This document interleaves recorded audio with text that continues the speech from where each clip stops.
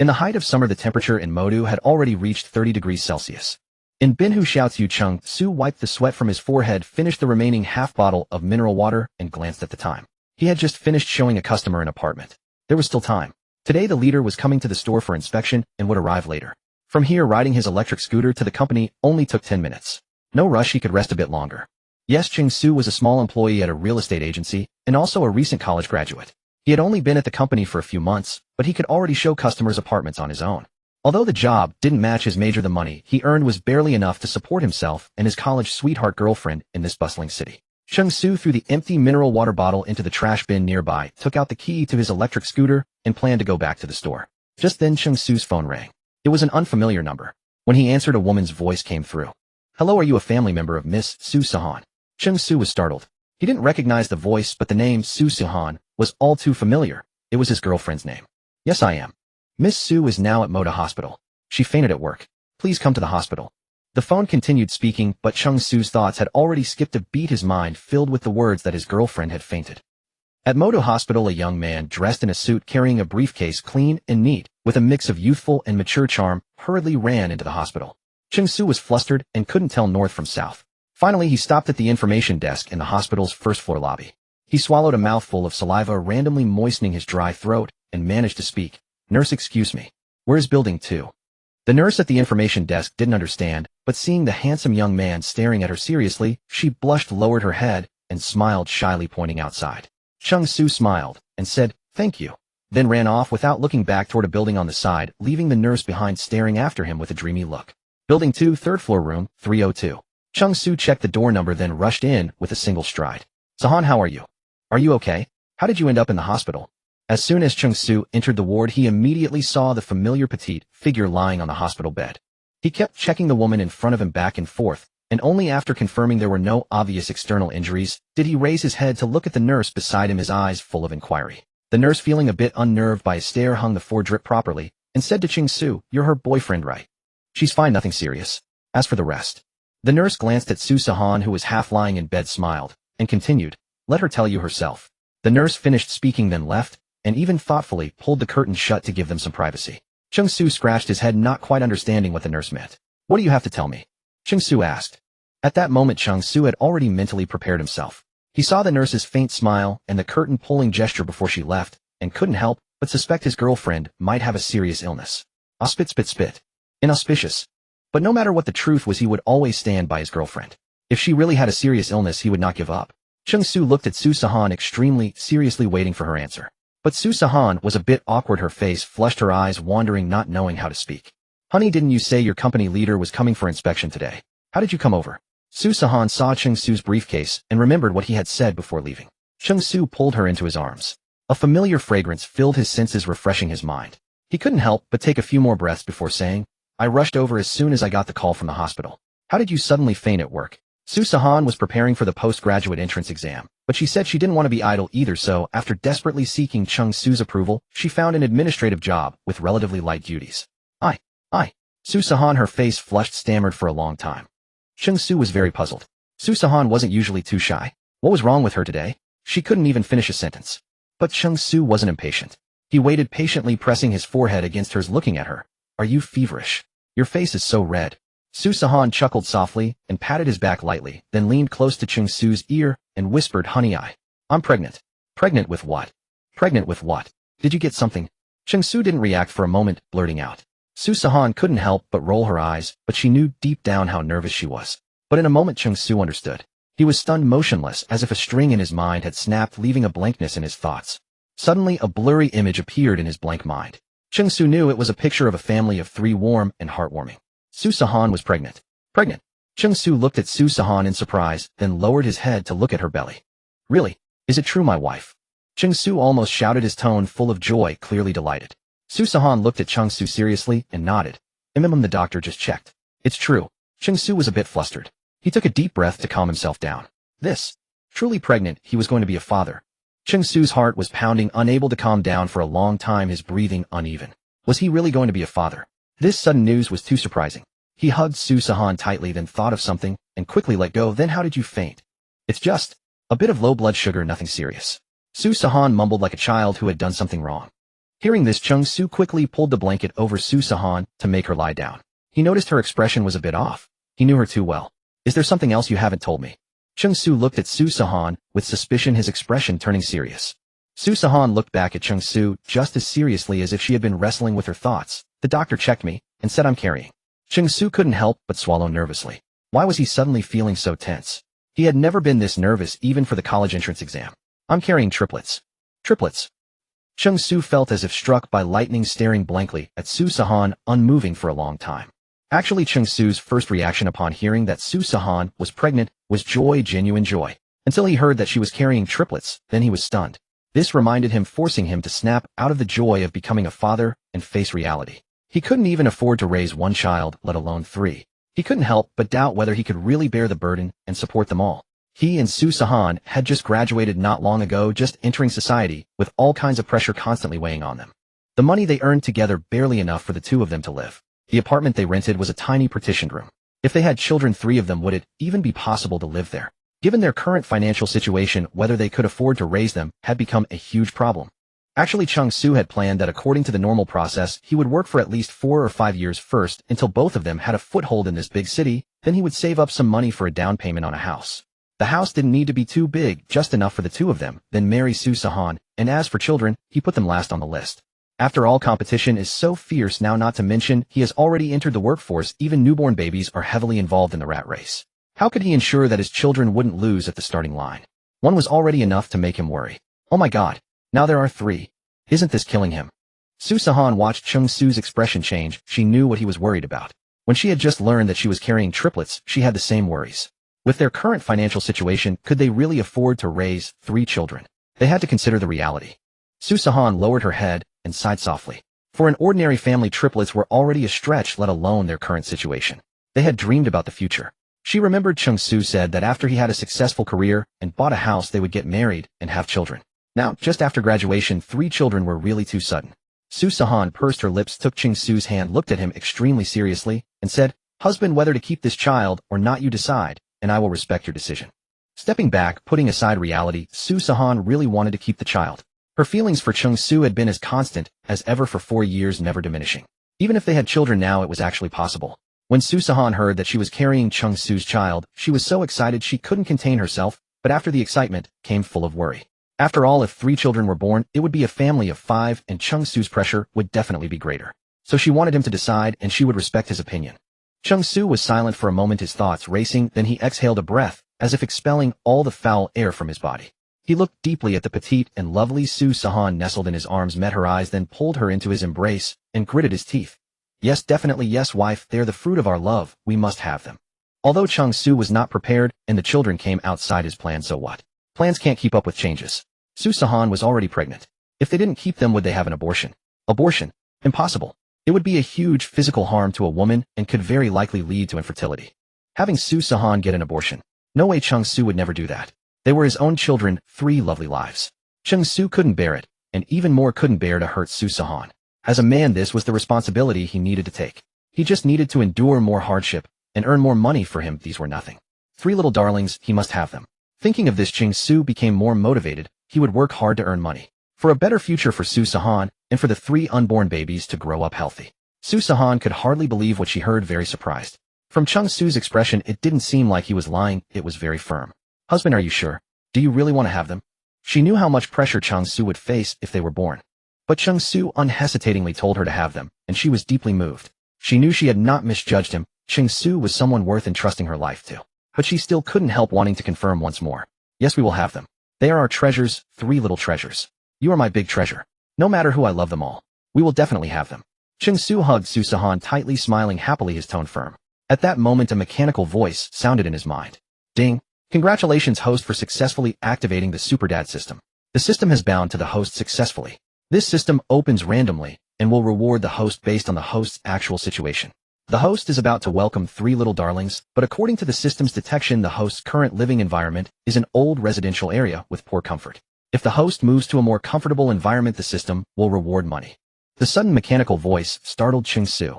He only then reacted somewhat dumbfounded. "System? Isn't this something only protagonists in novels have?" It suddenly descended upon him. This was too surprising. Cheng Su couldn't believe it and asked with his spiritual sense, super dad system. The system's mechanical voice sounded again. Yes, host, if you have any questions you can ask me anytime. Holy crap, this is really a system. Cheng Su struggled to control his excitement, took a deep breath and asked, is the money reward you mentioned real? How do you reward? How much? How much reward? The host has too many questions, let me answer one by one, the mechanical voice replied. It is true. Each system reward will be given to the host through reasonable and legal channels, so the host need not worry. The amount of reward is random, but each reward will be different, it may not always be money. After hearing the system's explanation, Cheng Su felt like he was dreaming, everything was too unreal. He involuntarily pinched himself, and the pain told him it was all real. According to the system, all rewards are random, so does that mean not only money but also a house, a car, and so on are possible? Yes, the mechanical voice suddenly sounded again. Cheng Su was startled, the system could read his thoughts. Well, it was in his mind after all. Now Cheng Su was extremely excited, feeling like he was the biggest winner in life. The three little darlings were truly his lucky stars, bringing him such a big surprise. With such a thoughtful and user-friendly system, what did he have to worry about? His decision to have the three little darlings born was simply excellent. Hearing Cheng Su's resolute and unwavering answer, Sihan was deeply moved, her eyes shimmering with unshed tears, yet she wore a radiant smile. She tilted her head and pressed a gentle kiss to his lips. Beside Cheng Su, she always felt profoundly secure. But hubby, this will put an enormous burden on you. Your job is still unstable, and we have barely any savings. Raising triplets will cost a fortune. What shall we do if we run out of money? Though Sihan rejoiced in Cheng Su's steadfastness, she knew reality still demanded to be faced.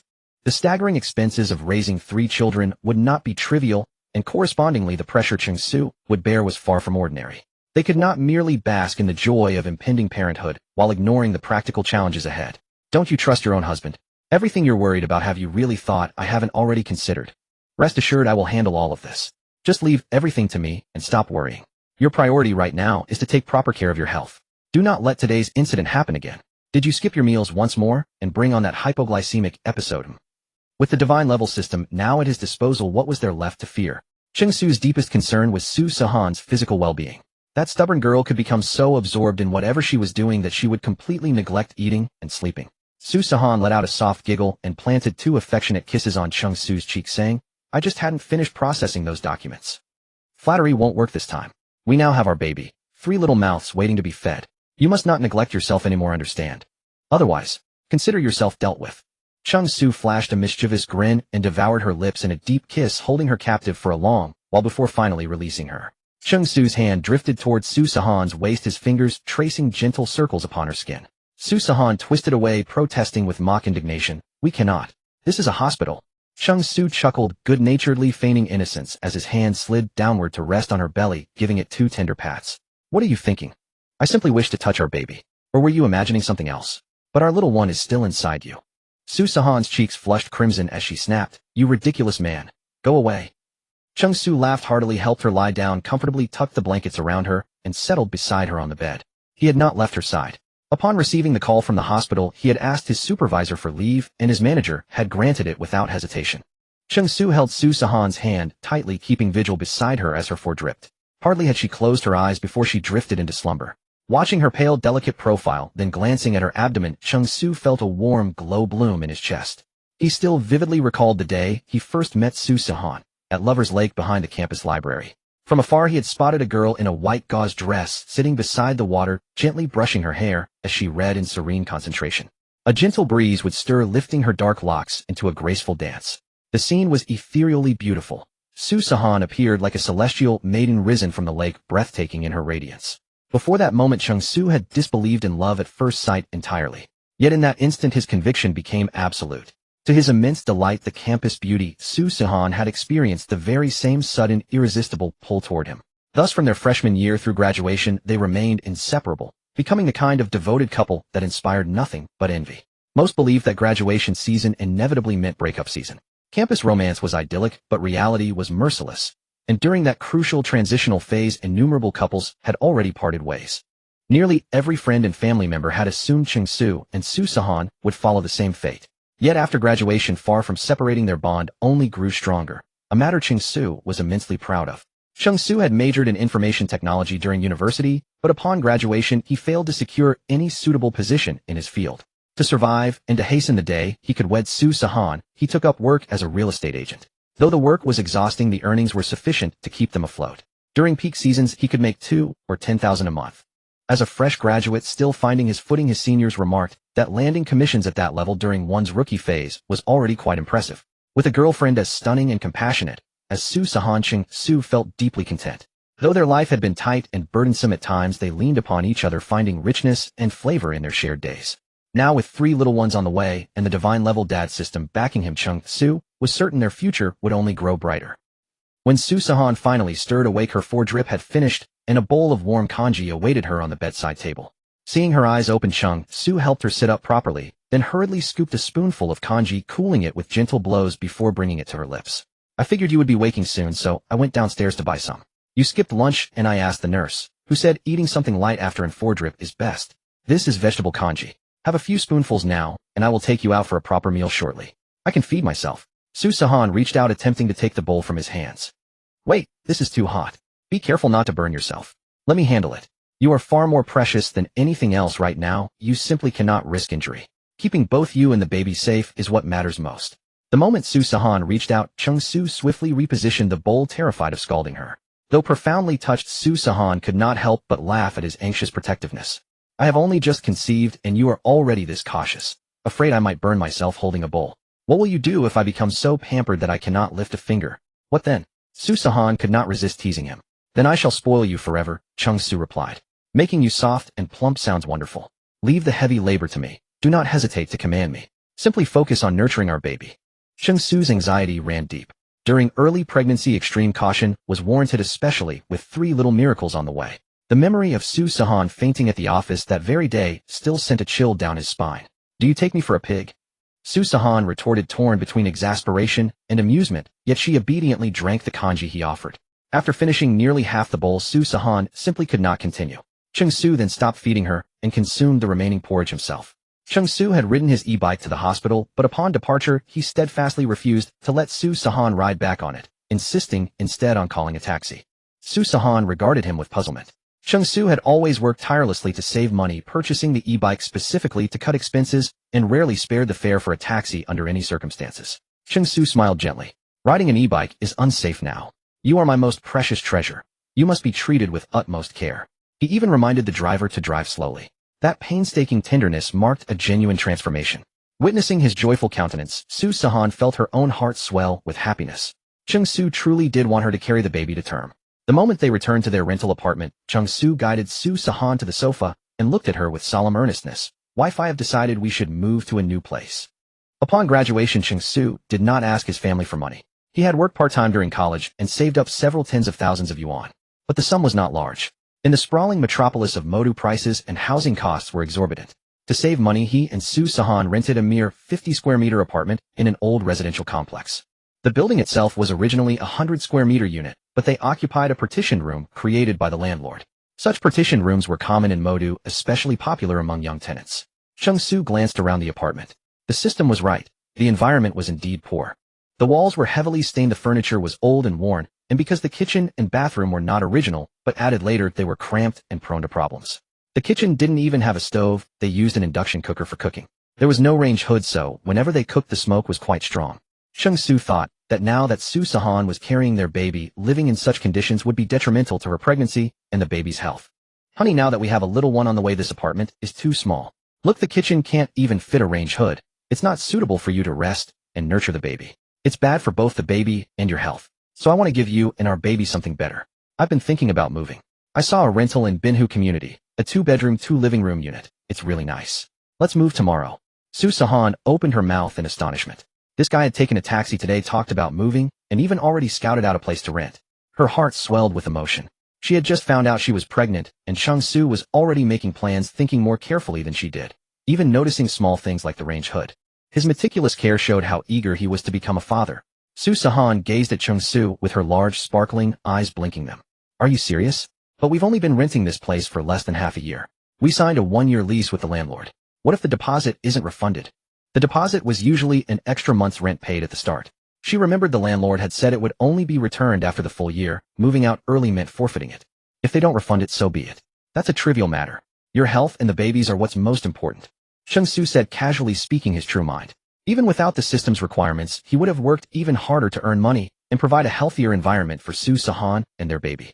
If necessary, he could borrow some money from his parents first. His parents were ordinary people running a few small supermarkets in their hometown. They had some savings, not a lot, but enough to lend him when he was truly stuck until he could get back on his feet and repay them. Though he knew his parents had been saving up for him to get married, and they wouldn't ask for repayment, he was an adult now. His parents worked hard, and he didn't want to ask them for money unless absolutely necessary. If he could repay, he would. And now that he had the system, he worried even less. I've seen the apartments in Binhu community. They're nice, but it's close to the city center, and the rent is very expensive. Sihan was still concerned.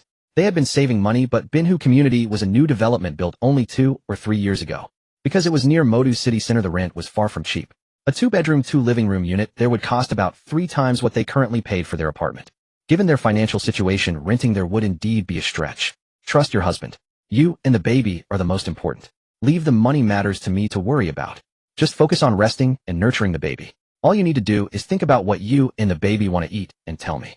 Cheng Su was now brimming with confidence. With the system in hand, money was no longer a concern.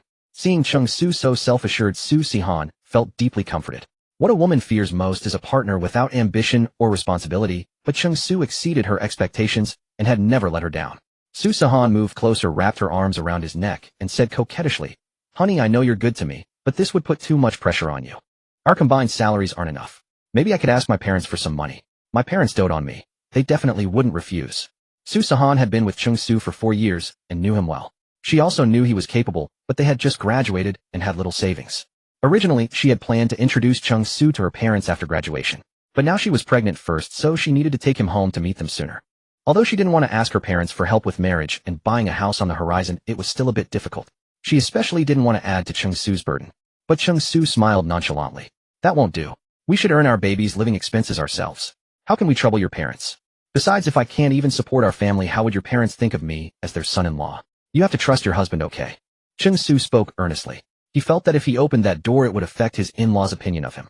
Sihan thought his reasoning was sound, and warmth filled her heart. She felt incredibly lucky to have such a good man as her husband. She couldn't help hugging him tightly. "Honey, you work so hard." Cheng Su chuckled softly, returning the embrace. Then, thinking of something, he said seriously, "You've reminded me. You should quit your job and stay home to rest and nurture the baby. If something like today happens again, I'll be heartbroken." He never forgot how frantic he had been when he received that phone call. The feeling of his heart skipping a beat was far from pleasant. Sihan wanted to refuse since every bit of income helped in their situation. But when she saw the firm, unwavering look in his eyes, she realized he was right. Since they had decided to have the baby, they couldn't afford any carelessness. And Cheng Su had asked her to trust him. She knew he wasn't someone who made promises lightly. He must have a plan. So Sihan nodded and agreed to resign. That way she could also focus on preparing for the graduate entrance exam, which was fine too. After discussing it, Cheng Su first rode his electric scooter back from the Shanghai hospital, then prepared to go to the vegetable market. The market was not far from the residential area, only a 10-minute walk, so Cheng Su decided to walk. But ultimately, he couldn't resist Sihan's persistent coaxing. She insisted on accompanying him. She said it was rare for Cheng Su to have a day off, and she didn't want to be apart from him. Cheng Su thought about it and agreed. After graduation, he had been busy with work, working tirelessly from early morning to late night to save money as soon as possible to marry Sihan. Sihan understood his hardships and kept the house in perfect order, allowing him to focus on his work. But now things were different. They had a baby, and Cheng Su didn't want to spend so little time with Sihan. It seemed he needed to carefully rearrange his work schedule.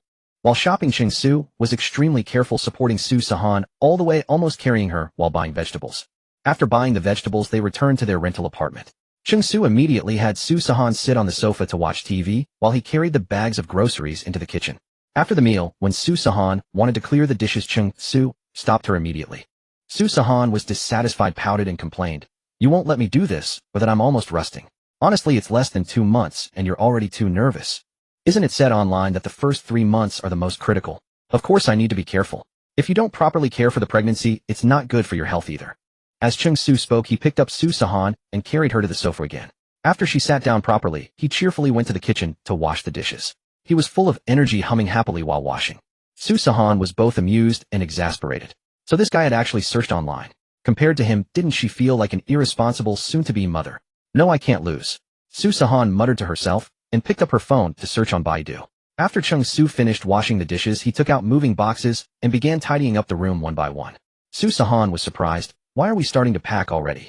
We're moving today? I've already discussed with the landlord. Just sit and let me handle everything.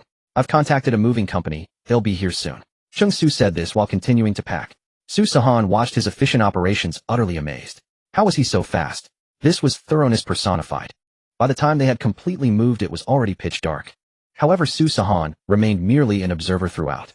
Cheng Su alone handled all the packing, loading the truck, unloading at the new place, and arranging everything. He continued to tidy up back and forth. Su Sihan wanted to help, but Cheng Su wouldn't allow it. Feeling both touched and helpless, she had nothing to do and could only wander aimlessly around the new apartment. Because Binhu residential community was still a new development, the entire apartment looked clean and cozy. It was a 2-bedroom, 2-living room layout spanning over 80 square meters, almost twice as large as their previous home. The kitchen was Cheng Su's favorite part. It was spacious, equipped with 2 natural gas stoves and a premium range hood with strong suction power, so he no longer worried about unpleasant cooking fumes spreading throughout the kitchen. Moreover, the refrigerator was a 3-tier model featuring not only a refrigeration compartment and a freezer, but also a variable temperature zone. Cheng Su was very pleased. Now he didn't have to buy only fresh vegetables for each day. Their previous apartment had no refrigerator at all, and even with daily purchases, keeping them fresh was sometimes difficult, especially in summer. Now things were much better. The living room sofa was also large, comfortably seating 3 people. In their former partitioned room, although there was a sofa, it was only a small 1-person model. The television was also 3 times larger than the one in the previous apartment, providing a very comfortable viewing experience. In short, both were extremely satisfied and overjoyed. That evening, Cheng Su first cleaned out the master bedroom, and then informed his supervisor of the situation, taking the next day off. The apartment still hadn't been fully sorted out. He planned to continue tidying tomorrow and spend a proper day with Su Sihan. After bathing, Su Sihan went to bed early, reading a book in her arms. When Cheng Su came out of the bathroom, he saw this scene. Thinking of the baby growing within Su Sihan, his heart warmed. Ding! The host has considered his wife and the 3 little ones upgrading to a more comfortable new environment. Reward 100,000 yuan. The 100,000 yuan has been transferred to the host's bank account through legitimate procedures. Immediately afterward, Cheng Su's phone screen lit up. Picking it up, he saw a bank SMS notification for a deposit of 100,000 yuan. He rubbed his eyes in disbelief, repeatedly checking the SMS and the bank app to verify the amount. This system was real. It hadn't tricked him. It had actually given him money and a lump sum of 100,000 yuan at once. The system was amazing. He had originally thought the system might only give him 1 or 2 10,000 yuan, but unexpectedly, it gave him 100 yuan right away. If this continued, wouldn't he no longer need to work so hard? He would have plenty of time to accompany his lovely wife and baby. Ding! The system never deceives. The system seemed displeased with Cheng Su's thoughts and rebutted him in a mechanical voice. Cheng Su chuckled aloud, jumped onto the bed in excitement, and hugged Su Sihan, tightly pressing her down gently. But Cheng Su's movements were extremely light. He carefully controlled the distance to avoid actually pressing on her. Su Sihan was startled by his sudden action and punched his back hard without hesitation. What are you doing? You scared me. Cheng Su smiled, then playfully nuzzled Su Sihan's fair neck. Haha, it tickles. Su Sihan laughed uncontrollably, giggling endlessly. Seeing her laughing so hard that she was breathless, Cheng Su stopped teasing her. Instead, he lay down on Su Sihan's belly, tilting his ear to listen. After catching her breath, Su Sihan marked her book and looked tenderly at Cheng Su, who was lying on her stomach, trying to hear something. She found it amusing and smiled softly, placing her hand on Cheng Su's head and gently stroking it. They're still so small. What do you expect you can hear? Cheng Su put a finger to his lips, making a shushing gesture. Shoo, don't talk yet. Then he pressed his ear again against Su Sihan's belly and whispered, let me see what the babies are doing now. Su Sihan laughed, but unconsciously lowered her voice, smiling. What else could they be doing? They haven't even formed properly yet. It's only been less than a month. I doubt you can even hear the baby's heartbeat yet. Ever since learning about Su Sihan's pregnancy, Cheng Su's continuous actions had made her feel incredibly secure. Su Sihan could see that Cheng Su truly wished for her to carry the child to term. But isn't he being overly concerned about the baby in her womb? He couldn't even wait to have a little interaction. I seriously suspect they're discussing their handsome father right now. Cheng Su whispered softly, narcissistically raising an eyebrow at Su Sihan. Su Sihan couldn't help but roll her eyes. Nobody was more conceited than him. Just then a mechanical voice resonated once again within Cheng Su's mind. Ding! Congratulations, host, for triggering a new reward. For the baby's healthier development, conducting prenatal education for the little one will earn you 100 yuan per minute. Cheng Su, who had been pressing his ear against Su Sihan's belly, eagerly listening for signs of the baby, was interrupted by this sudden voice, but he found no annoyance in it. People often say mechanical voices are cold and merciless, but at this moment, he found it to be the gentlest sound in the world. Still, it didn't compare to the warmth and beauty of Su Sihan's voice, Cheng Su thought to himself. The system seemed too lazy to respond to this display of affection and said nothing in rebuttal. Prenatal education for 100 yuan per minute. Cheng Su delved into the system's words. He fell into confusion. How was he supposed to conduct prenatal education? He had absolutely no idea. When in doubt, ask. When unable, learn. Holding on to this belief, Cheng Su opened his browser. Play beautiful music. Cheng Su muttered to himself. After reading through some materials, he discovered that listening to music was the best approach. Even though it had been less than 2 months and the baby's hearing hadn't yet developed, listening to beautiful music would still benefit the pregnant woman's mood. Just reading that one point was enough for Cheng Su to decide to play music. They say women become sensitive during pregnancy with emotions soaring and crashing unpredictably, so he naturally needed to take care of Sihan's feelings as well. As long as his wife was happy, he was happy. With that thought, Cheng Su opened his music app, searched for suitable prenatal education music, and began playing it. Sihan looked at him with confusion and asked, "Why are you playing music?" "For the baby's prenatal education," Cheng Su said with a beaming smile. Sihan was speechless. It had barely been 2 months and the fetus's organs weren't even fully formed yet. Was prenatal education really effective? Still, she didn't stop him. Seeing Cheng Su's satisfied smile, she felt joyful as well. Ding! Host conducted 1 minute of prenatal education for the baby. Reward, 1,000 yuan. 1,000 yuan has been transferred to the host's bank card through legal channels. After receiving the bank notification SMS, Cheng Su couldn't stop grinning. He never expected that conducting prenatal education for the baby would truly earn him rewards. 1,000 per minute. 10 minutes would be 10,000. 1 hour, 60 minutes, would be 60,000. Cheng Su took a deep breath to calm his racing excitement. If this continued, wouldn't he be earning a fortune? Baby, you truly are Dad's lucky star. Dad loves you so much. As Cheng Su spoke, he planted a vigorous kiss right on Sihan's belly. Afterward, he gently pressed his ear against her stomach again, looking as happy as a child. He had finally come to a clear understanding. Ever since Sihan was pregnant with their triplets, his luck had been absolutely overflowing. These 3 little cuties must be his lucky stars. Now he could not only listen to the baby's movements and conduct prenatal education, but also receive rewards every minute. It was simply too good to be true. Even though the reward sounds thrilled Cheng Su, the system's voice had completely drowned out any sounds from the baby. With it chiming every minute, he couldn't hear the baby's movements at all. The system was dumbfounded. How were you supposed to hear the baby with that constant beeping? However, the system was humanized enough to mute itself. Cheng Su noticed and was thoroughly surprised. This system was too considerate, definitely the real deal. Watching Cheng Su's exaggerated expressions and movements constantly shifting, as if he could truly hear the baby, Sihan could only laugh and shake her head. "You silly fool, pressing your ear against my belly for so long, like they'll actually talk to you." Sihan rolled her eyes at him. How could she hear anything ridiculous? Cheng Su couldn't conceal his joy and chuckled twice before saying, "Of course they are. All 3 little cuties are calling for Dad and saying I'm the most handsome father in the world." Cheng Su wore an expression of pure pride and winked at Sihan as if it were completely natural. Sihan pursed her lips. TCH, what a narcissist. This guy's shamelessness was visibly growing day by day. Sihan thought to herself, though on the surface, she smiled, radiating pure happiness. Who said that couples must drift apart after graduation? She and Cheng Su had always remained together. Not only that, their bond had only grown stronger over time. In fact, throughout their 4 years of dating, they had witnessed countless couples breaking up and getting back together, especially after graduation. Nearly all their friends and classmates had ended up splitting ways. Only she and Cheng Su remained steadfastly together. This made many people envious of their unbreakable bond. And now, with the arrival of new life, 3 precious babies, Sihan felt exceedingly blessed. She felt she was the luckiest woman in the world, having met the person she loved most at the best time of her life. Sihan extended her soft, smooth hand and gently caressed Cheng Su's cheek. She let Cheng Su rest his head against her belly, listening. Cheng Su embraced her stomach with a look of pure bliss, while Sihan watched him with a tender smile. The beautiful music further enhanced the atmosphere. Even the air seemed to be permeated with the fragrance of happiness. The music played on for 30 minutes, and the system continued its steady notifications. Although the system was muted, he could still see the system display and his phone's SMS messages. In 30 minutes, he had already accumulated 30,000 yuan. Cheng Su was already thoroughly satisfied and delighted. As long as Sihan was pregnant, he could continuously conduct prenatal education, chat with the babies, and receive constant rewards. Throughout the 10-month pregnancy, he would pay attention to the baby's movements and changes every day, using prenatal education to assist their growth. In 10 months' time, wouldn't he have accumulated tens of millions? Tens of millions. There would be absolutely no worries about formula expenses and plenty left over for the 3 little ones to enjoy. Not bad at all. With these thoughts, Cheng Su reluctantly rose from his position and turned off the music. Prenatal education should be moderate. Too much could be counterproductive. At the same time, he feared that lying on Sihan's belly for too long might make her uncomfortable. Although he had always been careful not to put his full weight on her, when he stood up, he still gently massaged Sihan's lower back to ease any discomfort before feeling reassured. Cheng Su's gaze never left Sihan's belly. He was truly eagerly anticipating the birth of his three little angels, ready to meet their incredibly handsome dad. Cheng Su lay half reclined on the bed, with Su Sihan nestled in his arms. A faint fragrance reached his nostrils, and Cheng Su savored the moment.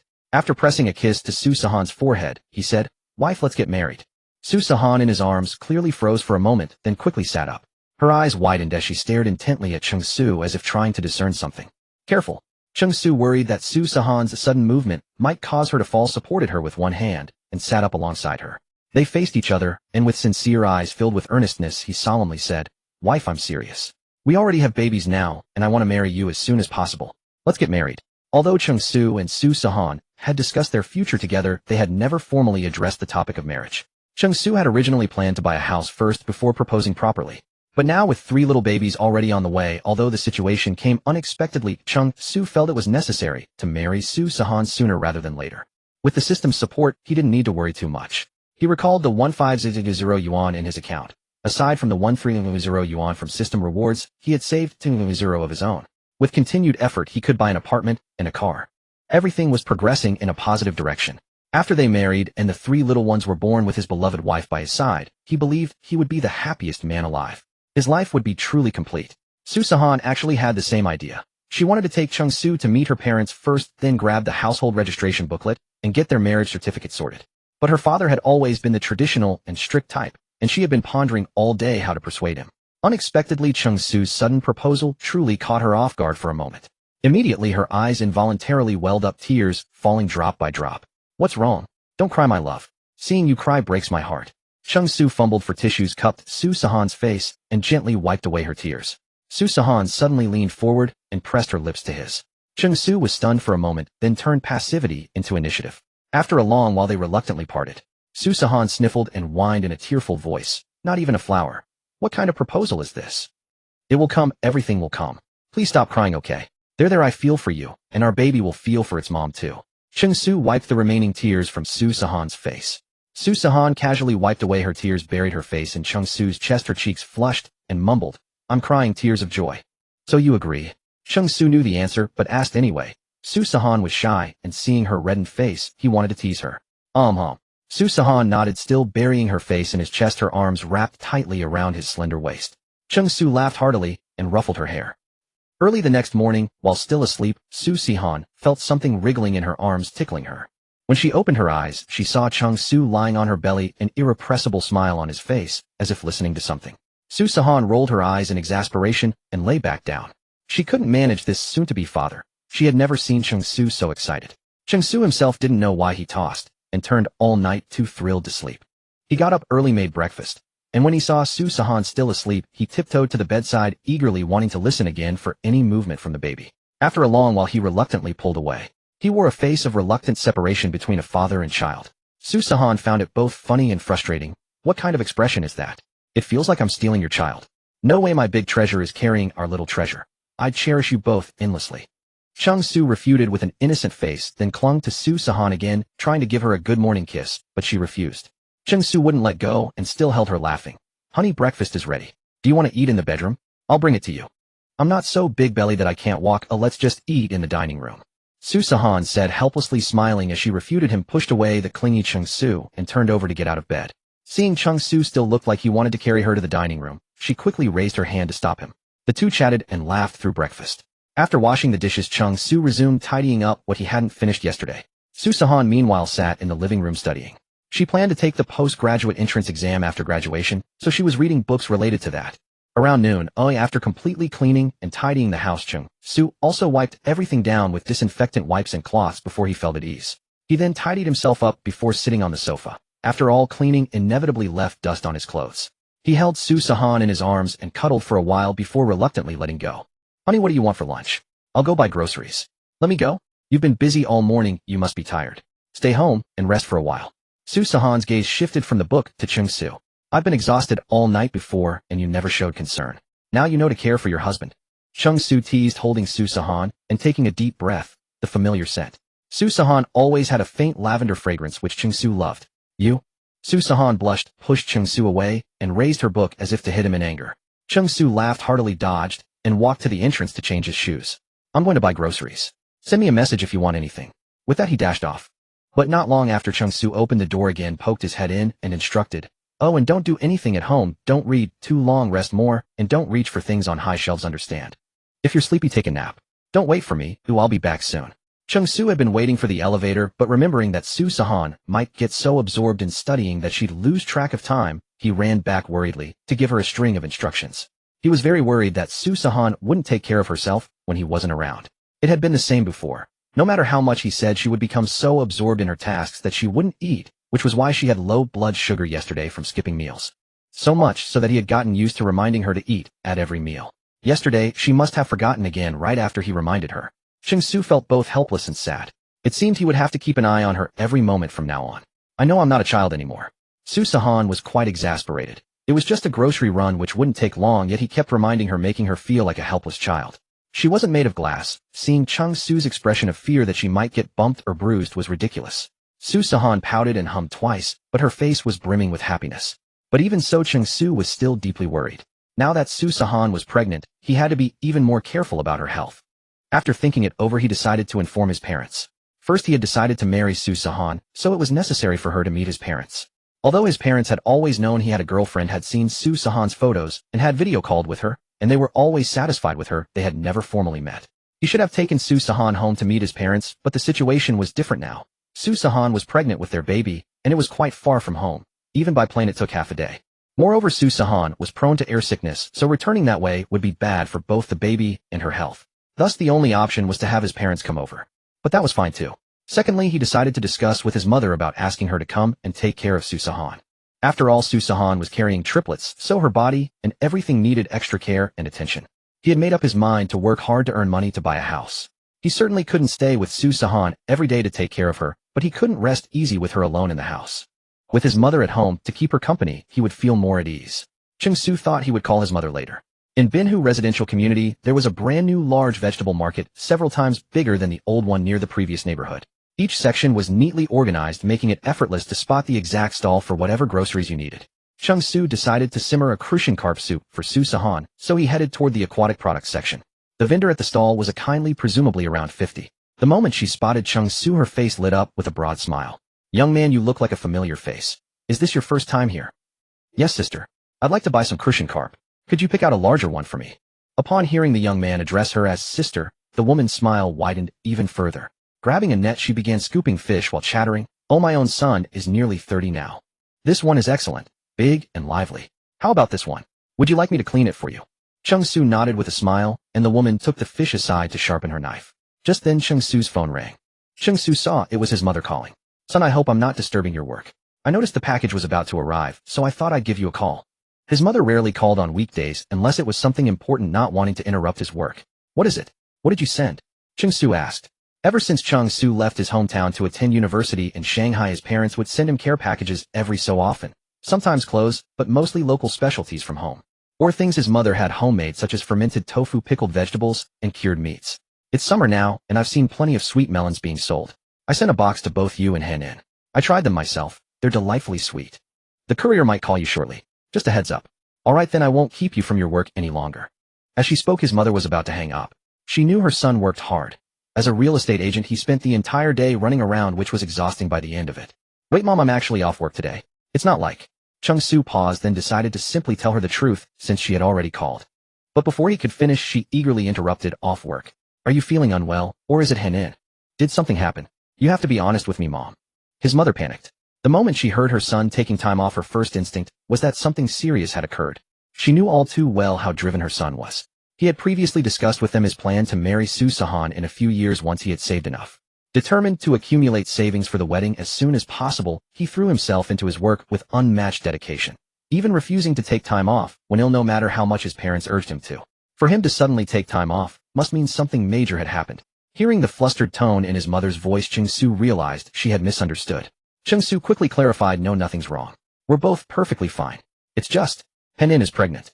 "What did you say? Pregnant?" His mother's voice nearly burst through the phone, so loud that Cheng Su's ears rang.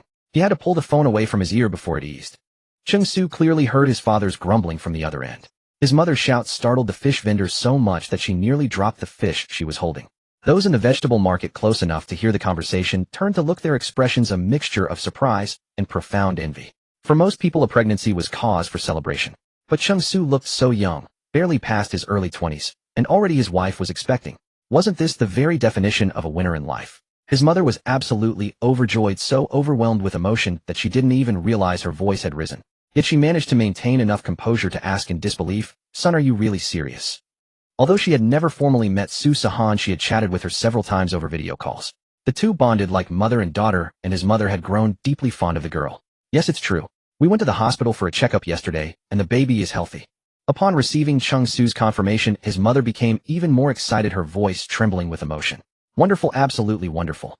This is the best news imaginable. I'm going to hold a grandson in my arms. Goodness, you nearly gave me a heart attack. I thought something terrible had happened. Pa, I shouldn't have said that. Son, don't rush anything. Let me think." Cheng Su wanted to reply, "I'm not the one rushing. You are?" But seeing how thrilled his mother was, he felt happy inside too. "Wait, why did you two go to the hospital in the first place? Is something wrong with Henin?" After the initial excitement, his mother gradually calmed down and noticed the odd phrasing in her son's words. "Nothing serious, just a routine checkup." Cheng Su brushed it off. If he told his mother that Sihan had ended up in the hospital due to low blood sugar from forgetting to eat, she would never stop nagging. She would surely worry herself sick and call Sihan repeatedly with endless instructions and reminders. The thought alone was somewhat terrifying. His mother didn't suspect anything and continued, "In that case, good.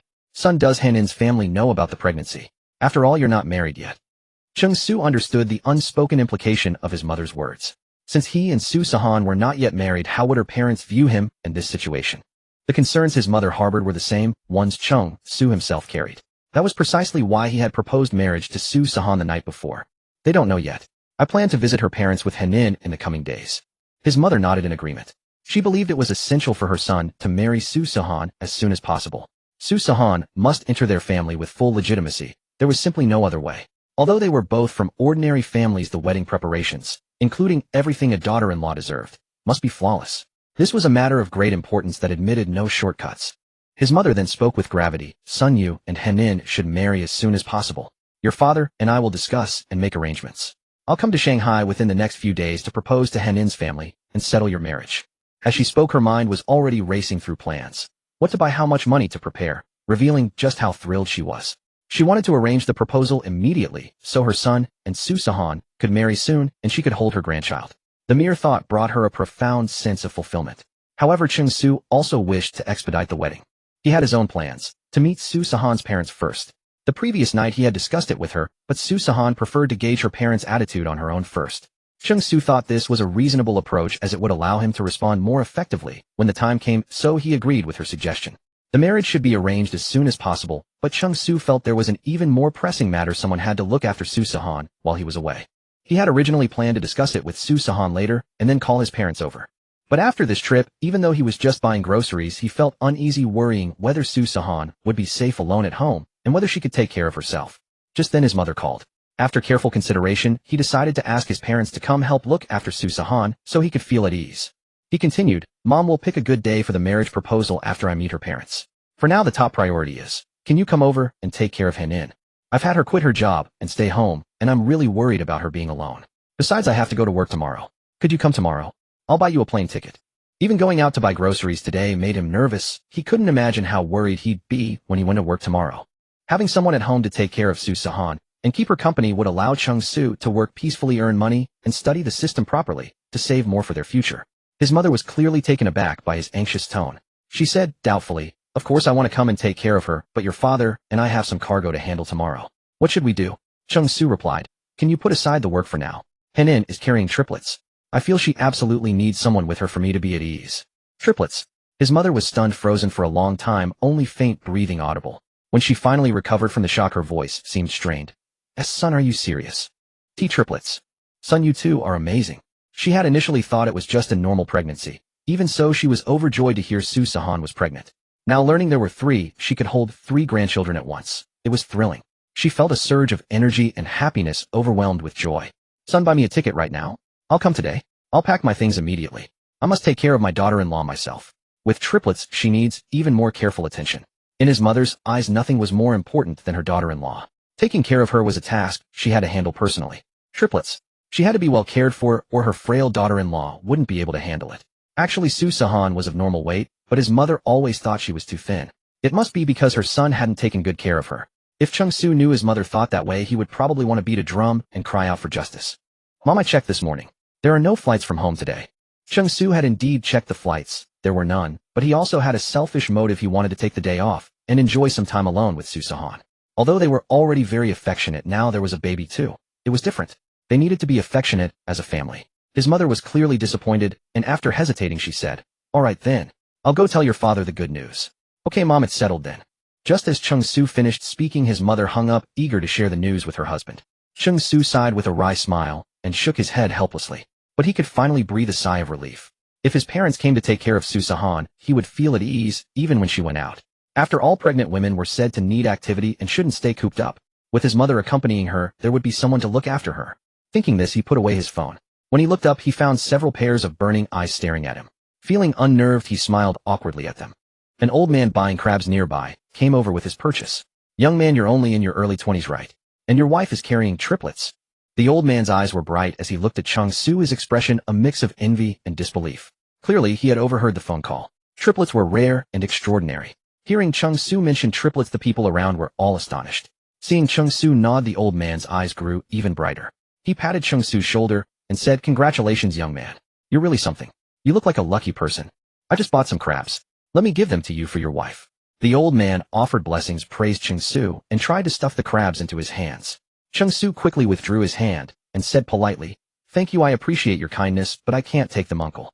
The old man insisted, and just as Cheng Su was at a loss, the fishmonger woman came over and said with a smile, "Uncle, crabs aren't good for pregnant women. Fish is better." With that, she packed the gutted crucian carp she had, adding an extra one for Cheng Su. Cheng Su tried to refuse, but she insisted, saying, "Triplets are wonderful. Young man, you're so capable. Unlike my son, he's almost 30 and still doesn't have a girlfriend. Let me bask in your good fortune." The woman was full of envy. She had urged her son many times, but he wanted to focus on his career first. Now he was about to turn 30 still without a girlfriend, let alone a grandchild. And here was this young man in his early 20s whose wife was already carrying triplets. Comparing people was infuriating. She would definitely go home and have a talk with her son. Could he try harder? Cheng Su smiled, thanked her, and accepted the gift, as refusing any further would seem insincere. Before he left, the woman pulled him aside mysteriously and said, "Cook the crucian carp into soup for your wife. It's good for her health and the baby, and it helps with milk production." Cheng Su scratched his head and smiled awkwardly. "I often buy fish to nourish her, but it's only been less than 2 months." Cheng Su practically escaped from the market. Word spread like wildfire, and the connections among the market vendors were surprisingly strong. Soon almost the entire market knew the news: he had made his wife pregnant with triplets. Everyone who saw him expressed admiration and envy. Married so young and his wife carrying triplets, he was a model among men. The elderly folks began lamenting why their own children couldn't be half as accomplished. They gave him all sorts of vegetables and meat that were good for pregnancy. As a result, Cheng Su spent almost nothing and left the market with his hands full of various vegetables, meat, and seafood. He finally departed under the warm gazes of the elderly vendors. Once he was out, he heaved a sigh of relief as if a weight had been lifted. Cheng Su never imagined that his wife being pregnant with triplets would attract so much attention. These elderly folks were far too enthusiastic. He wondered what would happen once the 3 little ones were born, as surely they would draw even more attention. As their father, Cheng Su felt a great sense of pride and honor. But when he glanced back at the intense gaze of those elderly onlookers, he couldn't help but feel that such excessive attention might not be ideal. After leaving the wet market, Cheng Su decided to book flights for his parents to Shanghai. The flight would take approximately 5 hours, with the only available departure being tomorrow afternoon, meaning his parents would arrive around 9 in the evening. Cheng Su planned to pick them up upon their arrival, so he booked the tickets. With everything settled, Cheng Su happily made his way home, wondering whether his 3 little ones missed their handsome father. Meanwhile, after hanging up the phone, Cheng Su's mother Lu Peiyun ran outside with an excited expression and eagerly pulled her husband. The Cheng family owned a chain of supermarkets, though not a large, well-known brand. In simpler terms, Cheng's father and mother had leased storefronts at several different locations to run small supermarkets, roughly 3 in total. Although they had hired staff to manage the stores, Cheng's parents still needed to check in occasionally to see if any items were running low and needed restocking. Because the supermarkets were small and had few employees, Cheng's parents handled most tasks themselves. Additionally, they had been saving money for their son's wedding, so they prided themselves on being frugal.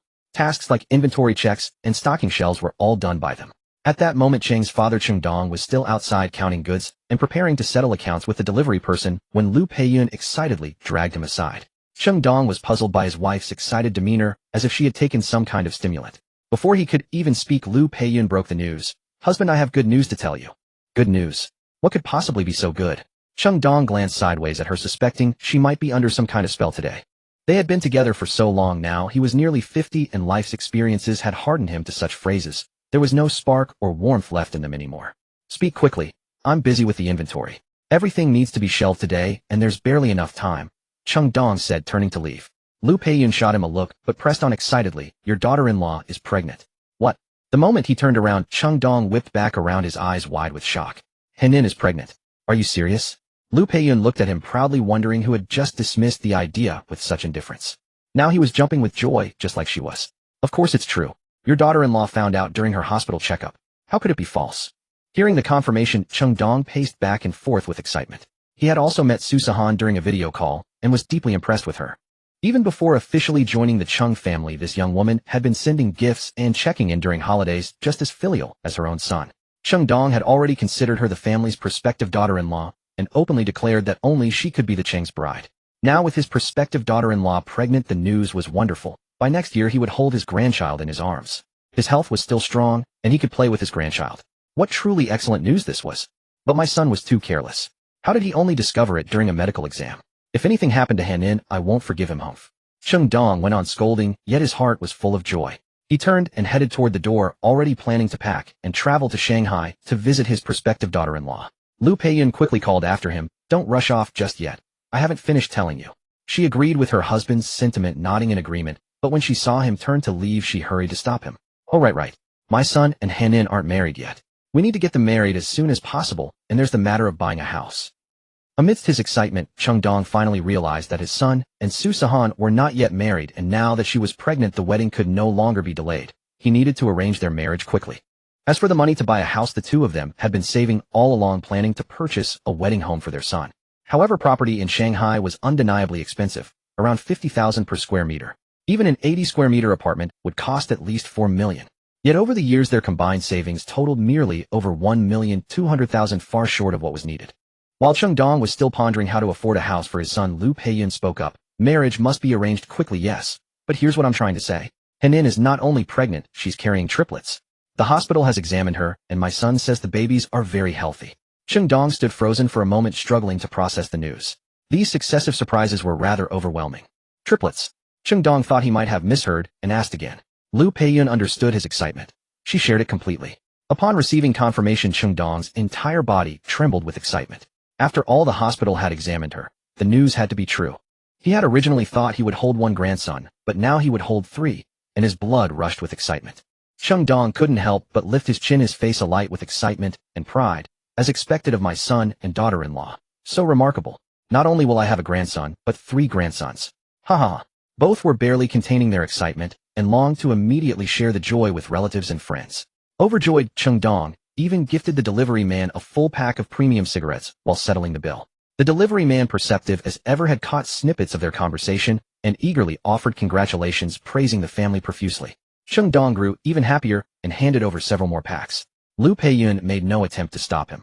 If she was already a future grandmother to triplets, what was the cost of a few packs of cigarettes? Smiling broadly, they saw the delivery man off. Cheng Dong then quickly moved the goods into the supermarket without bothering to stock the shelves, and simply closed the store. At the other 2 supermarkets, although there were employees, neither Cheng Dong nor his wife felt comfortable leaving everything entirely in their hands without supervision. So Cheng Dong called them to close those stores as well, granting the staff a few days off. Full of anticipation, the couple returned home to pack.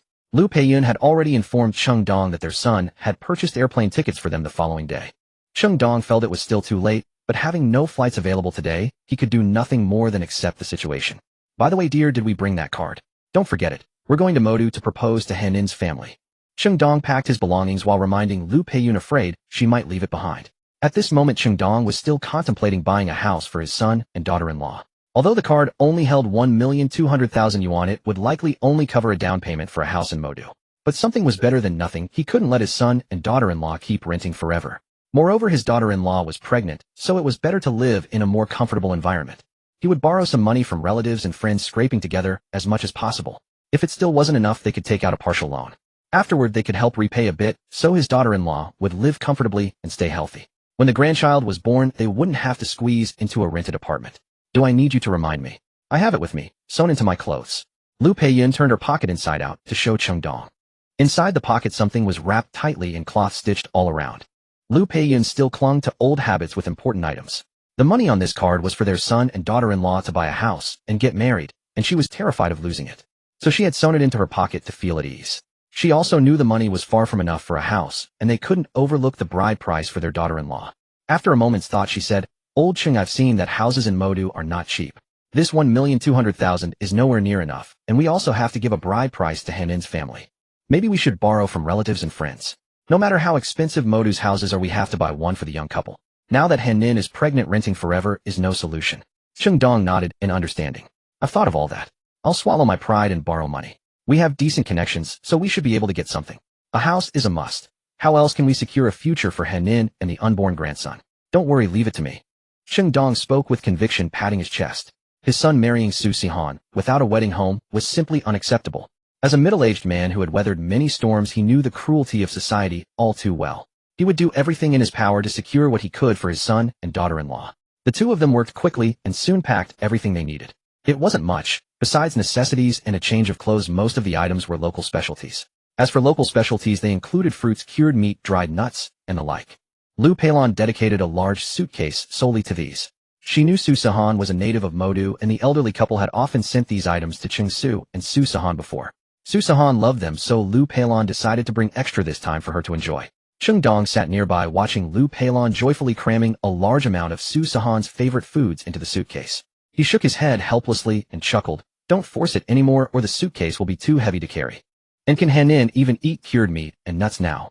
Cheng Dong's casual question caught Lu Peilon off guard. She stopped stuffing the homemade cured meat into the suitcase and hesitated. "These are all homemade and clean. Should be." Lu Peilon thought for a long moment, but couldn't be certain. Her daughter-in-law was pregnant now, and honestly she didn't know if pregnant women could eat cured meat. After all, when she was pregnant, she couldn't even afford meat. "What do you mean should be? This is no trivial matter." Cheng Dong had originally teased her for wanting to bring everything. But seeing Lu Peilon stammering in uncertainty, he suddenly felt a surge of inexplicable panic. His daughter-in-law was pregnant, and everyone said pregnancy was a woman's most vulnerable time. If she ate something she shouldn't and damaged her health, it could become a lifelong ailment. How could they be careless? "I didn't think that far. I just knew these were Han-in's favorites, so I wanted to bring some for her." Cheng Dong and Lu Peilon exchanged a glance, realizing they knew very little about proper pregnancy care. How would they take care of their daughter-in-law? If they made random efforts, wouldn't they end up making things worse? Lu Peilon also realized that when she was pregnant, there were no special considerations because conditions didn't allow it. But now it was different. They had the means to be careful, so they must be. And Su Sihan was carrying triplets, making her body even more fragile, so they had to be extra meticulous. They both thought this won't do. They needed to study up properly. They were on the same page, but when they looked at their phones, they weren't sure how to search online. Lu Peilon remembered that bookstores might have books on pregnancy care, so she abandoned the cured meat and headed straight to the bookstore. Binhu residential area. Cheng Su had just opened the door when he saw Su Sihan sitting on the living room sofa still reading a book.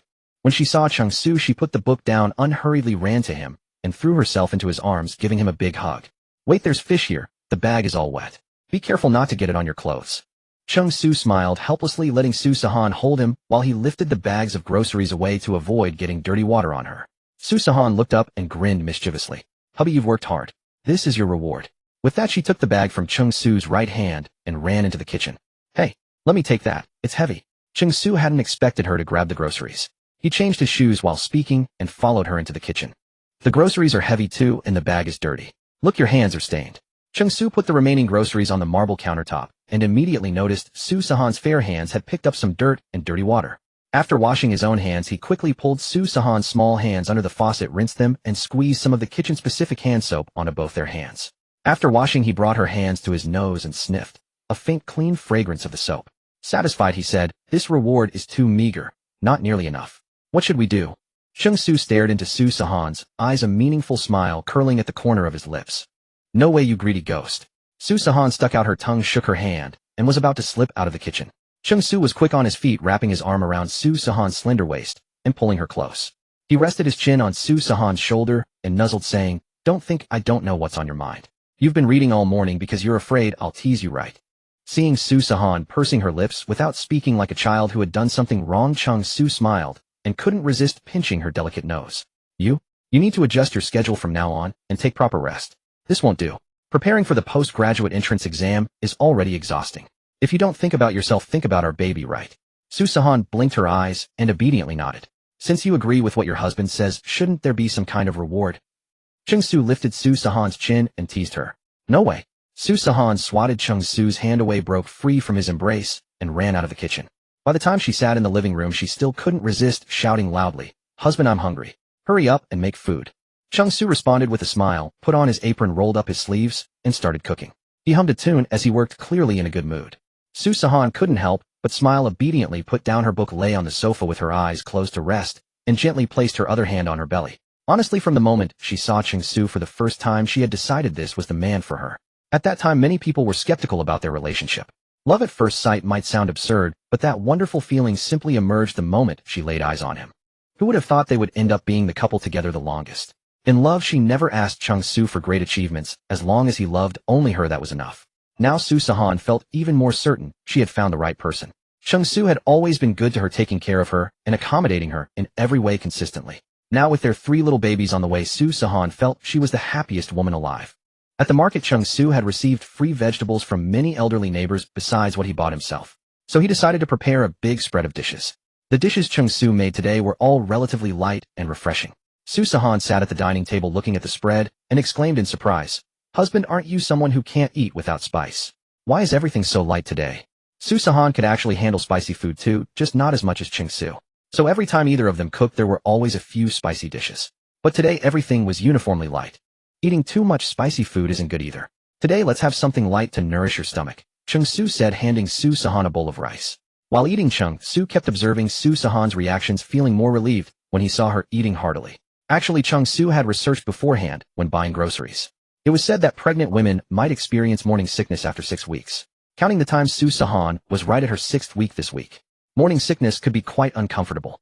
During this period, pregnant women might also become more sensitive, having poor appetite, especially when seeing greasy food, and should avoid cold and spicy, irritating foods. Although Su Sihan didn't show any symptoms, yet he needed to prepare in advance. He couldn't bear the thought of Su Sihan suffering from continuous nausea and vomiting. It would break his heart. That's why he didn't make anything spicy today. After Su Sihan finished a bowl of rice, Cheng Su served her a small bowl of Crucian carp soup. Su Sihan drank 2 bowls in a row, clearly showing a good appetite. When Cheng Su saw her wanting to continue with a 3rd bowl, he quickly stopped her. Crucian carp soup was nutritious, rich in protein, and could help boost the pregnant woman's immunity and promote the baby's development. However, nutrition should be balanced, and drinking too much at once wasn't advisable. Su Sihan pouted in protest, glaring at Cheng Su, blaming him for not letting her drink the fish soup. In the past, when she drank half a large bowl, he never stopped her. She felt wronged inside. Cheng Su smiled helplessly, picked other dishes for her, and said all sorts of sweet words before finally coaxing her to feel better. Following the principle of out of sight, out of mind, he took the remaining fish soup to the kitchen. After a warm lunch, Cheng Su and Su Sihan sat on the sofa watching TV. Cheng Su held Su Sihan's fair small hand and played with it, then after a moment's thought said, "Wife, my mom called at noon, and I told her about your pregnancy." Cheng Su wanted to ease into the topic gradually, to mention that his parents were coming to take care of her. After all, his parents would have to live with them initially, and he worried Su Sihan might feel uncomfortable. But given her current situation, someone needed to be by her side to feel at ease. Su Sihan nestled in Cheng Su's arms, tilting her small face curiously. "What did Annie say?" "My mom was naturally very happy. She even wanted to come to your house sooner to formally propose, but I told her we got the confirmation from a proper medical checkup," Cheng Su said. Su Sihan nodded in agreement. If her mother-in-law knew she had fainted from not eating properly and ended up at the hospital, there would surely be a phone call with plenty of scolding. She remembered when they were juniors in college, she caught a cold and fever accidentally. Cheng Su stayed by her bedside, and her mother-in-law happened to video call, offering a whole barrage of worried nagging. She almost bought a plane ticket to come over, but was eventually persuaded by Cheng Su. At that time, Su Sihan felt warm inside, as if she had gained another mother. But ever since then, they had chosen to share only good news, not worries. "I have to go back to work tomorrow, and I'm not comfortable leaving you alone at home, so I asked them to come take care of you. They felt the same way, worried about you being alone. They should arrive around 9 o'clock tomorrow night." Cheng Su observed Su Sihan's emotional state as he spoke. Su Sihan had not yet formally met her own parents-in-law. Tomorrow would be their first official meeting. Although Su Sihan had gotten along very well with her in-laws over video calls and phone conversations, as if they were biological parents and daughter, the reality of meeting in person was another matter altogether. Communication through screens could alleviate some awkwardness, but who knew how things would go in person? Cheng Su was preparing Su Sihan psychologically, giving her ample time to mentally prepare. He also wanted to gauge Su Sihan's feelings. If she was truly resistant, he would need to find another approach. But unexpectedly, Su Sihan seemed greatly startled. She quickly sat up straight, her wide eyes pleading with Cheng Su as if seeking help. "Oh no, I have nothing to wear. What should I do?" Cheng Su was taken aback upon hearing this, momentarily unsure of what she meant. Before he could respond, Sihan hurriedly rose and rushed to the bedroom, rummaging through drawers and cabinets. She pulled out several dresses, selecting a white one to hold against herself. Gazing into the mirror, she turned left and right, then looked up at Cheng Su and asked, "What do you think? Should I wear this to meet your parents? Will it look too plain?" Only then did Cheng Su realize that Sihan was feeling anxious. So much so that she was worrying over what to wear just to make a good impression on his parents. Cheng Su smiled warmly and pulled Sihan into his arms, touched by her nervous demeanor. "My wife looks beautiful in anything."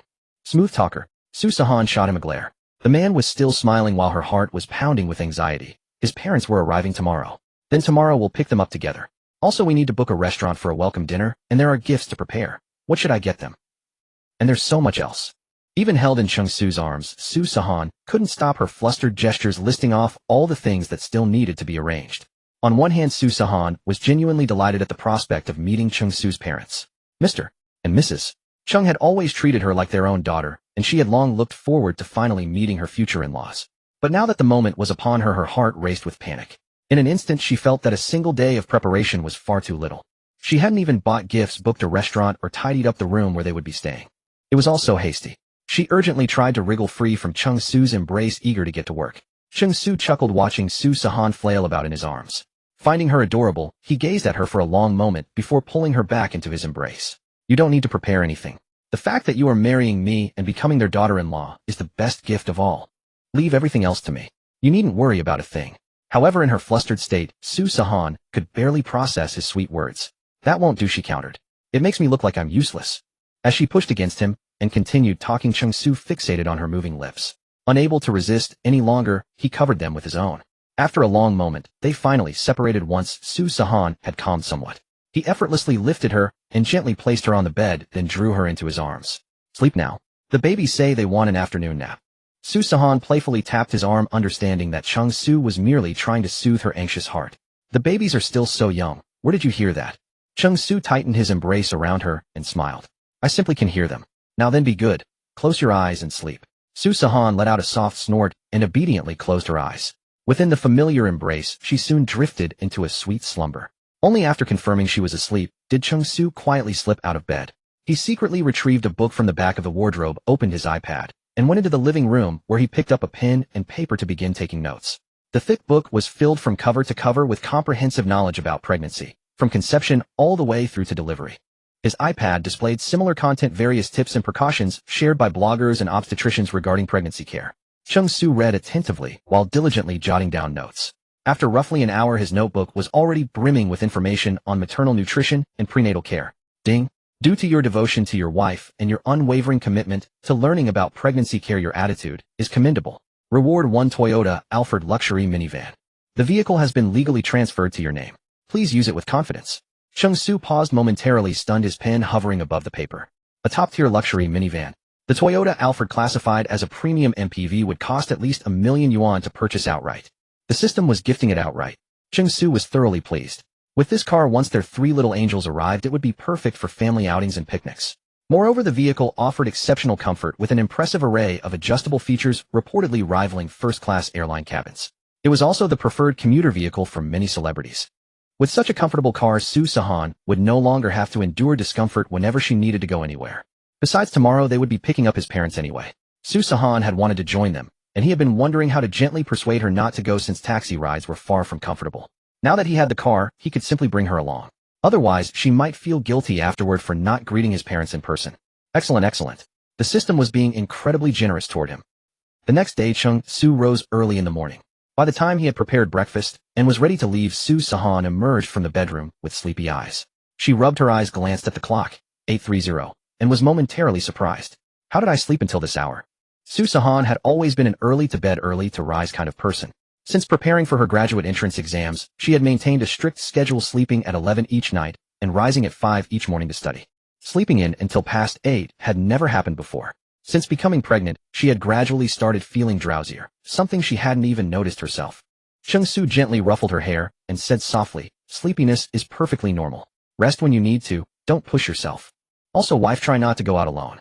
Send me a message if you want something for lunch, and I'll come back to make it for you." Cheng Su went on at length, repeatedly reminding Sihan of various precautions. Sihan laughed and teased, I know. You're babbling like an old woman. Hurry up and leave, or you'll be late for work.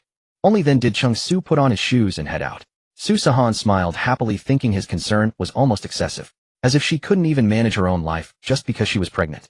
Shaking her head, Sihan suddenly remembered she would be meeting Cheng Su's parents that evening, and her heart began fluttering with excitement and nerves again.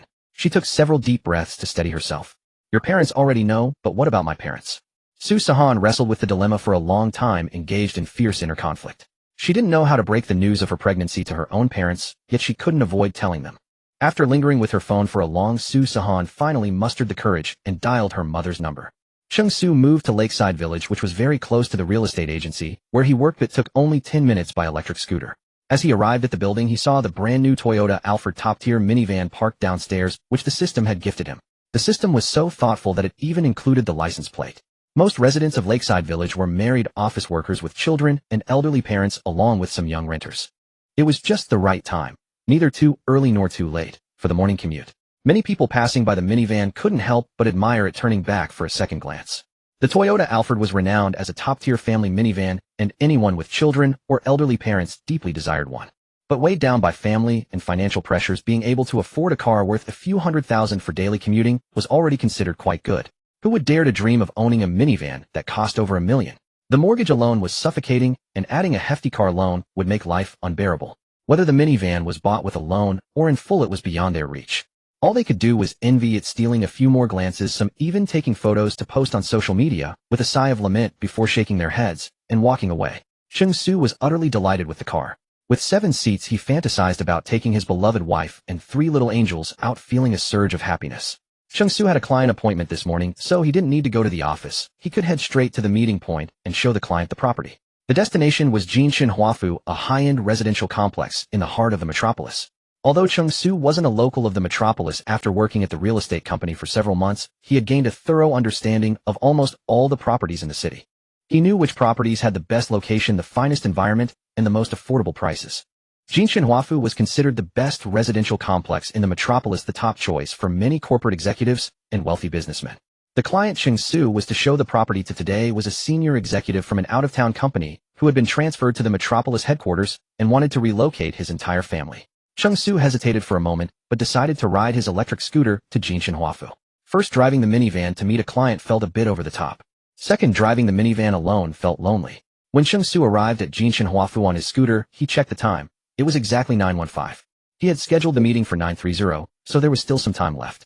Cheng Su took out the documents he had prepared in his briefcase and began to get ready. In fact, Cheng Su had already introduced the Jinshan Huafu project to this client during previous interactions and had even taken him to see the model units. The client was very satisfied with the property and wanted to take a final look at the unit he had chosen before signing the contract on the spot. Cheng Su had also prepared the contract in advance. The client had chosen a fully furnished premium unit. As he showed the client around, Cheng Su was once again stunned by the luxurious decoration. When he first took on the Jinshan Huafu project, he had brought Sihan here to see the units. Both of them fell in love with the place, and Sihan had even said she wanted to live in such a high-end community someday. Cheng Su spoke eloquently about the property, and the client was full of praise, expressing great satisfaction. In truth, Cheng Su himself admired the place, which was why he described it so meticulously and with genuine emotion. He thought to himself that this place would be perfect as a wedding home for the two of them. During a free moment, he glanced at the balance in his mobile banking app. So far, he had a total of 240 yuan, 200 of his own, 100 from the system's initial reward, and the rest accumulated from the money the system had given him through interactions with the baby over the past few days. Cheng Su let out a deep sigh. In the metropolis, the average price for other properties was 400 to 500 yuan per square meter, but at Jinshan Huafu, it was 600 per square meter. Moreover, all the units here were large, ranging from 100 to 200 square meters, so the minimum cost was 6 million. If he wanted to buy a place here, the money he had saved was far from enough. After signing the contract and handling all the formalities with the client, he began to ponder how he could trigger new system rewards to get more money and save up to buy their own wedding home. Ding! Congratulations, host. To better welcome your 3 little darlings, the system rewards you with a fully furnished 200 square meter unit at Jinshan Huafu. The property has been recorded under the host's name through legal and proper procedures, and relevant memories have been implanted. Cheng Su was completely stunned this time, repeatedly checking in disbelief. No way. Just like that, it's given to me. He really is the system's favorite son. Does he get whatever he wants? Ding. Not exactly. Please don't be delusional, host. The system rewards based on your actual situation. Was that the system's way of mocking him? Cheng Su pouted unimpressed. But the thought of now owning a 200-square-meter property at Jinshan Huafu filled him with excitement. He wondered if Sihan would be just as thrilled when she found out. A 200-square-meter unit. That would cost about 12 million yuan. A 12 million yuan home. It was twice the price and twice the size of the unit just signed by that high-salary client. The system was incredibly thoughtful. But a thought occurred to Cheng Su. He projected his consciousness into the system and called out, "System is only my name on the property deed." "Yes," replied the mechanical voice coldly. "Can you add my wife Sihan's name too?" Cheng Su thought for a moment and said. He had been with Sihan for 4 years, and he had always loved her deeply. Even after all that time, his love for her had never diminished. He couldn't imagine life without her. He loved her to the marrow and had grown accustomed to having her by his side. He knew very well that a property purchased before marriage was only considered joint marital property if registered under both names. He had no intention of abandoning Sihan and owning the house alone. Moreover, Sihan was pregnant and in a period of heightened emotions. He didn't want unnecessary misunderstandings between them over trivial matters. He had always given Sihan a sense of security, and this time would be no exception. Besides, he intended this house to be their wedding home. How could he not include his wife's name? That wouldn't make sense. "Yes, host. Are you sure you want to change the property owner information?" asked the cold mechanical voice. "Yes." Cheng Su answered without hesitation, crisp and decisive. "Okay. The system is now updating the property owner information under your name. Please wait." Cheng Su waited for about 3 minutes before the system's mechanical voice sounded again. Property information updated. The owners of the fully furnished 200-square-meter unit at Jinshan Huafu are Cheng Su and Sihan. Cheng Su nodded in satisfaction, looking at both names, his heart brimming with joy. Cheng Su did not return to the office afterward because by the time he saw off his client it was already past 11 o'clock. Returning to the office would take another half hour, and he would arrive just as lunchtime was ending. He might as well not go back at all. So Cheng Su went directly to the sales office of the Jinshan Huafu developer planning to pick up the relevant property documents and keys to check out the apartment first. A young and attractive female staff member greeted him at the entrance of the sales office. There were hardly any visitors at this hour, but upon seeing a customer approach, the staff warmly came forward to welcome him. "Good day, sir. Are you here to view an apartment?" The young female staff member looked Cheng Su up and down. Seeing him dressed in a sharp black suit radiating confidence and bearing an unmistakable elegance, he appeared to be only about 20 years old. She guessed he was neither a wealthy businessman nor a nouveau riche, but rather someone from an affluent family, a second-generation rich youth. After all, the kind of people who could walk into the Jinshan Huafu sales office were, aside from Jinshan employees, those who could easily produce several million yuan to purchase property in Huafu. These people were either wealthy or noble. The young female staff member thought to herself, her smile deepening deliberately, putting on an air of coy charm. After all, this was a handsome and youthful rich second-generation heir. If she could marry into such a prominent family, she would never have to work so hard at this sales office again. She had dreamed day and night of a client taking notice of her, making her fantasy of becoming a rich lady come true. Cheng Su merely glanced at her indifferently, thinking the sales office staff at Jinshan Huafu were excessively professional, though their standards seemed lacking. It was the middle of a hot summer day. Looking at the young woman, her face flushed from the heat, he thought the air conditioning should be set lower. Cheng Su didn't think much of it, and offered the young female staff a faint smile. "Hello, my name is Cheng Su. I am here to collect the keys and relevant property documents." Upon hearing this, the staff member was even more convinced that Cheng Su was indeed a rich second-generation heir. With a graceful smile, she spoke softly, "Please wait a moment. I will look that up for you." All those who purchased property here would have relevant records. Soon the staff member found Cheng Su's information. When verifying his identity, the property owner's name on record belonged to someone else. The young female staff member felt a pang of disappointment in her heart. Sihan, that was clearly a woman's name. And what single man would add another person's name to an apartment he had purchased in full? These two were clearly boyfriend and girlfriend, or perhaps even married. Yet the staff member could not let go. Even if she could become a mistress and obtain an apartment, it would save her years of hardship. She twisted her body coyly and handed Cheng Su a contract envelope, blinking as she said, "Sir, this envelope contains the relevant contracts and documents for your apartment along with the keys. Jinshan Huafu is quite large. You may find it difficult to navigate. Shall I accompany you to view the apartment?" "No need.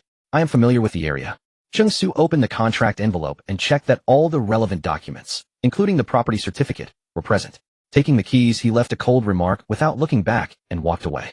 He often brought clients here to view apartments and knew the place well. The young female staff member, seeing that Cheng Su had only glanced at her at the very beginning, felt a sting of resentment, but could only accept it. That man already had a wife, yet he was so devoted. She was deeply envious. Why had she never met a husband who was both wealthy and handsome and so faithful? Unit 2101, Building 1, Jinshan Huafu. Cheng Su approached with a heart full of trepidation and excitement, opening the door to this apartment that formerly belonged to him and Su Sihan. The apartment was 200 square meters, a spacious 4-bedroom, 2 living room, 2 bathroom layout. The entire residence featured a minimalist style blending Chinese and European influences, creating an atmosphere of warmth and comfort. Facing south, the orientation was excellent. Natural light flooded the space generously. There was also an open-air balcony overlooking the Donghu behind Jinshan, a beautiful vista. The apartment was immaculate. From furniture to appliances, everything was brand new and equipped with the finest configuration. Cheng Su need not worry about purchasing anything further. Moreover, the apartment had been renovated 2 years ago using high-end eco-friendly materials, posing no adverse effects on pregnant women. There were 4 bedrooms. Aside from the master bedroom, the secondary bedrooms varied in size. Cheng Su looked at the secondary bedroom next to the master, which was reasonably spacious, and a knowing smile played on his lips. Meanwhile, after Cheng Su departed, Su Sihan called her mother. As soon as the call connected, Mother Su cheerfully exclaimed, "Sweetheart, isn't today a work day? What brings you to call so early?" From the other end came the cheerful rhythm of singing. Su Sihan suddenly remembered that her mother always woke up early every morning to dance in the park. But Su Sihan did not care at this moment whether she was disturbing her mother's dancing. "Mom, I've resigned. I'm not working anymore." Su Sihan lowered her head, playing with the hem of her clothes, unsure of how to break the news. "Resigning is a good thing. Are you preparing for the graduate school entrance exam? I never supported you juggling work and studying anyway. Our family is not short of money." Mother Su did not seem shocked by her daughter's resignation. On the contrary, she thought it was quite good. Mother and Father Su were both business people in Shanghai. They were not among the wealthy, but their family's circumstances were far from strained. They had a comfortable amount of savings. After Su Sihan graduated, her workplace was quite far from home, so she had moved in with Cheng Su.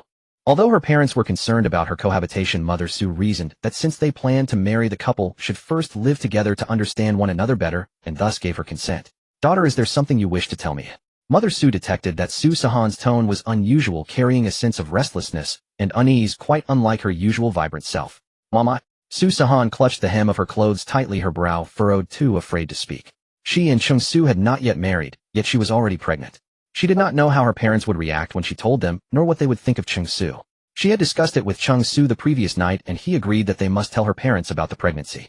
If they wanted to marry, this matter could not be kept secret from their parents. They needed to respect their parents' opinions, for this was a concern not just of 2 individuals, but of 2 families. Even if they tried to hide it, how long could they keep it secret? It was better to come clean at the outset. "Has that boy Cheng Su bullied you?" Mother Su stopped her dancing and found a quieter place to take the call. Hearing her daughter hesitate, she began to suspect that her daughter had suffered some injustice, adopting an air as though she were about to rush over and confront Cheng Su. "No. Cheng Su treats me better than I could ever deserve. How could he bully me, Mom? Where did that idea come from?" Su Sihan quickly explained, seeing her mother was about to misunderstand her husband. "As long as there is no issue, he would not dare." Mother Su pursed her lips. She had only said it lightly anyway. She knew her daughter had found a boyfriend and had video chatted a few times, seeming like a diligent and promising young man. "Mom, it's just, I'm pregnant." Su Sihan stammered for a long while before finally getting the words out. She hesitated for a long time before finally speaking the truth. There was a noticeable pause on the other end of the phone, followed by a low voice tinged with anger. "Henin, your mother's heart condition isn't good. Don't scare me like this. Is this really true?" Suma's mind went blank for a moment. Rather than being merely shocked, she felt a surge of anger. The 2 hadn't even gotten married yet, and her daughter was already pregnant. They had only just graduated from university. As far as she knew, they were still renting an apartment. What sort of situation was this? Su Sihan was her daughter. How could she be expected to accept this immediately? Absolutely not. She was no saint. Besides, she had never formally met Cheng Su. Although they had video called before, and she thought well of the young man, no one could really say anything without meeting him in person. Su Sihan visibly trembled and instinctively lowered her head. Internally, she was in a panic, but her tone was resolute. "It's true." Su Sihan sat on the sofa, her back rigidly straight, her lower lip tightly bitten. She held her breath, her eyes darting restlessly, unable to settle on anything. Only she knew just how nervous she was. Waiting always felt endless, especially in such anxious moments when every second dragged by like an eternity. After roughly 3 or 4 minutes, a heavy sigh came from the other end of the phone, the tone somewhat helpless. "Then what are your plans?" "Cheng Su proposed to me. We plan to get married and raise the baby. I thought I'd bring him home in a few days to meet you and Dad, and we'll register our marriage first." Su Sihan spoke softly, but her happiness was impossible to conceal. She talked while imagining their future, her smile never fading. She had completely forgotten her earlier tension. So Cheng Su does know how to take responsibility." Suma sniffed dismissively. She thought that if Cheng Su refused to take responsibility or suggested her daughter have an abortion, she would storm right over to his door and make him pay for what he'd done to her girl. And she'd make sure her daughter cut all ties with him. never to see him again in this life or the next. Meanwhile, Cheng Su, still at Jinshan Huafu, suddenly shivered. He looked up at the blazing sun overhead, deeply puzzled. Wasn't it supposed to be sunny today? Then why did he feel so cold? Mom, it's true. Cheng Su treats me so well. He never lets me do housework and cooks for me every day. He also. Hearing her mother praise Cheng Su made Su Sihan's heart swell with joy. She couldn't resist sharing everything he had done for her. She suspected she could talk about it for a whole day. Hold on, spare me the trivialities. You're getting married. What about a house? You can't keep renting forever. Suma had no interest in hearing how wonderful Cheng Su was. After all, everything a woman in love said was often exaggerated. She was far more concerned with the practical matters awaiting them after marriage. Well, we've moved to an apartment in Binhu residential area. It's quite nice. Cheng Su works very hard and says he wants to give you and the 3 little ones a home. So Mom, don't worry. Su Sihan pondered for a moment before answering. She deliberately sidestepped her mother's core question. The truth was, buying a house was far beyond what they could afford right now. She didn't mind renting at all. Whether it was their previous partitioned room or the nicer Binhu residential area, now as long as she could be with Cheng Su, she was content. Houses, cars, none of it mattered to her. She believed in Cheng Su. Since he had made a promise, he would never break it. No matter how long it took, she would stand by his side. I hardly know what to say to you. You definitely need to buy a house. If you keep renting, when my 3 grandchildren are born, they'll grow up in a rented apartment. Wait, what did you just say? 3 little ones. Could it be triplets? Suma shook her head. Impossible. The chances of twins were already slim, let alone triplets. The odds were laughably small. She assumed she had misheard and asked again uncertainly. Triplets. I found out during my hospital checkup. The doctor told me. Su Sihan chose to brush past it, just like Cheng Su, avoiding any mention of her fainting incident. She dreaded what her mother might say if she brought it up. Suma was utterly stunned, unable to believe what she was hearing.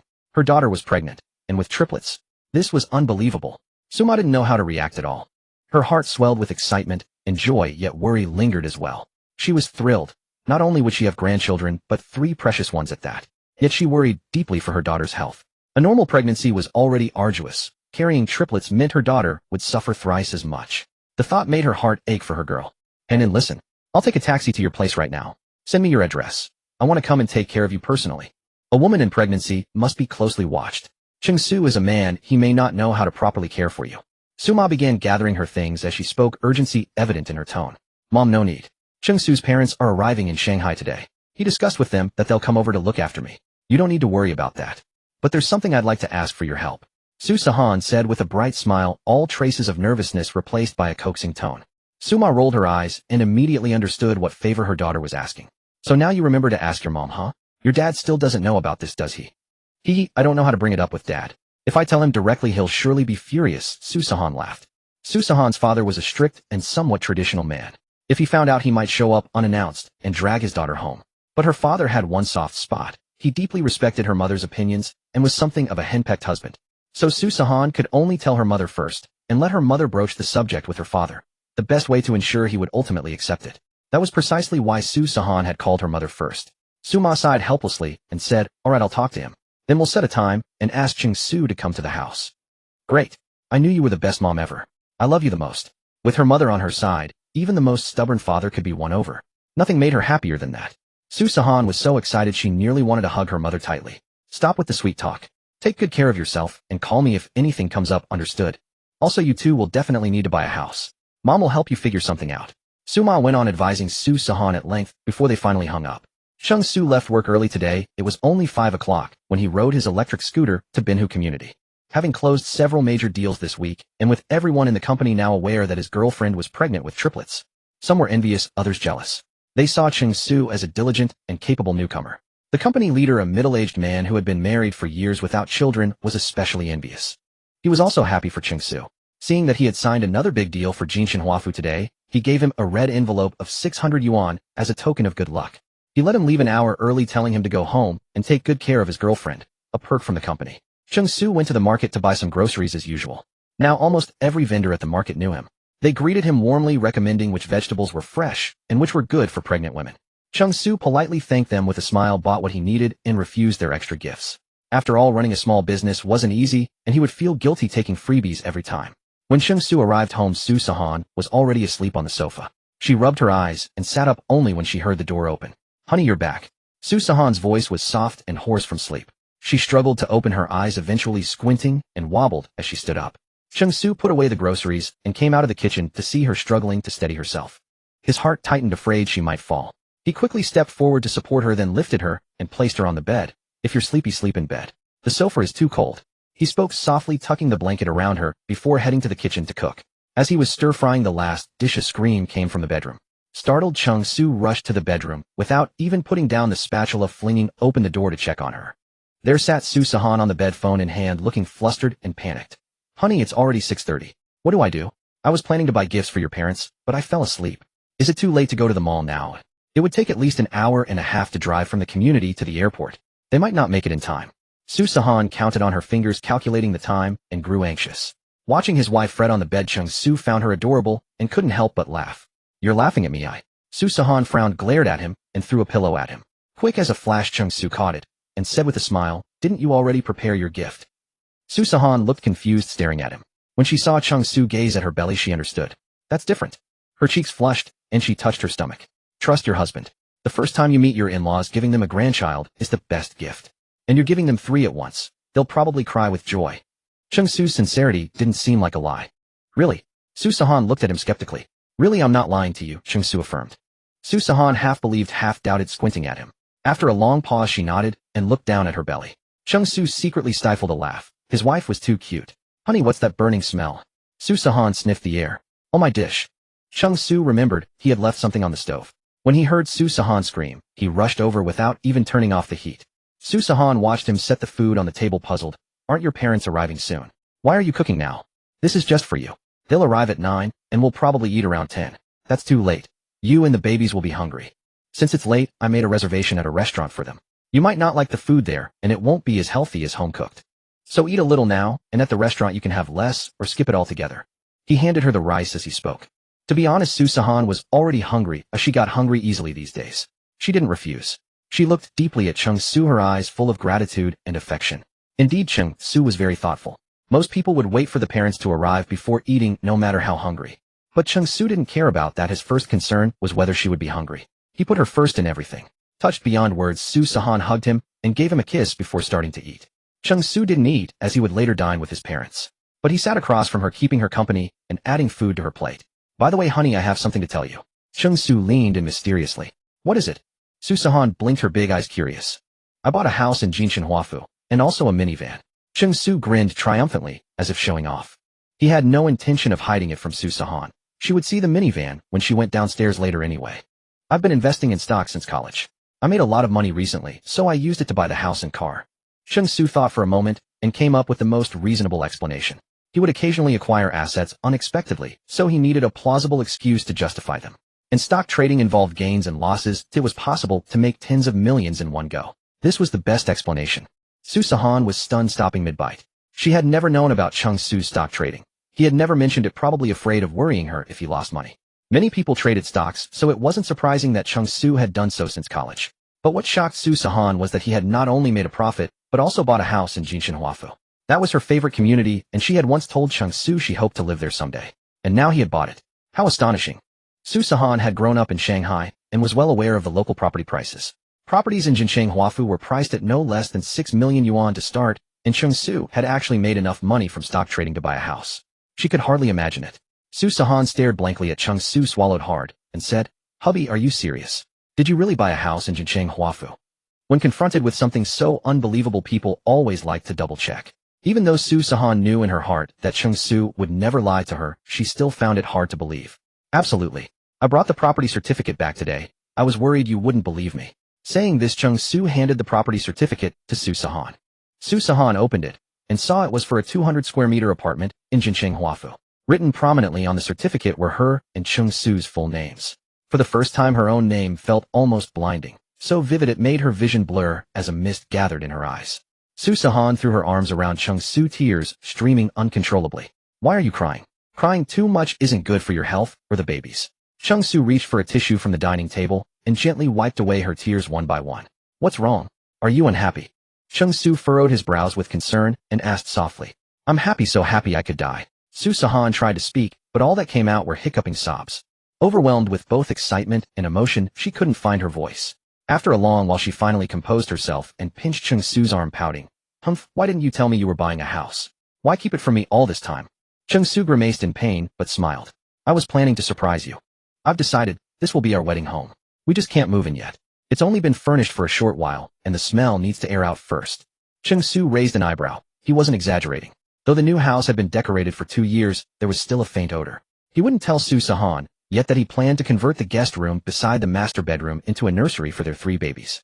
Once that was done, he'd give her another big surprise. Cheng Su smiled meaningfully, and Sihan, noticing nothing amiss, huffed and carried the property certificate into the bedroom.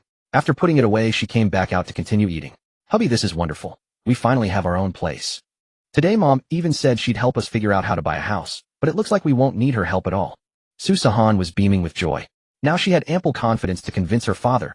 Her husband had earned money from stocks right after graduation, bought a house, and purchased a car. He hadn't forgotten to include their beloved daughter's name on the property certificate, securing her future. Her husband was so accomplished that her parents would undoubtedly approve of him and support her relationship with Cheng Su. Lost in thought, Sihan felt incredibly joyful, envisioning a bright future ahead. Hubby, you're simply amazing. She couldn't resist complimenting her husband. In what way? Cheng Su asked promptly. In every way, Sihan replied without hesitation, only realizing afterward that she'd walked right into Cheng Su's trap. Noticing Cheng Su's smug grin, she blushed, huffed through her nose, and ignored him. But his triumphant expression was so irritating that she grabbed his arm, and only when he winced in pain did she smugly let go. At 7:30 they descended the stairs punctually. The night had fully fallen, and the black minivan gleamed brilliantly under the community's streetlights, impossible to miss. As soon as Sihan came downstairs, her eyes fell on the minivan, and she couldn't stop marveling at it. A Toyota Alphard. It costs over $1 million. Hubby, you really bought a car too. Sihan knew her cars, and was stunned by the vehicle. But what moved her most was Cheng Su's thoughtfulness.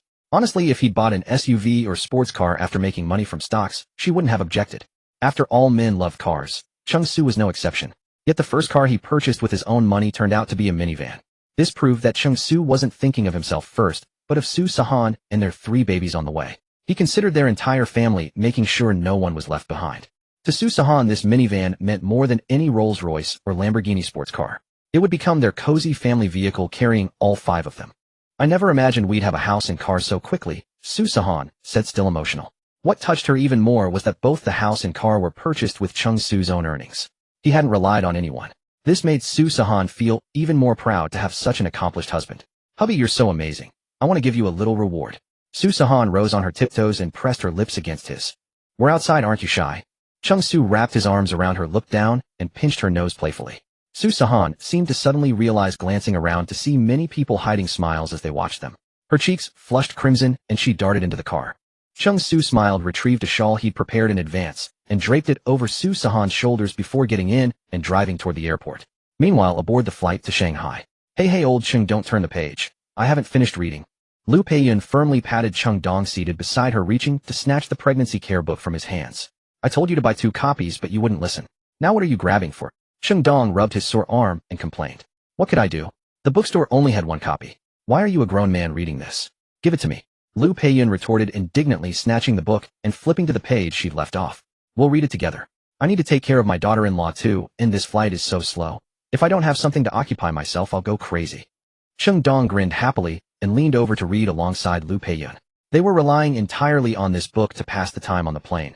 Without it, the wait would be unbearable. They'd always heard that planes were the fastest mode of travel, but now they wished this one would hurry. 5 hours felt agonizingly long. They couldn't wait to meet their future daughter-in-law.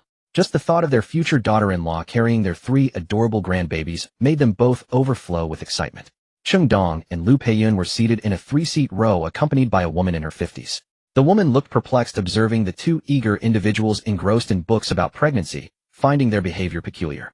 Upon overhearing their conversation, she grinned and leaned in to greet them, asking, Sister, are you two heading to Shanghai as well?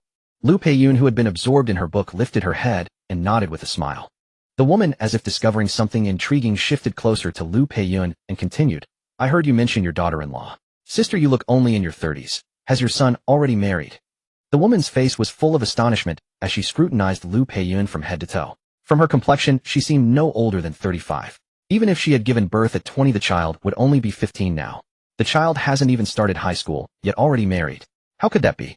Upon hearing this, Lu Peiyun's eyes crinkled with delight, and she shyly touched her face. She glanced triumphantly at Cheng Dong, winking with pride before waving her hand and laughing. Oh, not at all. I'm already over 40, nearly 50 now. The woman, happy to have been praised for her youthful appearance, felt even more delighted upon being told she looked a decade younger. Lu Peiyun beamed with joy while Cheng Dong curled his lips in disdain, but said nothing. He took the book from Lu Peiyun's hands and began reading it himself. Watching his wife's joyful expression, he guessed she would soon start chatting with the woman beside her. Once that conversation began, it would not be over in a minute or two, and Lu Peiyun would likely have no time to study the pregnancy knowledge. The woman was socially adept. Upon hearing Lu Peiyun's words, her eyes widened with even greater surprise. "I can't tell at all," she exclaimed. "I'm over 50, and you look at least 20 years younger than me." Lu Peiyun, overjoyed by the compliment, quickly replied, "My son is 22 and has already graduated from university. He's preparing to get married this year, and I'm about to become a mother-in-law. How can I still be considered young?" Flushed with pride, Lu Peiyun couldn't help but reveal her son's upcoming marriage. The woman was even more astonished, her face full of disbelief. 22 years old, just graduated from university, and already getting married. She momentarily forgot to marvel at how much younger Lu Peiyun looked. She found it hard to believe that Lu Peiyun's 22-year-old son was about to marry. Wasn't getting married at 22 a bit too early? Fresh out of university and just stepping into society, these young people haven't yet weathered life's storms and are still immature in many aspects. Wasn't this a bit impulsive? Despite these thoughts, the woman felt a deep envy. Her own son was nearly 30 and still didn't have a girlfriend, which caused her endless worry. She longed to hold a grandchild. Now, not only was there no grandchild, but she hadn't even seen a shadow of a daughter-in-law. Her trip to Shanghai was to persuade her son to go on a blind date armed with profiles of carefully selected girls. A man nearly 30 focusing solely on his career without a romantic partner. That simply wouldn't do. The woman, looking at the younger sister beside her whose son was about to marry at 22, thought that although it was early, at least she had a daughter-in-law to look forward to. She couldn't help but sigh heavily. "Oh, I'm so envious of you. My son is almost 30 and still doesn't have a girlfriend. He says he's dedicated to his career, but it worries me to no end." Seeing the woman's envy, Lu Peiyun felt a deep pride in her son and daughter-in-law. But noticing the woman's disappointed expression, she quickly comforted her, saying, "Men, they can build their career first and then start a family. That's also a good path. He must have plenty of admirers. Maybe he'll bring home a satisfactory daughter-in-law this year." Lu Peiyun was a smooth talker, and with a few words she cheered up the disheartened woman. The woman took Lu Peiyun's hand and said, "Indeed, my son does have admirers, but he just doesn't seem to get it. Hey, how did your son and daughter-in-law get together? Tell me so I can learn from it and give my son some advice." Seeing the woman's earnest and hopeful expression, Lu Peiyun had no intention of refusing. After all, her son and daughter-in-law were her greatest pride. Why should she hide it? A surge of pride welled up in Lu Peiyun's heart. She straightened her posture and smiled. "My son and daughter-in-law met in university. They've been together for 4 years and their relationship has always been wonderful. So now that they've graduated, they plan to get married. Besides, they've reached the legal age, haven't they?" She spoke tactfully, refraining from mentioning that Sihan was already pregnant. After all, for a woman, becoming pregnant before marriage was not something everyone would accept as happily as she and her husband did. She was determined to protect her future daughter-in-law's reputation and image. She would not tolerate a single word of criticism against her. Cheng Dong, upon hearing this, fully agreed with his wife. Having a son's fiancée pregnant was a great blessing for the groom's family, but it might not be so for the bride's side, especially since Sihan and his son were not yet married. Even if sharing this news would make others envious, there was still a risk that someone might look down on his daughter-in-law. He could not allow his future daughter-in-law to be maligned, not even a tiny chance. His daughter-in-law was also his pride. As expected, the woman was once again filled with envy. Other people's sons found girlfriends in university, while her own son remained single throughout college. Oh, why was the gap between people so vast? A surge of frustration welled up in the woman's heart. When she saw her son later, she would give him an ultimatum. This year he must bring a girlfriend home, or else he shouldn't bother coming back. The woman sighed deeply over her son, then smiled. "I'm truly happy for you. It's wonderful that they've been together for 4 years. Marriage is only natural. I'm sure this time next year you'll be holding a grandchild." Upon hearing this, Lu Peiyun thought, indeed, she's already pregnant, and with triplets at that. But she didn't utter a word. Her face simply bloomed like a flower. Her son and daughter-in-law filled her with immense pride, though she worried that they might face hardships in the future. After all, they had neither a house nor a car yet, and the pressure would be immense. But that was all right. She and Cheng Dong had borrowed a considerable sum from relatives and friends. While it wasn't enough to buy a house outright, it was still a substantial amount. They would take out a mortgage for the remainder, and the two of them would help their son and daughter-in-law through the tough times. These plans had been made before they boarded the plane. No matter what, Sihan would not be treated unfairly when she married into their family. "Oh, but are you already reading books about pregnancy this early?" The woman, eyeing the pregnancy book in Cheng Dong's hands, asked curiously. "Ah, this." Cheng Dong quickly closed the book with an embarrassed smile. "Just trying to get a head start since we're hoping for a grandchild next year, ha." Cheng Dong laughed awkwardly, but the woman didn't find it strange, as she simply nodded. She understood the feeling. After all, becoming parents-in-law naturally made them eager to hold a grandchild as soon as possible. She completely empathized with that sentiment. Lu Peiyun and the old woman chatted intermittently, both feeling a strong rapport with each other, so they exchanged contact information. The old woman pulled Lu Peiyun aside and said, "Sister, when your son and daughter-in-law get married, you must invite me. I'd love to celebrate with you and share in the joy." Lu Peiyun couldn't stop smiling all the way, holding the old woman's hand as she replied, "Absolutely, I will certainly invite you." The two women walked along chatting and laughing. Lu Peiyun praised her son and daughter-in-law so effusively that it seemed flowers were blooming from her words alone.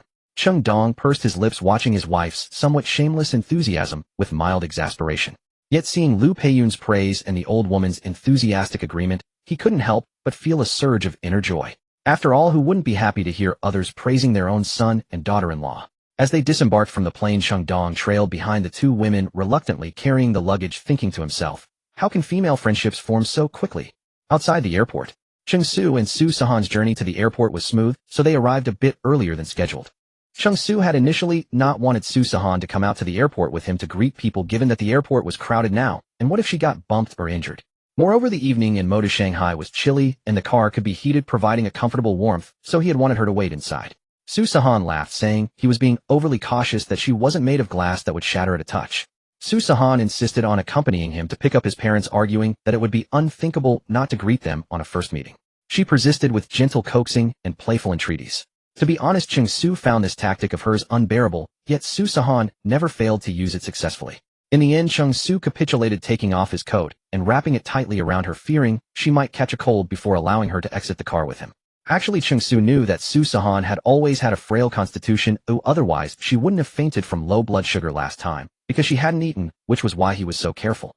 But Su Sihan herself didn't see it that way, always believing she was quite robust, and that Cheng Su was simply overreacting. Cheng Su never argued with her each time, let Su Sihan think as she wished. He knew he just needed to take good care of her. While waiting, Cheng Su remained calm, but Su Sihan was extremely nervous, gripping Cheng Su's hand tightly, with a palm full of sweat. Cheng Su didn't mind. Noticing her hands were a bit cold, he rubbed them until they warmed up, then let go. "We'll be meeting our parents soon. Are you very nervous?" Even at such a moment, Cheng Su couldn't resist teasing her playfully. Su Sihan wasn't in the mood to respond. She rolled her eyes, stared fixedly at the emerging crowd, and continuously imagined the scenario of her first meeting with her future parents-in-law. What should she say? What gestures should she make? Should they hug or shake hands? Su Sihan's head felt like it was about to explode from the tension. Although Cheng Su had previously prepared her by telling her about his parents' preferences, personalities, hobbies, and they had video called his uncle and aunt before. But this was their first real-life meeting, it was bound to be different. Seeing this, Cheng Su pulled Su Sihan into his embrace, lifted her chin, so she looked at him, and said, "Don't worry. Whatever I like, they will surely like as well. Moreover, don't you have me? Remember, you are not alone. I am standing by your side." Su Sihan gazed into Cheng Su's eyes and nodded. Su Sihan took a deep breath, and to her surprise, her heart instantly calmed down, noticeably less tense than before. Only then did a smile bloom on her face. Cheng Su pinched her soft cheek and chuckled, "That's better. Frowning and all is so unattractive." Upon hearing this, Su Sihan's eyes widened in disbelief, staring at Cheng Su as if he were mad. Biting her lip, she pinched Cheng Su's waist fiercely. "If you dare call me ugly." Cheng Su dodged with a laugh, but could not escape in the end, and meekly confessed, "My wife is the most beautiful in the world, absolutely the most beautiful. Whoever dares call her ugly, I'll beat them up." "Then beat yourself up."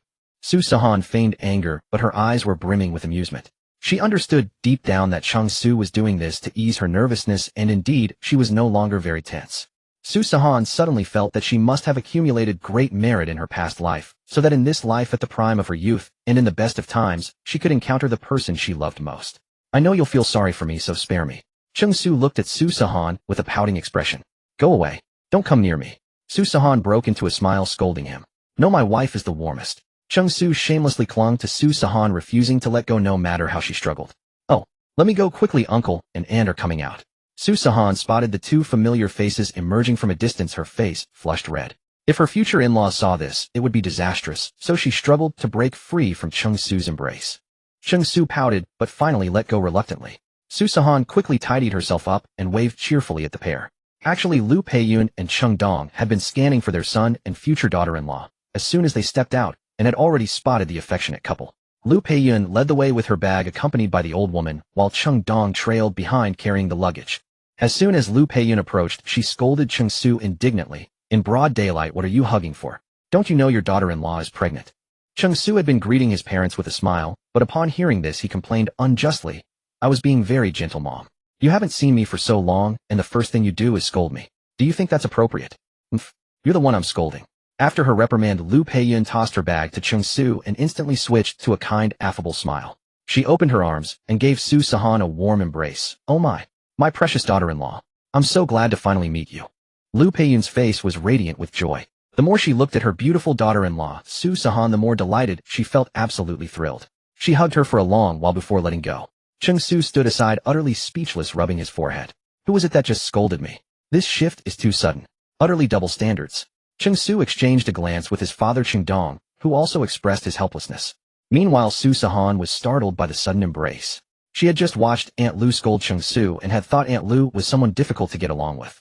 Unexpectedly, the next moment her attitude made a complete 180-degree turn. Su Sihan's heart swelled with immense delight, and she returned the embrace. It seemed her future mother-in-law wasn't so hard to get along with after all. A warm-hearted mother-in-law was exactly what she loved the most. And not only that, she was the mother of the person dearest to her, which made her even more beloved. Su Sihan, brimming with joy like a child, couldn't contain her smile.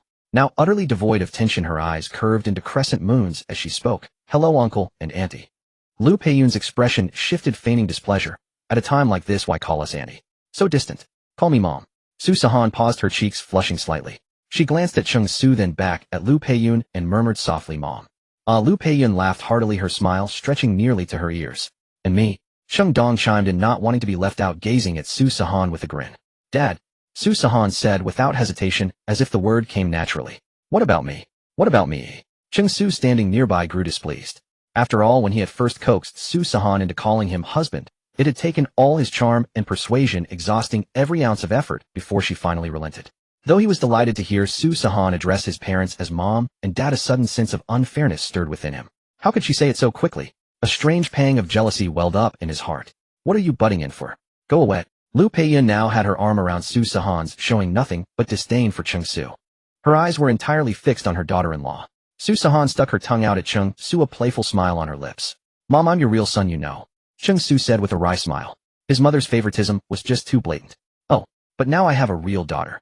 Lu Peiyun said with a smug grin, pulling Su Sihan close and chattering away. They seemed less like mother-in-law and daughter-in-law, and more like long-lost close friends. Cheng Su pouted. She's my wife after all. But he dared not say it aloud, not when it came to going against his mother. The older woman, who had been on the phone nearby, just hung up and spoke. Sister, is this your daughter-in-law? She's truly lovely.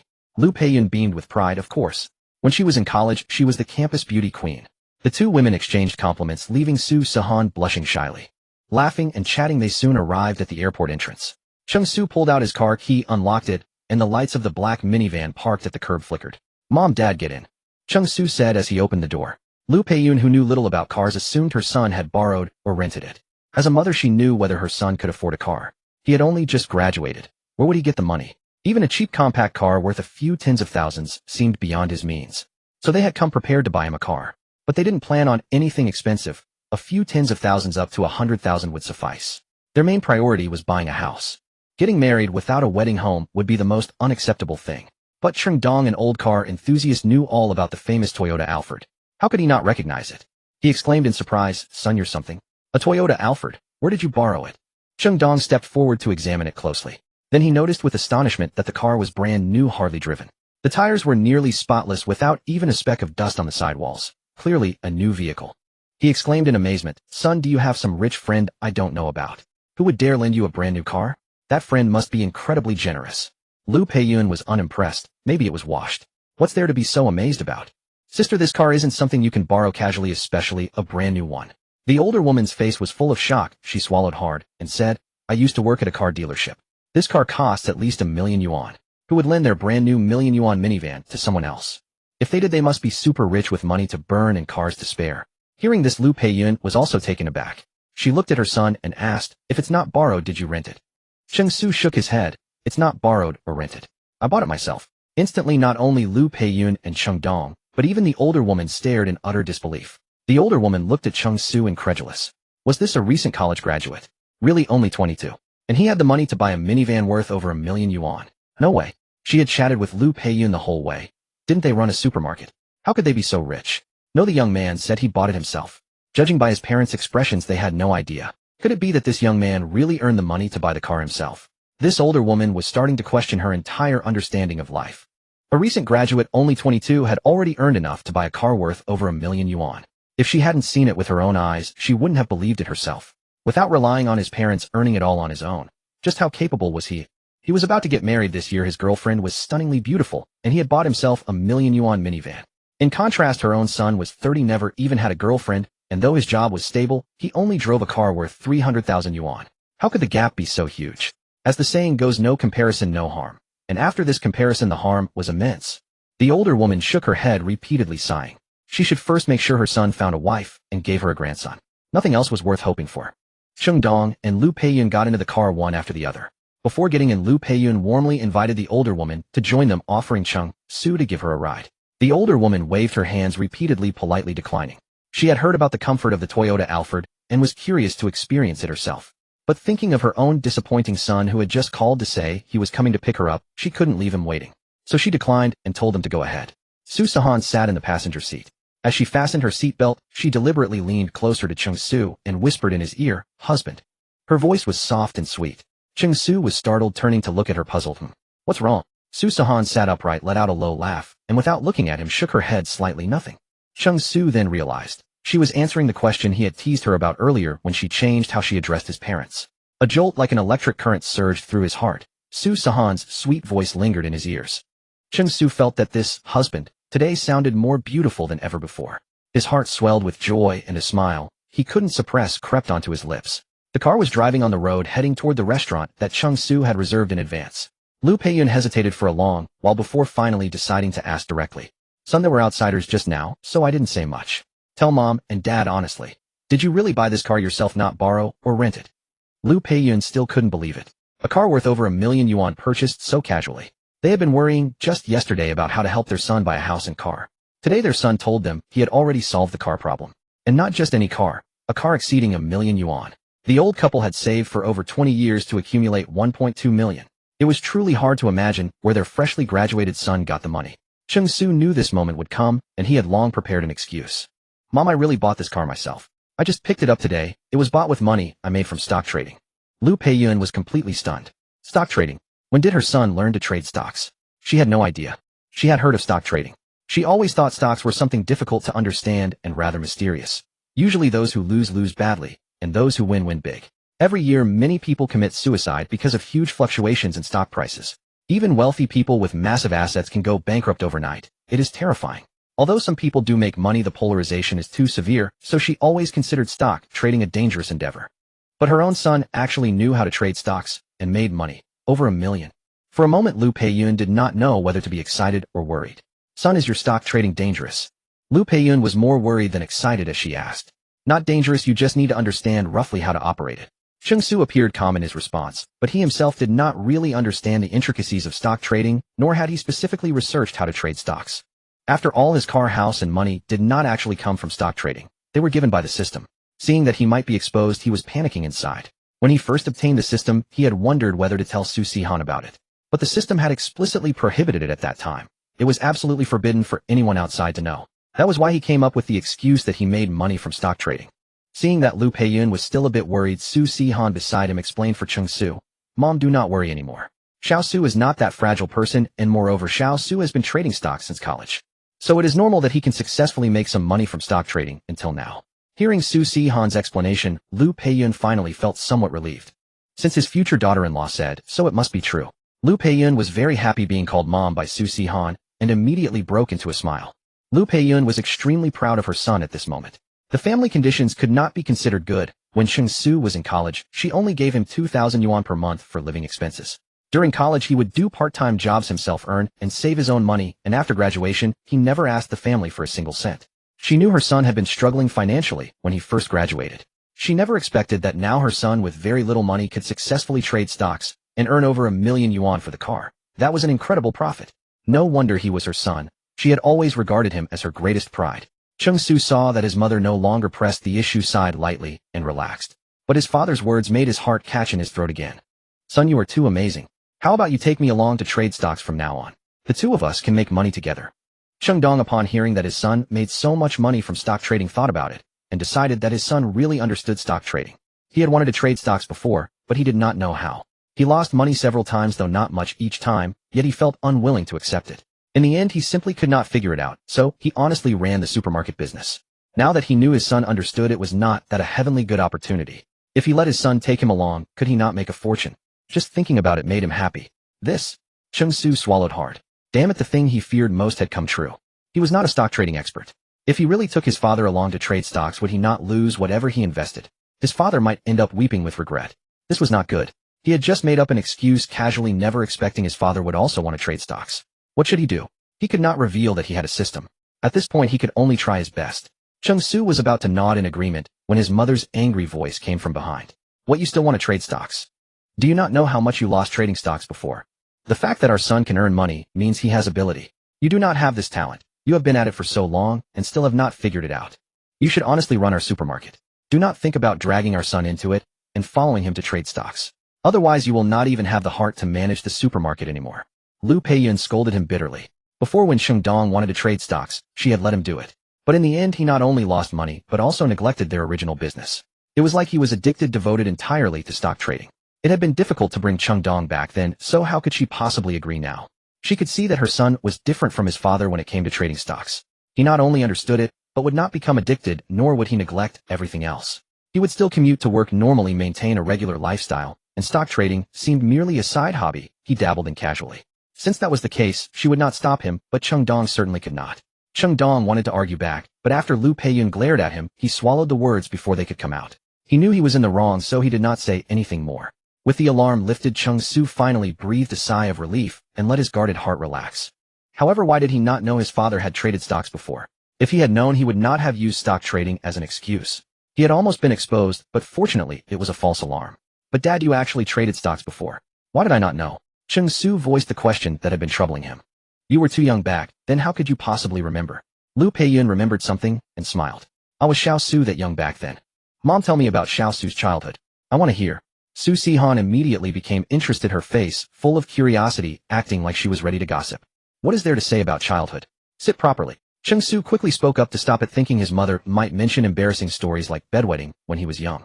Lu Peiyun actually became interested too, saying, what cannot be said? Han, let me tell you, when Cheng Su first wet the bed. Lu Peiyun and Sihan seemed to have an endless amount of things to talk about, but the majority of their conversations revolved around Cheng Su. From the car to the restaurant, they continued chatting at the dining table. Midway through, Cheng Dong also joined in. Lu Peiyun and Cheng Dong recounted Cheng Su's glorious deeds from before his birth to after, up until before he started college, leaving no stone unturned. Sihan found it amusing. Cheng Su, however, wore a face full of dismay, quietly eating his meal in silence, simply playing the role of a humble eater. But Sihan would occasionally confirm with him whether those glorious deeds were indeed true. Watching them chat so harmoniously, Cheng Su etched the scene into his mind, feeling truly happy inside. In truth, when Sihan met his parents, it wasn't just her who was nervous, he also had his worries. That was why he had prepared Sihan in advance, telling her about his parents' preferences and such. Earlier, when he saw Sihan so nervous, he had merely put on a brave front. But now it seemed all those worries were unnecessary. His parents got along with his wife perfectly, almost as if Sihan were their own daughter. Cheng Su felt greatly relieved. His parents were clearly satisfied with Sihan, and she also liked them very much. Then there was nothing left for him to worry about. In the evening, Cheng Su's parents stayed at the rental apartment in Binhu Community, a 2-bedroom, 2-living-room space rented by Cheng Su. The master bedroom remained for Cheng Su and Sihan, while the second bedroom, which was not small, had been prepared early by the couple for Cheng Su's parents. After taking a shower, Cheng Su did something out of the ordinary. He didn't say goodnight to Sihan, nor did he hold her to sleep or communicate with the baby. He simply laid down with his head buried. Sihan chuckled. Was he sulking because she had ignored him all evening, discussing his embarrassing childhood stories with his parents? Sihan leaned over, leaving a kiss on Cheng Su's cheek, and laughed, still angry. Humph. Cheng Su grunted without speaking. Oh, come on. Honey, don't be mad. You were really adorable as a child. I swear I didn't mean to make fun of you. Sihan raised 3 fingers as if ready to swear an oath. I didn't ask you to swear. Cheng Su quickly sat up, taking her hand to stop her. He hadn't truly been angry, it wasn't worth swearing over. He just wanted to use this chance to have Sihan coax him a little. Usually he was the one cheering her up, so occasionally letting her coax him was also a joy. Not angry anymore. Sihan wrapped her arms around his neck playfully. Who told you to ignore me all evening? Cheng Su still pretended to be angry, pouting to express his displeasure. I wasn't ignoring you. I was just talking about you with your parents. See, I'm talking to you now, aren't I? Sihan blinked, her big eyes looking innocent. But Cheng Su knew she was holding back laughter. Seeing the corners of her mouth twitch, he couldn't help but give her a gentle nibble.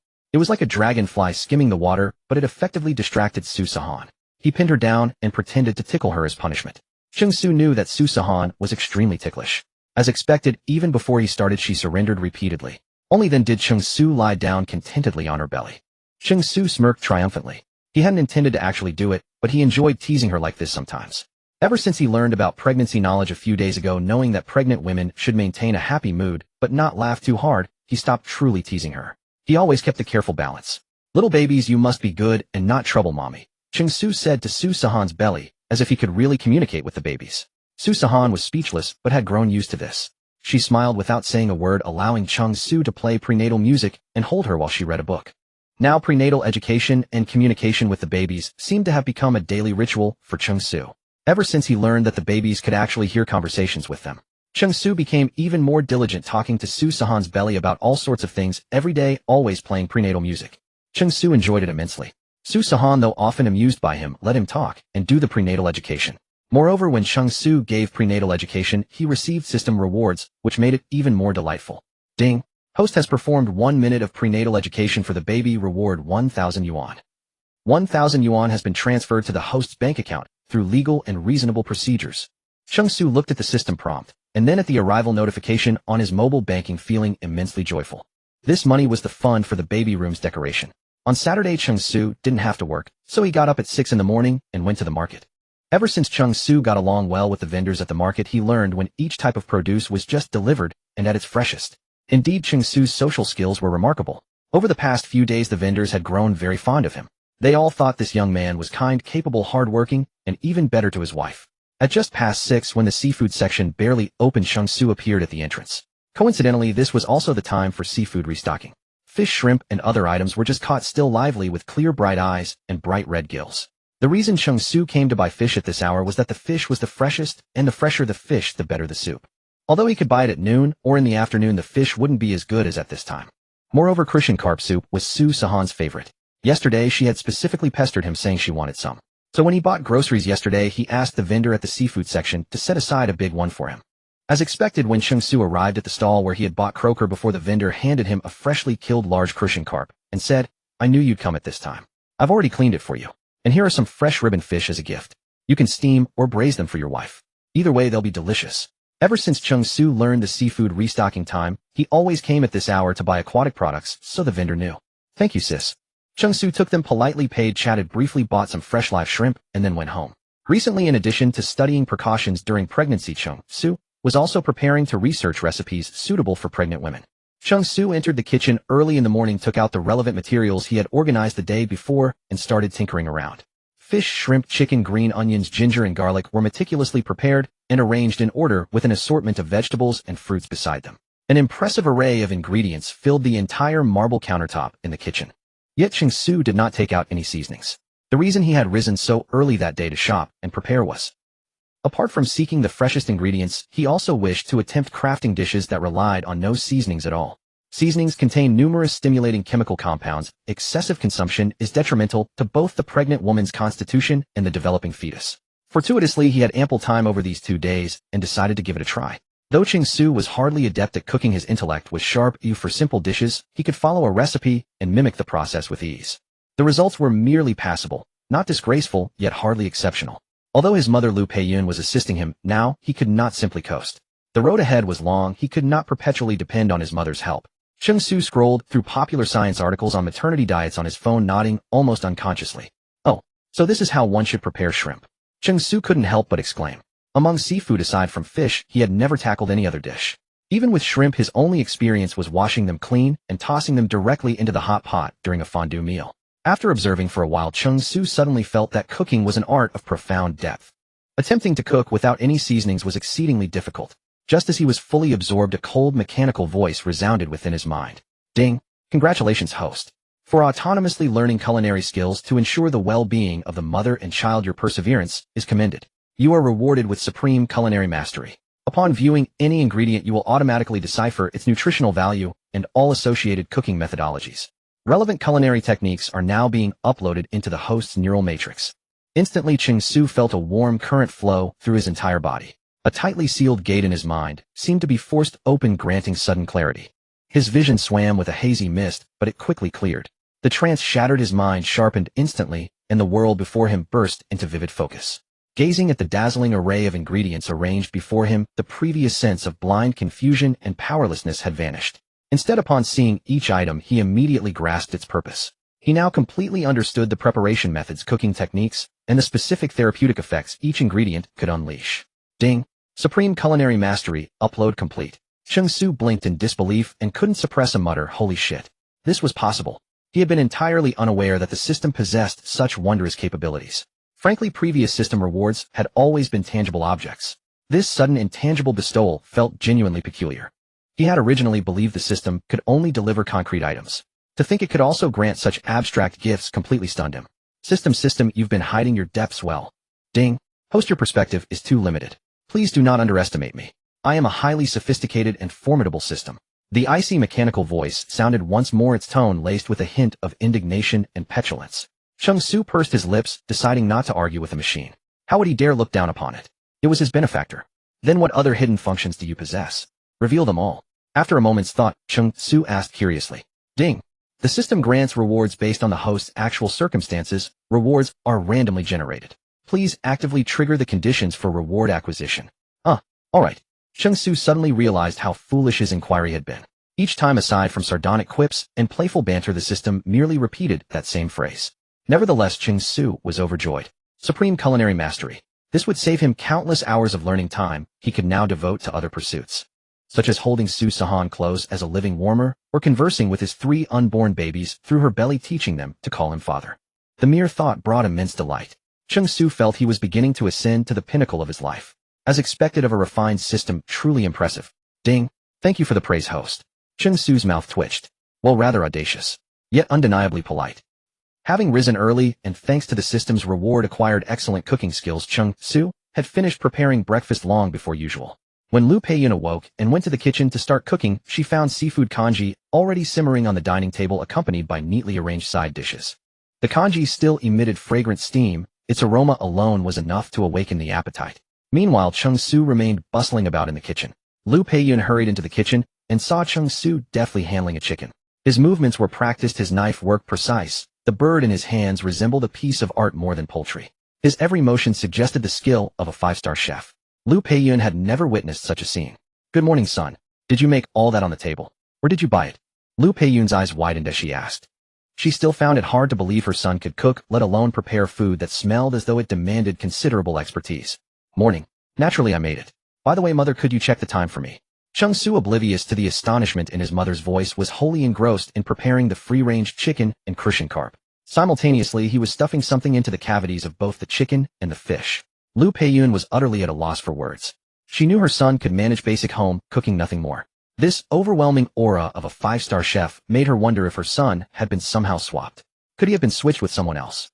Lu Peiyun shook her head, dismissing these bizarre notions. Of course, it was her own son, the child she had carried for 10 months and delivered. How could she mistake him? She glanced at her watch and replied, past 8 o'clock. Cheng Su nodded, placing the prepared chicken into a clay pot. He set it to low heat, then retrieved a cup of hot milk from the microwave. Mother, please begin eating. I'll go wake Hen in. Lu Peiyun nodded blankly. As Cheng Su's footsteps faded into the bedroom, curiosity compelled Lu Peiyun to follow him into the kitchen. She intended to verify whether her son truly possessed these culinary talents or was merely putting on an act. After entering the bedroom, Cheng Su placed the hot milk in his hand on the bedside table. He leaned gently toward the still sleeping Su Sihan, breathed into her ear, and said, Good morning, my dear wife. It's time to get up and have breakfast. You can sleep again after eating. The warm breath exhaled by Cheng Su tickled Su Sihan's ears. She furrowed her delicate eyebrows, rubbed her ears, turned over, and continued sleeping. Recently, Su Sihan had been increasingly drowsy, spending most of her day sleeping, which greatly reduced her reading time. Cheng Su estimated the time, thinking she would get hungry soon. He would wake her up and let her eat something first. Although Su Sihan's appetite had not decreased, and even showed signs of improvement, she also got hungry easily. Based on what he had learned online, Cheng Su decided to have her eat smaller meals more frequently. Each time, he would control her food intake, trying to prevent her from overeating and becoming uncomfortably full. Frequently overeating could lead to water and electrolyte imbalance in the body. This might affect the pregnant woman's health and potentially impact the fetus's development. It had to be said that in just a few short days, Cheng Su had already done extensive research, knowing more about this than even Su Sihan. Cheng Su continued to lean close to Su Sihan's ear, calling her to wake up. After 3 attempts, Su Sihan finally opened her eyes slightly and gave a direct look at her exceedingly handsome husband. "Let me sleep for 5 more minutes," Sihan murmured, then pulled the blanket tightly over herself, leaving only her head exposed. Cheng Su sighed helplessly and glanced at the milk beside him, which was still steaming. Fortunately, he had anticipated that Sihan would stay in bed, so he had heated the milk sufficiently. 5 minutes later, Cheng Su pressed against Sihan's shoulder and called her to wake up again. Sihan still kept her eyes squinted, clamoring for 5 more minutes of sleep. Was this never-ending? Cheng Su curled his lips into a smile, and once again leaned close to Sihan's ear, his gaze fixed firmly on her fair and plump earlobe. "You're forcing my hand," he said, then bit down gently. Although Cheng Su didn't bite hard, Sihan was still awakened by a slight pain. She glared at Cheng Su, puffed out her cheeks, and only then angrily got out of bed. After washing up and changing clothes, she finally finished the warm milk Cheng Su offered in one gulp. "Do you think this is drinking wine?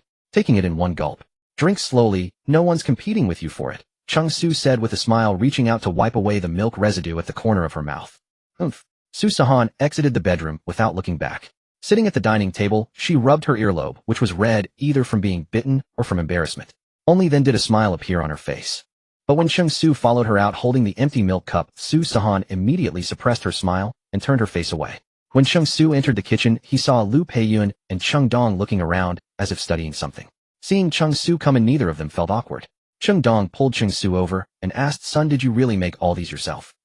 Or did you buy ready-made semi-finished products from outside?" Cheng Dong pointed at the chicken soup still simmering in the pot. A faint fragrance wafted into his nose, mixed with other unidentified aromas. Cheng Dong couldn't tell what they were specifically.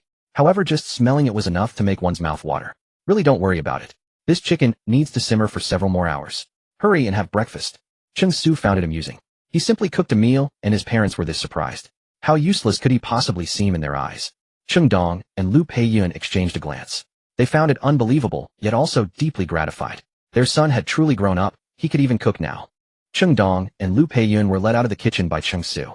The moment Sihan saw Lu Peiyun and Cheng Dong, she hurriedly stood up with a smile full on her face. "Dad, Mom, good morning." "Oh, quick, why are you standing up?" "Just sit down," Lu Peiyun said happily. Now, whenever she saw this pretty and obedient daughter-in-law-to-be, she couldn't stop smiling.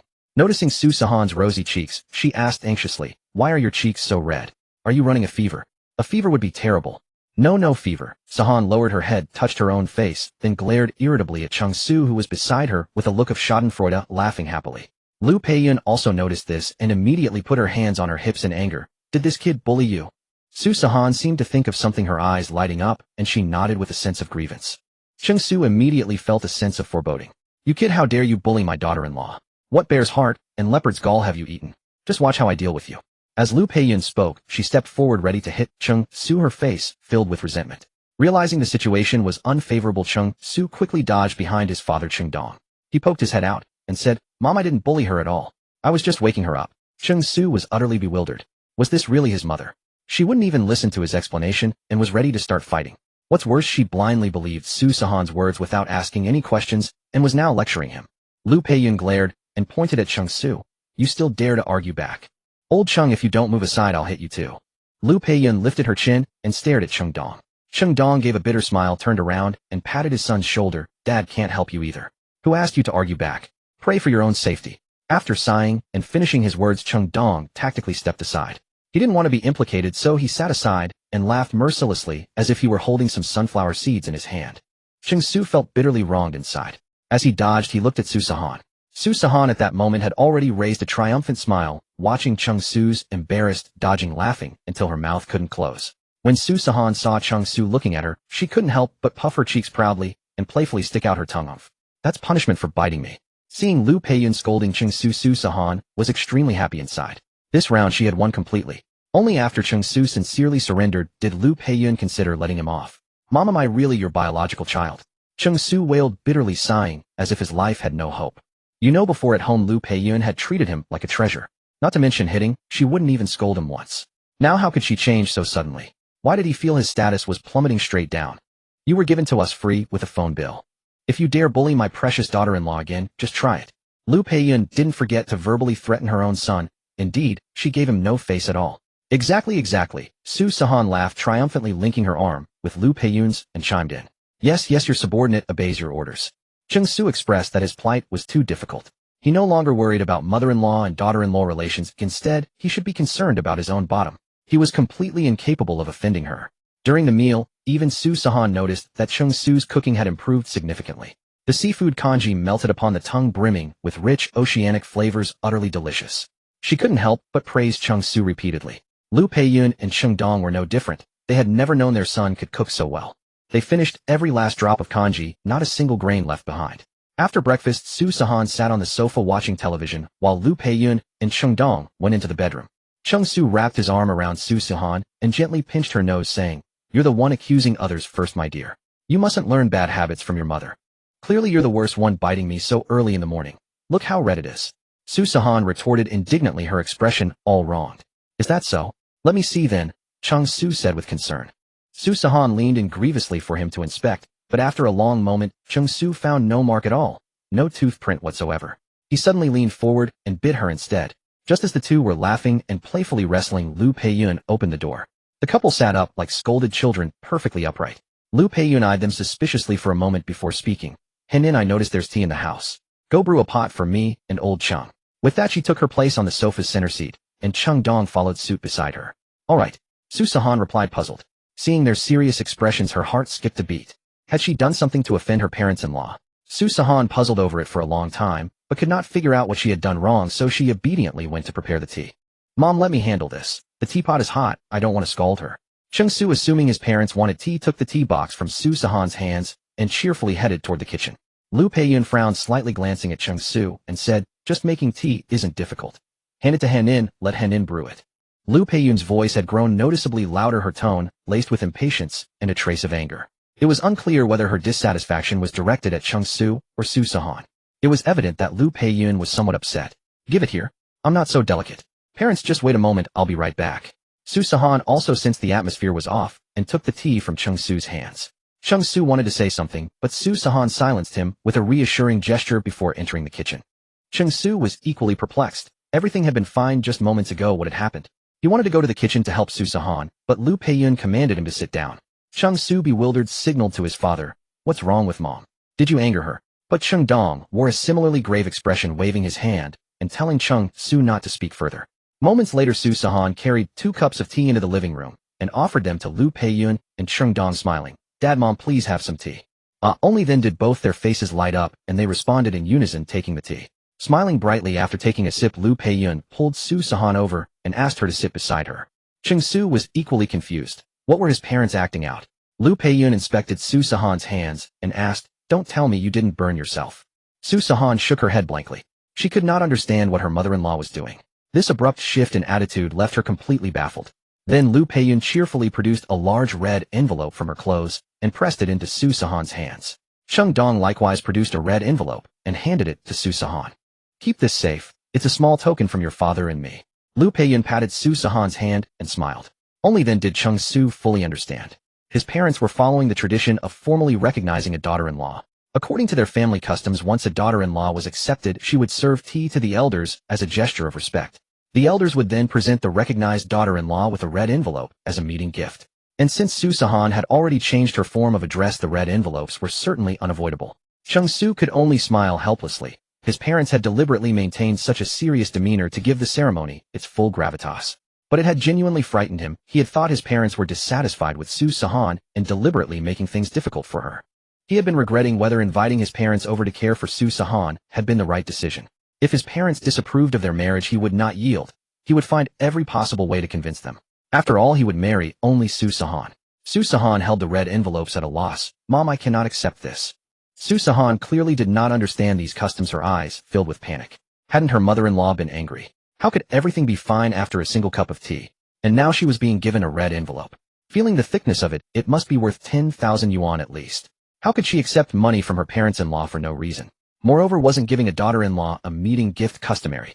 Su Sihan did not understand these matters and simply treated them as ordinary red envelopes, shaking her head repeatedly and declining.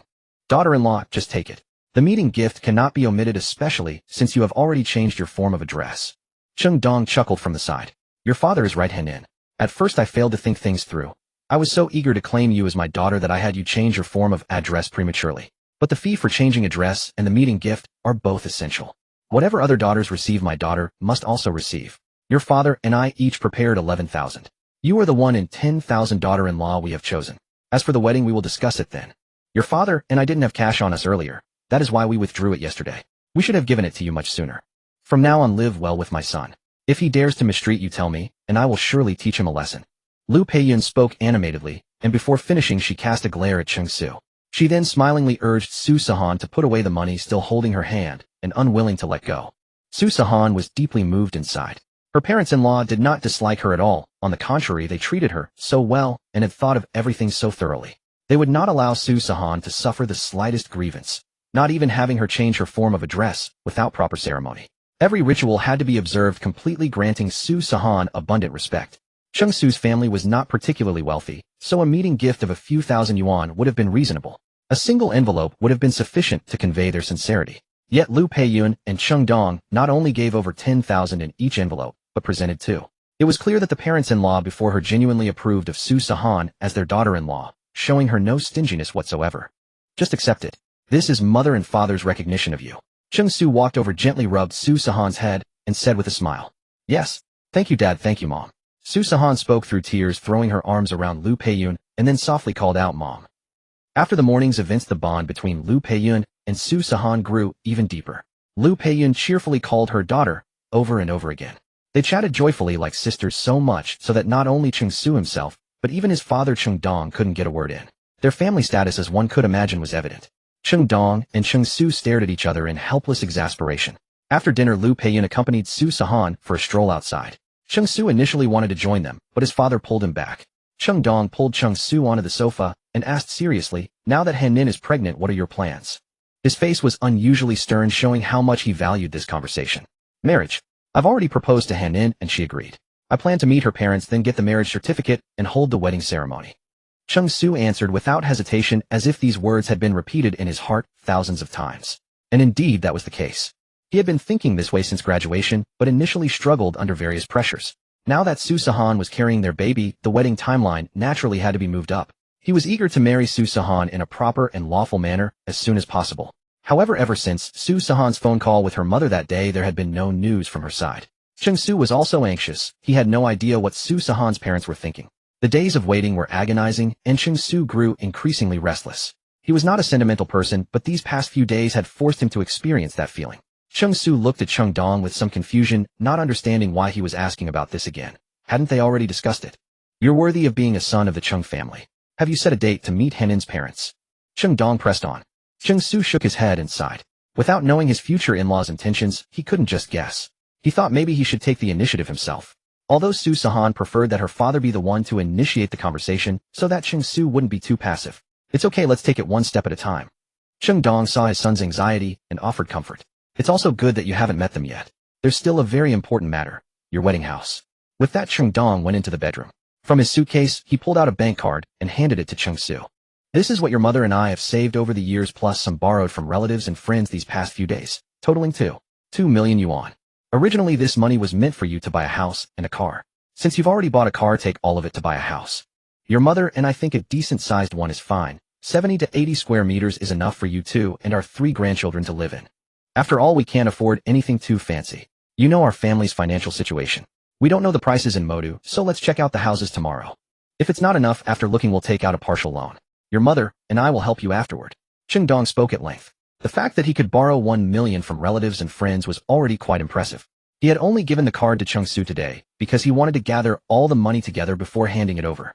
But now he had borrowed from everyone he could, and there was truly no more to be had. He felt that too.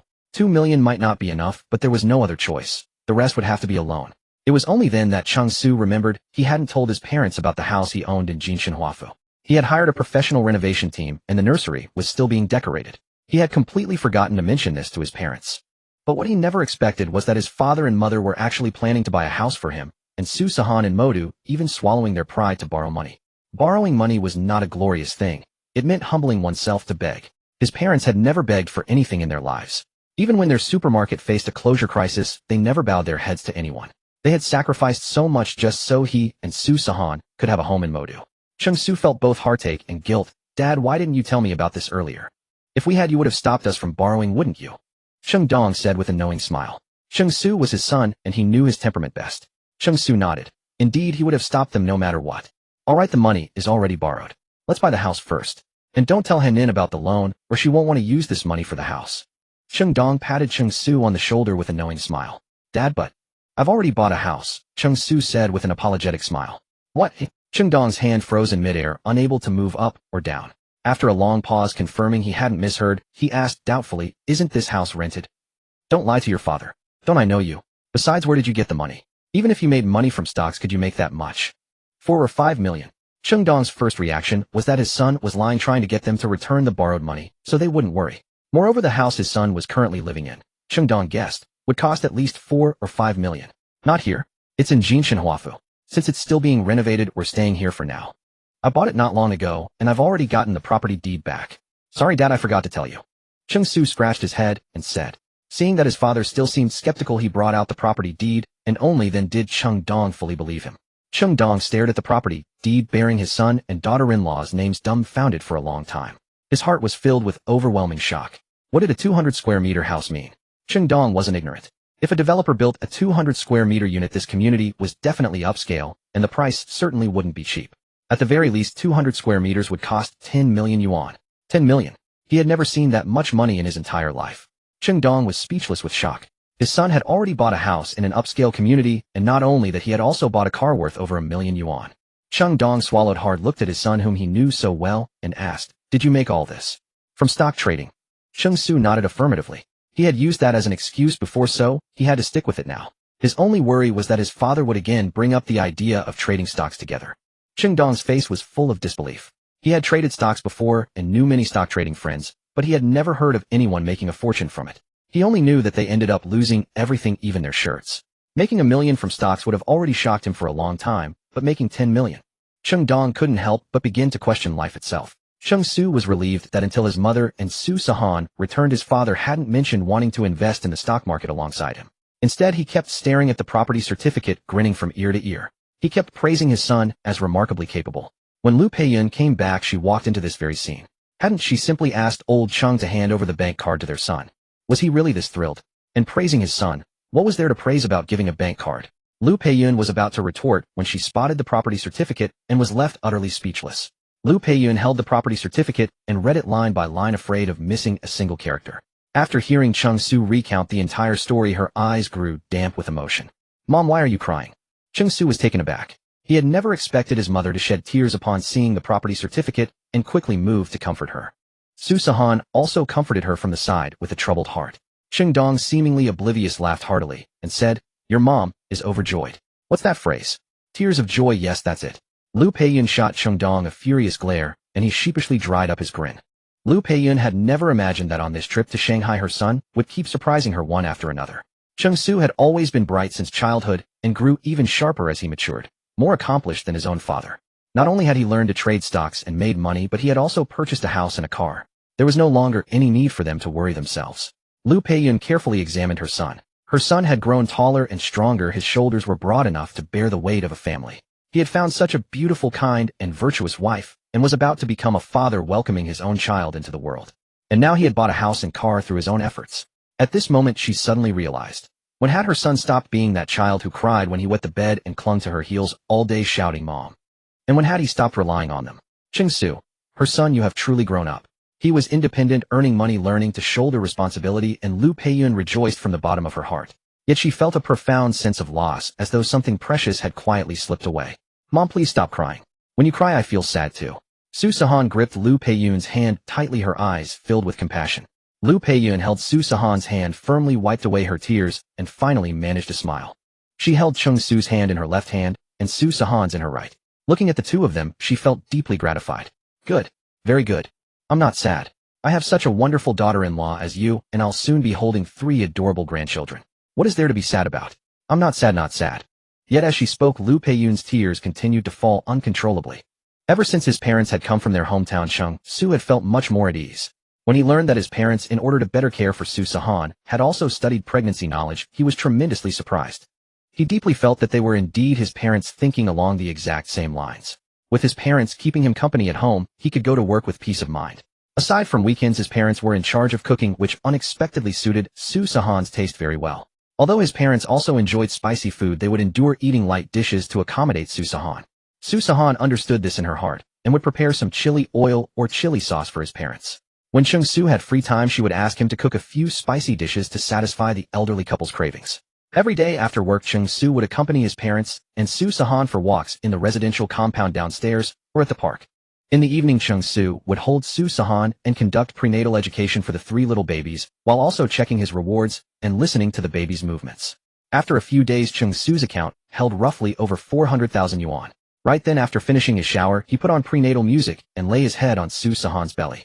Lying there was fine, but the problem was that Cheng Su couldn't stay still. He kept squirming around, making Su Sihan ticklish. Haha, honey, stop moving. Just listen, why keep wriggling around? Su Sihan couldn't hold back and burst into laughter. Hearing her laugh, Cheng Su immediately stopped his movements. Once Su Sihan had stopped laughing, he lay back down and said, "The three little babies must be in different positions. I want to hear what they're up to." "And did you hear what they're doing?" Su Sihan knew it was impossible. Usually fetal movement wouldn't appear until 3 months, and before that nothing could be heard. But she couldn't bear to burst Cheng Su's fantasy, finding her husband's behavior rather endearing. They're saying their father is very handsome, and that mother marrying father is absolutely wonderful. As Cheng Su listened with his ear pressed forward, he nodded with a serious expression, as if the babies were truly speaking those words. Su Sihan burst into laughter, touching Cheng Su's cheek, and saying, "Did they really say that, or are you the one saying it?" Cheng Su raised his eyebrows and smiled. "Both." Su Sihan was about to tease him further when her phone ringtone interrupted their tender moment. Su Sihan glanced at her phone and immediately pushed Cheng Su away, sitting up on the bed while making a shushing gesture. Cheng Su was bewildered by the sudden push, wondering who could be calling with such apparent importance. Su Sihan composed herself, cleared her throat twice, and answered, "Mom." Upon hearing this, Cheng Su also sat up straight with wide eyes, clearly his mother-in-law on the line. Cheng Su leaned his head closer, trying to catch what was being said on the other end, but each time Su Sihan gently pushed him away. "I told your father, and he is quite angry," Su's mother said on the phone. Su's mother recalled that the moment she had broken the news to Su's father, he had grabbed a long stick ready to storm over to their place. His own daughter, lovely, and in the prime of her youth, was suddenly pregnant. How could he possibly accept this? His immediate instinct was to bring Su Sihan back home. Actually, Su's father thought Cheng Su was a decent fellow, a young man with real ambition. When he heard that Cheng Su had moved to Binhu residential community because he was worried the living environment might affect Su Sihan's health during her pregnancy, he came to believe this boy genuinely cared for his daughter. But the thought of his daughter being pregnant now left him torn between worry and anger. Cheng Su, that darn boy, he really wanted to beat him senseless, then bring his daughter home to take care of her himself. No matter how attentive Cheng Su was, could he match the care they would provide? In the end, though, Su's father was held back by Su's mother. "So how is Dad right now?" Su Sihan swallowed hard and asked. Her father had training. He was skilled in combat. Just picturing him showing up at their door made her shudder with fear. "With your mother here, what harm could he possibly cause?" Su's mother said proudly. "Yeah, my mom is the best." Su Sihan nodded in agreement. She had been a bit tense just now, but hearing her mother's words, she felt greatly relieved. "By the way, your father wants to meet Cheng Su. Why don't you two come over sometime?" Su Sihan glanced at Cheng Su beside her, who was watching her with curiosity, and nodded, saying, "All right." The meeting with Su Sihan's parents was scheduled for this Saturday, which was actually only 2 days away. The time was extremely tight, and no one was more nervous than Cheng Su. Cheng Su sat at his workstation. Today he had no clients to show houses to, so he just needed to stay at the company and develop new clients as usual.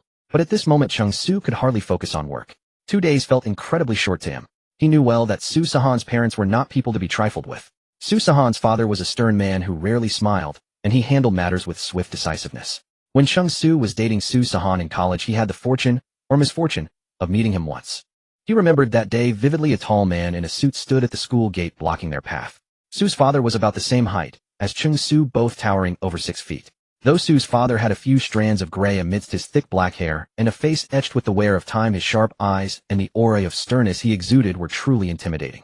This was his future father-in-law, a dignified old man whose emotions were inscrutable. The moment Cheng Su laid eyes on him, he was overwhelmed by the oppressive presence emanating from the man. A middle-aged stranger staring at him with inexplicable intensity and rage, as if Cheng Su had committed some heinous crime. And at that time, Cheng Su was still a college student who had yet to enter society. Naturally, he was frightened, his heart fluttering with inexplicable panic, utterly absurd. But Cheng Su valued his pride. With his girlfriend beside him, he couldn't afford to show weakness. No matter what, he glared back fiercely without hesitation. He still remembered that when Su Sihan saw her father, she lowered her head in panic.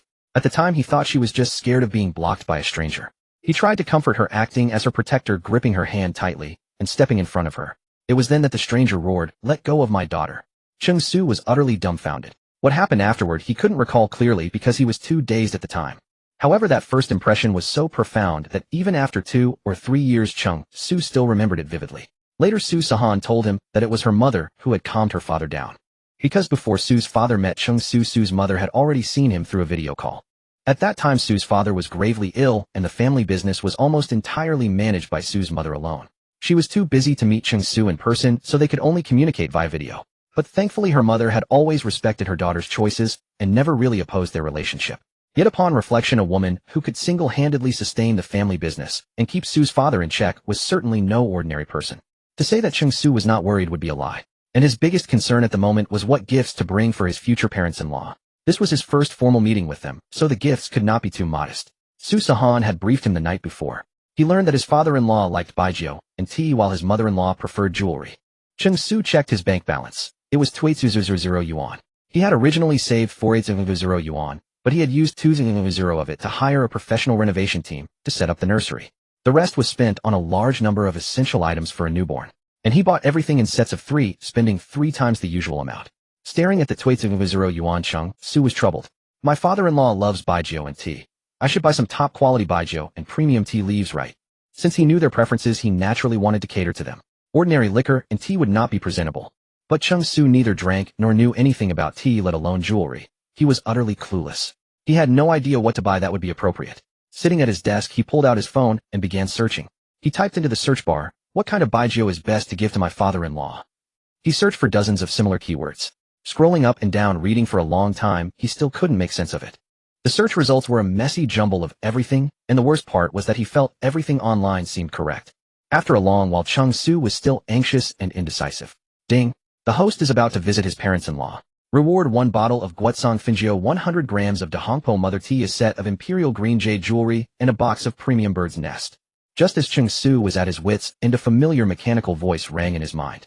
He froze for a moment, then was overwhelmed with surprise. This system was practically his own father. How could this be? He wasn't surprised by the system itself. After all, he and the system were already one. What surprised him were the rewards. Though Cheng Su didn't drink, how could he not know about the famous Guotsong Fingio? This liquor was designated as a state banquet wine in the 1940s and later became the only domestic liquor preserved in the National Museum. It had even broken the domestic baijiu auction record previously held by Matai, which was 1.03 million yuan per bottle. In other words, a bottle of Guotsong Fingio was worth over 1 million yuan. Its current market price had reached 2.09 million yuan. 2 million yuan for a bottle of liquor. It was a true collector's item. And the Dahongpo mother tea was even rarer, something you couldn't easily buy even with money. He had just looked it up online. It was said that Dahongpo mother tea was the king of Wui rock tea, a national treasure. The mother tea trees were only the 6 remaining ones on the cliff of Julong, insured for a staggering 100 million yuan. With only 6 trees, the annual yield was extremely limited, making it a rare and coveted commodity. And 1 gram alone was worth over 10,000 yuan. The system's reward of 100 grams of Dahongpo mother tea was worth over 1 million yuan. Not to mention the imperial green jade jewelry set and the premium bird's nest. Cheng Su knew little about jewelry or bird's nest, but when he searched online, he discovered that imperial green jade was the pinnacle of green jade. A single pendant could be worth over 1 million yuan, and this was a whole set. As for bird's nest, it had always been a luxury high-end food, especially prized by women for beauty and skincare. Cheng Su couldn't help but marvel. System products were never ordinary. In total, the gifts were worth at least 5 to 6 million yuan. The system truly treated him like its own son. Cheng Su breathed a heavy sigh of relief. Now he need not worry anymore. The gifts for his parents-in-law were all set. Moreover, with these presents, he could surely save face and win their favor. If he could earn the approval of his parents-in-law as their son-in-law, then his marriage to Sihan would surely proceed smoothly. But Cheng Su searched his workstation for a long while, yet he could not find the gifts the system had rewarded him with. Ding! I'm not a deity, I can't conjure things out of thin air. Cheng Su's mouth twitched. Was this meant to be a sarcastic remark? Just as Cheng Su was feeling perplexed, his phone rang. Hello, is this Mr. Cheng? The voice on the other end was unfamiliar. Cheng Su nodded and replied. The voice continued very politely, Mr. Cheng, hello? This is the auction house. The Guotsong Fingio you won at 2,500,000. Would you like us to deliver it to you, or will you come pick it up yourself? 2,500,000 was no small sum. Such a precious collectible liquor could not be entrusted to a courier service. They dared not take any chances, so the auction house typically arranged for delivery or the buyer to collect it in person. Cheng Su was at work and had no time to leave for pickup, so he gave them his address and asked them to deliver it to his company. No sooner had he hung up than 3 more calls came in, all asking whether Cheng Su wanted delivery. He told them all to send the items to his company. Before long, the liquor delivery, the tea delivery, the jadeite set, and the bird's nest all arrived one after another at the real estate agency where Cheng Su worked. Cheng Su's desk was nearly half covered with these gifts. His colleagues, curious, poked their heads over to take a look.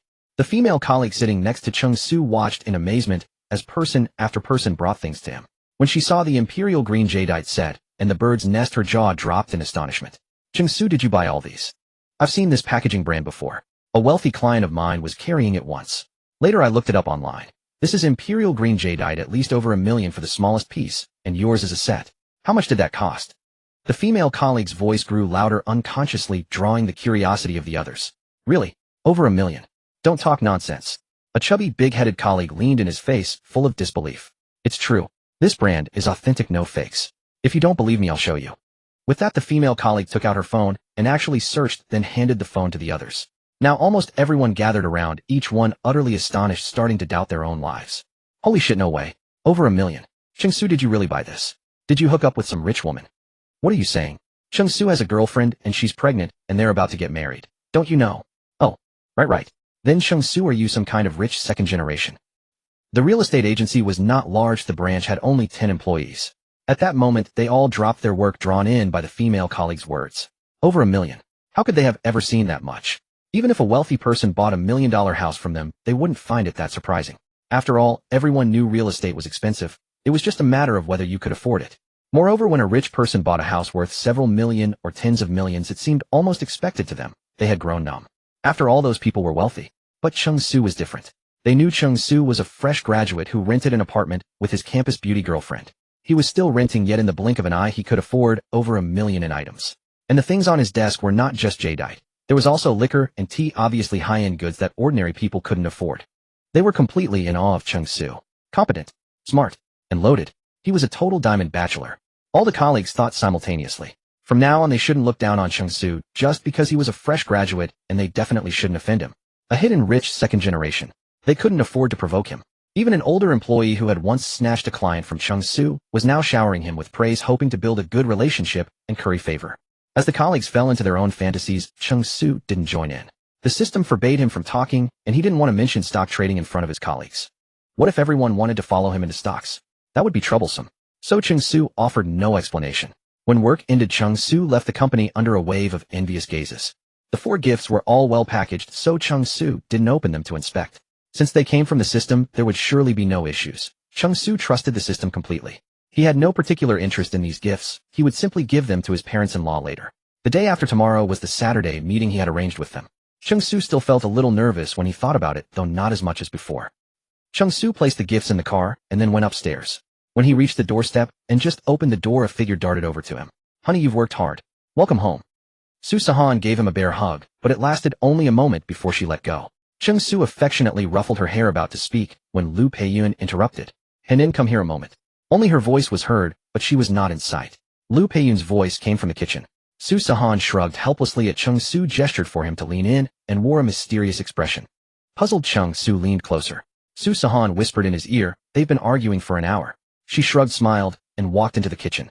From the kitchen came Liu Peiyun's slightly exasperated voice. Old Cheng, how many times have I told you? Pregnant women can't eat crabs.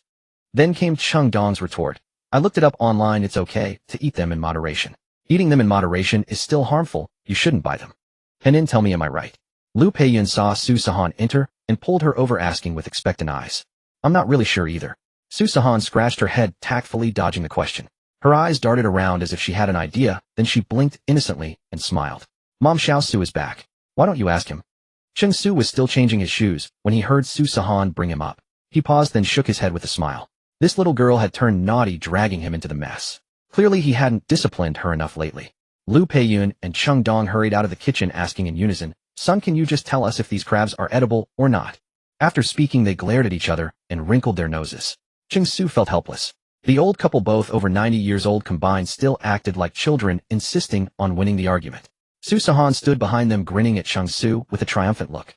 When she caught Cheng Su's scrutinizing gaze, she playfully made a face, then clenched her fists in a cheering gesture. Cheng Su stared at her, mouthing the words, I'll deal with you tonight after the lights are off. Sihan raised her beautiful eyebrows, tilted her head haughtily, as if to say, you wouldn't dare.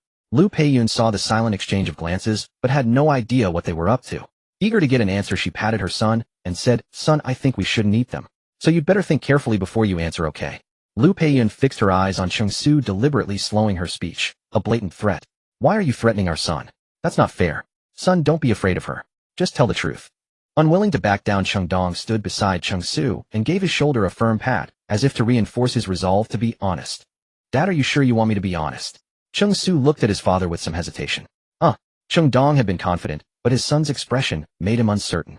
Still not wanting to admit defeat, he straightened his back and said, "Speak boldly, son. We're not afraid. Even if we lose, we can just cook the crabs ourselves and eat all 8 of the ones we bought." Cheng Dong spoke with righteous indignation, but judging by his son's expression, he knew he was going to lose. However, losing didn't mean losing face. He had to maintain his dignity. "Dad, so you were actually hoping I'd cook them for you?" Cheng Su quickly distanced himself from his father's scheme, stepping aside to watch the drama unfold. Well, old chum. I knew you had an ulterior motive for buying them. You kept saying it was for our daughter-in-law, but it was just an excuse to satisfy your own cravings. Lu Peiyun planted her hands on her hips and pointed at Cheng Dong, her expression a mix of disappointment and exasperation. "I didn't. Henin, you have to believe me. I'm not just thinking of myself. And the internet really does say they're safe to eat." Cheng Dong's voice grew softer and more mumbling, and he put on a pitiful look, turning to Sihan for help. "Dad, you can't trust everything online. Although crabs are generally safe if eaten with caution, they are a cooling food that can promote blood circulation and remove blood stasis. Eating too much during pregnancy might cause bleeding. To be safe, it's better not to let Henin eat them." Cheng Su recalled the information he had read online and explained earnestly. He felt that if he didn't clarify, his father would continue to believe unverified claims from the internet. Sihan had been sitting on a stool enjoying the show while munching on a bag of snacks, a smile on her face. But upon hearing Cheng Su's words, she was visibly taken aback. She turned her head slowly to look at Cheng Su. He knew all this in such detail. He was aware of the effects and potential consequences. Had her husband been studying pregnancy-related knowledge all along? She had never known that her husband was such a meticulous person. Her heart was warmed by the realization. Sihan felt a warmth spreading through her heart. She even wanted to rush over and give Cheng Su a hug as a reward, but she held back. Cheng Su looked up and met Sihan's eyes, his expression clearly seeking praise. Sihan smiled and gave him a playful glare, then blushed and turned away without saying a word. "You little rascal, still laughing," Cheng Dong said helplessly. He had meant well, but now he had shot himself in the foot. Seeing his son laughing mercilessly and not defending him, he felt annoyed. "You're not getting any crab later." Cheng Su was speechless, thinking to himself, "Dad, you're almost 50, can't you be a little more mature?" But he wasn't about to back down. He put on a pitiful face and said, "Mom, Dad said I can't have any crab." Cheng Dong sensed trouble. His son was actually tattling. He shot his son a glare and said, "Once you get a wife, you forget your father. What use are you?" Cheng Su gave a triumphant hum, walked over to Sihan and wrapped his arm around hers. Sihan smiled. Men truly remain boys until they die. During the meal, Cheng Dong didn't get a single crab. Of the 8 purchased, Lu Peiyun took 4, Cheng Su took 4, and Cheng Dong could only watch longingly. Cheng Su felt sorry for his father and tried to give him 2, but Lu Peiyun sternly forbade it. In the end, Lu Peiyun claimed she didn't know how to eat them and gave all 4 of hers to Cheng Dong. Cheng Dong grinned and began to peel the crabs, accumulating a full plate of crab meat. But instead of eating it himself, he gave it all back to Lu Peiyun. Cheng Su and Sihan exchanged a look, puzzled. Were they just being fed dog food? Still, Sihan was delighted. Since her in-laws had arrived, she no longer felt lonely at home. Every day was fulfilling. The house was always filled with laughter, and she was surrounded by joyful noise. It didn't feel chaotic at all, instead it was exceptionally warm. The fact that her in-laws could bicker and show affection in front of her meant they truly didn't treat her as an outsider. "Son, the day after tomorrow you're going to meet Henin's parents. What gifts are you planning to bring?" Lu Peiyun asked while eating the crab meat Cheng Dong had peeled for her. This visit to meet his in-laws was crucial, and they needed to plan carefully. She had discussed it with old Cheng that morning, and they both agreed that they should buy decent gifts to avoid losing face for their son. Knowing that their son had probably spent most of his money on the house and car, they thought of using the money from that bank card to prepare some nice presents for him. "Your mother and I will go shopping at the local mall every day and pick out a few gifts for you to take along," Cheng Dong said. "No need, Mom and Dad. I've already prepared the gifts based on what Henin told me about her parents' preferences: wine, tea, jewelry, and bird's nest. They're all in the car ready to go." Cheng Su quickly declined his parents' offer to help. "Just bring them along when we go." Lu Peiyun nodded with quiet satisfaction, deeply pleased with her son's conduct. He had learned to share her worries, and the gifts prepared for his future in-laws showed he understood the importance of catering to their preferences. Although Sihan had once told her that her parents seemed stern on the surface, they were actually soft-hearted beneath their sharp tongues and very easy to get along with. She had also mentioned that Cheng Su had already met her father once, and her father was quite impressed with him. Otherwise, he never would have approved of their relationship. Yet Lu Peiyun still harbored some anxiety in her heart. If things went smoothly as Su Sihan had described, all would be well, but if difficulties arose she would need to devise another plan. That evening when Su Sihan entered the bedroom, Lu Peiyun followed her inside and gently signaled Cheng Su to wait outside, closing the door behind them. Cheng Su was baffled, wondering what his mother intended. Was she going to insist that he and Su Sihan sleep in separate beds? He certainly would not dream of sharing a room with his own father. Two grown men, how awkward would that be? Lu Peiyun took Su Sihan's hand, leaning in conspiratorially and whispering, "Have you and Cheng Su done that sort of thing recently?" "What do you mean?" Su Sihan looked genuinely confused. "You know that?" Lu Peiyun's expression was grave, as though discussing the most momentous of matters. Even someone as simple as Su Sihan could now understand. A blush immediately rose to her fair cheeks. Her mother-in-law was far too direct. "Good, then I believe you. Remember, we are still in a critical period. You simply must not. If he ever treats you improperly, tell me at once, and I will defend you." Lu Peiyun patted Su Sihan's hand, and only then did she open the door. "Let me warn you, Cheng Su. Remember, you are not to touch Henin at all during this time." Lu Peiyun spoke with grave seriousness, issuing her warning. Young men were, after all, full of fire and vigor. Should passion overcome reason, the consequences could be dire. "Mom, I know you said this already the day you arrived. Why repeat it?"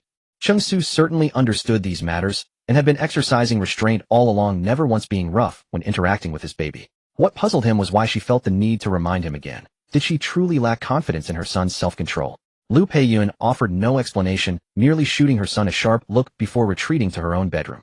The night before, while getting a glass of water, she had overheard laughter coming from their bedroom and grown suspicious. She decided this would simply not do for Su Sihan's health. She had to put a stop to it.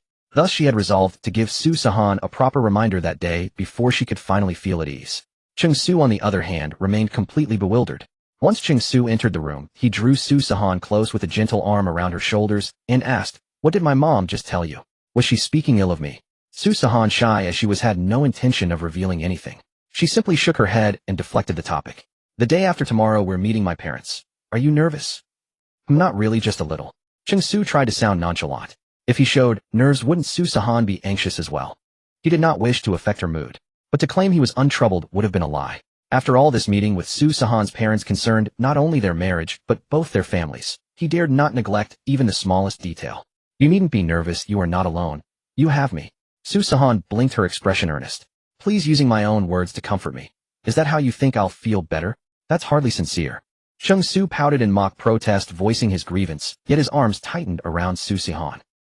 On Saturday morning, Cheng Su rose early. In truth, he had barely slept the night before, and simply got up at dawn. He went straight to take a cold shower to calm his racing thoughts, a clear sign of his nerves.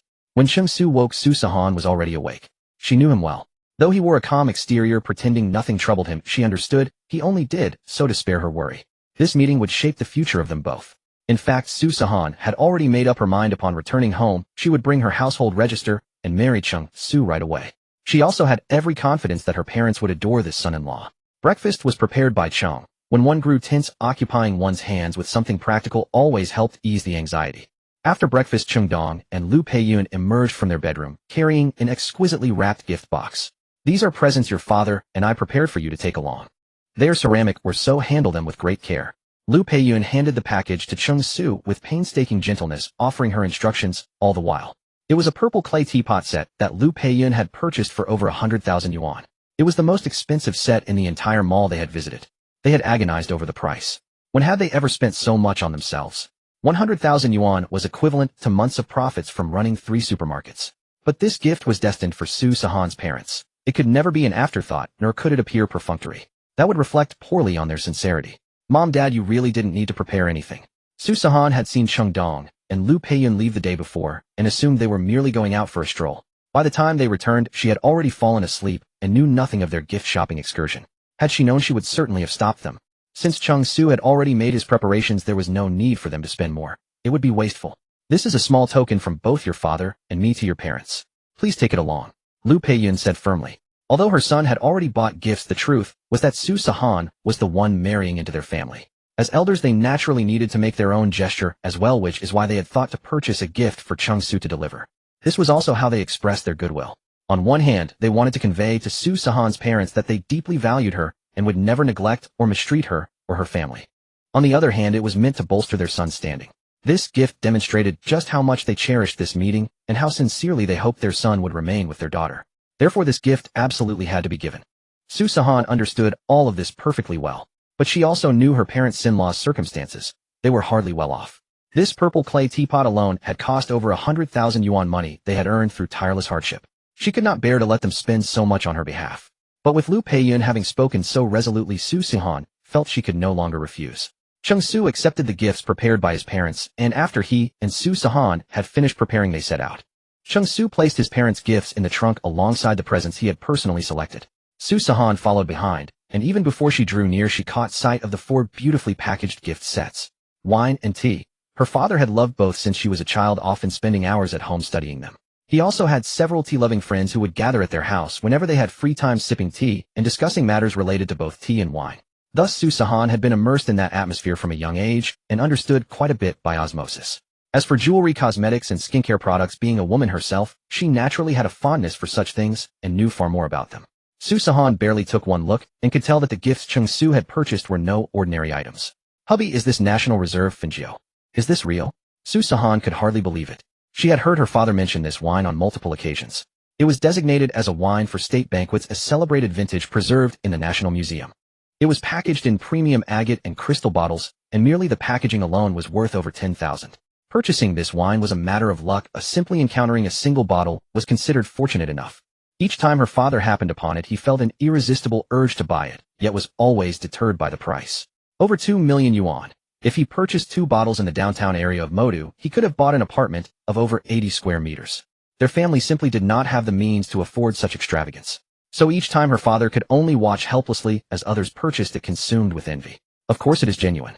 Do you think I would bring counterfeit gifts to meet my future in-laws?" Cheng Su found her astonished expression, wide round eyes and parted lips, absolutely endearing. These were among the rare expressions Sihan ever displayed, and he wanted to etch them deeply into his memory. He even took out his phone to capture a photograph, saving it to his album, before feeling truly satisfied. Sihan could no longer concern herself with what Cheng Su was doing. Her thoughts were in complete disarray. Especially when she spotted the Dahong Pao mother tea beside her, she was so profoundly shocked that she could scarcely compose herself. She remembered her father once saying that Dahong Pao mother tea was undoubtedly the finest and most precious tea in the world. So rare and precious that even during harvesting and processing, officials from the tea bureau had to personally supervise the entire process. Upon use, every single tea leaf required approval from the county magistrate. Since there were only 6 mother trees, the annual tea production was exceedingly scarce. Even in years blessed with favorable weather, the tea yield would not exceed 2 caddies. In harsher climatic conditions, it became even rarer. This was precisely why the Dahong Pao mother tea from Wui Mountain was so extraordinarily precious. Without influential connections, or during years of poor harvest, even great wealth could scarcely secure a purchase. At this moment, Sihan gazed at the outer packaging, clearly bearing the inscription Dahong Pao mother tea, hardly able to believe her eyes. She stood frozen, pointing blankly at the tea, then looked toward Cheng Su. "This Dahong Pao mother tea." Sihan harbored doubts. Could this truly be the Dahong Pao mother tea from Wui Mountain? Precisely because it was so exceedingly rare and difficult to obtain, Sihan could not help but question its authenticity. She trusted Cheng Su implicitly. He valued this meeting greatly and would never purchase counterfeit goods. Yet there was always the possibility he had been deceived. If Cheng Su discovered he had been swindled, he would surely be deeply distressed, especially at such a pivotal moment. But Sihan recalled that her father had once tasted Dahong Pao mother tea during a trip out of town. At that time, her father had remarked with deep emotion that he would remember that flavor for the rest of his life. What if her father discovered it was fake? Would he harbor ill feelings toward Cheng Su? That was precisely why Sihan hesitated, torn about whether to voice her question. Cheng Su perceived her inner conflict. Having spent so much time with Sihan, he could infer her thoughts from every gesture and expression she displayed. He gently stroked Sihan's head and smiled. "I once had a client from the Wui Mountain area, and we maintained a good relationship. I asked him to help me procure this, so it is certainly genuine. You need not worry." Cheng Su thought for a moment. This was the only explanation he could offer. The Dahong Pao mother tea awarded by the system was undoubtedly authentic. Cheng Su harbored no suspicions whatsoever. He had to admit the system's arrangements were remarkably thorough. Since Cheng Su had said so, Sihan naturally believed him and ceased her questioning. She glanced again at the imperial green jadeite set and the bird's nest. Even the outer packaging radiated sophistication. Every gift here had been carefully prepared according to her parents' preferences, revealing Cheng Su's profound thoughtfulness. Sihan studied Cheng Su for a long moment, then buried herself in his embrace, murmuring, "Hubby, you have gone to such trouble for me."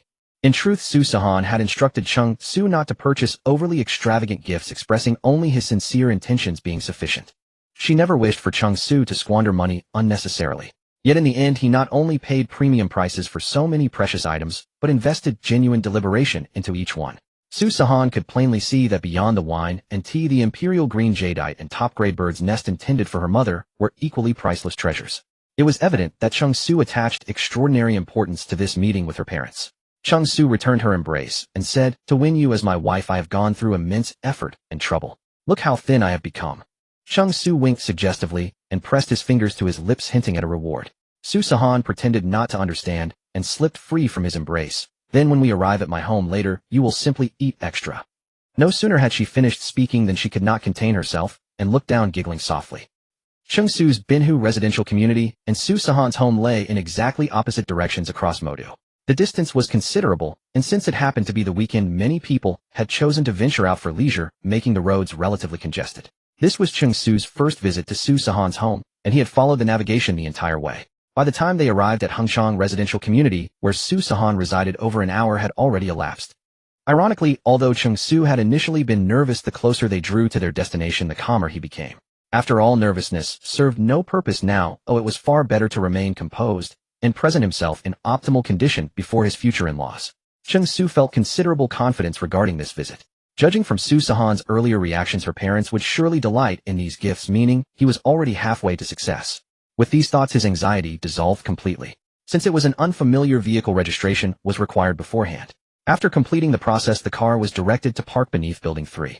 Upon exiting the car, Cheng Su was retrieving gifts from the trunk when Su Sihan spotted something and rushed toward him in alarm. "What is it? Is there an emergency? You must not run like that. You are carrying a baby." Cheng Su quickly moved to support her, anxiously checking her abdomen.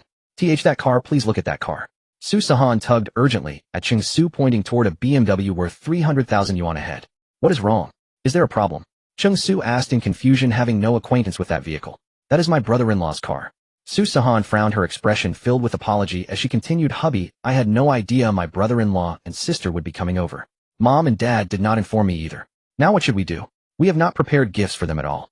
Su Sihan's elder sister was also coming. Cheng Su had always known Su Sihan had an older sister, but had never had the opportunity to meet her. This truly came as a complete surprise to Cheng Su. For Cheng Su, this development was indeed entirely unforeseen.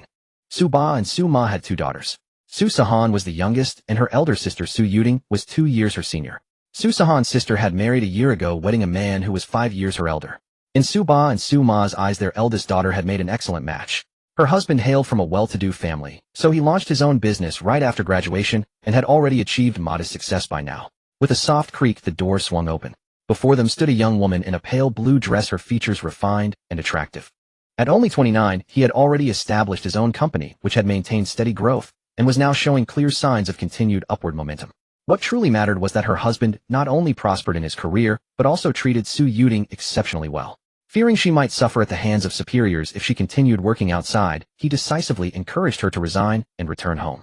He had originally envisioned her living comfortably as a wealthy wife, but when Su Yuding refused to remain idle, he offered her a position at his company as his personal secretary. Su Yuding was perfectly content with this arrangement. Yet what kind of person was she really? Cheng Su did not know. He had never met her, nor had he ever laid eyes on Su Yuding's husband. Moreover, when Su Ma had called that day, she had not mentioned at all that both Su Sihan's elder sister and brother-in-law would also be coming. Therefore, Cheng Su had never imagined he needed to prepare gifts for the pair of them. This put them in an awkward position. Su Sihan had not anticipated it either. In fact, she had not seen her elder sister in some time. She shared a close bond with Su Yuding, so her sudden arrival was not a concern for her personally. However, today was the important day when Cheng Su would meet his own parents.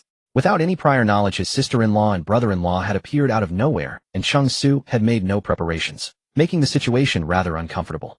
Although they were unaware, what if his parents interpreted this as Cheng Su failing to observe proper etiquette? Now even Su Sihan did not know what to do.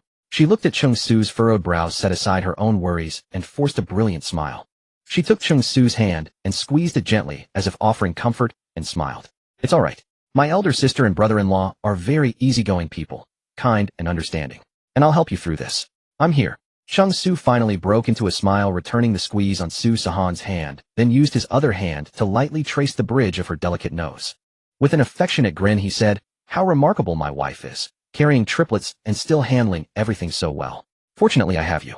Otherwise, who would your husband rely on?" Su Sihan had been deeply worried, her smile barely concealed, but the moment she heard Cheng Su's words, her spirits lifted instantly. Her face beamed with delight, and she lifted her chin with an unmistakable air of smug pride. Patting her chest, she declared with absolute conviction, "Naturally. Now you understand just how important I am, don't you? My wife is the most important and the most capable." Cheng Su affirmed earnestly, his sincere expression only deepening Su Sihan's conviction that his words came from the heart. Cheng Su's praises had sent Su Sihan soaring with joy, instantly filling her with renewed determination. Watching her proud and radiant expression with affection, Cheng Su himself felt considerably more at ease. Who was really comforting whom? But none of that mattered anymore. As long as he saw Su Sihan happy, he was happy too. Truthfully, Cheng Su was not particularly nervous about meeting Su Sihan's elder sister and brother-in-law. After all, they had no prior knowledge, so even without prepared gifts it hardly constituted rudeness or disrespect toward anyone. But Cheng Su's thoughts had not stopped at that level. What worried Cheng Su most was the possibility that his future father-in-law and mother-in-law had orchestrated this deliberately. If they had simply happened to encounter his sister and brother-in-law, there would be no issue. But if they had intentionally invited Su Sihan's elder sister and brother-in-law over without informing him, that carried a completely different meaning. It suggested his future parents-in-law did not hold him in high regard and were deeply dissatisfied, deliberately issuing a warning before proceeding further. If that were the case, things would not bode well for him at all. Cheng Su sighed heavily. Overthinking was futile. At this point there was no choice but to proceed. Regardless of whether this was coincidence or design, it was a test for him either way. He would meet whatever came his way with the resources at hand. His adaptability would determine the outcome, and everything remained uncertain. Su Sihan's home was located on the 16th floor of Building 3. Inside the elevator, Su Sihan maintained her confident demeanor, though a subtle excitement lingered within her. Cheng Su meanwhile adjusted his appearance to look more formal and polished. Knock, knock, knock. The knocking sounded less like it was striking the door, and more like it was echoing directly within Cheng Su's heart. The arrival of his sister and brother-in-law had added yet another layer of uncertainty. It was precisely the unknown that proved impossible to fully grasp or penetrate. Her brows and eyes bore a resemblance to Su Sihan's, though there was a maturity to her countenance that Su Sihan lacked. The moment she opened the door and saw Su Sihan, her face broke into a broad smile, and she pulled her into a warm embrace. During the embrace, she did not refrain from wandering hands pinching Su Sihan's waist. "Older sister, what are you doing?" Su Sihan had not expected her elder sister to launch into such a sudden hug, catching her completely off guard. She pushed Su Yuting away, pouting with visible annoyance, feeling rather as though her virtue had been compromised. "Just call me elder sister. Why add the old? It makes me sound ancient." Su Yuting bristled. Even though she was married, she was still in the prime of her youth. How could she bear hearing someone call her old? "The little sister, how many weeks along are you already? You're showing. Or have you simply gained weight?" Su Yuting pinched Su Sihan's waist, studying her up and down, nodding with apparent agreement. Su Sihan felt as though struck by lightning, unbelievingly measuring her own waist with her hands. Had she been cared for too well lately by her parents-in-law, and Cheng Su eating too much, losing control of her appetite, and growing fat? No way. Everyone cherishes beauty, and Su Sihan was no exception. How could she endure hearing someone call her fat? Now, even if she had not considered herself overweight before her elder sister's words had planted seeds of doubt, had she truly gained too much weight? Su Sihan turned around, gesturing to her waist, and looked at Cheng Su with a deeply worried expression. "Husband, quick, look at me. Have I really grown fat?" Cheng Su glanced at Su Sihan, then at Su Yuting's triumphant smile, and chuckled helplessly. Just as Cheng Su was about to respond, he was interrupted by Su Yuting's laughter. Only then did Su Sihan realize something was amiss. She had been tricked by her elder sister. Glaring resentfully at Su Yuting, who wore a thoroughly smug expression, Su Sihan shouted toward the interior of the house. "Mom, elder sister is bullying me, and she even says I'm fat. I only asked you to open the door, and this is how you treat your younger sister. You're both grown women now." A middle-aged woman emerged from the kitchen, wiping her hands on a handkerchief, her face breaking into a warm smile as she approached. "I'm only in my 20s. How am I grown up already? Mom, you're being biased." Su Yuting adopted an aggrieved expression, retorting with clear dissatisfaction. Suma ignored her entirely, walking straight past her to the doorway. Su Sihan's mother, Zhao Huiying, beamed with joy at the sight of her daughter, whom she had not seen for days. Her smile did not wane when she noticed Cheng Su walking beside Su Sihan. She gave him a brief once-over and promptly said, come in quickly. Don't just stand at the doorstep." Su Sihan shot a glare at Su Yuting before stepping inside to change her shoes. Standing at the entrance, Cheng Su offered a polite smile to both women and said, "Hello, auntie." "Hello, sister." Since Su Yuting was Su Sihan's elder sister, Cheng Su naturally addressed her as such. From what he had just observed, although Su Yuting was teasing Su Sihan, Cheng Su could tell the sisters shared a close bond. The way Su Yuting touched Su Sihan's waist was gentle. Yet Cheng Su still found it hard to gauge Su Yuting's attitude toward him. At that moment, Su Yuting wiped the smile off her face and scrutinized Cheng Su from head to toe. When Su Yuting wasn't smiling, she resembled an administrative HR veteran who had spent years in the corporate world, exuding an air of sternness. After a few moments of inspection, Su Yuding broke into a warm smile and said, Not bad. You're Cheng Su, right? I've heard all about you from Mom and Dad. Young man winning my sister's heart. Quite impressive. As she spoke, she patted Cheng Su on the shoulder and continued, Let me tell you, when Henin was in middle school, I remember many boys tried to pursue her, but none succeeded. You're the first. Recalling her sister's middle school days, Su Yuding found it amusing. She seemed to have opened a floodgate of chatter, speaking endlessly. Cheng Su now realized that Su Sihan's sister was quite a talker. Su's mother Zhao Huiying impatiently slapped Su Yuding and said, Go back to your own home now. Coming home every other day. What's that about? Turning to Cheng Su, she smiled and said, Come in and sit down. Make yourself at home, don't be shy. My future brother-in-law is visiting, so of course I have to come and check him out. Su Yuding retorted discontentedly. Don't think I don't know you. You're just here to freeload a meal since your husband isn't home today. Zhao Huiying mercilessly exposed her true motive, shaking her head with a helpless smile before heading into the kitchen. Cheng Su finally understood. This was no intimidation from his future in-laws, it was indeed a coincidence. From their conversation, only the sister had come, the brother-in-law seemed to be occupied elsewhere. After changing his shoes, Cheng Su entered the living room and saw Su Sihan's father Su Fengming sitting rigidly on the sofa with a stern expression. Su Sihan took Cheng Su's arm and led him to the sofa. They placed the gifts on the coffee table. Hello, uncle. Cheng Su greeted politely. Su Fengming's face was grim. He stared at Cheng Su for a long moment, then nodded but remained silent. It was clear he was not particularly pleased. Now the thought of his daughter being pregnant with triplets left him with mixed feelings. On one hand, he was happy, imagining 3 adorable grandchildren calling him grandpa filled him with joy. But he was also angry. Although he had no objection to Cheng Su dating his daughter, the two were not yet married, and now she was pregnant. As a loving father, how could he not be angry? So much so that seeing Cheng Su now only fueled his irritation, and he wanted to teach him a good lesson. Yet when he looked at his daughter's blissful expression, half of his anger dissipated. Even so, Su Fengming kept a stern face. He would not easily accept Cheng Su as his son-in-law the way Zhao Huiying had. He was determined to maintain his father-in-law authority. Dad, I missed you so much. At that moment, Su Sihan broke the awkward silence, sitting beside Su Fengming and wrapping her arm around his, acting coquettish. Oomph. Su Fengming let out a proud snort, glanced at his daughter, and said grumpily, You still remember to come home. As he looked at his daughter, his stern expression softened slightly, but when he glimpsed Cheng Su out of the corner of his eye, he refused to drop his aloof demeanor. Dad, you were actually quite happy when you heard that my sister and Cheng Su were coming. Now that they're here, why are you putting on airs?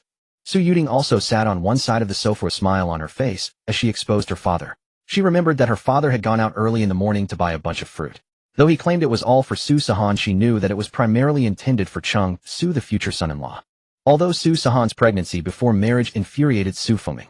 On the other hand, if Su Fengming truly disapproved of Cheng Su, he would have stopped his daughter from dating him long ago. Would he have waited until now to get angry? Thus, Su Fengming was actually satisfied with Cheng Su at heart. He was just still angry about the situation and unwilling to set aside his father-in-law pride. Su Yuding understood her parents well, so she naturally grasped this. Though she had never met Cheng Su, she had heard about him from Su Sihan and overheard conversations between her parents. She had already felt that Cheng Su was genuinely devoted to her sister. As a woman with more romantic experience than Su Sihan, she had her own way of judging people. From subtle details alone, she could discern what kind of person Cheng Su was. The encounter at the door had been a test of sorts. Though she was interacting with her sister, her focus remained on Cheng Su, observing his expressions and movements. When Cheng Su looked at her sister, his eyes were different from when he looked at others, full of affection. Eyes do not lie. Otherwise, Su Yuding would not have spoken up in Cheng Su's defense. Seeing his eldest daughter mercilessly expose him, Su Fengming shot her a glare. Just then, Su's mother Zhao Huiying entered the living room, carrying a plate of cut fruit. Oh, you've known your father long enough. He's always like that. Xiao Su, have some fruit. Your uncle went out early this morning to buy it specially. It's very fresh. Zhao Huiying placed the generously filled plate in front of Cheng Su. Thank you, auntie. Thank you, uncle. Cheng Su expressed his gratitude politely. Seemingly taken aback that Cheng Su thanked him, as well, Su Fengming paused for a moment. He then let out a cold snort, but his approval of Cheng Su increased slightly. At this point, Su Sihan saw Zhao Huiying approaching and gave her a hug, calling her affectionately. Zhao Huiying was overjoyed. She hadn't seen her daughter in nearly half a year, so her happiness was genuine. When Zhao Huiying was about to sit down, Su Fengming shifted to make room for her. Su Sihan returned to sit beside Cheng Su, taking his hand and holding it tightly. Such an intimate gesture was Su Sihan's way of declaring her decision to her parents. With this gesture, she wanted to convey to her parents that she truly intended to be with Cheng Su. Now that everyone was present, it was time for Su Sihan's parents to truly put Cheng Su to the test. When Zhao Huiying entered the living room, she spotted the gifts Cheng Su had placed on the coffee table. There were 5 presents in total, each exquisitely wrapped. Her surprise deepened when she caught sight of a tea package labeled Da Hong Pao Mother Tea. The other gifts were all shrouded in outer packaging, leaving their contents a mystery. But this Da Hong Pao mother tea package bore its name, boldly catching her eye instantly. Though she herself knew nothing about tea, her husband certainly did. This was precisely the tea that Su Fengming had been longing for, and reportedly it cost 10,000 yuan per gram. Judging by the packaging size, though the exact weight remained unclear, it appeared to be no less than 50 grams. That meant 500,000 yuan. Zhao Huiying swallowed hard and glanced sideways at Su Fengming, who was clearly not paying attention to the gifts Cheng Su had brought. Moreover, from his angle, the tea package was perfectly obscured from view. Otherwise, Su Fengming would surely have been even more thrilled and astonished than she was. Zhao Huiying's heart raced with excitement, but confusion weighed heavier upon her. She knew something of Cheng Su's family background. Where could he possibly have obtained so much money to purchase such expensive gifts? Yet for all her doubts, Zhao Huiying kept them concealed behind her ever-present gentle smile. What Cheng Su had brought was hardly relevant now. What truly mattered was her daughter's lifelong happiness. Xiao Su Henin is already pregnant. What are your thoughts? Zhao Huiying wasted no pleasantries and went straight to the point. Though Su Sihan had already mentioned their plans during a recent phone call, still Zhao Huiying wanted to hear Cheng Su's words with her own ears. She had come to realize that her daughter truly loved Cheng Su. One could not take everything at face value from a woman lost in the throes of romance. It was up to her as a mother to personally safeguard her daughter's future. A genuine promise and a perfunctory performance were two entirely different matters. What if Cheng Su was merely going through the motions? That was why she asked what Cheng Su himself thought, not what he and Su Sihan had decided together. Cheng Su understood Zhao Huiying's intention immediately. Su Sihan had already informed her parents of their plans, so this repeated questioning was clearly a test to see his authentic reaction. Cheng Su had no qualms about it. He had always intended to marry Su Sihan with or without a child. Having chosen her, his commitment spanned a lifetime. Cheng Su offered a courteous smile and spoke earnestly. I wish to marry Henin as soon as possible and raise our child together. His answer was sincere, and his grip on Su Sihan's hand tightened almost unconsciously. Zhao Huiying watched Cheng Su closely, never missing a single gesture. The subtle motion of his hand tightening around Su Sihan's did not escape her watchful eyes. Sui Welling sat quietly beside them, choosing not to speak. She understood that her mother was testing Cheng Su. Like her mother, she too was observing whether his devotion was genuine. As the elder sister, she sincerely hoped her younger sibling would find true love and marry a worthy man. After a moment of silence, Zhao Huiying nodded with a touch of relief and turned to Su Sihan, asking, Henin, what about you? What are your thoughts? Of course, I feel exactly the same. I want to go to the Civil Affairs Bureau with Cheng Su to register our marriage right away. Su Sihan replied almost without hesitation, her face radiant with eager anticipation of their future together. Zhao Huiying was left speechless. She realized she had needlessly asked her own daughter. At that moment, Su Fengming could no longer remain seated. He frowned, casting a glance at Cheng Su before turning to his youngest daughter and sighing inwardly. Daughter, have you truly considered this? This is a matter spanning your entire lifetime. Su Fengming's tone carried a trace of sorrow. Though the circumstances were sudden, both Su Sihan's pregnancy and her desire to marry Cheng Su, they came as a shock to both Su Fengming and Zhao Huiying. While they had approved of the couple dating, the reality of marriage still filled them with reluctance. After all, courtship and matrimony were worlds apart. In romance, a daughter remained her parents' child. In marriage, she would leave home to become another man's wife. They had originally thought that with their elder daughter married off early, they would at least have their younger one by their side. They had hoped Su Sihan could stay with them a few more years before marrying. After all, she was only 22, still at an age when a daughter clings to her parents. Marriage, they thought, was still years away. Yet in the blink of an eye, their youngest was pregnant and preparing to wed. When Su Fengming and Zhao Huiying heard their daughter declare her intention to register her marriage with Cheng Su, an unmistakable sense of loss washed over them. But with Su Sihan already expecting, marriage seemed like an urgent necessity. The mere thought made their hearts ache as though a piece of flesh had been torn away. Noticing her parents' crestfallen expressions, Su Sihan's own spirits suddenly drooped. Marrying Cheng Su was indeed what she had long desired. Yet the sudden realization struck her that becoming a member of the Cheng family would create an invisible barrier between her and her parents, and the thought made her deeply uncomfortable. Su Sihan bit her lip, then finally nodded with unwavering certainty, her eyes shining with resolute conviction. Yes, father, mother, I have made my decision. In this lifetime, I will marry no one but him. Spending her life with Cheng Su was something Su Sihan had resolved upon long ago. Having made her choice, and with Cheng Su affirming his own, what reason did she have to let go? She had chosen to walk this path with Cheng Su, to hold his hand and grow old together. Su Sihan clasped Cheng Su's hand tightly, their fingers interlaced, unwavering in her resolve. Yet her eyes inexplicably grew red, as she too could not bear to part from her parents. Cheng Su held her hand just as firmly, gazing at her with tenderness, offering silent comfort. Seeing her daughter's unshakable determination, Zhao Huiying realized her child had truly committed to Cheng Su. Unable to hold herself together any longer, her eyes reddened and tears began to fall steadily. Oh, mother, sister has found someone who will treat her well. It is a blessing. Why are you crying? Upon seeing her mother weep, Su Yueling hurried forward to comfort her. What do you understand? Zhao Huiying spoke, through tears reaching for the tissue. Su Yueling offered. Uncle, auntie, I sincerely wish to marry Henin. I will take good care of her. Cheng Su stepped in at just the right moment, his gaze equally resolute, his tone equally unwavering as he made his promise. Zhao Huiying nodded. Since you have both made your decision, we will respect your choice. Su Fengming's countenance also carried a hint of sorrow. He placed a comforting hand on Zhao Huiying's shoulder and remained silent, lips pressed thin. They knew their daughter would one day marry, but this day had arrived far too soon. The atmosphere in the room grew heavy with melancholy, yet Su Sihan did not know how to find the words to comfort her parents. Seeing the situation, Su Yueling offered words of comfort to her parents. Once Zhao Huiying's emotions had stabilized somewhat, she sought to shift the subject and asked, Cheng Su, since you have decided to marry and raise the child, your elder sister supports you. But what about housing? Surely you cannot expect to continue renting when the baby arrives. Su Yueling's question hung in the air, prompting everyone to consider the practical realities that lay ahead. It must be said, Su Yueling's question hit the nail on the head. If Su Sihan were not pregnant, Cheng Su and Su Sihan renting a place to live would not be a problem. The two of them could work hard and try their best to buy a house, but there was no rush. However, Su Sihan was already nearly 2 months pregnant, and with 10 months of pregnancy, there were at most 8 months left until the child's birth. Once the 3 children were born, the problems they would face would be numerous. 3 newborns meant many expenses, and if they still didn't have their own house and had to rent, then the pressure on Cheng Su and his wife would be unprecedented. This was a real problem that had to be faced, not something that could be solved by mere romance. This was also what Su Yueling, as Su Sihan's sister, worried about. Although it sounded a bit hurtful, she had to ask. At the same time, she was probing Cheng Su's attitude. On one hand, if Cheng Su was only thinking about romance and not considering the practical issues between him and Su Sihan in the future, that would mean Cheng Su was not someone who could guarantee Su Sihan's future. On the other hand, she was also inquiring about Cheng Su's ambition. A person without ambition was the most unreliable, and his marriage with Su Sihan would inevitably end in tragedy. If that were really the case, they would never agree to let Su Sihan marry Cheng Su. So when Su Yueling asked this question, Su Fengming and Zhao Huiying also fully agreed with their eldest daughter's inquiry. The 3 of them looked at Cheng Su in unison.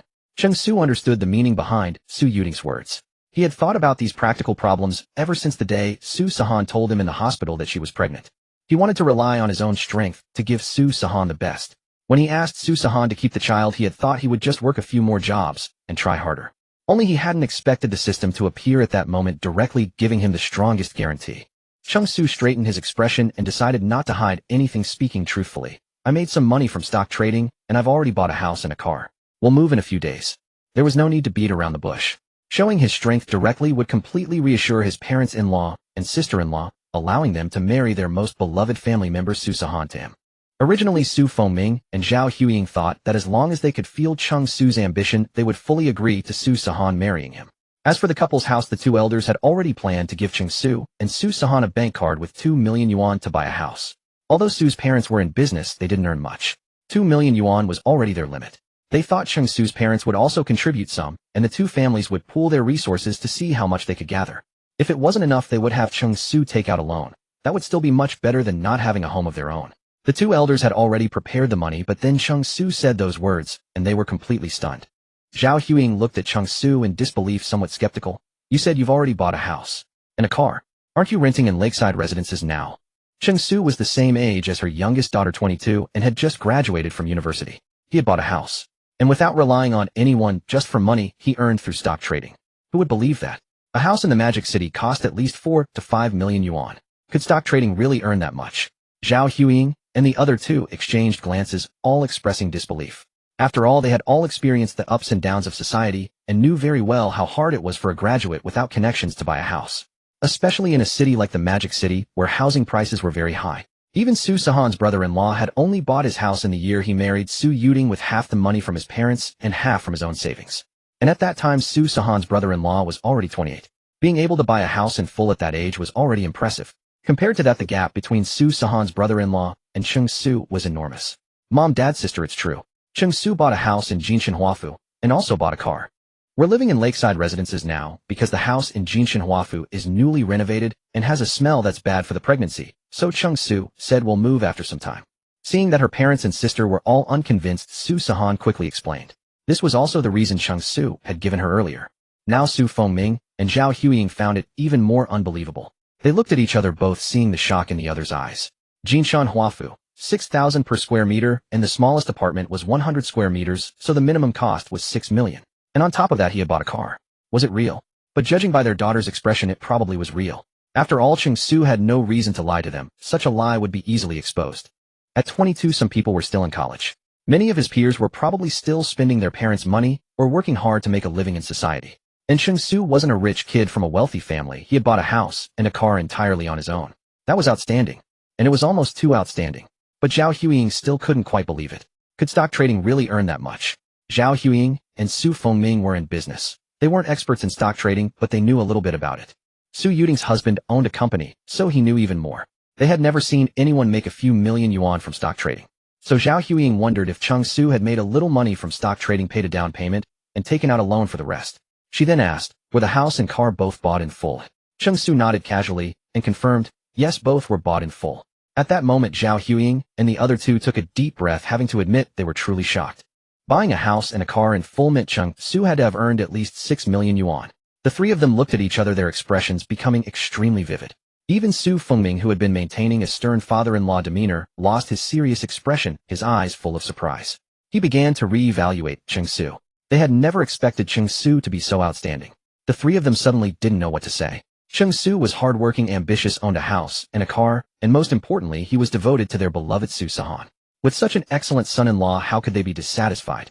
Father Su and Mother Su then dropped the topic of the house and shifted to casual conversation with Cheng Su. For a moment, the atmosphere was warm and harmonious.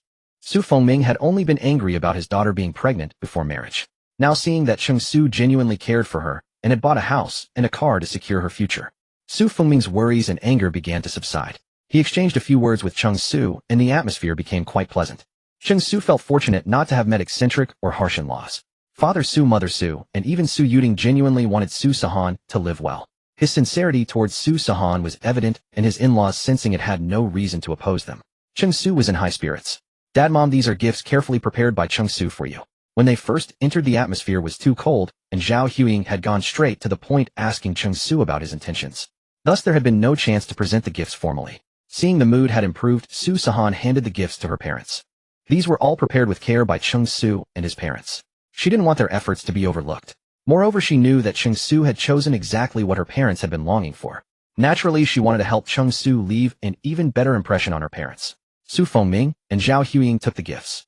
Su Yuting hurriedly came closer to see. She had been curious about what Cheng Su had brought. The exquisite packaging suggested something valuable. Su Sihan quickly said, sis, these are for Mom and Dad, not for you.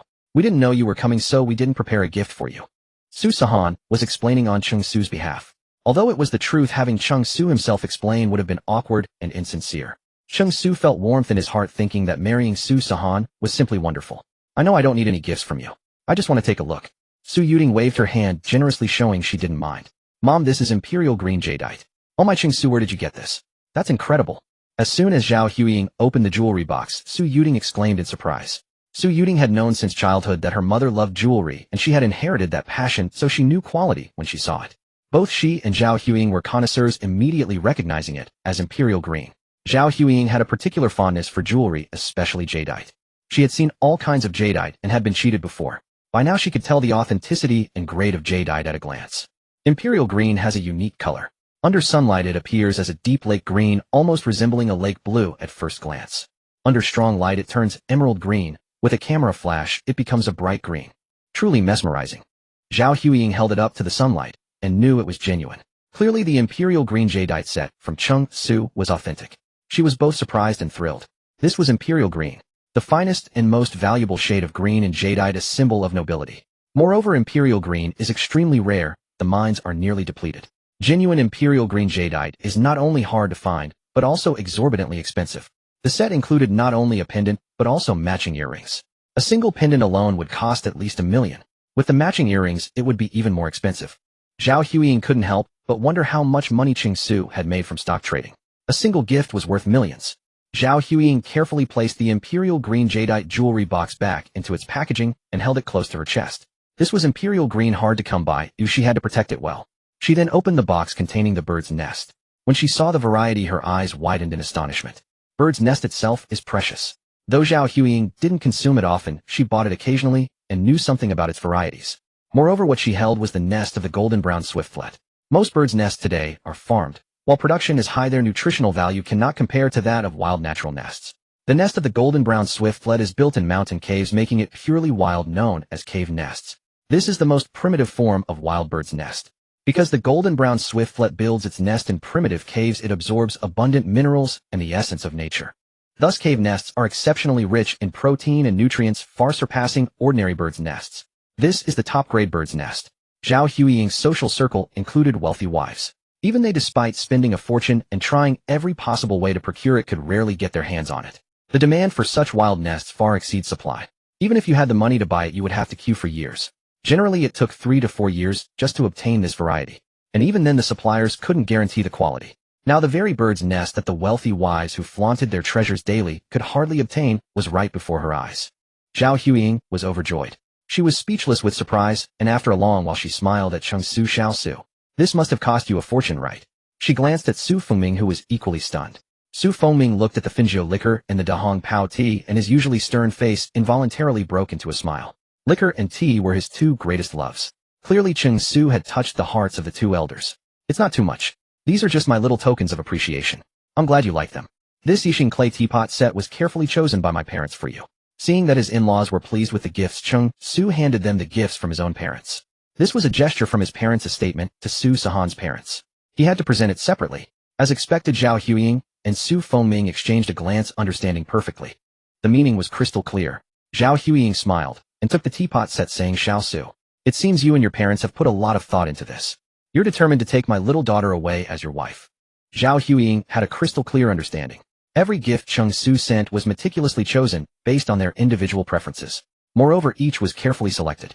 Su Fengming's favorites were tea and liquor, so Cheng Su gifted him a collectible National Reserve Finjiu and a rare Dahong Pao mother tea that was hard to find on the market. Both items were among the most precious in the realms of liquor and tea.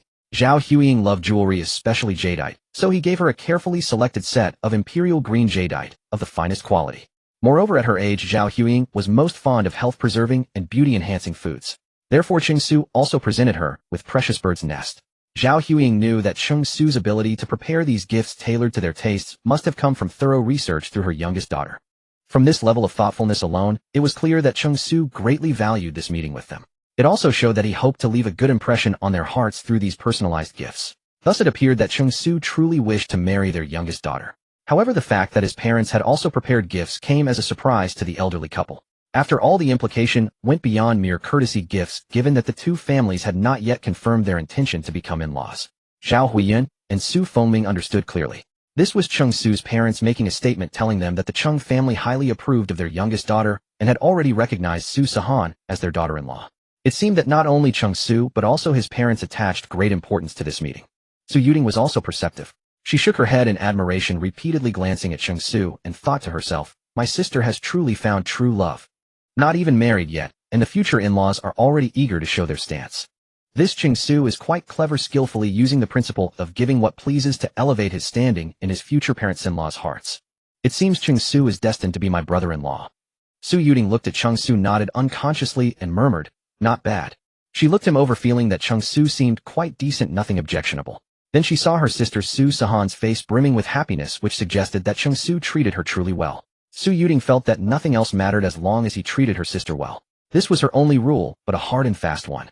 If she ever saw Cheng Su mistreat her sister, she would definitely confront them and make her sister part ways with him. For now, since her sister felt happy with Cheng Su regardless of what their parents thought, she would first acknowledge Cheng Su as her brother-in-law. With a smile, Su Yuting made an "okay" gesture to her mother Zhao Huiying, who sat diagonally opposite her. She also winked, briefly expressing her opinion and level of satisfaction with Cheng Su. Zhao Huiying nodded slightly, waving her hand discreetly by her side, smiling happily. Because her movements were subtle, they did not attract Cheng Su's attention. Su Fengming, sitting beside Zhao Huiying, also saw Su Yuting's gestures and movements. But he remained silent, letting out a soft snort through his nose. Since Cheng Su happened to be sitting with his back to Su Yuting, he could not see her actions. The subtle interactions among the three went unnoticed by Cheng Su. But Su Sihan knew her parents and sister very well. Having lived together for so many years, she could detect even the slightest movements. Su Sihan sat beside Cheng Su, also with her back to Su Yuting. However, when she caught her mother's subtle movement and the glance cast behind her, she sensed something was off. Su Sihan turned around and saw her sister hastily retract her hand as if caught red-handed. When her sister saw her turn, she deliberately put on a concealing smile, baring her teeth. The more Su Sihan looked at her sister, the more suspicious she became. Could it be that my sister is bad-mouthing Cheng Su and trying to drive a wedge between us? Su Sihan thought to herself. She stared at Su Yuding with a suspicious questioning gaze. Su Yuding understood her sister's silent accusation and shrugged her hands, looking aggrieved. She also mouthed silently, "I said I approve of this brother-in-law." Meanwhile, she pointed at Cheng Su and made another, "okay" gesture.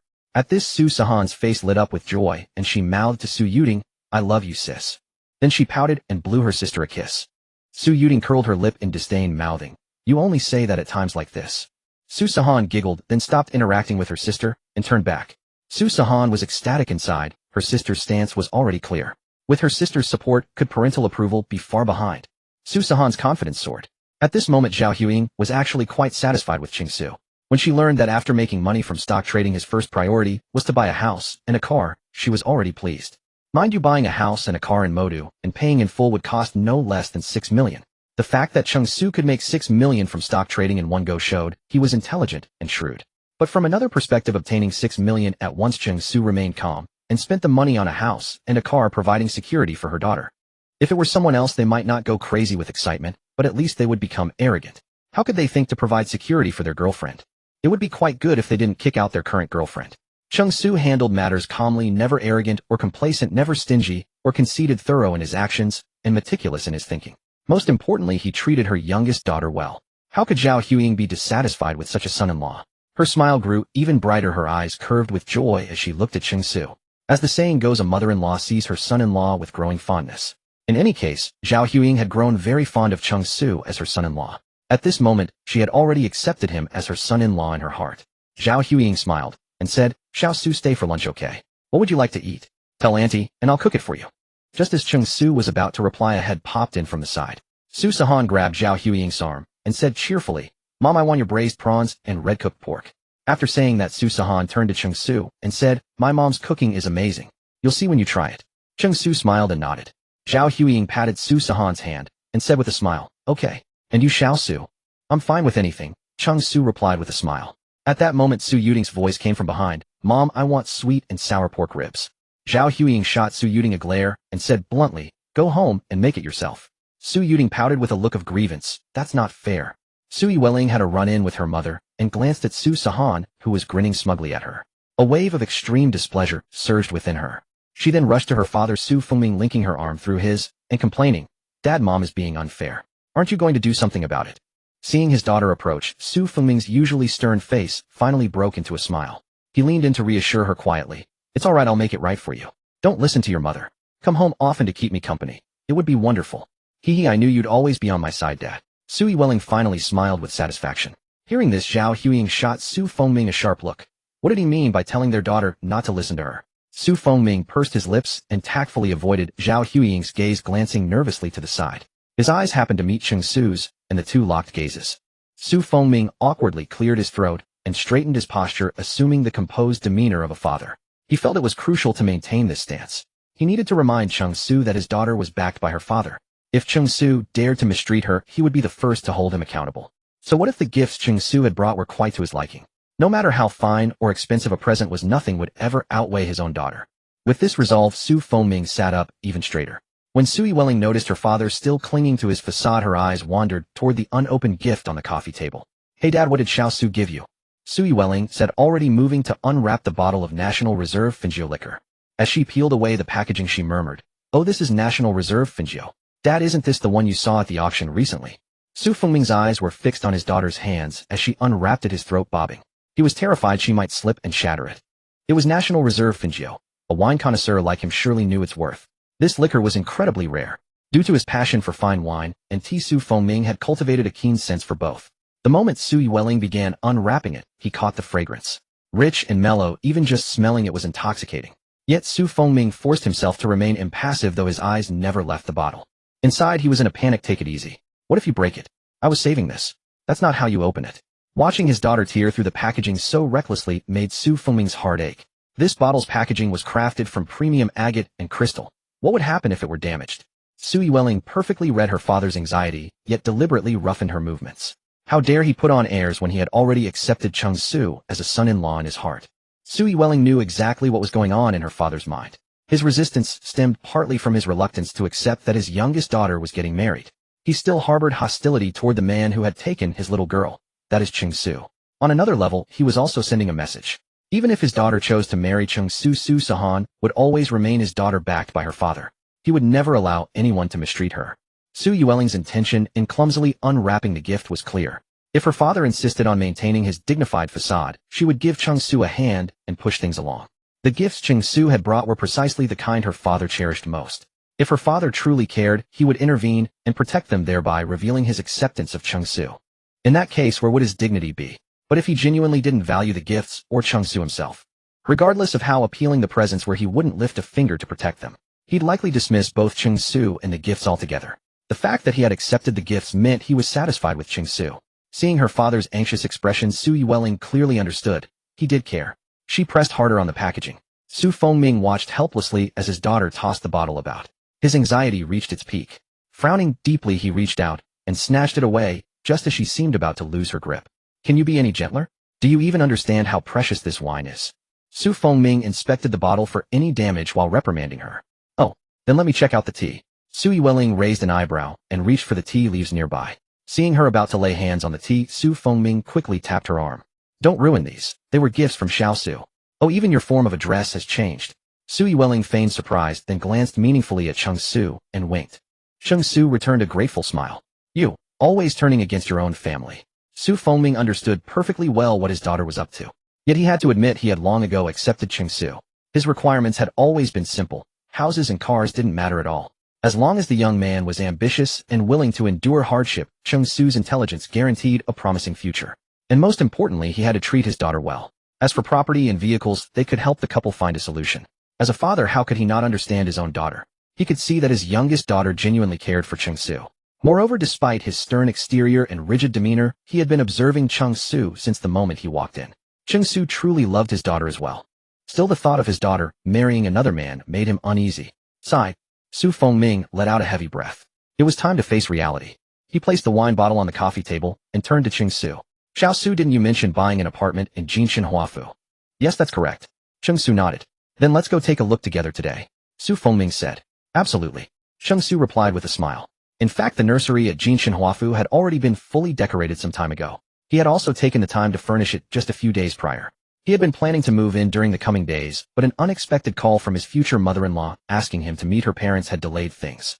Today, visiting the apartment together with everyone seemed like the perfect opportunity.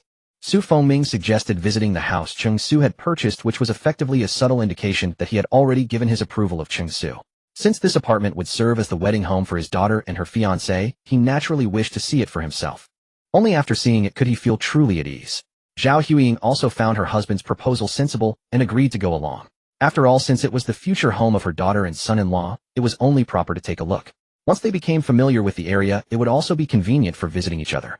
Although Cheng Su's parents were currently helping care for the younger daughter, as Su Sihan's biological mother, Zhao Huiying understood her daughter's temperament far better. She could also help Cheng Su's mother look after her own daughter, thereby lightening the load on Cheng Su's mother.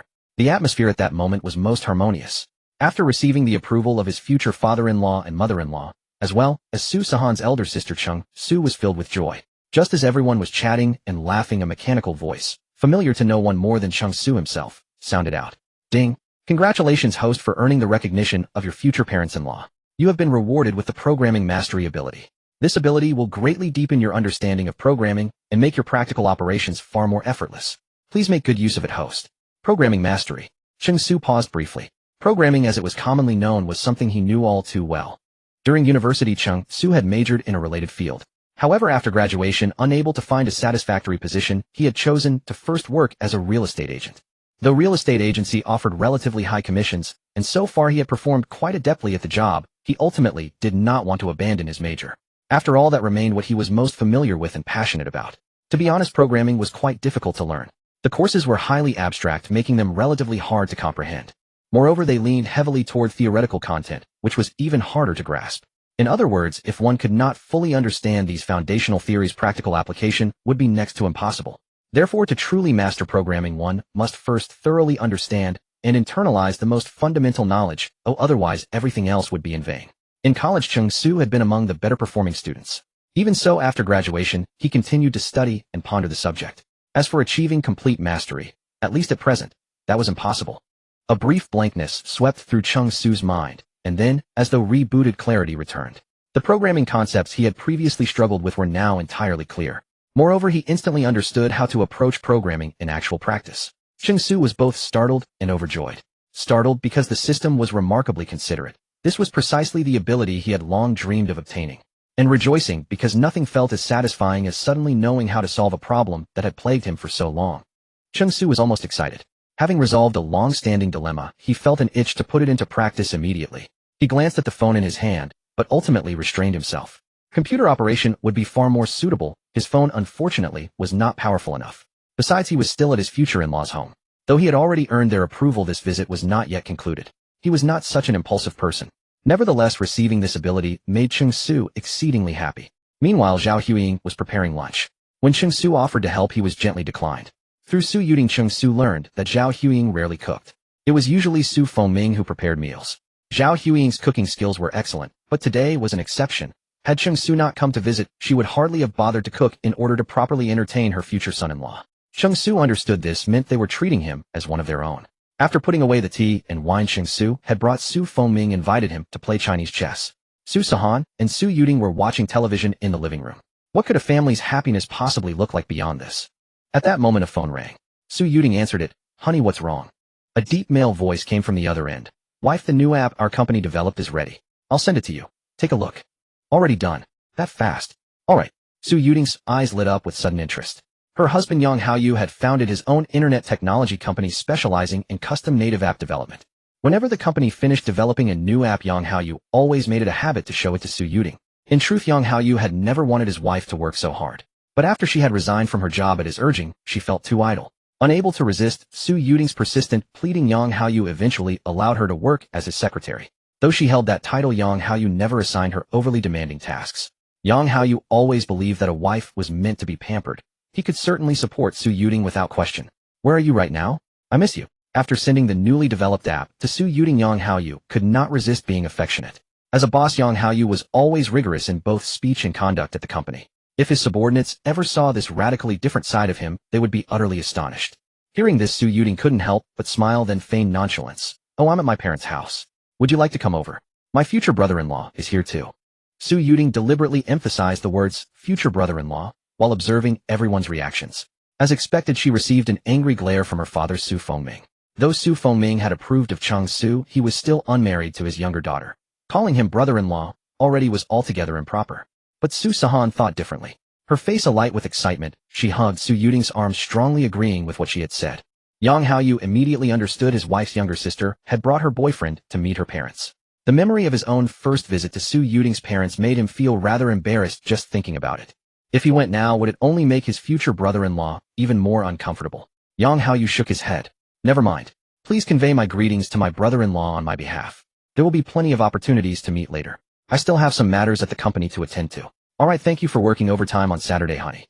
Su Yuting smiled. She and Yang Haoyu had been married for a year, yet they still behaved like a newlywed couple.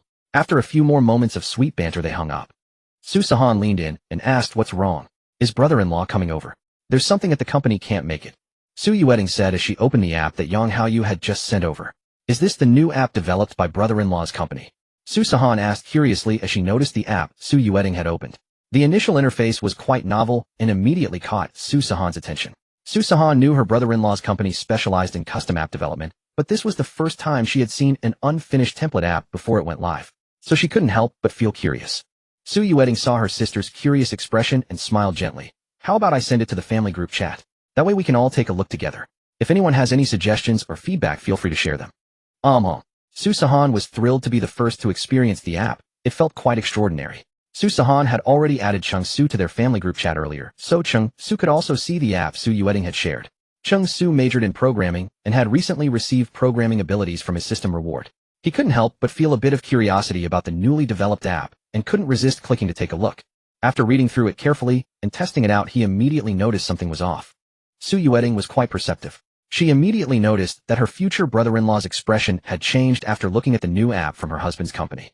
"Xiao Su, what's wrong? Is there a problem?" Su Yuting asked with some confusion. Cheng Su had heard from Sihan that her brother-in-law's network technology company specialized in custom app development. He had spotted the bug in the app at a glance, but he had been hesitating whether or not to bring it up. After all, their company was professional. Although he had studied this in college, he hadn't worked in the field since graduation. Even if he pointed out the issue, there was no guarantee they would believe him. This brother-in-law he had yet to meet might form a negative impression of him. Su Yueting's husband was someone Cheng Su knew nothing about. If he pointed out the problem, the other party might think he was making a fuss over nothing or meddling in matters that didn't concern him. But if he didn't point it out and the bug was discovered after the app was released, it could lead to serious consequences, or even trigger more severe vulnerabilities. After deliberating for a long time, Cheng Su ultimately decided to speak up, guided by his professional integrity. "Sister, there's a bug in the app your brother-in-law sent." "Bug, eh?" Su Yueting paused. She reviewed the app again, but didn't see anything wrong. Then she asked curiously, "Where is it?" "Right here. After you click in and complete the task this way, you can claim the reward. But try a different method and you'll find you can claim it repeatedly." I think the original design probably only allowed one claim. Perhaps the programmer made a mistake when writing the code. As soon as Cheng Su started talking about programming, he couldn't help but go on and on. He demonstrated the bug step by step for Su Yueting and pointed out which parts of the code might be causing the issue. He also explained what serious consequences could arise if the bug wasn't fixed. In short, Cheng Su laid out all the possibilities thoroughly. Cheng Su spoke with such professionalism that Su Yueting was completely stunned. Su Yueting hadn't majored in computer science and didn't understand any of the technical terms Cheng Su was using, source code programs, command line instructions, and the like. Even after Cheng Su finished speaking, she remained utterly bewildered. Cheng Su noticed that everyone around him was staring blankly, none of them understanding. Only then did he realize he had lost control and was spouting professional jargon. Cheng Su scratched his head and apologized with a smile. "How about this, sister? Let me walk you through it step by step and you'll understand." Cheng Su then guided Su Yueting through the operation step by step. Sihan nearby also curiously followed along. "Hey, it really is a bug. If I keep clicking like this, wouldn't I be able to claim 100 yuan within an hour?" Sihan exclaimed in surprise. She then looked at Cheng Su with admiration and grinned. "Husband, being a real estate agent really is a waste of your talents." Cheng Su smiled and affectionately ruffled Sihan's hair. Seeing the two of them being so affectionate, Su Fengming felt a pang of sourness in his heart. His brows furrowed and he was deeply dissatisfied inwardly. Honestly, she hasn't even married into the family yet, and she's already calling him husband. How improper. However, Su Fengming only pursed his lips in displeasure and didn't say much more. Young people these days, you can't control them anymore. Meanwhile, Su Yueting was filled with shock. The bug Cheng Su described was actually defined. After all, it required multiple steps of operation to discover the system vulnerability and exploit it. But she had to admit that if some internet-savvy user found this loophole, the consequences would be dire. It could even affect her husband's company reputation. After all, companies in this industry relied on integrity and professionalism. Before cooperation, they always boasted that their development team consisted of professionals with over a decade of experience. But the final product turned out to have flaws. If other partners found out about such unprofessional issues, it would ruin their reputation. Who would still want to cooperate with them? Su Yueting couldn't help but examine Cheng Su more carefully. She knew Cheng Su had studied programming, but she hadn't expected him to be so proficient, to spot the bug just by taking a look. This made her view him with new respect. "Xiao Su, I didn't fully understand what you just said. How about I talk to your brother-in-law first, and have him fix it as soon as possible?" Cheng Su nodded in agreement. Su Yueting then dialed Yang Haoyu's number. "Wife, miss my voice already after being away for just a moment." Yang Haoyu answered almost immediately, laughing. "Stop flirting. It's like this. Your brother-in-law said there's a bug in the app you sent me." Su Yueting roughly described the issue to Yang Haoyu based on what Cheng Su had just explained. Yang Haoyu on the other end of the line was stunned for a long time before slowly saying, "No way. Our development team all have over 10 years of experience. And before I sent it to you, we tested it several times. There were no problems. Wait a moment. Let me try it myself, and I'll call you back." After hanging up, Yang Haoyu immediately began testing it himself. You see, in his line of work, professionalism and credibility were everything. There could be no mistakes whatsoever. Otherwise, it would affect the entire company, so he had to handle it with utmost rigor. As soon as the call ended, Yang Haoyu began to operate according to the steps Cheng Su had described. After a few operations, Yang Haoyu sensed something was wrong. Yang Haoyu had graduated with a degree in computer science and had been working in the industry for so long that he understood everything Cheng Su said at first hearing. The steps Cheng Su mentioned were actually quite complex. Without careful examination or study, it would be impossible to find the vulnerability. The trigger point of this bug was very subtle and hard to detect because it was hidden behind layers of instructions. It was as if this bug was a cunning villain like a wolf in sheep's clothing. If you didn't search carefully, you would never find it. No wonder it had passed inspection undetected. After following the operations Cheng Su provided, Yang Haoyu discovered the bug. He was astonished. The professionalism of his company's team that he had described to the client was absolutely not exaggerated or boastful in the slightest. His team were all top talents he had hired at high salaries from various companies. Even they had not discovered this vulnerability during the inspection, Cheng Su understood it just by a glance. This showed that Cheng Su's true strength was formidable, perhaps even more professional than the experienced and specialized people in his company. At this moment Yang Haoyu grew more curious about this future brother-in-law he had yet to meet. The phone rang again. It was Yang Haoyu calling. "How is it? Honey, can it be solved?" Su Yuding answered and quickly asked about the situation. Yang Haoyu chuckled upon hearing her words. It seemed his wife highly approved of this future brother-in-law. She had no doubt about the vulnerability Cheng Su pointed out. On the contrary, she trusted him completely. Yang Haoyu knew his wife well. Su Yuding was a very genuine person. If she liked someone, she liked them, and if she didn't, she would never like them no matter what. The fact that Su Yuding could trust Cheng Su indicated that this future brother-in-law was a decent person. After a moment of thought, Yang Haoyu said, "I'm a bit short-staffed here. The company's programmers are overwhelmed. Also, this requires modifying the source code, which takes time. However, the app needs to be delivered to the client in a few days. There's not enough time." Yang Haoyu was also a bit distressed at this moment. The programmers were too busy. Even if they worked overtime to fix it, after the fix they would still need to retest, which would also take time. The client will need it in a few days. There's simply not enough time. Although the vulnerability Cheng Su pointed out is not easy to discover, since he has discovered it, he could also ignore it and rashly deliver it to the client. If it were discovered later, it would greatly damage his company's reputation. Severe reputation damage could even lead to bankruptcy. He couldn't afford to gamble. Moreover, they had a contract with the client. If they failed to deliver on time, they would have to pay compensation. Delivering a defective product would also weigh on his conscience. What should we do? Su Yuding became worried. At this moment, even Zhao Huiying, who was cooking in the kitchen, came over upon learning the situation, her face full of concern. "Don't worry, honey. Let me think." Yang Haoyu comforted Su Yuding, his tone relatively calm. But only Yang Haoyu himself knew how anxious he really was. Fixing code is not a simple matter. When patching a vulnerability, if one thing goes wrong, fixing one bug will cause another bug to appear. This cycle would waste a lot of time. It would be better to rewrite the code. But rewriting the code, even with overtime, would take at least 6 days or so to complete. He wasn't exaggerating. The code was extremely complex, with each program interconnected, leaving no room for error. Unless you have the ability to read code and can precisely locate the vulnerable spot in the old code, make the correct modification, and not cause another vulnerability. Reading code is even harder than writing code. That's a basic programming principle. If one had to find the error in the old code, programmers would probably go crazy. It's better to rewrite the code, but rewriting takes time. But now there was no time. He had only two options: either deliver the software with the bug to the client pretending not to know about it, or explain the situation to the client, pay compensation, and rewrite it. The former could damage the company's reputation and lead to bankruptcy. The latter would require compensation, not just a few tens of thousands, and would also affect the client's impression of the company. Whichever he chose, it was not a good outcome. On the other end of the phone, Yang Haoyu was silent for a long time. Only the anxious sound of a pen tapping on the desk could be heard. After a long while, Yang Haoyu seemed to have thought of something and asked, "This vulnerability was discovered by my brother-in-law. Does he know how to write code?" Su Yuding asked Cheng Su and then replied, "Yes, he does." "Then give him the phone." "Oh, I'll talk to him," Yang Haoyu said. Su Yuding glanced at Cheng Su beside her, replied, and handed the phone to Cheng Su. Cheng Su was puzzled. After taking the phone, Yang Haoyu spoke first. "Hello, Cheng Su. I'm Yang Haoyu, Su Yuding's husband. Just call me brother-in-law. I've heard from Tingting about you, and Henin or anyway will be family soon." Upon hearing this, Cheng Su smiled. This brother-in-law seemed quite easygoing and should be easy to get along with. Cheng Su politely said, "Hello, brother-in-law. By the way, thank you for pointing out the system vulnerability just now. However, the company is currently developing other app software, so we're short-staffed. Since you know how to code, could you possibly help out? I know this is a bit abrupt, but I'm really out of options. Don't feel pressured. If you can, I'll think of another way." Yang Haoyu said a bit sheepishly. After all, coding is not an easy task. It's time-consuming and labor-intensive. Moreover, he hadn't even met his brother-in-law yet, so asking for a favor was indeed a bit unreasonable. But Yang Haoyu truly had no other choice. A programmer is not easy to hire, let alone a good one. Even if he found one, he couldn't be sure if they were trustworthy. Since Cheng Su could code and spotted the vulnerability at a glance, that meant his programming skills were formidable. And he was his future brother-in-law, definitely trustworthy. "It's fine, no pressure.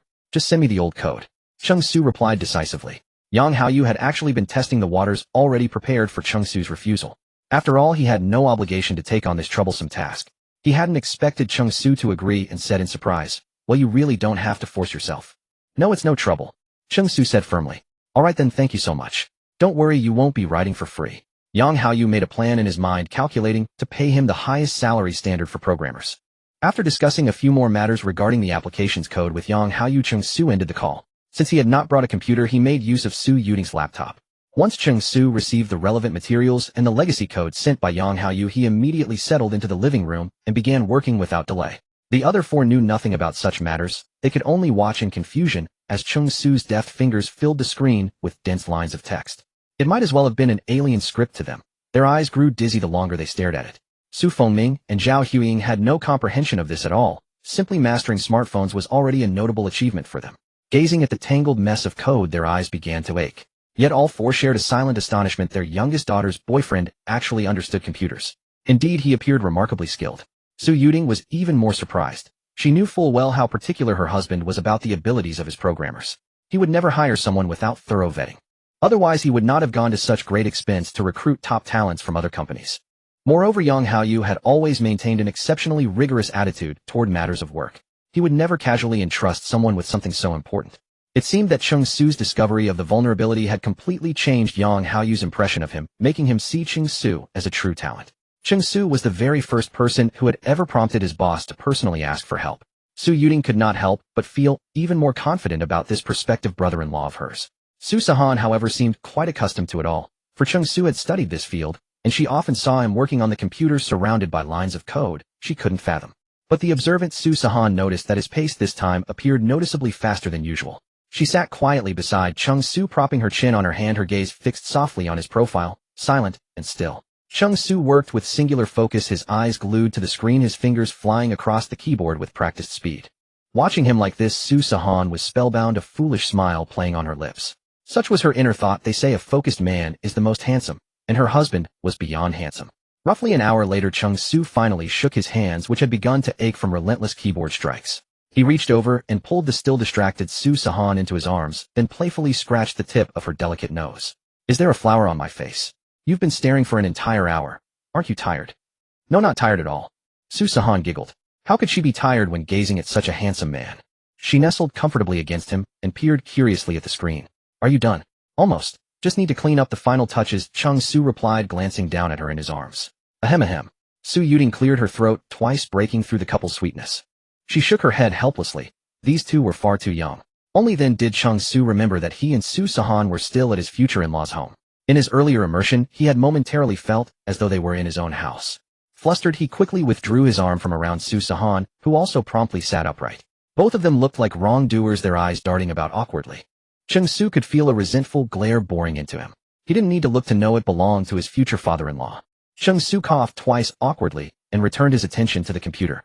A moment later, he said to Su Yuting, "Sis, I've finished. I've sent it to brother-in-law's email." "Already? Done already?" Su Yuting could hardly believe it, her voice tripping over itself. Though she didn't understand the technical details, she knew how long modifying code typically took, at least several days. Could Cheng Su really have completed it? Su Yuting glanced at the clock again. It had only been over an hour. Her husband's company programmers were considered industry elites. Such a modification, even with a team working on it, would require at least 3 or 4 days of overtime. Yet Cheng Su had done it all in just over an hour. Even her husband would hardly believe it. "Yes, it's done," Cheng Su replied calmly. To him, fixing this vulnerability was not particularly difficult. The vulnerability was merely a minor issue. In the old code, one simply needed to locate the problem and make the correction. The most time-consuming part had been reading through the code. However, what surprised even Cheng Su was that he had actually managed to read the code. The legacy code was notoriously messy, far from easy to decipher. It was like a jumbled article. You would need to rearrange every word into the correct order and piece together a coherent passage. And after rearranging it, you had to ensure not only that the new text read smoothly, but also that it matched the original exactly. It was precisely this level of difficulty, yet he had comprehended it almost instantly. The system truly was remarkable. It had not deceived him in the slightest. The ease with which he understood it was unprecedented.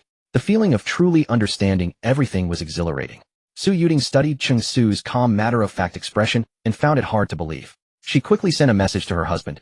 "Hubby, Cheng Su says he's finished. Have you checked it?" Yang Haoyu replied almost instantly, "Just finished reading." "Wifey, where did our sister find this brother-in-law? He's incredibly impressive." "I just took a look. He actually identified the vulnerability directly within the old code and then modified it with not a single deviation. He's an absolute talent." Yang Haoyu sat in his office. The code Cheng Su had just sent displayed on his screen. He reviewed it from every angle, but found not a single flaw. He had originally assumed Cheng Su would need at least 3 to 6 days to complete the task. He had even already prepared an explanation to give the client. And now in just over an hour, Cheng Su had sent the revised code. So fast that Yang Haoyu was genuinely stunned. His company's programmers typically preferred to discard old code entirely and start from scratch, believing it to be useless and chaotic. Reading through old code was extremely difficult, let alone truly understanding it, and it consumed enormous amounts of time. Thus, most always concluded that rewriting was the only viable path. Yet Cheng Su had done the exact opposite. Not only had he deciphered the notoriously difficult code, but he had also pinpointed the errors with absolute accuracy and corrected them. Most astonishingly, the entire process had taken just over an hour. Yang Haoyu shook his head repeatedly. This was precisely the kind of programming talent he had been searching for, a single individual equivalent to an entire team. If he could recruit such a talent as a partner, his company would surely become an industry leader. Yang Haoyu's mind began to formulate a plan. After Cheng Su finished writing the code, Zhao Huiying had already prepared a large table of dishes. Seeing Cheng Su finish his work, Zhao Huiying quickly waved and said, "Xiao Su, you've worked hard. Coming all the way here and still having to help your brother-in-law with work matters. Come and eat quickly." At this moment, even Zhao Huiying herself hadn't realized that she had already regarded Cheng Su as family. "Not at all, I'm very happy to be able to help brother-in-law. Thank you for your hard work, Annie. You've made a whole table of dishes, they smell so appetizing." After washing their hands, Cheng Su and Su Sihan helped Zhao Huiying carry the dishes to the dining table, not forgetting to compliment her. "You really know how to talk, kid." Zhao Huiying laughed heartily. Cheng Su waited until Su Fengming and Zhao Huiying had both taken their seats before sitting down beside Su Sihan. He also waited for the elders to start eating before picking up his chopsticks. These small details were noticed by Su Fengming and Zhao Huiying, and their hearts grew even more satisfied with Cheng Su. Knowing etiquette, being polite, and speaking so well, the two couldn't help but like him. At this moment, the 5 people at the table ate together, chatting and laughing. Cheng Su did not seem like someone visiting his in-laws for the first time, rather he seemed like a member of the family. No matter what Su Fengming and Zhao Huiying said or asked, Cheng Su could answer with ease and even make the 2 elders laugh even more. Cheng Su's heart was also filled with warmth. He could see that Su Sihan had grown up in a very warm family. This was evident just from the large table of dishes Zhao Huiying had prepared. Although Zhao Huiying kept urging Su Yuding to go home, always putting on a look of disdain, she still took care to make dishes that Su Yuding liked. The dishes that Su Yuding and Su Sihan had ordered just now were all present, and it seemed that she had made extra, afraid they wouldn't have enough. "Xiao Su, try this. My mom's braised pork is Henin's favorite since childhood, it's really delicious." Su Yuding moved the plate of braised pork in front of Cheng Su, so he could easily pick it up. "That's right, Mom rarely cooks. The last time I ate her cooking was when I was in college. Back then I had to say all sorts of nice things before Mom reluctantly agreed to make me braised pork.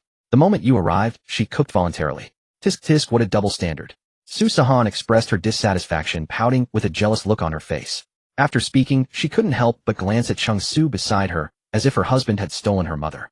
Cheng Su smiled wryly and raised an eyebrow at Su Sihan triumphantly. He picked up a piece of braised pork and put it in his mouth. It melted instantly, indeed, very delicious. Cheng Su nodded in admiration, praising repeatedly, saying, It's really delicious, melts in the mouth, delicate texture. Annie, how did you make this? May I ask for the recipe? Henin loves it, I can make it for her when we go back." Su Yuding looked at her sister's blissful expression and her mother's smile that was almost reaching her ears. She sighed, "High emotional intelligence really makes a difference." One sentence made both women beam with joy. "Xiao Su, you can cook too?" Su Yuding asked casually. Of course his cooking is comparable to a 5-star chef's, it's so delicious. Su Sihan proudly linked her arm with Cheng Su's, lifted her chin, and showed off to her sister. Su Yuding pursed her lips, showing disdain, and continued to eat her meal. Cheng Su politely smiled and ruffled Su Sihan's hair, saying, "But it's not as good as Auntie's cooking." Hearing this, Zhao Huiying smiled even more broadly and kept putting food on Cheng Su's plate, as if Cheng Su were her own son.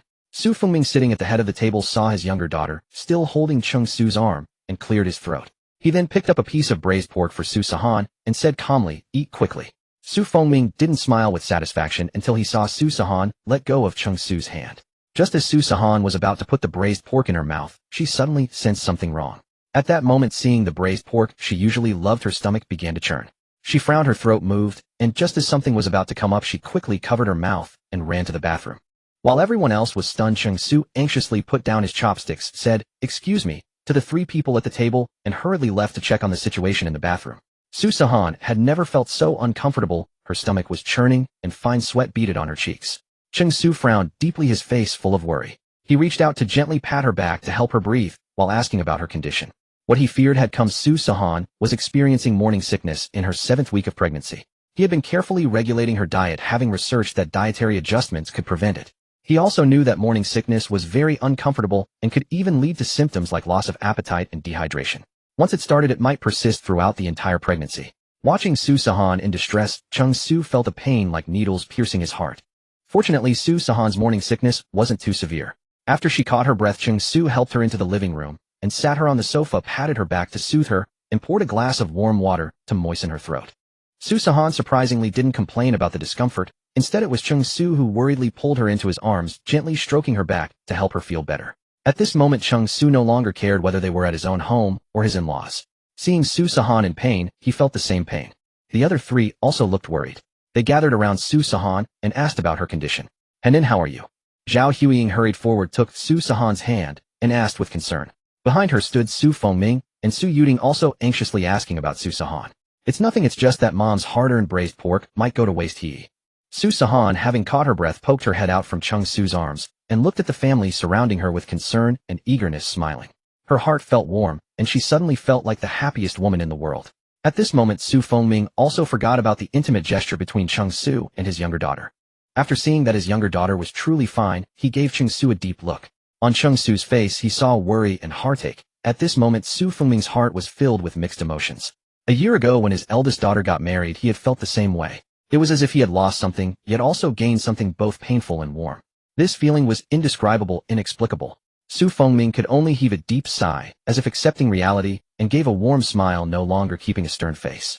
His heart seemed to find relief in the blink of an eye. His youngest daughter had grown up, was about to get married, and was soon to become a mother. How time flies.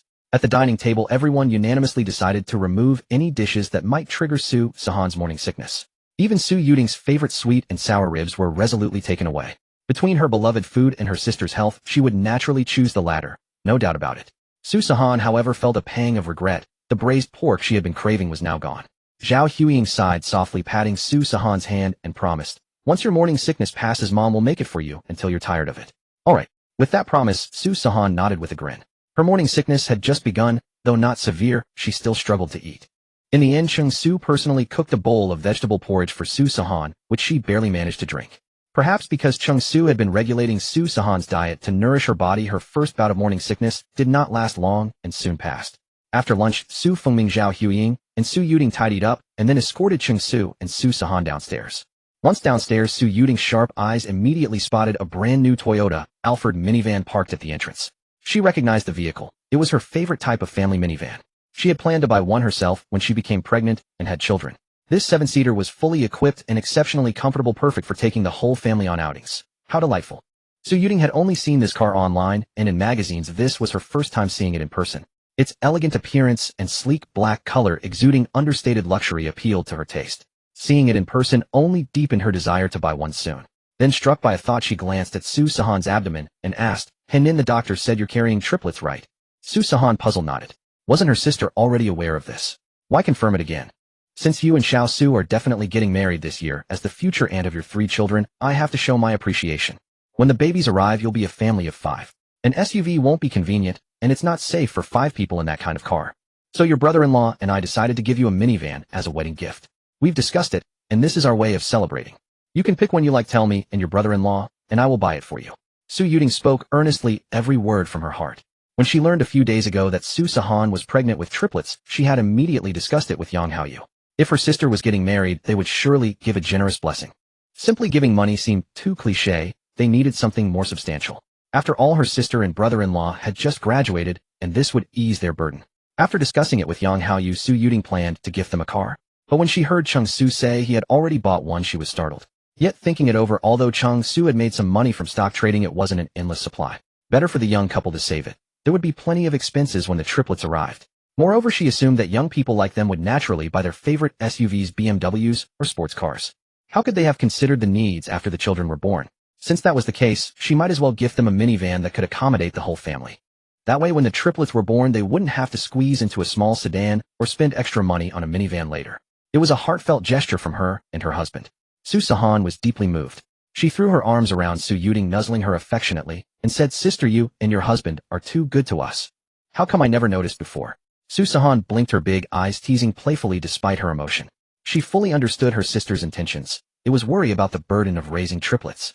"Thank you, sister, but gifting a car is too generous. We really don't need it, or we have one." Cheng Su was also touched. He knew that Yang Haoyu's company was on the rise, and the available cash flow might not be abundant. Yet despite that, Su Yuding and Yang Haoyu still thought of gifting them a car. A minivan cost at least several $100,000, no small sum. It's fine. We're going to be family, no need to be so polite. If you can't decide your brother-in-law, and I will pick one for you. Don't you dare complain. Su Yuding seemed determined to gift them a minivan, speaking with conviction. But sister, we already have a minivan. See that one? Su Sihan pointed at the black Toyota Alphard outside, her expression innocent. Su Yuding froze, staring at the minivan she was pointing at. The car that had just amazed her, the one she had been longing to buy, turned out to be her sister's and brother-in-law's. Su Yuding couldn't help but wonder, didn't you buy a BMW or an SUV?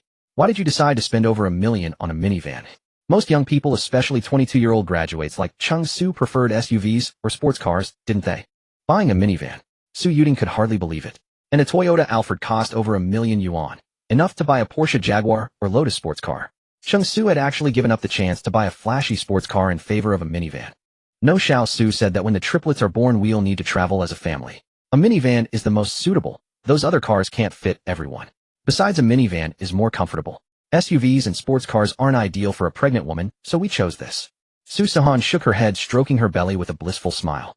Then she giggled, leaned in, and planted a kiss on Su Yuding's cheek, saying, "Still, thank you so much for your kindness, sister and brother-in-law." Su Yuding was stunned for a long moment before she walked over to Cheng Su, patted his shoulder, and said, "You're truly my brother-in-law. Thoughtful and practical. I can see you've got my sister wrapped around your finger." Su Yuding had to admire Cheng Su's thoroughness. He considered every angle, always thinking from Su Sihan's perspective. Even when buying a car, he prioritized the family's convenience and Su Sihan's comfort during pregnancy, rather than seeking his own momentary pleasure. A man who always considers his wife and children like this is rare. Her sister was truly fortunate to have found Cheng Su. At that moment, she felt completely at ease, entrusting her sister's future happiness to Cheng Su.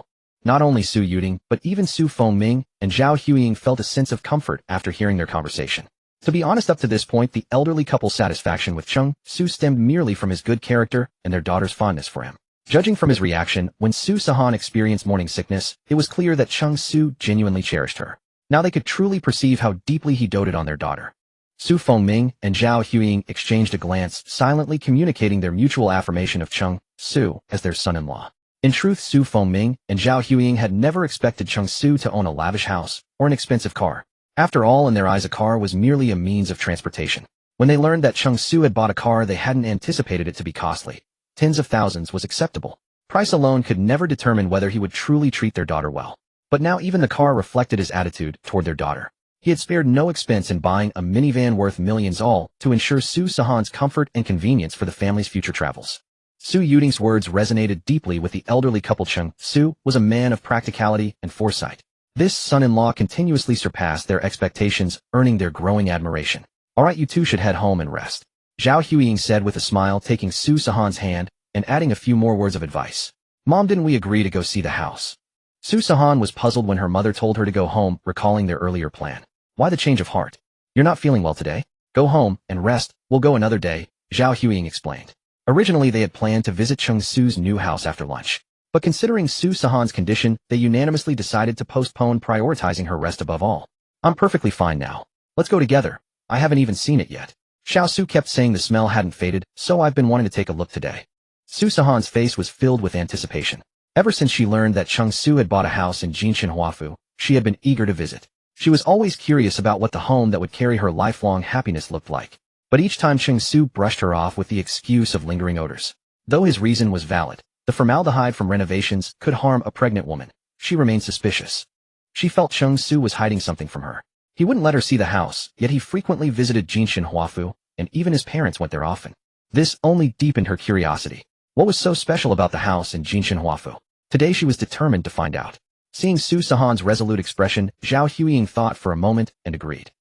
Cheng Su and Su Sihan drove ahead in their own car. Su Fengming and Zhao Huiying rode in Su Yuding's car. Although Cheng Su's minivan could accommodate everyone, the elderly couple and Su Yuding would need to return later, so it was more convenient for Su Yuding to drive them. Thus, Su Yuding took her parents in her car, and she would also drive them home afterward. Inside the BMW, Su Yuding sat in the driver's seat and glanced at her parents in the rearview mirror. "Mom, Dad, what do you think of Cheng Su?" Though she knew her parents had already accepted him, she was still curious about their true impression of him. "He's ambitious, responsible, articulate, and capable. Clearly talented. He'll surely achieve great things, a bright future, and a sharp mind. A wonderful person. I'm very fond of this son-in-law." As Su Yuding expected, Zhao Huiying spoke first, her face brimming with joy as she showered Cheng Su with praise. The more she thought about him, the more she felt he was perfect in every way. Su Fengming rolled his eyes at his wife's exuberance. A few words of praise, and she was already overjoyed. Noticing Su Fengming's silence, Su Yuting pressed, "Dad, what about you?" Su Fengming pondered seriously. "He's good, but..." He paused for a long time, his eyes reddening. He glanced out the window and sighed softly. "Xiao Su just said our daughter is 7 weeks pregnant, right? The wedding should be held as soon as possible." "Yes, that's true," Su Yuting replied. Normally, she would have pressed further when someone trailed off, but this time, she simply acknowledged her father's words without probing. She understood what he wanted to say. He was reluctant to let them go. When she got married a year ago, despite his constant smile, she knew he was putting on a brave face. She had seen him secretly wipe away tears. Unlike her mother, he wasn't good at expressing emotions, so he always silently gave from behind. Now, just a year after her marriage, his younger daughter was about to wed. He would surely be heartbroken. "Old man, your eyes are red already, and our youngest isn't even married yet." Zhao Huiying had noticed Su Fengming's emotions all along, but with Cheng Su present, she had refrained from calling him out to save face. Yet she too felt a pang of sadness. Daughters inevitably leave home, but she only wished for a man who would treat her daughter well, and that would be enough to consent to the marriage. Now, seeing her daughter find such an excellent, devoted partner, she was genuinely happy for her. After all, marriage is a lifelong commitment requiring mutual understanding and trust. Witnessing the joy between her daughter and Cheng Su filled her heart with true delight. That's nonsense." Su Fengming turned his face away, staring out the window to hide his expression from Zhao Huiying. Zhao Huiying sighed, softly smiled, and chose not to expose him. She patted his back in comfort. "You should be happy. Our daughter has found such a good man." "Who says I'm not happy?" Su Fengming retorted stubbornly. Yes, you're the happiest." Zhao Huiying knew him best. His stubbornness was unmatched. "By the way, did you bring the household registration book?" Su Fengming suddenly asked. Since they both approved of Cheng Su and their daughter was already pregnant, it was best for them to get their marriage certificate soon. That was also their daughter's wish for this visit home, and he hadn't forgotten. "I did. I was planning to give it to them when they left earlier." Zhao Huiying patted the side pocket of her clothes. "Then give it to our daughter when we arrive so they can get the certificate first." Su Fengming's eyes held a hint of resignation. Zhao Huiying nodded, took out the household registration book, and flipped through it. Once a family of 4, now only 3 names remained. Once their younger daughter married Cheng Su and changed her household registration, only the 2 of them would be left in the book. Zhao Huiying couldn't help but sigh. The household registration book is getting thinner and thinner. Jinshinhuafu. 2 cars pulled in one after another and parked downstairs at Building 1, and several people stepped out. Su Fengming and Zhao Huiying looked around. Frankly, this residential community truly lived up to its reputation as an upscale neighborhood. The entire layout, the scenic greenery along the pathways, everything about it gave a completely different feeling. The buildings were staggered in an elegant arrangement with lush green grass and trees and blooming flowers everywhere, and duty-bound security guards patrolling in shifts from time to time. It was impossible not to feel incredibly comfortable and secure in this community. Standing at the base of Building 1, Zhao Huiying looked up and noticed that the layout of this entire building was quite different from the others. She couldn't help but ask curiously, "Xiao Su, how large is the apartment you bought?" "A 200 square meter flat." Cheng Su replied calmly. 200 square meters. At those words, not only was Zhao Huiying stunned, but even Su Fengming and Su Yuting froze in place. Cheng Su had actually bought a 200 square meter flat. Su Yuting drew in a sharp breath and gave Cheng Su a long, searching look as if trying to discern something, her eyes filled with disbelief. The thing was, Jinshinhuafu was famous throughout Shanghai as one of the most upscale residential communities. Everyone knew that the people living here were either wealthy second-generation heirs or high-income families. So the housing prices here were even higher than the Shanghai average. At 60,000 yuan per square meter, 200 square meters came to 12 million yuan. To say they weren't surprised would be a lie. They had originally thought that at most Cheng Su would buy a 100 square meter apartment here. Just that alone, 100 square meters at 6 million yuan, would have been shocking enough for them. But this was a doubling of that figure. 12 million yuan. That was an amount of money they had never even seen before. Just how skilled was Cheng Su at stock trading to have made so much money? A 12 million yuan flat, a million yuan car, and those gifts they had been given. The elderly couple exchanged stunned glances. How much was all of this worth in total? Hadn't Cheng Su been renting an apartment with his daughter just last month? In such a short time, he had made over 10 million just from stock trading. Saying it out loud, even they found it hard to believe. Stock trading was actually that profitable. Su Fengming and Zhao Huiying might not have known, but Su Yuting did. Only someone who was exceptionally well-versed in the stock market could make such substantial gains in a short period. Someone who could also remain extremely calm while analyzing the direction of the market. Otherwise, how could one possibly make so much money all at once? Not losing everything would already be considered fortunate. After all, the majority of people in the stock market end up losing, with only a small minority making modest profits or losses. Someone like Cheng Su who could earn so much was absolutely rare. Although Su Yuting was not very knowledgeable about stock trading, she understood the basics. Su Yuting's eyes widened with interest, and she smiled as she said, Xiao Su, you're too impressive at stock trading. Why don't you teach me and take me along? I want to learn stock trading too. Su Yuting's eyes sparkled with anticipation as she looked at Cheng Su expectantly. If she could make so much money effortlessly through stock trading, wouldn't that be wonderful? The feeling of having endless money to spend would be absolutely thrilling, simply exhilarating. This familiar feeling. Cheng Su paused for a moment. What he never expected was that his sister would actually become interested in stock trading. He really wasn't very proficient at it himself. If he took her along and they lost money, what would he do? Previously, it was his own father who wanted to trade stocks, though it was ultimately stopped by his mother. But if he had truly taken his father along, he would have been fine with any losses since he was his father's son. He would just say it was bad luck at the time. But Su Yuting was his wife's older sister. If he lost with her, wouldn't that be an enormous loss of face? Damn it. Really, what is meant to come will come. You can't dodge it no matter how hard you try. Cheng Su sighed, and could only hope the system would lend a hand. If all else failed, he would just teach himself. Internally troubled, Cheng Su smiled, and said on the surface, all right. However, the stock market has been unstable lately, and I cannot guarantee that we will definitely win. Cheng Su had no choice but to say that first. Seeing that Su Yuting didn't seem to understand the stock market well, he brought up the neutral term unstable as a kind of preemptive warning for potential losses. It was truly a helpless move. Yes, I believe in you, Su Yuting said confidently, seeming to trust him even more than Cheng Su himself. Cheng Su could only give an awkward smile and did not respond further, avoiding making things worse by saying more. It seemed he would have to study and learn about stock trading. At the very least, he would need to be able to explain the basics. 21st floor of Building 1. As soon as the door was opened, they saw Lu Peiyun sweeping the floor in front with a broom and Cheng Dong mopping behind her. Several people looked at each other, stunned by this sudden encounter for quite some time. Cheng Su had also not expected that his parents would appear at the apartment in Jinshanhuafu. It was clear that the elderly couple couldn't sit idle at home, which is why they had come over to clean. Originally, Cheng Su had planned that this time he would first go with Su Sihan to meet her parents. If her parents were satisfied with him, he would then arrange another time to bring his parents along to propose formally. Although his marriage to Su Sihan was imminent, the proper courting procedures absolutely must not be omitted or compromised. It would be most appropriate for his own parents to meet Su Sihan's parents at that time. This unexpected encounter was indeed somewhat awkward. Cheng Su's mind raced. Seeing the situation growing increasingly awkward, he quickly welcomed Su Fengming, Zhao Huiying, and Su Yuting into the apartment. Cheng Su introduced both parties to each other, with Su Sihan also helping with the introductions. After a brief moment, both sides had a basic understanding of one another. After simple greetings, Cheng Su led everyone into the living room, and familiar with the routine, found the cups he had prepared in advance and poured water for everyone one by one. In-laws, your son is truly smart, capable, and talented. Just now at my place, he even helped his brother-in-law's company write some code. I don't understand it, but his brother-in-law directly said he is simply a gifted person.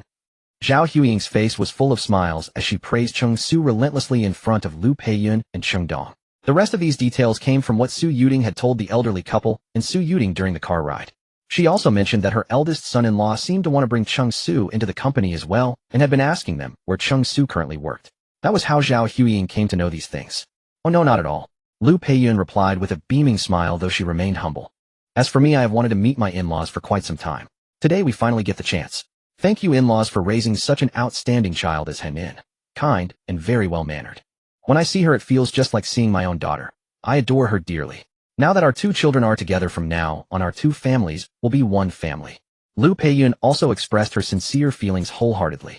She truly hoped that Su Sihan would become her daughter-in-law, and she would definitely treat Su Sihan just like her own daughter. Lu Peiyun had never expected to meet her in-laws so quickly without any preparation. But since they had finally met, she also wanted to express her sincerity, didn't she? That's right, Mom. Cheng Su's parents have been so good to me. They didn't let me do any chores, and even left their work back home to come take care of me. Su Sihan, seeing this, happily linked arms with Zhao Huiying and quickly chimed in to support her. In that case, it has truly been hard on you, in-laws. Zhao Huiying thought for a moment and continued. How can I leave the task of caring for Henin entirely to you? From now on, I will also help take care of Henin. That way you can also have some relief, and the two of us mothers-in-law can keep each other company. Zhao Huiying always felt that leaving the care of her youngest daughter entirely to her in-laws was unjustified, both emotionally and logically. Caring for her together, she would also have someone to talk to, which was quite nice.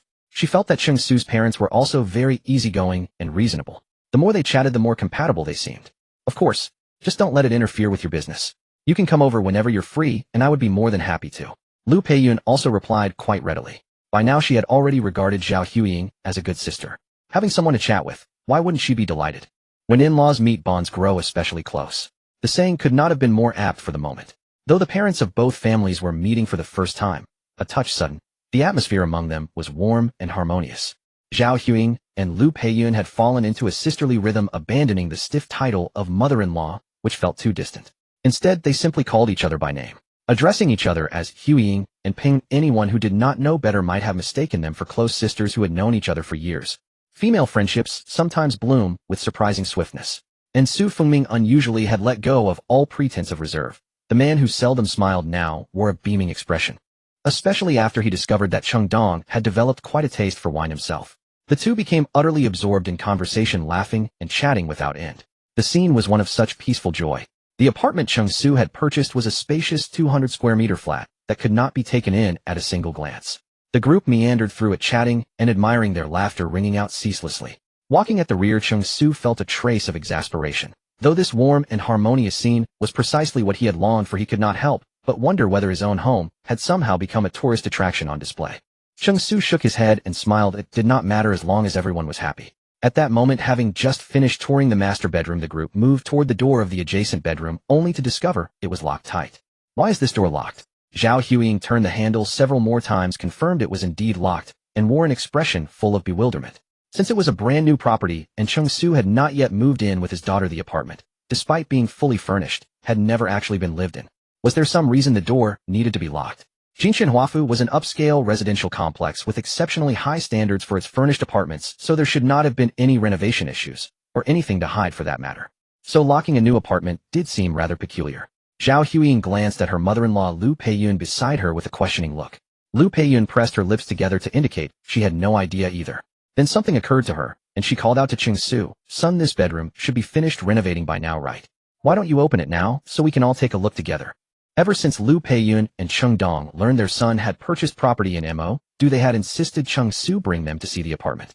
But this particular bedroom, Cheng Su had been strangely secretive about, never letting them inside, always claiming the renovation was still underway. The elderly couple had been puzzled. Wasn't this supposed to be a fully furnished apartment? Did they really need to renovate a separate bedroom individually? Adding to the mystery, Cheng Su himself was always fussing over something in that room. This had left Lu Peiyun and Cheng Dong curious about it for quite some time. It was only a few days ago that they heard their son mention the bedroom was finally ready, and they were planning to move in soon. Today, with both the son and daughter-in-law away, they had decided to come over and do some cleaning first. They had not expected to run into the in-laws visiting to see the apartment. Now that the whole family was gathered and everyone wanted to look, Lu Peiyun thought it was the perfect moment to finally satisfy her curiosity. A flicker of hesitation crossed Cheng Su's eyes. He had originally planned to reveal this as a surprise just for Sihan when it was only the two of them. But sensing everyone's curious gazes, he relented. After a moment's hesitation, he nodded in agreement, retrieved his keys, and went to unlock the door. As the door swung open, the sight that greeted them was a nursery decorated in soft whites, sea blues, and tender pinks. The floor was covered with plush carpets striped in blue and pink, while the walls featured wallpaper adorned with fairy tale motifs. Along one wall stood 3 wooden cribs, each draped with delicate mosquito netting. Suspended from the center of the canopy were gleaming, vibrantly colored baby mobiles. In one corner of the room, a miniature castle had been constructed, transforming it into a dreamlike retreat. Inside the castle, plush toys and various baby playthings were piled high, creating an adorable play area. Warm ambient lighting bathed the room, complemented by decorative accents featuring beloved fairy tale characters throughout. The entire space radiated a gentle, heartwarming atmosphere, wrapping everything in softness. Everyone stood frozen in the doorway, staring in stunned silence for what felt like an eternity, momentarily forgetting to speak. Su Yuting stepped toward Cheng Su and gave his shoulder a knowing pat, smiling broadly. "Brother-in-law, impressive work. You've thought of everything. The baby isn't even born yet, and you've already set up the nursery. I didn't expect you to be quite so romantic," she added with a teasing smile, glancing affectionately at Sihan, whose face was lit with delight. Even as a woman herself, Su Yuting found herself captivated by this dreamy, cozy nursery. Imagine how much more moved Sihan must have been. After all, which expectant mother does not wish for a dedicated nursery in her own home? The nursery overflowed with parental anticipation and the joy of welcoming a new life into the world. Zhao Huiying exchanged a glance with her husband, Su Fengming, her eyes brimming with gratitude and happiness. If they were going to such lengths to prepare a nursery, it was clear they were absolutely determined to marry their daughter. Lu Peiyun was equally astonished. Her son had been shuttling back and forth tirelessly, not for any other reason, but to create this nursery as a surprise for his future wife. "Ahem, Huiying, let me show you the balcony. It's spacious and offers a view of East Lake." Lu Peiyun shot a glance at her son and Sihan standing nearby, deciding it was time to give them some privacy. "All right, let's go together." Zhao Huiying understood immediately and exchanged a look with Su foaming behind her. One by one the group drifted out of the room, leaving Su Sihan and Cheng Su alone. Su Sihan's eyes welled up with tears. She looked at Cheng Su briefly before lowering her head, murmuring, "Who told you to prepare a nursery?" Her voice was barely above a whisper tinged with a hint of grievance. Not so much a question as a quiet admission to herself. Even in that faint murmur Cheng Su caught every word. He gently pulled Su Sihan into his arms, resting his hand on her head as he asked softly, "Don't you like it?" Su Sihan pressed her lips together and shook her head silently. How could she not love it? She adored it. She had simply never imagined Cheng Su would go to such extraordinary lengths. She could see how eagerly Cheng Su anticipated their child's arrival into the world. He gently lifted Su Sihan's face. At that moment crystal-clear tears glistened on Su Sihan's pale cheeks like delicate adornments, making her appear all the more radiant and enchanting. Cheng Su brushed away her tears with tender care, pressed a kiss to her forehead, and drew her close, whispering, "This place will be our home from now on. Our child's home, the home of our family of 5. Su Sihan buried her face against his chest and nodded firmly. Cheng Su led Su Sihan into the nursery, and the two sat down together in the room. Su Sihan settled herself into Cheng Su's lap as he embraced her from behind. Since the room was carpeted throughout, they felt no chill despite sitting on the floor. Su Sihan's gaze wandered across everything in the room. Cartoon figurines, white cloud decorations on the walls, vivid blue dolphin paintings, and the 3 wooden cribs with mobiles hanging beneath their sheer canopies, their gentle clinking sounds, as if teasing the little ones they imagined would sleep there. A wave of excitement surged within Su Sihan, her mind already painting pictures of 3 tiny babies lying in those cribs, smiling and giggling. In that moment, the nursery brimmed with hope for the future in her eyes. "What are you thinking about?" Cheng Su gently rubbed Su Sihan's small hands from her wrists, to each fingertip his touch tender and his voice soft. Do you think our child will call Dad or Mom first?" Su Sihan stared at the crib, lost in reverie, imagining the adorable sight of their baby's first wobbly words.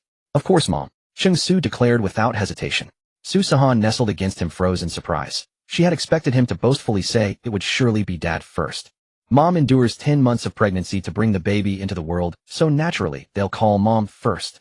But if they'd rather call Dad first, I wouldn't stop them. After all, their father is quite handsome. Cheng Su raised his brows, grinning openly. Su Sihan had been touched by his earlier words, but the next instant she couldn't help rolling her eyes. So narcissistic. Hopelessly so. Su Sihan pouted, shooting him a merciless remark. Cheng Su laughed heartily and gently placed his hand on her belly. At 7 weeks pregnant, Su Sihan's stomach was still flat, but the mere thought of the 3 little ones growing inside her filled her with boundless happiness.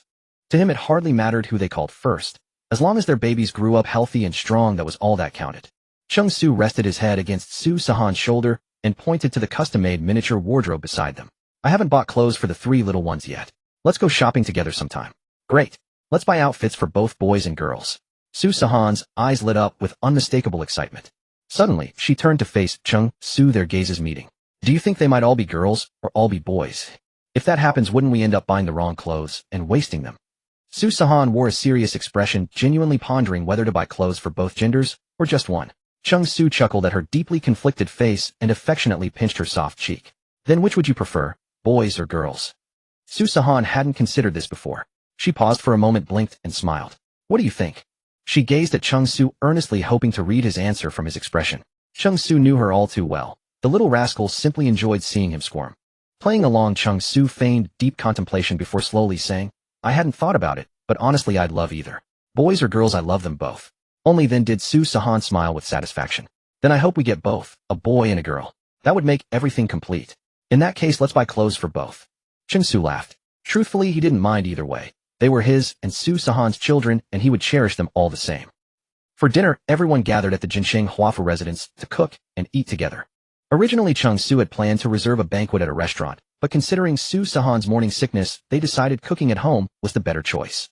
Cheng Su's rented apartment in Binhu district was too small to accommodate such a large group. Moreover, Jincheng Huafu was fully furnished with premium interiors, all equipment brand new and ready to use. Everyone unanimously agreed to cook at Jincheng Huafu. The rest of the ingredients were purchased together at the supermarket. For dinner, Lu Peiyun and Zhao Huiying prepared the meal together. The spacious kitchen made cooking effortless, and the two moved about with practiced ease, chatting cheerfully as they worked. Watching the two enthusiastic cooks, Su Sihan curiously asked Su Yuding, "Sis, why do they have so much to talk about? It's like they're sisters who haven't seen each other in years." Su Yuding didn't even look up, her attention fixed on the television as she munched on sunflower seeds. "If you're looking to flex, you've come to the wrong person. Don't disturb my drama binge." Su Sihan pouted in dissatisfaction, then sneakily snatched the last handful of seeds from Su Yuding's grip, wearing a mischievous grin. Su Yuding looked at her younger sister, helplessly grabbed another handful of seeds and grumbled, "You're a pregnant woman. I'll let it slide." Su Sihan giggled happily. She had briefly worried that a 200-square-meter apartment might feel cramped for just her and Cheng Su before the babies arrived, but now it seemed more than spacious enough. With family all together, it felt just right. During the meal, the entire group sat around the table laughing and chatting as if they were old friends rather than in-laws meeting for the first time. There was not a hint of awkwardness anywhere. The food was prepared lightly, and Su Sihan experienced no morning sickness throughout the day. After dinner, everyone went downstairs to bid farewell to Su Fengming, Zhao Huiying, and Su Yuding. Zhao Huiying hadn't stopped smiling since their arrival, clearly in high spirits. She was thoroughly pleased with Cheng Su as a son-in-law and found getting along with his parents to be effortless and comfortable. Before leaving, Zhao Huiying pulled Su Sihan aside for a private conversation. Zhao Huiying patted Su Sihan's hand and said, "My dear daughter, seeing how well Xiao Su treats you and how caring his parents are toward you, this mother's heart is at ease." Moments ago beaming with joy, Zhao Huiying's eyes now glistened with tears as she gripped her youngest daughter's hand tightly. She reached into her pocket, pulled out a red household registration booklet, gave it a lingering look as if stealing her resolve, and placed it into Su Sihan's hands. "Daughter, whatever decision you make, your parents will support you. Isn't it what you want to register your marriage with Cheng Su? Here, Mama is giving you the household register. Go get your marriage certificate with Cheng Su on Monday." Zhao Huiying spoke each word with deliberate emphasis, her grip on Su Sihan's hand tightening further. "Mama, thank you." Su Sihan glanced at the red booklet, her heart a tangle of emotions. "You foolish child, once you and Cheng Su are married, you'll have your own family. But don't ever forget, you still have a home here. There's your father and me and your sister." Zhao Huiying spoke with earnest sincerity, never wanting her daughter to grow distant from family after marriage. She hoped Su Sihan would always remember that behind her stood a home forever ready to support her. Su Sihan understood her mother's meaning completely and nodded firmly. Zhao Huiying's eyes, still red-rimmed, gave her daughter one final deep look, patted Su Sihan's hand comfortingly, and turned to board the car. After seeing off Su Sihan's parents and older sister Cheng Su, and the other three drove back to Binhu residential compound. The new apartment had been thoroughly cleaned and disinfected that day, and they planned to move in the following day. Today would be their last night living in Binhu residential compound. Upon arriving home, everyone washed up early and went to bed. Moving was tiring work, so they needed to rest well and gather their energy for packing things together the next day. Cheng Su played his usual soothing prenatal education music, then gently wrapped his arm around Su Sihan's waist and leaned close, listening against her belly for the baby's movements. Ding! Host has completed 1 minute of prenatal education for the baby. Reward 1000 yuan. The 100 yuan has been transferred to the host's bank account through legal channels. At this moment, the system was on mute mode, yet the notification boxes kept popping up continuously. Cheng Su's phone promptly rang with a bank deposit notification. Doing prenatal education while earning money and listening to the baby at the same time. Cheng Su was thoroughly enjoying himself, a constant smile on his face.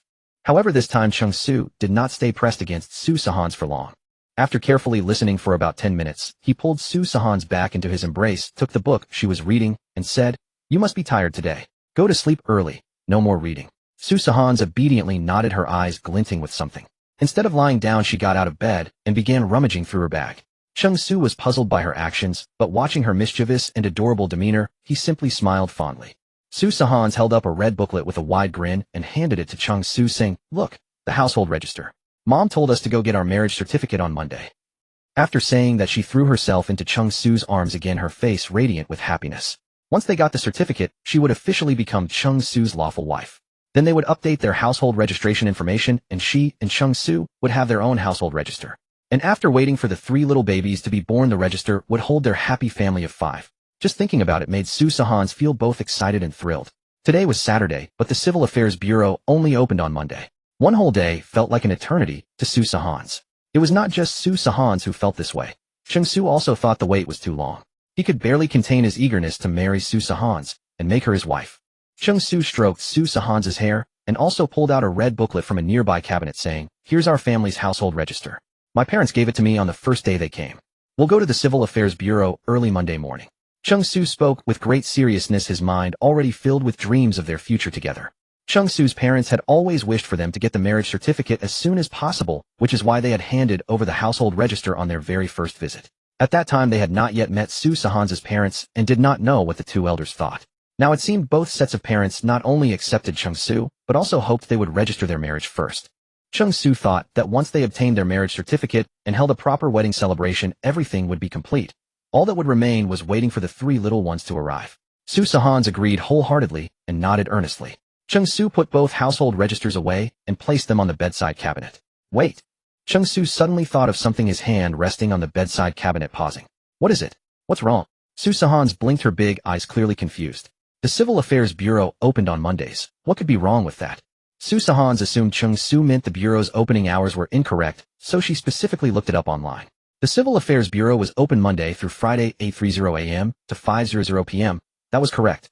Could it be? Su Sihan regarded Cheng Su with suspicion, arms crossed, and asked, You're not scared of marriage, are you? At this point, Su Sihan had already imagined 1,000 possible answers from Cheng Su. Her heart was a mix of unease and anger. She did not even know why, but she felt inexplicably upset. Cheng Su realized his wife had jumped to the wrong conclusion, and looking at her pouting face, he couldn't help but laugh. Cheng Su gently tapped her forehead and smiled. What's going on in that little head of yours? With a wife as lovely and beautiful as you, why would I be afraid of marriage? Although Cheng Su had not struck her hard, Su Sihan still puckered her cheeks, held her forehead, and glared at him resentfully. All right, I was wrong. Hubby was wrong. Come here, let me kiss you. Cheng Su cupped Su Sihan's face and planted a hearty kiss on her forehead. Only then did Su Sihan break into a smile again, grinning proudly. After all, with a wife as beautiful as her, what reason would Cheng Su have to fear marriage? Perhaps it was because she had been with Cheng Su for so long that even Su Sihan herself had not noticed. She had become somewhat narcissistic as well. Cheng Su affectionately pinched her delicate nose, thinking, my wife, my responsibility to spoil. But Cheng Su soon grew serious and looked at Su Sihan earnestly, saying, How about we go get the certificate on Tuesday instead? Monday. Tuesday. Why? Upon hearing this, Su Sihan immediately interrupted to ask. She had just been immersed in her own sweet reverie, and now she suddenly felt wronged. She had always wanted to marry the man she loved as soon as possible and become a family. Was she the only one who felt this way? Or did Cheng Su have something more important than getting married on Monday? Seeing Su Sihan's aggrieved expression, Cheng Su knew the girl was overthinking again. Su Sihan had not always been so emotionally sensitive. It was likely the pregnancy that had made her mood occasionally unstable. Cheng Su smiled, pulled her into his arms, and held her tightly, wanting to give her a sense of security as he said, Just let me finish talking first. I want to take my parents to your place on Monday to formally ask for your hand in marriage. I also wish we could get married sooner, but the proper customs for marrying you must not be skipped. Tomorrow morning I'll discuss it with my parents. If we rush things and go tomorrow, it would be too hasty, and we wouldn't have time to prepare, so we can only go ask for your hand on Monday. Then we'll go to the Civil Affairs Bureau first thing Tuesday morning. Deal. Cheng Su had originally planned to get the certificate with Su Sihan on Monday as well, but he had felt something was missing. It was only just now that he suddenly remembered. Although both sets of parents had met today, his own parents had not formally proposed to Su Sihan's family. Asking for her hand in marriage was an indispensable step. It expressed his family's regard for Su Sihan and showed politeness and respect toward her family. How could they skip this step and go straight to registering their marriage? No, that would be irresponsible towards Su Sihan and disrespectful to her family. Cheng Su felt that since he had decided to spend the rest of his life with Su Sihan, every proper courtesy and every due respect must be given. Not one could be omitted. Propose. Su Sihan spoke these two words in a daze, gazing earnestly at Cheng Su. She swore her heart had never beaten so fast as it did now. As if she were seeing Cheng Su for the first time, this moment moved her even more than when she had spotted the nursery he had so thoughtfully arranged that day. All the proper ceremonies for marrying you must be observed without exception. The words echoed repeatedly in Su Sihan's mind, warming her heart. Su Sihan pressed her lips into a smile, tracing the contours of Cheng Su's face with her eyes, longing to etch his image deeply into her memory. A quiet murmur played on her lips. This man, who always put her first, was her husband, the father of the 3 little babies growing in her womb. Su Sihan gave a firm nod, wrapped her arms around Cheng Su's neck once more, and left a kiss on his cheek before smiling and saying, You treat me so well, darling. I'll follow your lead in everything. In that moment, Su Sihan felt with profound clarity that Cheng Su was marrying her not because of the child in her belly, nor from parental guidance or pressure. It was simply because he loved her. She had not even considered the matter of proposing, yet Cheng Su regarded it as of utmost importance. Since he intended to marry her, every ritual and courtesy had to be properly observed, not as though he were simply taking any woman home carelessly. That night, Su Sihan rested in Cheng Su's embrace and drifted into a beautiful dream. In the dream, she and Cheng Su walked down the aisle together, welcomed 3 adorable babies into their family, and lived joyfully in their own home at Jinshin Huafu, laughter filling every corner. Su Sihan had always believed that living out her days in ordinary happiness with the one she loved most was more than enough. The next morning, Cheng Su rose early. Seeing Su Sihan still asleep in his arms, a gentle smile playing on her lips, he chuckled softly and could not resist pressing a kiss to her forehead. Tucking the blanket carefully around her, he slipped out of bed on tiptoe. By then Lu Peiyun and Cheng Dong had already risen. Because of the move, everyone had unconsciously decided to wake early. The three of them packed quietly, careful not to disturb Su Sihan while whispering among themselves. Mom, Dad, Su Sihan's parents have already given her household register. Cheng Su spoke in a hushed tone, glancing toward the bedroom door to ensure the volume was low enough not to wake Su Sihan before finally relaxing. Actually, there had been no need to be so cautious. Su Sihan had been growing increasingly sleepy, lately unlikely to wake easily. Perhaps because she carried triplets, her drowsiness was even more pronounced than that of ordinary pregnant women. That's wonderful then. Go register first, and then prepare for the wedding. Lu Peiyun was equally delighted, going on at length about the arrangements they would make for the couple's wedding as though every detail had already been planned. Register on Monday. Then we must pick an auspicious date for the ceremony. Even Cheng Dong began flipping through the calendar, selecting the perfect day. Monday. Lu Peiyun pondered for a moment before recalling something. Turning to Cheng Su in a consultative tone, she said, "Son, the formal proposal hasn't been made yet, has it? Why don't you wait a day before registering?" Lu Peiyun knew her son well. She could see how deeply he loved Su Sihan and how eagerly he wished to marry her. Yet to register without first proposing and offering the betrothal gifts would indeed seem improper. They cared little for others' opinions, but if Su Sihan's family felt they were not being treated with due respect, it would cause unnecessary hurt. Moreover, these customs were essential courtesies. If they were omitted, how would their daughter-in-law feel? She could not bear to see her future wife wronged. Cheng Su smiled. It was just as she had said. They were all family, thinking along the same lines. Mom, I had the same thoughts. So I'd like to trouble you today to make preparations. Tomorrow I'll take leave and go with you both to Sihan's home to formally propose. The day after I'll register with her at the Civil Affairs Bureau. I've already discussed it with Sihan, and she agrees. Cheng Su and Su Sihan consulted each other on all matters, so there was deep mutual trust between them. Lu Peiyun nodded in approval of her son's arrangements. Truth be told, her son had thought even more comprehensively than she had. As for the betrothal gifts, your father and I have long been prepared. When we visit her family, we must also bring suitable presents. How about this? In the morning, your father and I will help you move, and in the afternoon, we'll go to the mall to select gifts. Lu Peiyun mapped out the schedule, and Cheng Dong agreed with a nod. Since Su Sihan's parents had already handed over her household register, it indicated they approved of Cheng Su and were equally satisfied with Cheng Su's family. The young couple wished to register as soon as possible, so the proposal had to be arranged swiftly. With the matter settled, Lu Peiyun went to prepare breakfast while Cheng Su and Cheng Dong continued packing. Su Sihan woke at nearly 10 o'clock. Cheng Su, worried she might feel uneasy eating breakfast alone, stayed to share the meal with her before resuming the packing. Su Sihan wanted to help, but Cheng Su stopped her several times. In the end, he could not refuse her persistence and allowed her to assist with lighter tasks. There was not much to move. The house at Jinshanhuafu was largely newly furnished, so few items required careful wrapping. By noon, everything was packed and ready. Cheng Su called a moving company, then drove everyone to Jinshanhuafu. On the way to Jinshanhuafu, both Cheng Su and Su Sihan felt as though a new chapter was beginning. Honestly, at that moment, Su Sihan could scarcely believe it was real. They had met in their first year of university, faced disapproval from others at the start, and now stood as a couple envied by all. They had built their own home, welcomed their children, and were about to register as legal spouses. It was a strange, wonderful feeling. They had witnessed countless couples who started together in college, drifted apart after graduation, and even those who stayed together but fought constantly. Many others seemed better suited to last. Yet who would have guessed that the ones who endured the longest would be her and Cheng Su? She and Cheng Su were like a match made in heaven. Always understanding each other, their personalities complementing one another, their thoughts remarkably aligned. They never had serious quarrels. Occasional minor disagreements were easily resolved, strengthening their bond. In fact, they did not even regard them as conflicts, but rather as little sparks that added flavor to their relationship. If college love was like a dream, then love after graduation was the daily reality of rice, oil, salt, and sauce. Both transitions, Cheng Su and Su Sihan navigated gracefully, leaning on each other, never running away. They wanted to say daily necessities. Before them, even the mundane becomes nothing but a backdrop to their love. The marriage proposal was scheduled for Monday, and Su Sihan had already informed her parents in advance, letting them know that Cheng Su's parents would come to their home to formally propose. Su Fengming and Zhao Huiying were somewhat surprised, yet felt deeply gratified. When they learned that this decision originated from Cheng Su himself, their admiration for him only grew. While these traditional customs were indispensable, the urgency of Cheng Su and Su Sihan's wedding loomed large. Both sets of parents had initially considered having the couple register their marriage first and handle the rest later. Under these circumstances, Cheng Su's desire to provide Su Sihan with a complete wedding ceremony was truly commendable. Meanwhile, just as Cheng Dong and Lu Peiyun had finished tidying up the residence at Jinshanhuafu, the elderly couple set out. Cheng Su and Su Sihan remained at home to handle the remaining tasks, doing some cleaning and the like. They had previously informed Cheng Dong and Lu Peiyun about the local wedding customs, so they knew exactly what gifts to prepare. In addition to the gifts, Cheng Dong and Lu Peiyun had also prepared entirely new outfits from head to toe. Attending such an important occasion as a formal proposal visit naturally called for greater attention to one's appearance. On the other side, Su Fengming and Zhao Huiying naturally could not remain idle either. The return gifts they needed to prepare were equally indispensable. By Monday, Cheng Dong and Lu Peiyun rose early, and surprisingly Sihan was also up earlier than usual.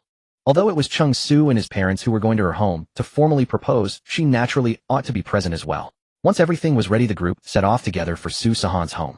The moment the door opened, Su Fengming and Zhao Huiying warmly greeted them. Today Su Yuting had gone to the company and was not at her parents' home. Only Su Fengming and Zhao Huiying were there.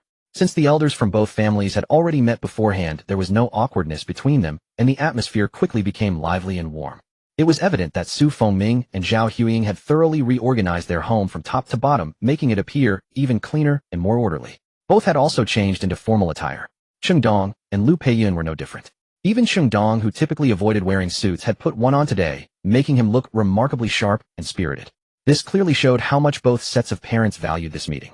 Su Fengming and Zhao Huiying invited everyone to be seated, while Cheng Dong and Lu Peiyun politely presented the gifts they had prepared in advance.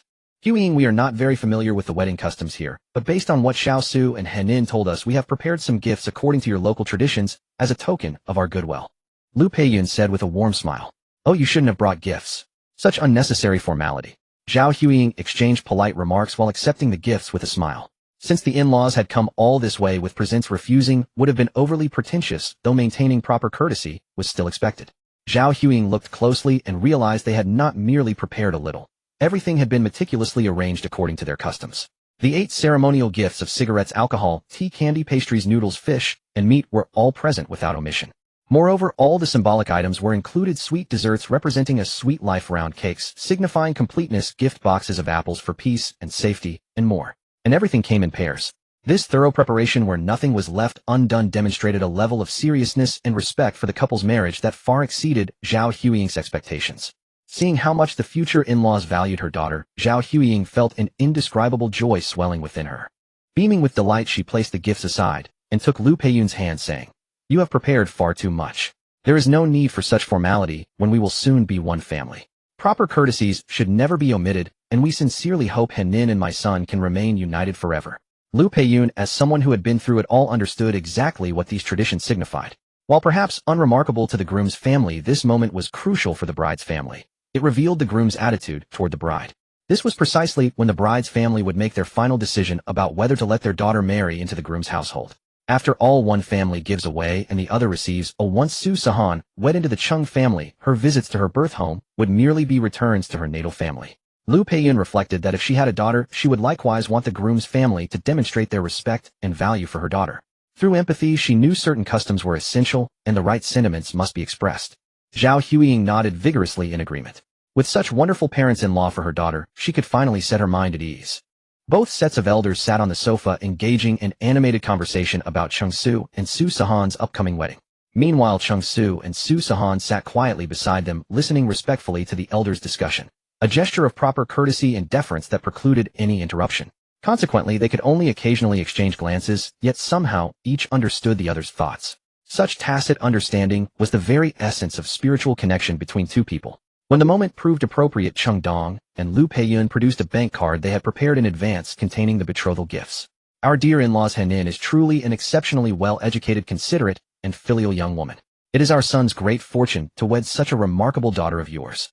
We have prepared these betrothal gifts as a modest token of respect. Please accept them, and may this blessed couple find happiness and prosperity in their journey ahead.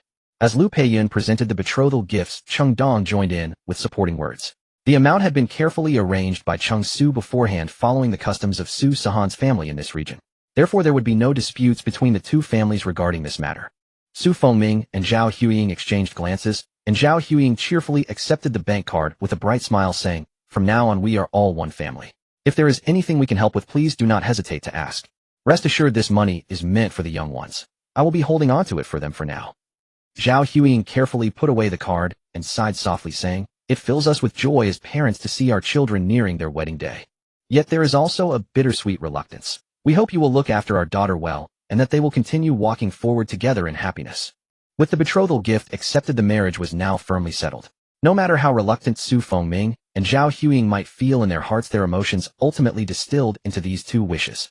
Cheng Dong and Lu Peiyun nodded solemnly in response, saying, "Rest assured we will treat Henin as our own daughter."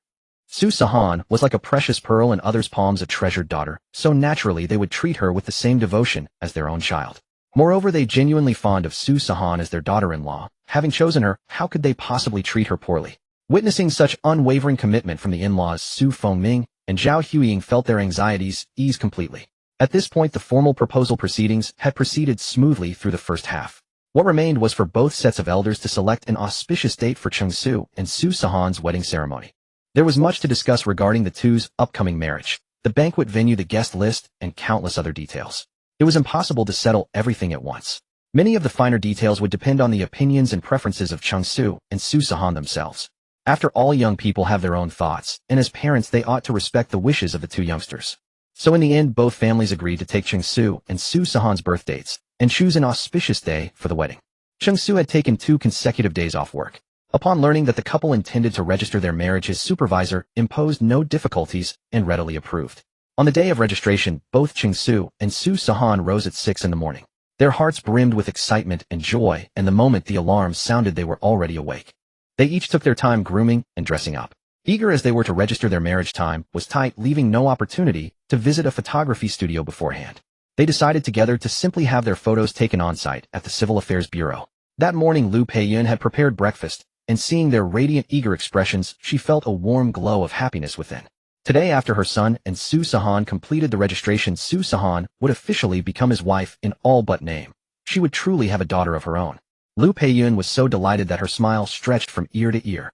As Cheng Su and Su Sihan finished breakfast and prepared to leave, Lu Peiyun could not resist offering one last reminder. "Son, drive carefully on the way.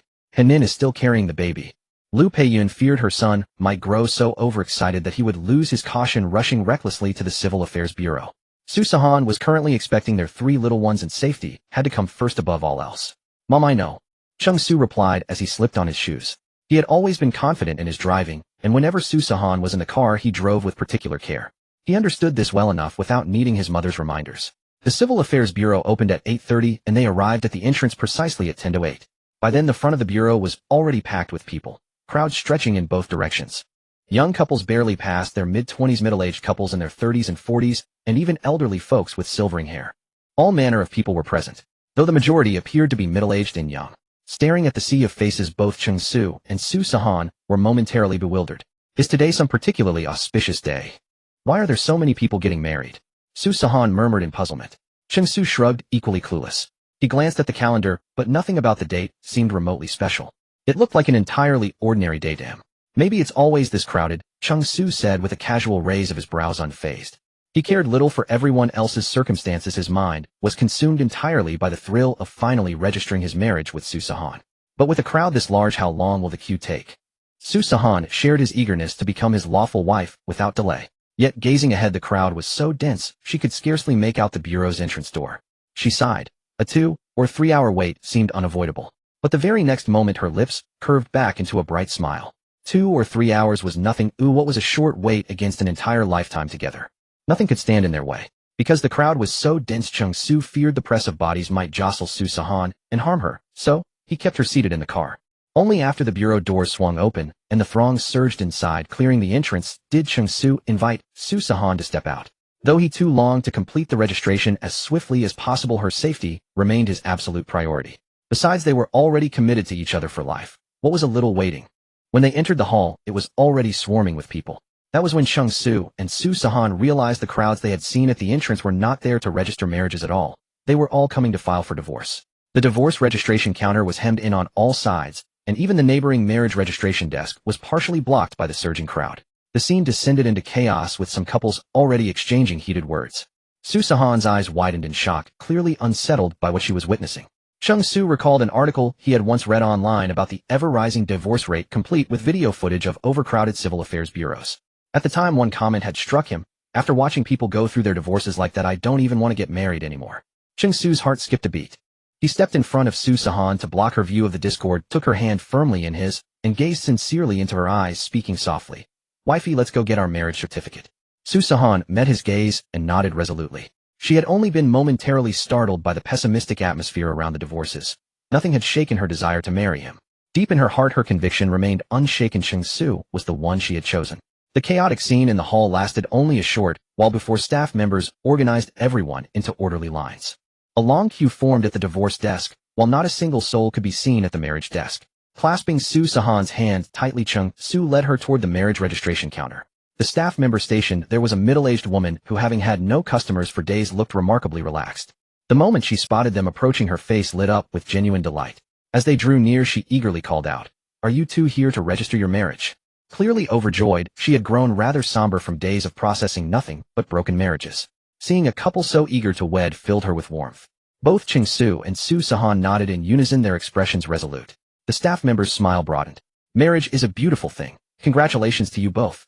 Just hand me your household registers." They produced their household registers and handed them over together.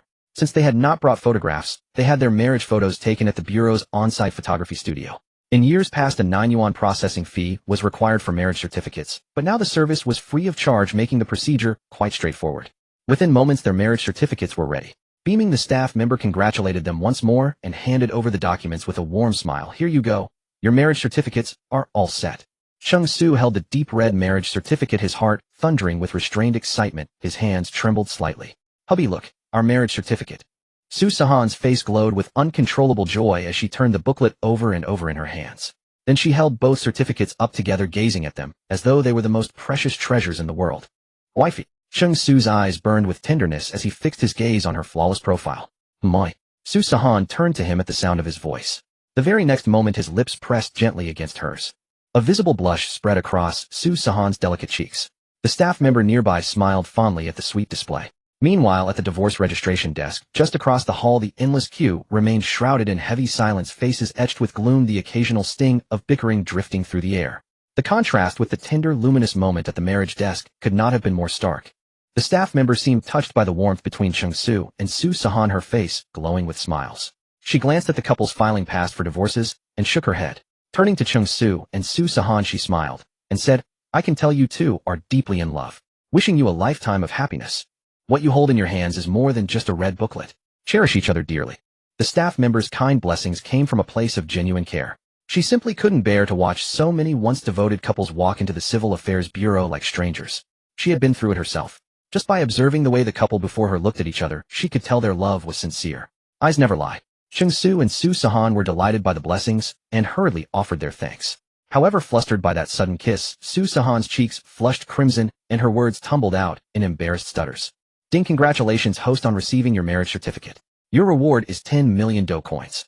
These Do coins may only be used and spent on the Douyin platform.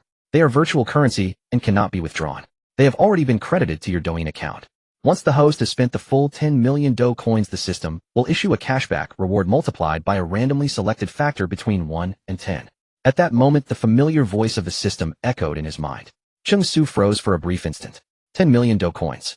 As someone who frequented Douyin, he well knew the purpose and exchange rate of Do coins.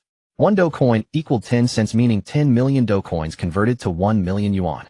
Cheng Su was stunned. The system was incredibly generous, directly crediting his account with 1 million yuan. Not only that, but it also mentioned a cashback multiplier based on a random draw. Whether it landed on 1 or 10, Cheng Su would profit handsomely either way. Even if he drew the lowest multiplier of 1, he would still receive 1 million yuan back. But if fortune favored him, and he drew 10, that would be a tenfold cashback, 10 million yuan. After deducting the renovation costs for the nursery, he currently had 43,000 yuan saved. Add a million or 10 million yuan to that, and his child's future expenses would be more than covered. So no matter the outcome, this was a guaranteed winning situation for Cheng Su. He maintained his usual calm composure towards such matters, though he couldn't help hoping for the highest multiplier. Yet he knew that with random probability, every outcome held equal chance, and forcing the result was futile. Still, the mere thought of soon acquiring a million or 10 million yuan filled him with joy. When the two of them emerged from the Civil Affairs Bureau with their marriage certificates in hand, the blush on Sihan's cheeks had not yet faded. Cheng Su drew her into his embrace. Gazing at his lovely wife in his arms, he couldn't resist pressing another kiss upon her rosy cheek.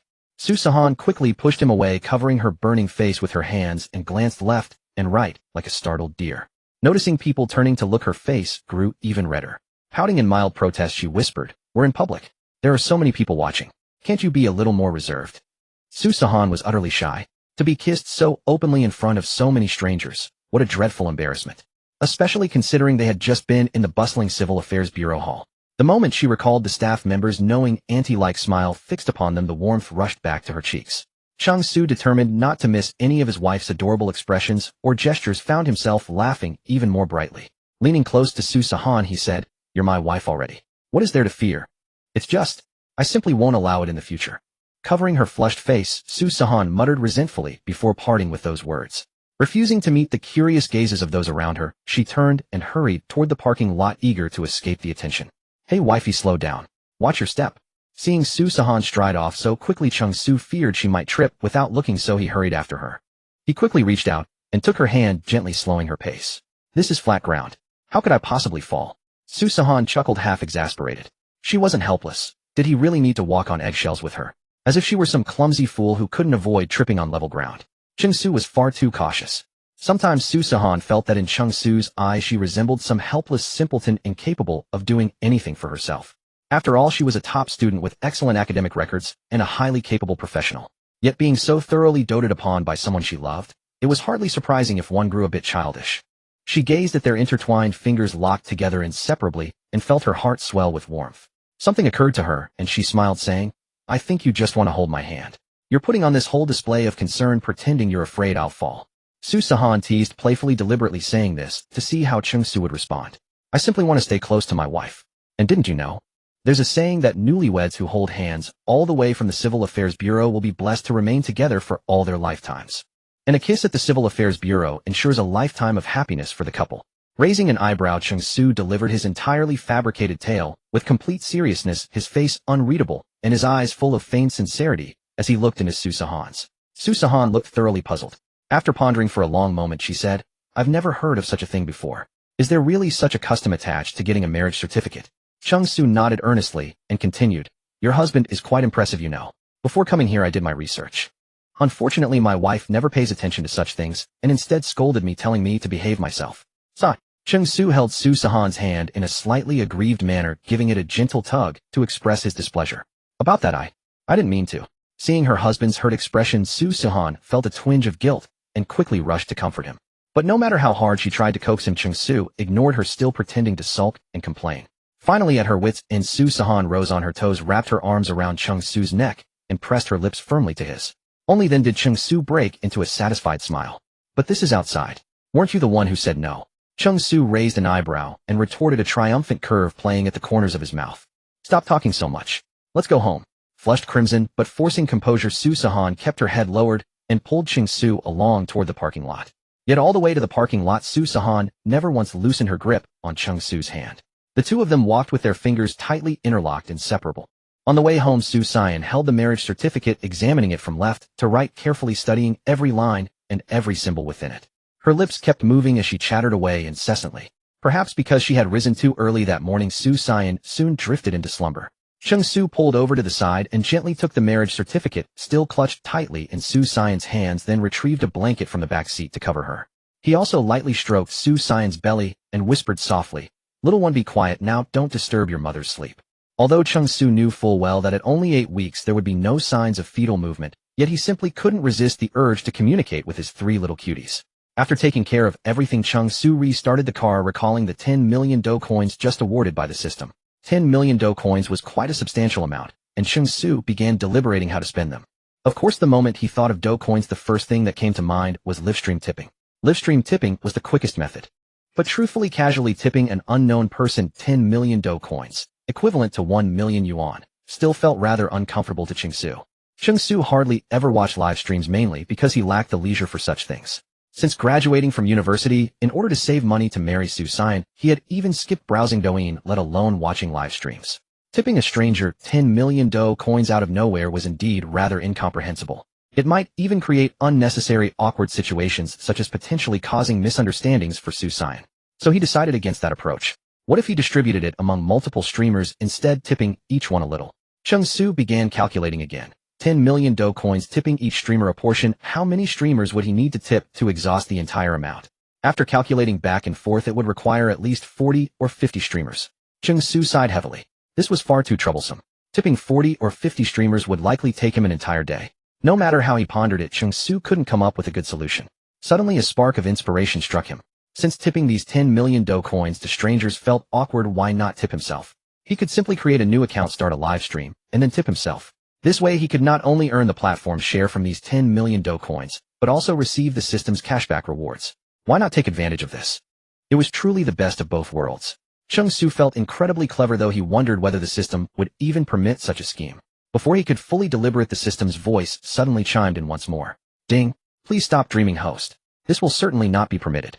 If the host tips the dough coins to himself, the system will regard it as invalid consumption. Not only will the cashback feature be revoked, but the entire 10 million dough coins will also be cancelled. Please make a rational choice, host. The system truly understood Cheng Su's thoughts. Before he could even open his mouth to ask, the system had already jumped in to answer. However, the system indeed provided him with a definitive answer. 10 million dough coins. If tipped to himself, everything would return to zero. Even the cashback rewards would be lost. Forget it. Cheng Su sighed helplessly. He had never intended to covet those 10 million dough coins anyway. He was merely seeking the best way to spend them. As long as he received the cashback, that would be sufficient. He was not a greedy man. He would check out the live streams when he got back and figure out the rest later. When the two arrived home, they were utterly stunned by the scene before them. Zhao Huiying and Lu Peiyun were making dumplings in the dining room, with Cheng Dong assisting nearby. The three of them were chatting and laughing, the atmosphere extremely harmonious. Su Sihan had never expected her mother to come to Jinshan Huafu. Moreover, she had been completely unaware. Noticing her daughter's surprised expression upon seeing her, Zhao Huiying grew displeased and said, "What? Did you stop recognizing me as your mother just because you got the certificate? Can't I even drop by for a visit?" Seeing her mother upset, Su Sihan rushed over and hugged her from behind, her face breaking into a smile. "How could that be? Of course you're welcome whenever you want to come, right, Mom?" That final "Mom" was directed at Lu Peiyun. Su Sihan blinked at Lu Peiyun with pleading eyes as if calling for help. Zhao Huiying didn't find anything odd about Su Sihan addressing Lu Peiyun as Mom. After all, the children from both families had obtained their marriage certificates today, so changing their forms of address was only natural. Taken aback by the sudden address, Lu Peiyun paused for a moment, then burst into laughter. "That's right. Henin speaks the truth, Huiying. Of course you're welcome to come whenever you wish. Whoever dares to object will have me as their first opponent." Zhao Huiying finally laughed aloud and patted Su Sihan's arms wrapped around her. "Let me go now. If you keep hugging me, I won't be able to properly make dumplings." Su Sihan grinned and released her, then hurried to the kitchen to wash her hands. She dragged over a chair and sat nearby, joining in the dumpling making. "Why isn't Dad here?" Su Sihan asked while learning to mimic Zhao Huiying's dumpling folding technique. "Your father wanted to come as well, but there are business matters to attend to, so he won't be able to make it today." "Oh dear, that's not how you do it. You've put far too much meat filling. Just half this amount will suffice. Honestly, those dumplings look terrible. You'll have to eat the ones you made yourself." After answering, Zhao Huiying noticed Su Sihan lifting a huge clump of meat filling with her chopsticks and quickly intervened. Glancing disdainfully at the dumplings Su Sihan had crafted, she couldn't resist adding a few critical remarks. Su Sihan frowned with a sense of grievance. Was this really her own mother? Scolding her in public like this showed absolutely no consideration for her feelings. Su Sihan was not particularly skilled at cooking. Simple home-style stir-fries were manageable, but making dumplings, a task requiring artistic sensibility, was something she had never attempted before. She could only imitate what she saw and try her hand at it. But by the time Zhao Huiying had neatly finished 4 or 5 dumplings, Su Sihan's very first one had barely taken shape. Looking at it, it was indeed unattractive, fitting the style of abstract art. "Mom, are my dumplings really that ugly?" Refusing to admit defeat, Su Sihan picked up her first dumpling and looked at Lu Peiyun with a grin, her expression full of anticipation. Gazing at the somewhat crooked dumpling before her, she thought it wasn't bad after all. Not that ugly, really. Not at all. For your first attempt, Henin, this is quite decent. When I made dumplings for the first time, mine were even worse than yours," Lu Peiyun said, earnestly studying it closely before nodding with genuine approval. It was indeed much better than what she had produced on her first try. Hearing this, Su Sihan beamed with delight and cast a triumphant glance at her mother. "Peiyun, don't spoil her too much, or you'll ruin her. Mine still look better." Zhao Huiying expressed her disdain, though her smile never faded. It had been a long time since she had felt this joyful.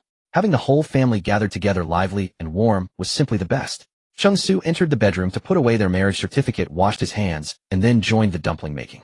His eyes immediately fell upon the dumpling Su Sihan had crafted, finding it quite amusing, and he couldn't help but laugh. That laugh earned him an immediate reprimand from Lu Peiyun, and it was only through Zhao Huiying's intervention that Cheng Su managed to escape further trouble. Cheng Su sighed in exasperation, never expecting that at such a critical moment his mother-in-law would end up on his side. Today was undoubtedly the most lively and joyful day in a long time. The whole family, without any rift, prepared the meal together, sitting around cracking sunflower seeds while watching television. They chatted and shared domestic trivialities. The 200 square meter residence was filled with laughter and cheer. Such a mundane life, yet it made Cheng Su and Su Sihan feel a profound warmth in their hearts. Wasn't this exactly what they had always pursued? A family together harmonious and happy. That was enough.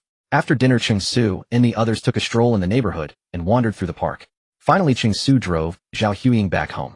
In the evening, after Cheng Su had tidied up and emerged from the bathroom, he saw Su Sihan already sitting on the bed holding her phone and playing with it. Cheng Su found it strange. Usually at this time Su Sihan would be reading a book. Although her postgraduate entrance exam plans had been postponed due to pregnancy, Su Sihan had always been a disciplined person. With better memory at night, she would do some reading before sleeping. Moreover, after she became pregnant, Cheng Su often reminded her not to spend too much time on her phone. Su Sihan herself understood that phone radiation could affect the baby. Thus, unless necessary, Su Sihan rarely used her phone at night. Curious, Cheng Su leaned in and saw that Su Sihan was actually watching a Douyin livestream. "Honey, you never watch live streams. Why are you watching one today?" Cheng Su asked. He knew Su Sihan well. Like him, she was either busy with work or preparing for exams, and neither of them was interested in live streams.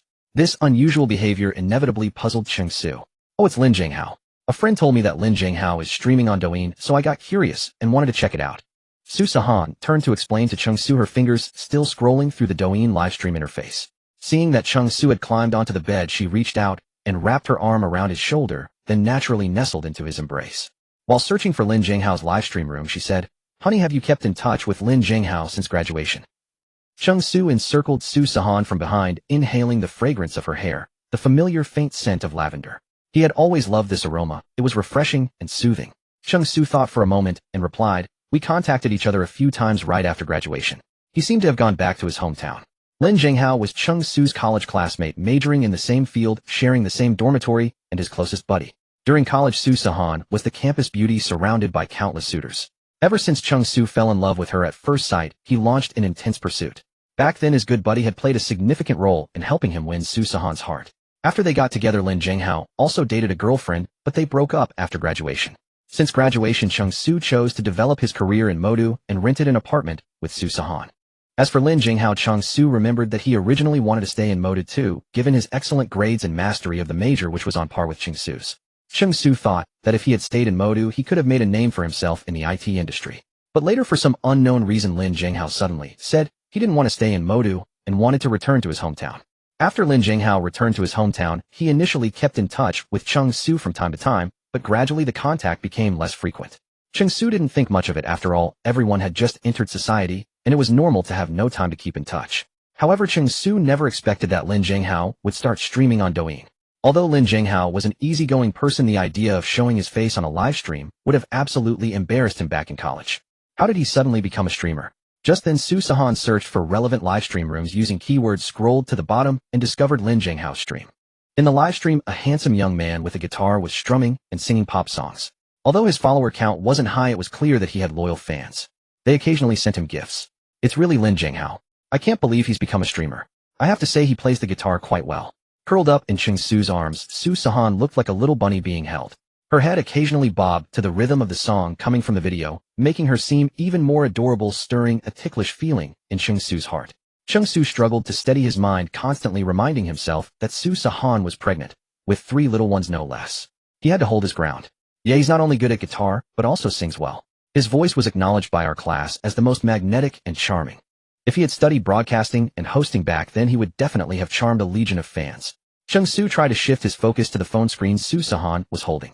He took a closer look. If it weren't for the familiar voice, he would hardly recognize Lin Jinghao. In college, he had a sturdy build, but now he had lost half his weight and his entire style seemed to have changed drastically. In the past, with his robust physique, he could easily take on 5 people in a fight, but now he appeared fragile.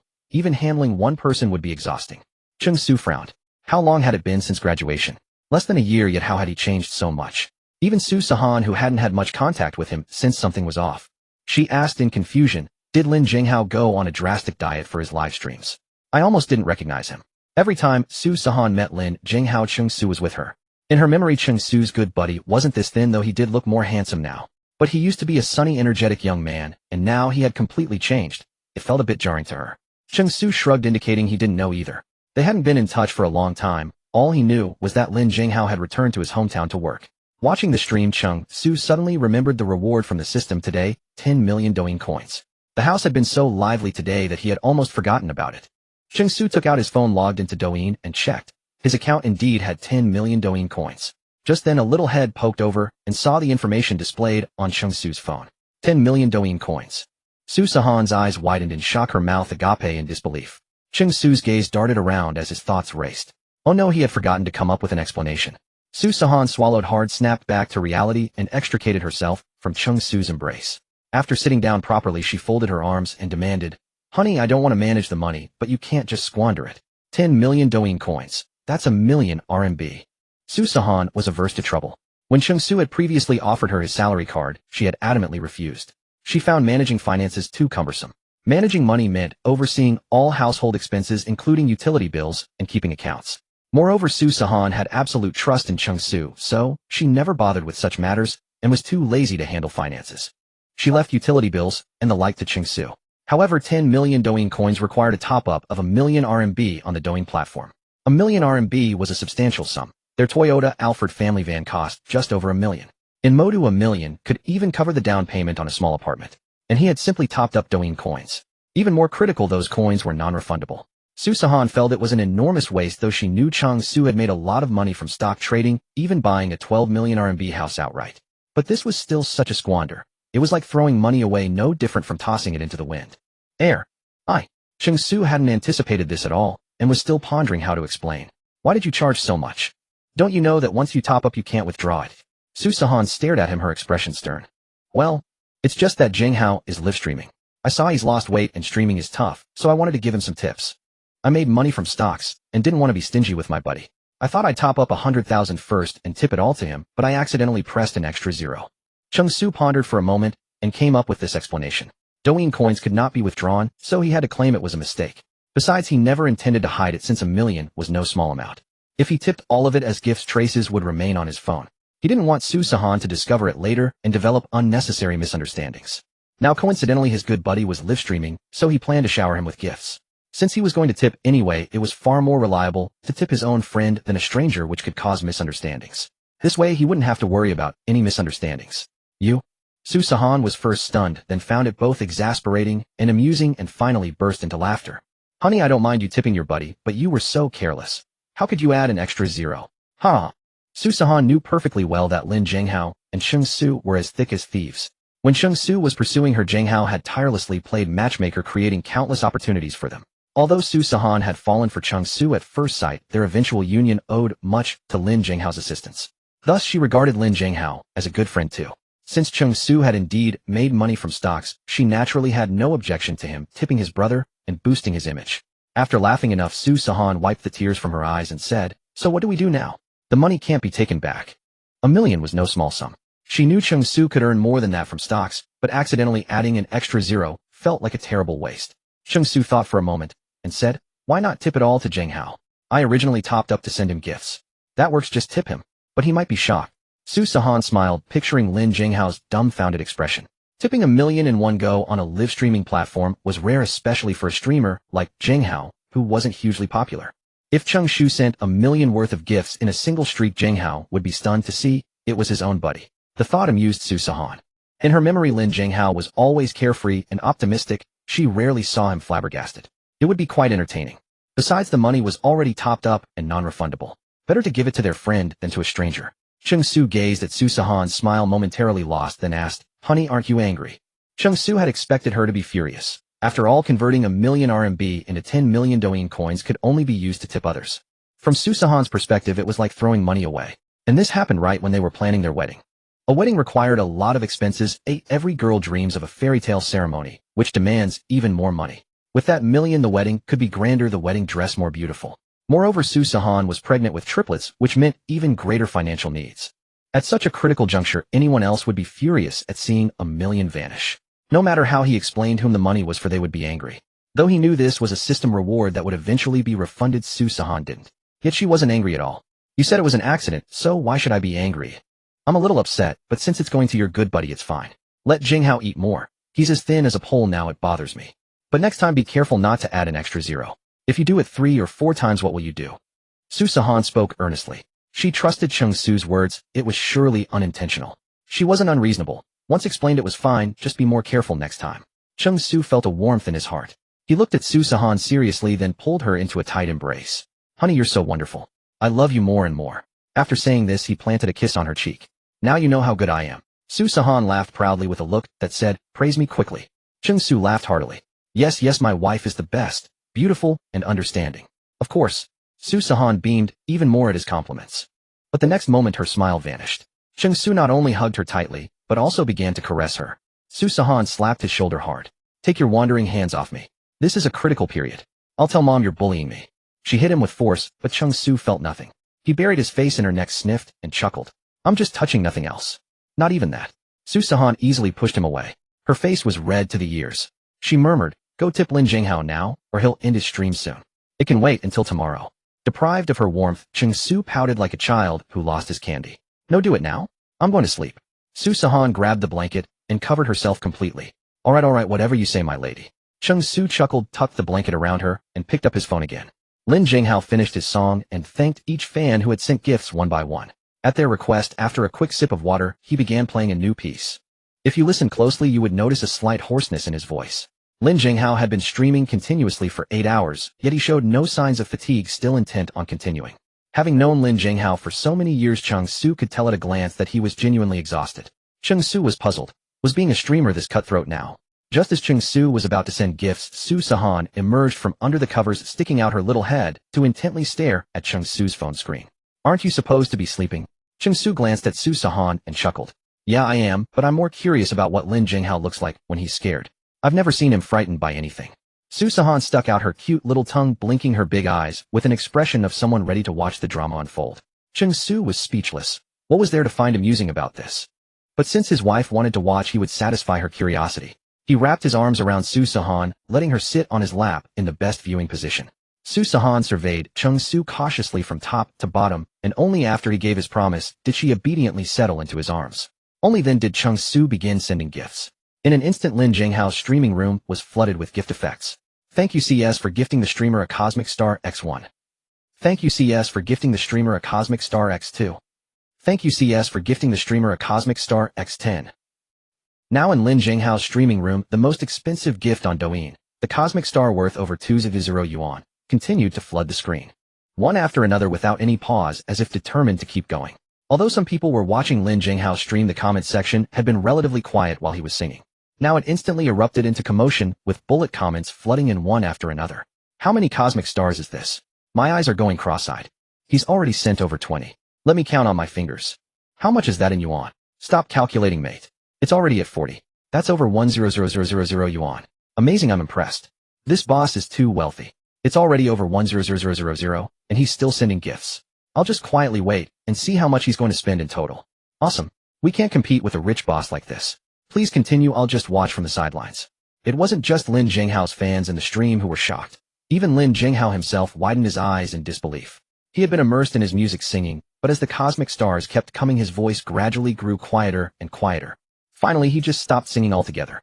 His hand strumming the guitar strings froze mid-air, suspended uncertainly, as he stared fixedly at the screen. He had been streaming for so long, and had never once received a gift worth over 500 yuan. Now someone was frantically sending him cosmic stars worth over 200 yuan each, and already over 40 of them.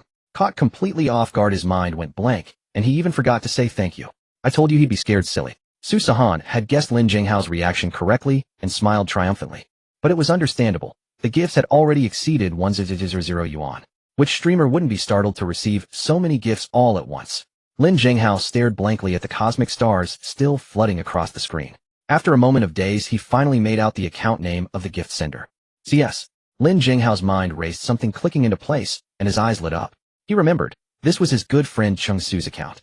They had followed each other on Douyin before, and Cheng Su was the type of person who didn't like wasting time coming up with online names. For convenience and memorability, Cheng Su's ID on almost every app was simply the pinyin initials of his name. He never expected that Cheng Su would suddenly appear in his streaming room and frantically send him gifts. And not just any gifts, the most expensive ones. The total had already reached 200 yuan. What on earth was going on? Lin Jinghao was completely baffled. Thank you so much to this fan for the cosmic stars, but please spend responsibly. There's no need to send more. Thank you so much. Although Lin Jinghao knew the gift sender was Cheng Su, he had no intention of recognizing him in the streaming room. First, it might involve Cheng Su's personal privacy. In the internet age, a single name could reveal a lot of information. Second, if his fans found out he knew the big spending boss, they might misunderstand and think he hired someone to send himself gifts to gain followers. Moreover, Lin Jinghao understood the cost of living pressure in Shanghai. If Cheng Su had only sent a small gift, it would have been fine. But spending hundreds of thousands was far too extravagant. He also knew Cheng Su worked as a real estate agent in Shanghai, which was already hard work. And Cheng Su was planning to marry Su Sihan. Sending so many gifts to him was such a waste. But Lin Jinghao's words seemed to have no effect as the cosmic stars continued to pour in. Cosmic Star X80. Cosmic Star X90. Cosmic Star X100. The gifts finally stopped when he reached 100. Lin Jinghao finally exhaled with relief. 100 Cosmic Stars, 26,000 yuan. Lin Jinghao thought he must call Cheng Su later and have a serious word with him. This was 26,000 yuan, just handed over so casually. Cheng Su might not care, but he felt bad on his brother's behalf. He wondered if Su Sihan knew. If she did, she'd probably beat Cheng Su half to death. Lin Jinghao shook his head. After the stream ended and the platform took its cut, he would return the money to Cheng Su and put in a good word for him to spare him from Su Sihan's wrath. Meanwhile, Cheng Su handed his phone to Su Sihan in his arms, rubbed his wrist, and complained, "Isn't there a one-click function to send 500 gifts at once? I've tapped 100 times and my hand is already sore." Cheng Su's headache just thinking about having to tap another 400 plus cosmic stars to finish sending all 10 million coins. He never expected that sending gifts would actually be physical labor. "Poor hubby, let me massage it for you." Su Sihan put down the phone and carefully began rubbing Cheng Su's hand. Cheng Su let Su Sihan hold and massage his hand, resting his head against her shoulder as if exhausted and taking a break. "Hubby, do you think he knows it's you?" Su Sihan asked curiously. Not sure," Cheng Su answered truthfully. "I think if he knew it was you, he'd definitely think you've lost your mind," Su Sihan said with conviction, finding it amusing to recall the stunned expression on Lin Jinghao's face just moments before. "That's something we'll go crazy about together." Cheng Su pinched Su Sihan's delicate nose and chuckled. Then he picked up his phone again, regrouping his spirits, intending to continue scrolling. Since it had already started, he might as well finish it all in one go. "Honey, you're tired. Let me take over for a while." Su Sihan's eyes were full of concern as she made the offer. "No need, I'll handle it.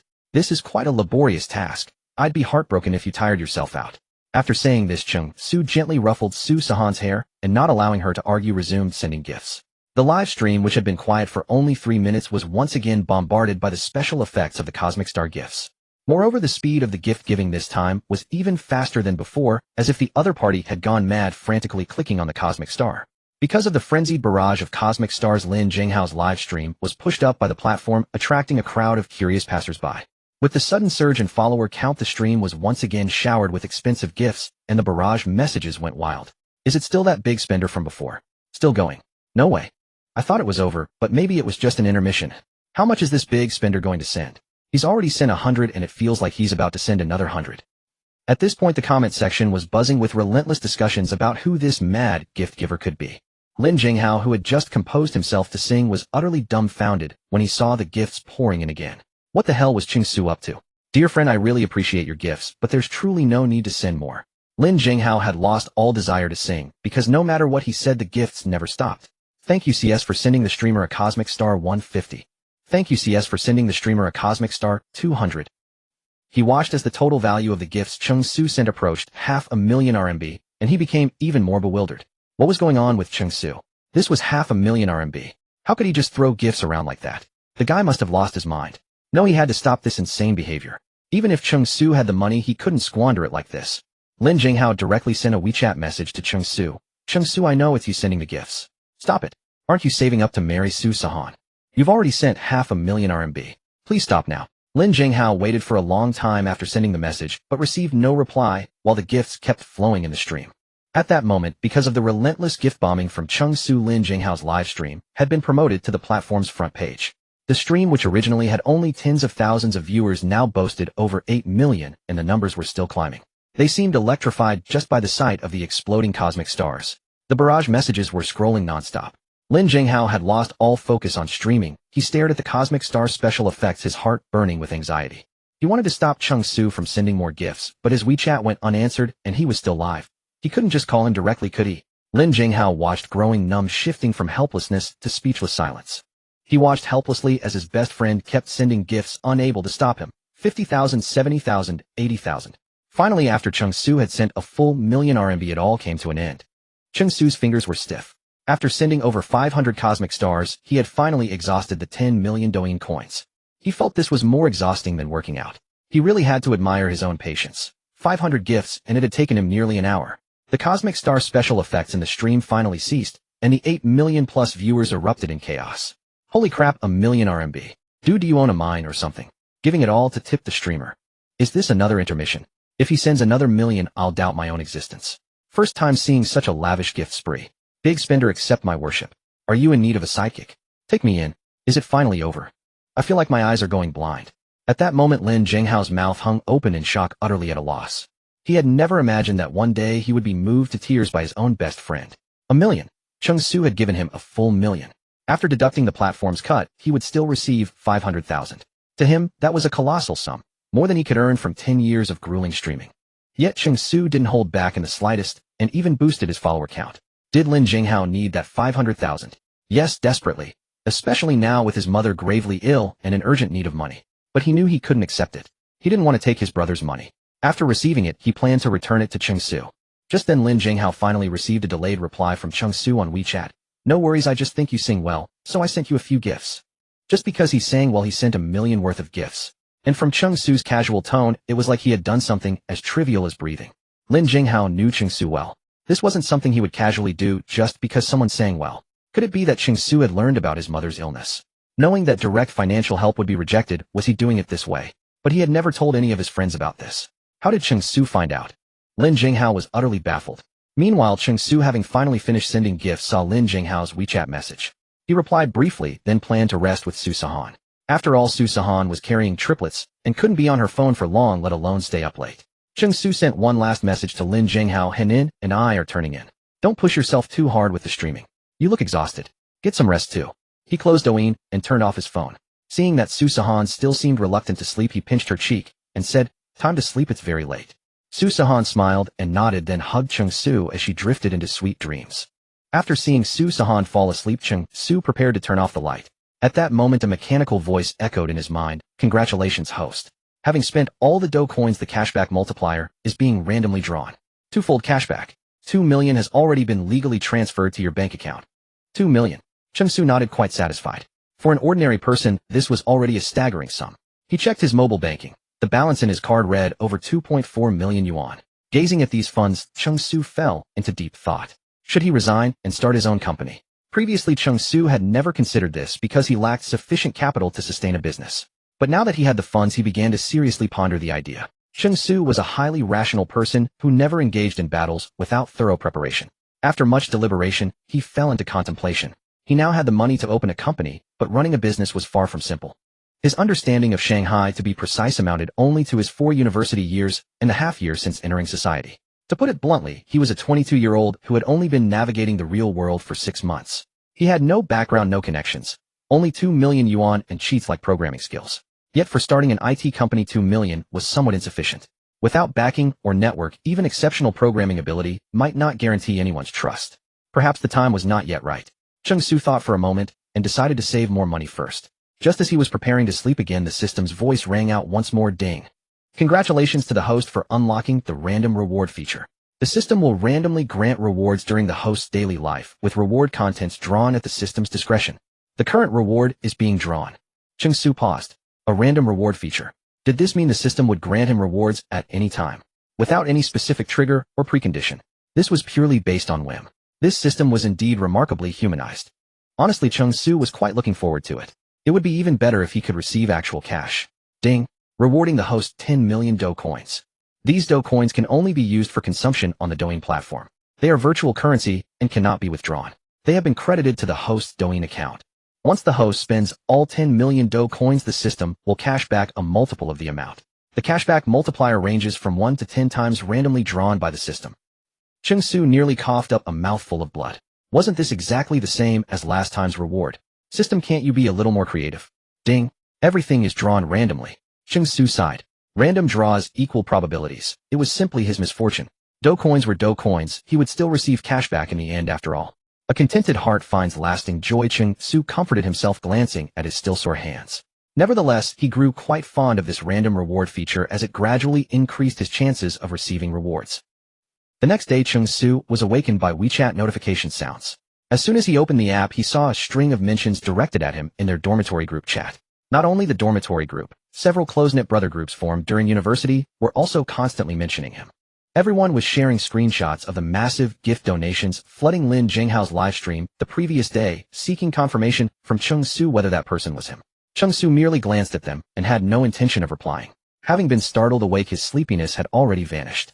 Noticing Sihan was still asleep and worried about disturbing her, he quietly switched his phone to silent mode. Cheng Su checked the time. He still had plenty of time before work. After brushing his teeth and washing his face, he decided to personally prepare breakfast that morning. Pregnant women need extra calcium and protein, so eggs and milk were daily staples for Sihan. Of course, to prevent her from growing tired of the same meals, Cheng Su designed a new exclusive menu for her every single day. Given Sihan's recent morning sickness, Cheng Su paid even greater attention to planning her meals. Since acquiring top-tier culinary skills and mastering every cooking technique, Cheng Su rarely used conventional seasonings. Instead, he relied exclusively on premium ingredients to enhance flavor and nourish Sihan's body. After finishing breakfast, Cheng Su also started simmering fish soup on low heat. At that moment, Lu Peiyun had already risen. Seeing Cheng Su bustling about in the kitchen, she hurriedly stopped him, saying, "Don't you have to go to work today? Just leave it to me, Mom will handle it. Go back to sleep a little longer." Lu Peiyun took the kitchen tools from Cheng Su's hands only to discover her son had already finished everything. "It's alright, Mom. I happened to wake up early today, so I got everything done. You can just rest and sleep a bit more. When you wake up, just reheat it and eat. I've started a fish soup. Just keep it on low heat to simmer. I'll write down the remaining steps on sticky notes. When you're ready, just follow them to finish it up." Cheng Su smiled and guided Lu Peiyun out of the kitchen, offering a few gentle reminders. Lu Peiyun looked at her son with deep satisfaction. Her son had truly grown up. He even knew how to care for his mother now. Before leaving, Cheng Su slipped back into the bedroom to check on Sihan one more time. Seeing her still sleeping soundly, he tiptoed closer and gently pressed a kiss to her forehead. Sihan murmured softly, her eyes half closed, as if speaking in a dream. "Good morning, husband." Cheng Su stroked her hair tenderly and replied softly, "Morning, sleep a little longer." Sihan murmured and closed her eyes again. Cheng Su quietly retreated from the bedroom, gently closing the door behind him. Every movement was soft and careful, afraid of waking Sihan. Only after stepping outside did Cheng Su unlock his phone. There was one missed call, from Lin Jinghao, but it had been hung up after only one ring. Presumably Lin was careful not to disturb him at such an early hour, Cheng Su thought. Then he opened WeChat, and was stunned. In just the short time he had been away, the group of boys from his university had somehow created an entirely new group chat, and the message count had already exploded past 99+. After graduation, although they still chatted occasionally, even during university, they had never been this excessive. Moreover, why create a separate group for this matter? Cheng Su opened it, and found something even more bizarre. All the familiar faces from university were present in this group, except Lin Jinghao himself. Cheng Su also noticed that the entire conversation revolved around Lin Jinghao. He couldn't help but wonder, had something happened? "I want to check. Lin Jinghao will start streaming on Douyin at 10 in the morning. Brothers, everyone should be there. Show your support with gifts according to your own means, even just to boost his popularity." A person with the group note Lu Chong sent this message, followed by a screenshot of Lin Jinghao's Douyin account, and added, "This is the account. Everyone go follow him." Why send gifts? Why not just pool some money and give him cash directly? He absolutely refuses to accept cash. You all know his stubborn temper. What can I do? Lu Chong also expressed helplessness. Then below there was a flurry of affirmative replies. Cheng Su looked on in bewilderment. He could understand organizing support for Lin Jinghao's livestream, but what was this about cash and Lin Jinghao not accepting it? What did it mean? But he couldn't be bothered to scroll back through the chat history to read every single message. There were hundreds of them, and he had no idea how long it would take. So Cheng Su directly sent a message asking what happened to Lin Jinghao. His question seemed to press the pause button on the group chat. The group fell silent for a moment before becoming lively again. "Cheng Su, you don't know?" Lu Chong was clearly surprised. "Yeah, what happened to him?" Cheng Su asked again. He hadn't been in touch with Lin Jinghao for months, so not knowing was normal, wasn't it? "Damn, you sent him so many gifts yesterday. I thought you did it because you knew. So you didn't know? Then why did you send so many? Just to support a brother?" Lu Chong was questioning his own understanding. He knew Cheng Su's Douyin account, and Cheng Su had gifted 1 million just to show support. Something happened to Lin Jinghao's family. His mother has uremia, very serious, and urgently needs money for treatment. As far as I know, the dialysis has already drained all their savings. The hospital where Lin Jinghao's mother is staying, my mother is a nurse there. She said his mother's condition requires a kidney transplant, otherwise she might not even survive this year. I only found out yesterday. We pooled some money for him, but he refused to take it. Cheng Su, do you have any ideas? Lu Chong had been close with Cheng Su and Lin Jinghao in college. They were all dorm mates. Since Lu Chong and Lin Jinghao were from the same city, when he learned of Lin Jinghao's troubles, he immediately wanted to help raise funds. They had many good friends from college, and the 20+ people in this group were all close brothers. After everyone found out, without Lu Chong having to say anything, they all spontaneously wanted to contribute, and sent some money to Lin Jinghao. But Lin Jinghao returned every single transfer. Out of options, they created a separate group to discuss how to help him. It would be unconscionable not to help a brother in need, and they would feel guilty. Cheng Su was shocked. How could such a huge thing happen to Lin Jinghao's family without him telling him? Suddenly Cheng Su felt an inexplicable surge of anger. Did Lin Jinghao even consider him a brother? They were the closest, yet he was the last to know about his troubles. Cheng Su thought that the next time he saw Lin Jinghao he would have to give him a good scolding. Sigh. I don't have any good ideas either. If he won't accept cash, then let's support him in our own way. Cheng Su thought for a moment, and said. At 10 in the morning Lin Jinghao started his live stream on time. As soon as it began, a flood of people poured into the stream. Thanks to the massive gift Cheng Su sent yesterday, many people were now following Lin Jinghao's stream. Correspondingly, more people were sending gifts, but most were in the tens of yuan range. After all, getting strangers to spend a lot of money on tips is not easy. Lin Jinghao, dressed in simple clothes, his body thin, held a guitar and interacted with the viewers. Thank you A Chong for gifting the streamer 5 cosmic stars. Thank you XX for gifting the streamer 3 cosmic stars. Thank you for gifting the streamer 1 cosmic star. At that moment, a strange phenomenon occurred. Over 20 new fans suddenly poured into Lin Jinghao's stream, each one, as if by prior agreement, started sending gifts to him. And every gift was the platform's most expensive cosmic star. Lin Jinghao midstream froze. He looked at the IDs of the gift givers one by one. All accounts he knew and had followed. He recognized every single one. They were all his former brothers. Staring at these gifts, Lin Jinghao's eyes instantly grew moist. He was a very strong-willed person. Even when he learned of his mother's illness, he hadn't cried because he believed that one day his mother would get better. He didn't want to trouble anyone, nor did he want to show anyone his vulnerable side. Lin Jinghao came from a single-parent family and had just graduated when he learned of his mother's serious illness. Therefore, he gave up his opportunity to develop in Modu and returned home to take care of his mother. He found a job as a programmer in his hometown. But later, as his mother's condition worsened, he had to quit his job to care for her full-time. He spent all the family's savings on his mother's treatment. Finally, out of options, he started live streaming to earn money.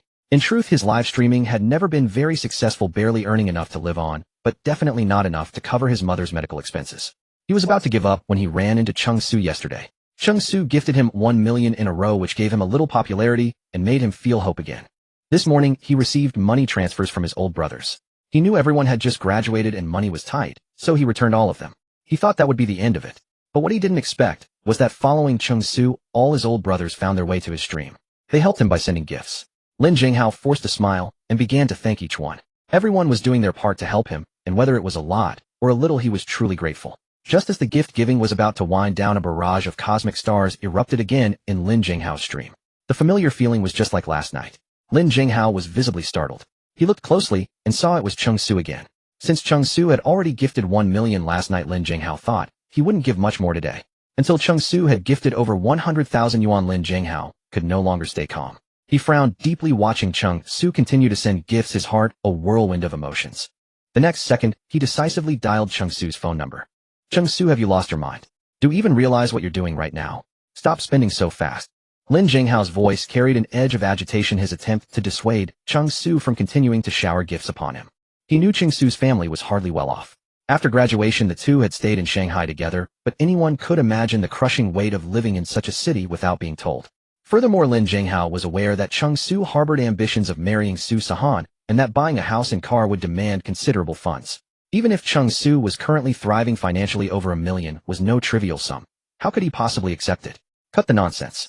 If your aunt is ill, you should have told me. We are brothers. Whatever the matter, I will stand by you. Cheng Su was still somewhat resentful. Had Lin Jinghao simply confided in him, he would have offered his assistance without hesitation. They had faced down fights together, shared bottles of liquor, and pursued girls side by side. What could possibly remain unsaid between them? And yet he could also understand why Lin Jinghao had chosen silence. Were the situation reversed, he himself might have shied away from troubling a brother. I deliberately kept quiet because I feared exactly this kind of thing. Aren't you saving for your wedding with Su Sihan?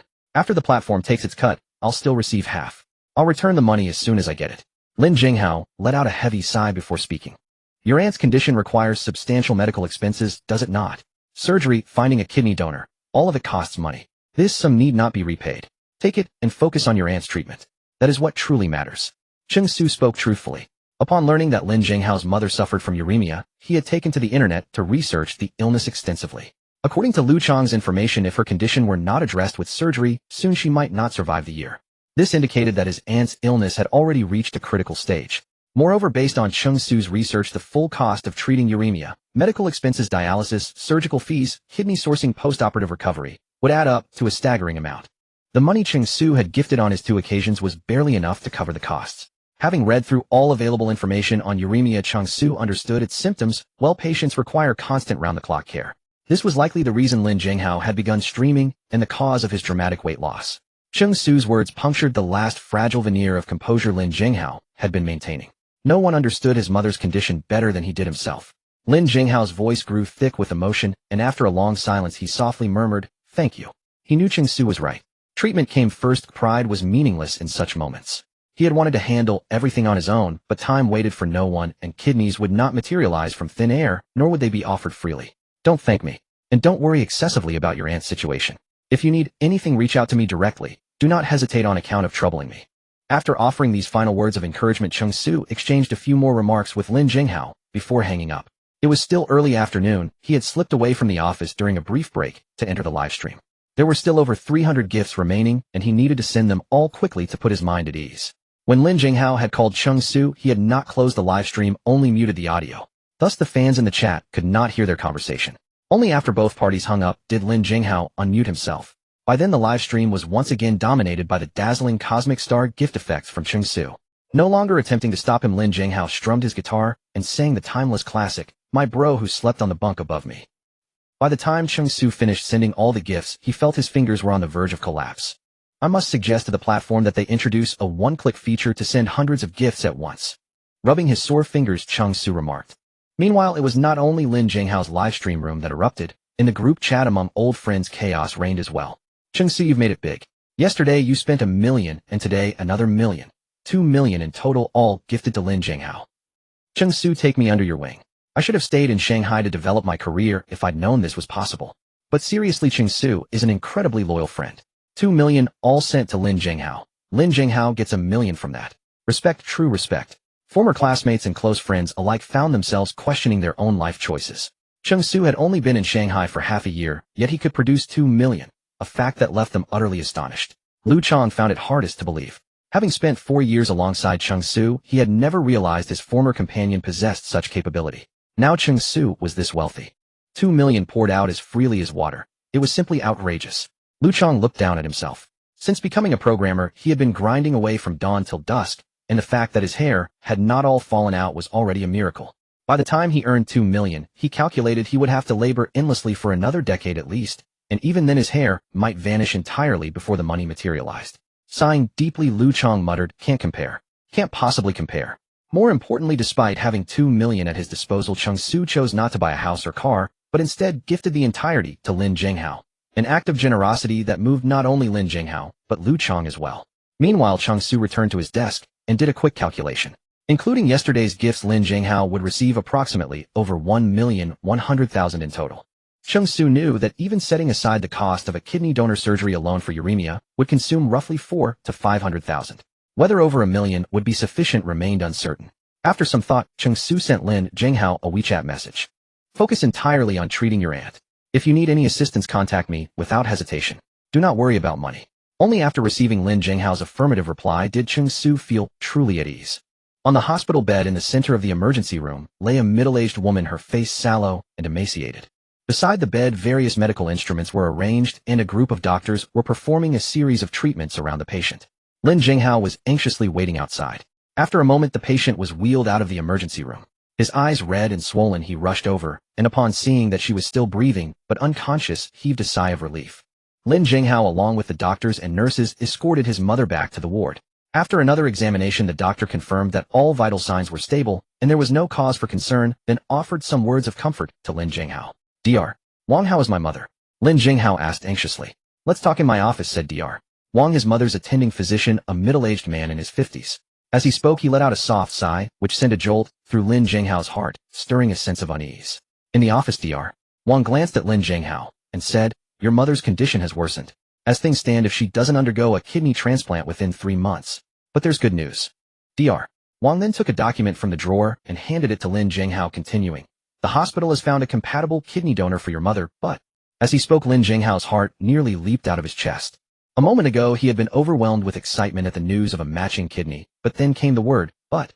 He had no idea how much he loathed that word. His family was in Hangzhou, and this was the most authoritative hospital for treating uremia in the city. He had placed all his hopes here. He respected Dr. Wang deeply, but his manner of speaking always made his heart skip a few beats. But the surgery, the kidney, and the medication costs might total anywhere from 5 to 600,000. If you want to use this kidney, you need to decide today, because there are other patients waiting.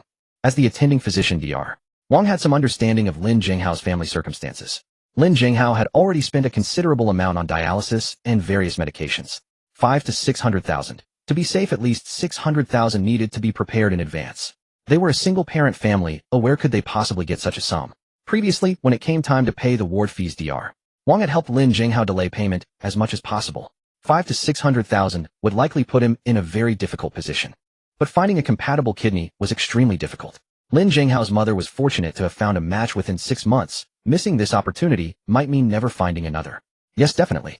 The money doesn't matter. My friend lent it to me. Doctor, please arrange the surgery directly. Lin Zhenghao had thought the doctor was about to say something else, but it turned out to be about the cost. The gift Cheng Su had given him meant he could receive 1 million, which was more than enough. Now that a kidney had been found, it couldn't be better. Lin Zhenghao had never been this happy before. Thanks to Cheng Su and his good brothers, his mother's illness could be cured. He must find a time to properly thank everyone, especially Cheng Su, who had saved both his mother and him. Great. Lin Zhenghao was so moved that tears streamed down his face. No one knew how utterly devastated he had been recently, but fortunately everything was now taking a turn for the better. Little did Lin Zhenghao know that from this day onward his life was about to undergo a monumental transformation. After work, Cheng Su rushed home without delay. He was in excellent spirits today. The moment he opened the door, Sihan, as if she had timed it perfectly, darted into his arms. Cheng Su had missed his beloved wife deeply after not seeing her all day, and he affectionately ruffled her hair. They held each other tightly for a moment before letting go. After all, his parents were still at home, so they couldn't be too unrestrained. After dinner, Cheng Su as usual took a stroll with Sihan and his parents in the garden or park. Walking with Sihan had become a daily ritual for the family. After an hour of strolling, they would slowly amble back home. In the evening, after showering, Cheng Su got into bed. Tonight, he selected some classical prenatal music. He had a fixed half-hour of prenatal education each day, fearing that too much might be counterproductive. Ding! Host has performed 1 minute of prenatal education for the baby. Reward 1000 yuan. The 1000 yuan has been legally and legitimately deposited into the host's bank account. At that moment, the system's voice was muted, but the words still flashed in Cheng Su's mind. He didn't find it annoying. Seeing his bank account balance steadily rising filled him with joy. Honey, you seem exceptionally happy today, Sihan observed, having watched him for a while. The smile on his face had not faded. What could have made him so pleased for so long? Do I? Cheng Su asked reflexively. I made money from stocks today, and Zhenghao's mother also found a kidney donor. I'm happy for him too. That afternoon, he had received a message from Lin Zhenghao about the hospital finding a matching kidney, and he was genuinely glad for him. Indeed, I hope his mother recovers soon. Sihan was also infected by Cheng Su's mood and smiled happily. The news of Lin Zhenghao's mother's illness had been mentioned by Cheng Su during their walk. It had startled Sihan, and she finally understood why Lin Zhenghao had looked so thin when she saw him again. So how much did you make from stocks this time? Sihan asked curiously. She had never questioned Cheng Su about money, as she was too lazy to manage it, and he would regularly give her an allowance. But whenever she wanted something, she would simply tell Cheng Su, and if conditions allowed, he would buy it for her. As a result, her allowance had never been touched. From a 1 million yuan car to a 10 million yuan house, she was indeed astonished by Cheng Su's sudden wealth. 10 million. Isn't your husband amazing? Cheng Su laughed. 10 million. Sihan's eyes widened in disbelief. She had never even seen that much money. Cheng Su had earned all that in a single day? 10 million. Honey, you're incredible. You're my idol. Sihan looked at Cheng Su with admiration. It was simply too amazing. With that, she planted a sweet kiss on his cheek, and said with a smile, this is your reward. Since I'm your idol, perhaps I should give you something in return. Cheng Su's lips curved into a handsome smile as he leaned in toward Sihan. Sihan was at a loss for words. Cheng Su simply refused to let it go. That so-called return gift was nothing more than a playful bite from Cheng Su. Cheng Su hardly dared to make any bold moves. Since Sihan had become pregnant, he had been holding back. Husband, you could quit your job entirely. We already have the house and the car. Haven't you always wanted to start your own business and be your own boss? Sihan thought it over and made the suggestion. She had always known that Cheng Su dreamed of going solo, but had never had the capital to do it. Now that they had all the material comforts in place, she wanted Cheng Su to pursue his own ambitions instead of being held back by domestic responsibilities. Yeah, I've been thinking the same thing. Give me a couple more days. I need to wrap up the clients I'm currently working with, and then I'll hand in my resignation. Cheng Su had been at this company for several months, now building up a client base along the way. If he didn't properly hand things over first, they wouldn't let him leave so easily. Looking ahead, staying in real estate brokerage long-term wasn't sustainable. Now that they had the resources, he wanted to try something on his own.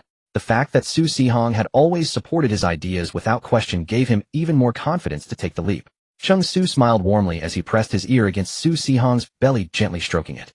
Little ones grow up healthy and strong. Mom and Dad love you so much.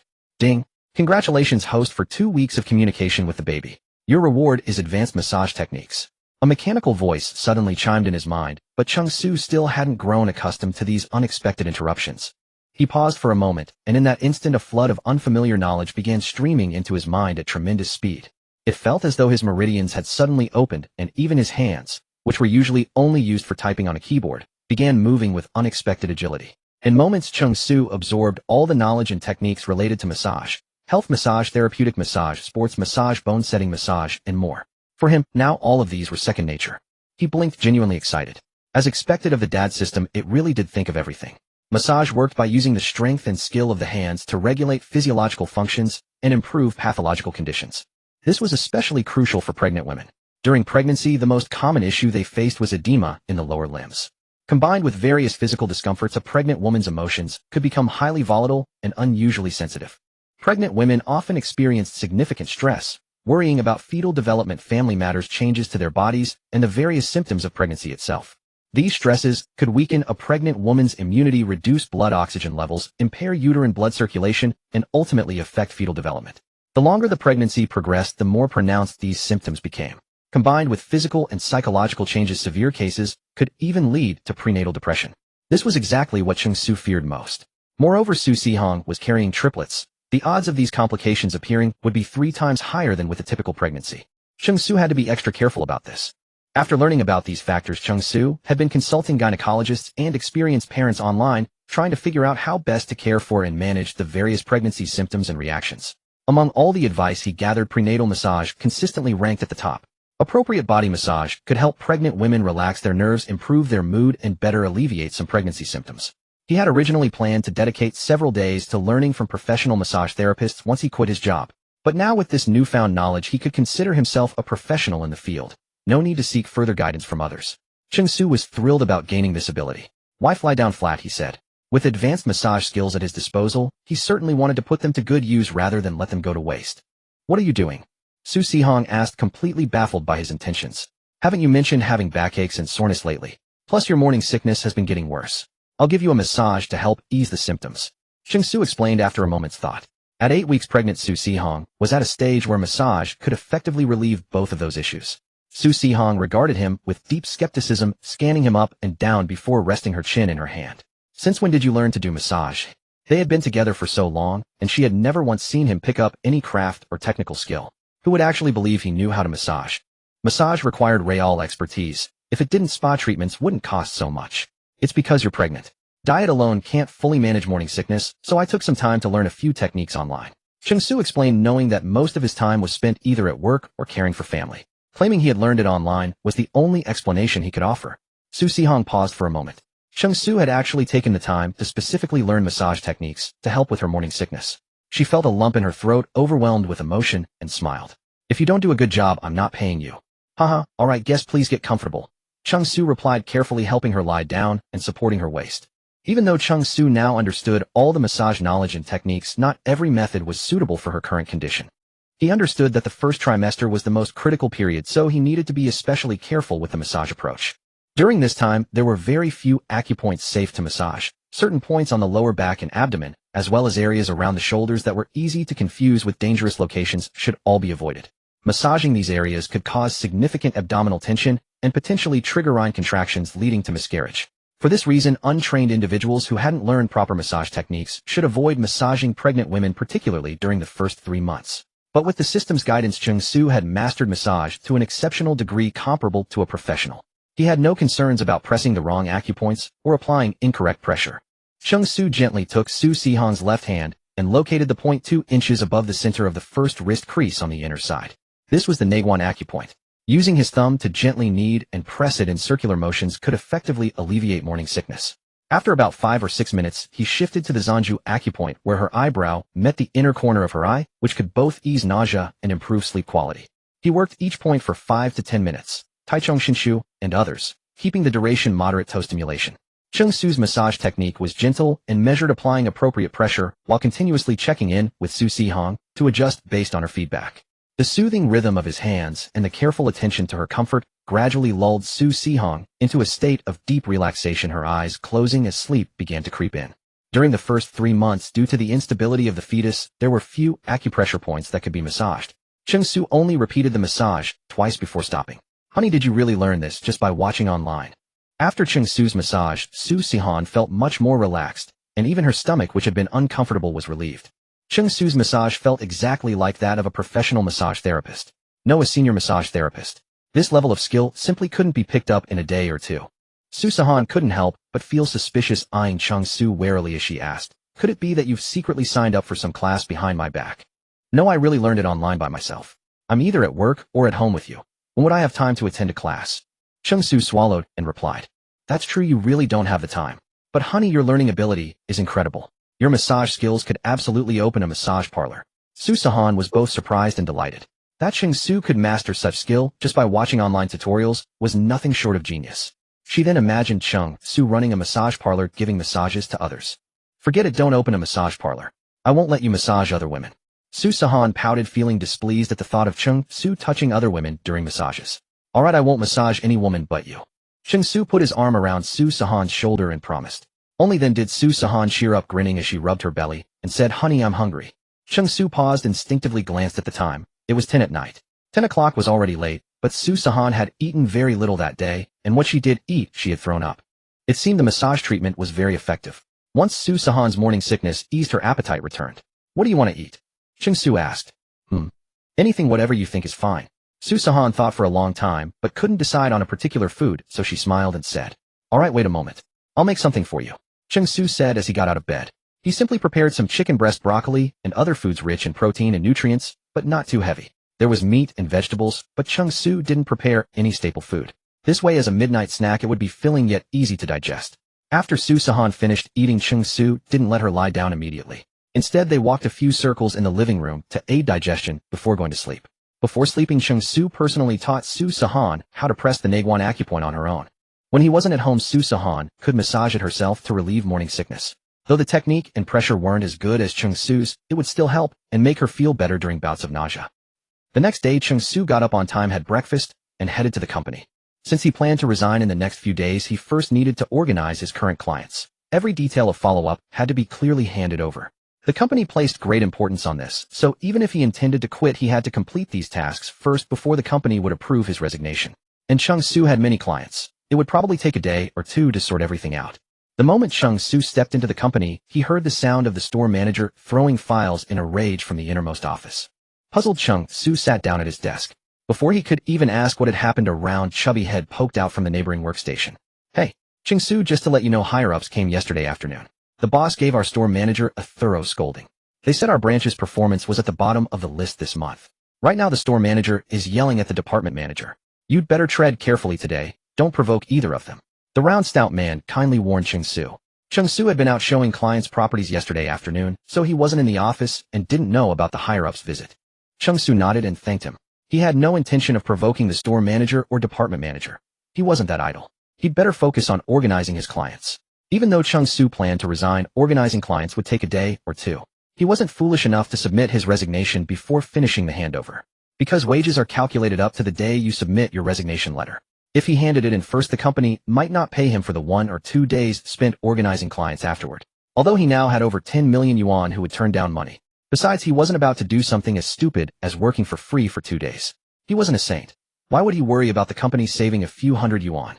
He would fight for every benefit he deserved without hesitation. While Cheng Su was still focused on organizing his clients, a middle-aged man's voice came from behind him. "Everyone should learn from Cheng Su. He's only been with the company for a few months, yet his performance has already surpassed you old-timers who've been here for years. When he has no new clients, he goes back to review his old ones. And you? Are you being paid to just coast through the days? Those of you without clients get to reviewing your old ones. Contact them again. Who knows, maybe a client who wasn't ready to buy a house before is ready now. Remember, as long as a client isn't dead, in your follow-up there's still a potential client. Understood?" The store manager berated all the employees, and everyone lowered their heads, not daring to utter a word. Cheng Su felt extremely awkward. Just by organizing his clients, the store manager had used him as a weapon to criticize the older employees. No wonder he was a store manager. This tactic allowed him to scold the veterans without directly offending anyone. But the store manager's words had painted a target on his back, and it was likely that those veteran employees would harbor hostility toward him. After the scolding, the store manager solemnly patted Cheng Su on the shoulder and said with a very amiable smile, "Cheng Su, how do you feel after working here for a few months? Are you getting used to it?" Cheng Su smiled and replied, "I'm used to it. Keep up the good work. You're already among the top 3 salespeople in our branch at such a young age. I believe you can break through and become the sales champion this month. Rest assured you have a bright future here at our company, and you'll make good money." The store manager patted Cheng Su's shoulder again before leaving the store. Cheng Su was baffled. Why was the store manager suddenly feeding him empty promises? Could it be that the manager already knew he planned to resign? Just then the branch's supervisor Wang walked over with a dark expression and obviously shot Cheng Su a glare without any attempt to hide it. He tossed a file onto Cheng Su's desk and said, "This client is scheduled for a meeting at 10 in the morning. You handle it yourself and don't be late." At this moment, almost everyone covertly glanced toward Cheng Su and Supervisor Wang. Supervisor Wang was still clearly fuming, having just been severely reprimanded by the store manager in the office. Words all the employees present had overheard. Supervisor Wang seemed to realize his attitude had been overly harsh, especially since Cheng Su had done nothing wrong. He cleared his throat softly, lowered his voice, and said, "I'm assigning you the remaining clients as well. Your next task is to thoroughly go through all of them." Upon hearing this, several new employees cast envious glances at Cheng Su. After all, real estate clients are difficult to find, especially those with genuine purchase intent. If one had to develop clients entirely on their own, they might languish for months on a meager base salary of only a couple thousand yuan, unable to close a single deal. It was already mid-month, yet Supervisor Wang was handing Cheng Su clients, including one whose viewing appointment had already been scheduled. Such a client with a confirmed appointment certainly qualified as a prospective buyer. To the new employees, it seems Supervisor Wang was showing extraordinary favoritism toward Cheng Su. The newcomers could not see clearly, but the veterans understood perfectly. This was no act of assistance from Supervisor Wang. It was a deliberate ambush. Reassigning an already scheduled client to a different salesperson meant this particular customer was notoriously difficult to handle. After all, who would willingly hand over hard-earned commissions to someone else? And wasn't it common knowledge that proper client consultation required sufficient time to thoroughly understand customer needs?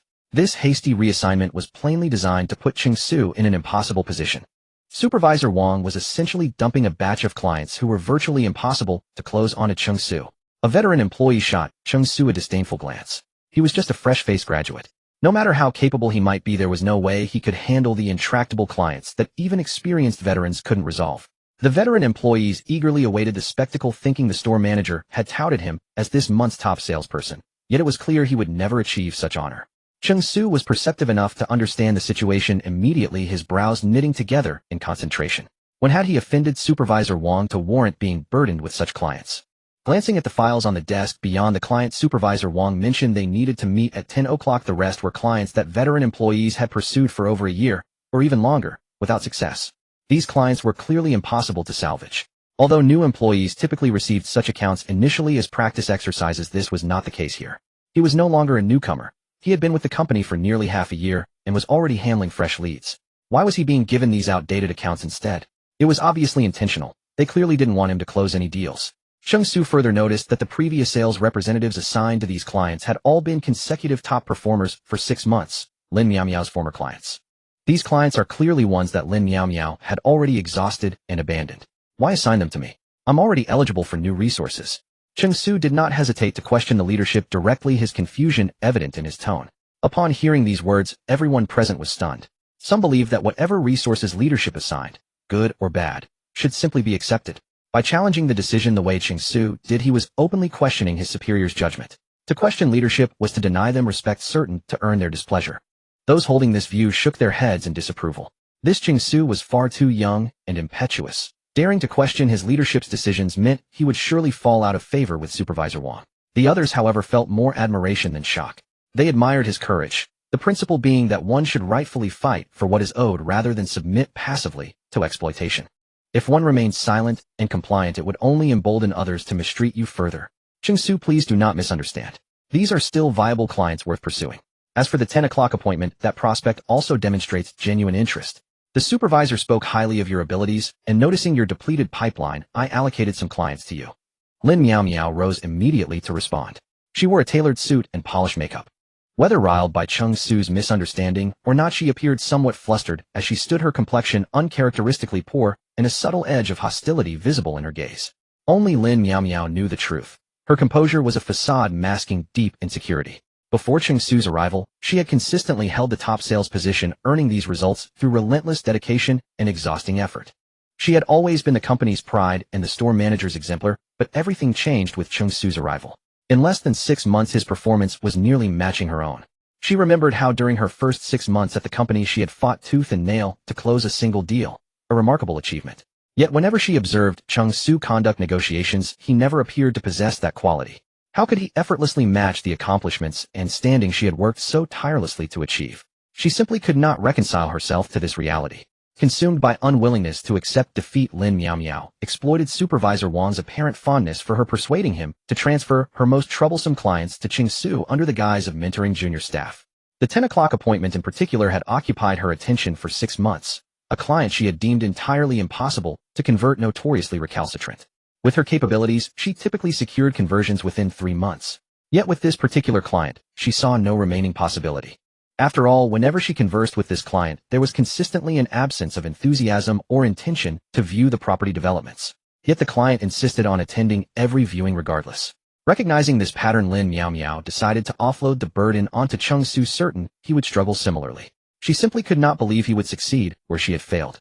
She had her own multi-million yuan client negotiation to attend to that day. Rather than concern herself with Cheng Su's prospects, she was fully confident in retaining her position as top performer. Cheng Su's brows furrowed as he recognized Lin Miao Miao's underlying anxiety about losing her top sales status. The client she had assigned was undoubtedly far from an easy conversion opportunity. However, Cheng Su had already made up his mind to resign. The distinctions between clients and sales rankings held no significance for him anymore. His sole focus was managing his assigned clients efficiently before departing. As Cheng Su was about to decline, fate intervened precisely when the store manager entered the room. Anticipating Cheng Su's refusal, Supervisor Wang quickly patted his shoulder and interjected, "Cheng Su, you are young, and Lin Miao Miao's intentions are sincere.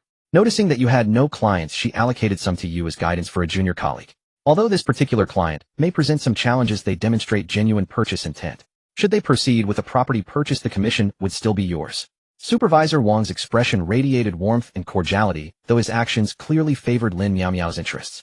Nevertheless, Cheng Su was also part of his team, an exceptionally capable subordinate. Should Cheng Su successfully navigate the intractable clients that had defeated Lin Miao Miao, it would naturally reflect favorably upon his own leadership. The store manager nodded with satisfaction upon hearing this, praised Supervisor Wang, and then turned to Cheng Su, saying, "Your senior has been taking such good care of you, and you possess considerable ability. Focus well on this deal, and if you encounter any difficulties, speak up. Trust the company."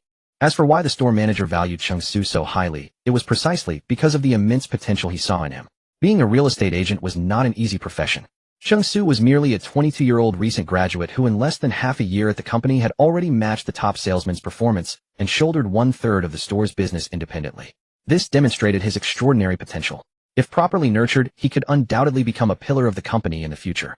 However, all of this hinged on one prerequisite: Cheng Su had to stay and remain with the company. The reality was that young people rarely lasted more than a few months in a real estate company. Those who stayed for 4 or 5 months, like Cheng Su, would almost certainly resign. He was deeply concerned that Cheng Su might also entertain thoughts of quitting, which was precisely why he constantly made grand promises and showered him with praise, all to ensure he stayed. At this moment, Cheng Su felt a flicker of awkwardness. Given the words of both Supervisor Wang and the store manager, refusing to accept would make him appear pretentious, ungrateful, and wasteful of his senior's good intentions. Out of necessity, Cheng Su had no choice but to gather his materials and go meet the client. Due to the tight schedule, he took a taxi directly to the meeting location. On the way, he briefly reviewed Lin Miao Miao's previous follow-up notes on the client, gaining a general understanding of the situation. Their meeting was arranged at a cafe on the ground floor of the Lingchuan Group building. As soon as Cheng Su walked in, he spotted the client at a glance. The client was a man in his 60s with salt and pepper hair, looking like a kind and amiable grandfather. Easily recognizable. "Good day, Mr. Li. I am Cheng Su. I sincerely apologize. The company has reassigned you to my care, so please contact me for all future property viewings." Cheng Su smiled as he spoke. Changing the handling agent required a reasonable explanation, otherwise the client would certainly feel uncomfortable. Mr.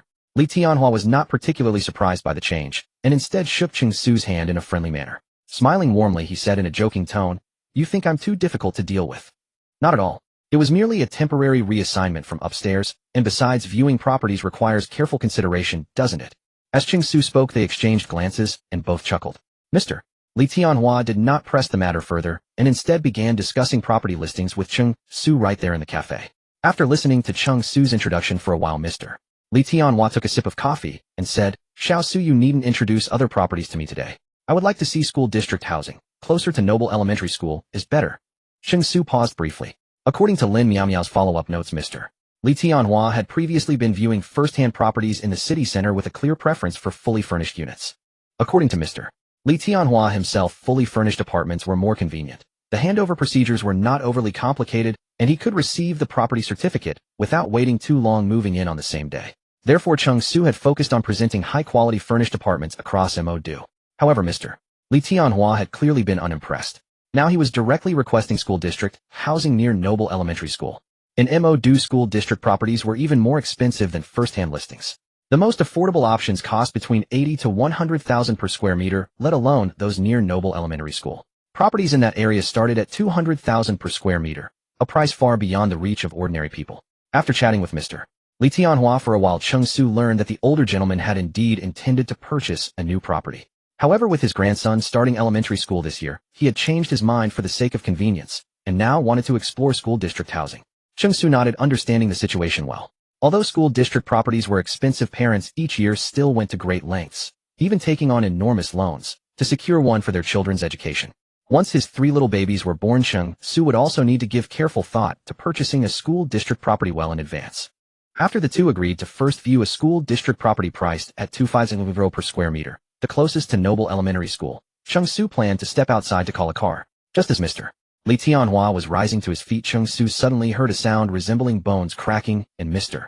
Li Tianhua collapsed directly to the ground. Mr. Li Tianhua lay on the ground, wincing in pain, but completely motionless. The severity of the situation was evident.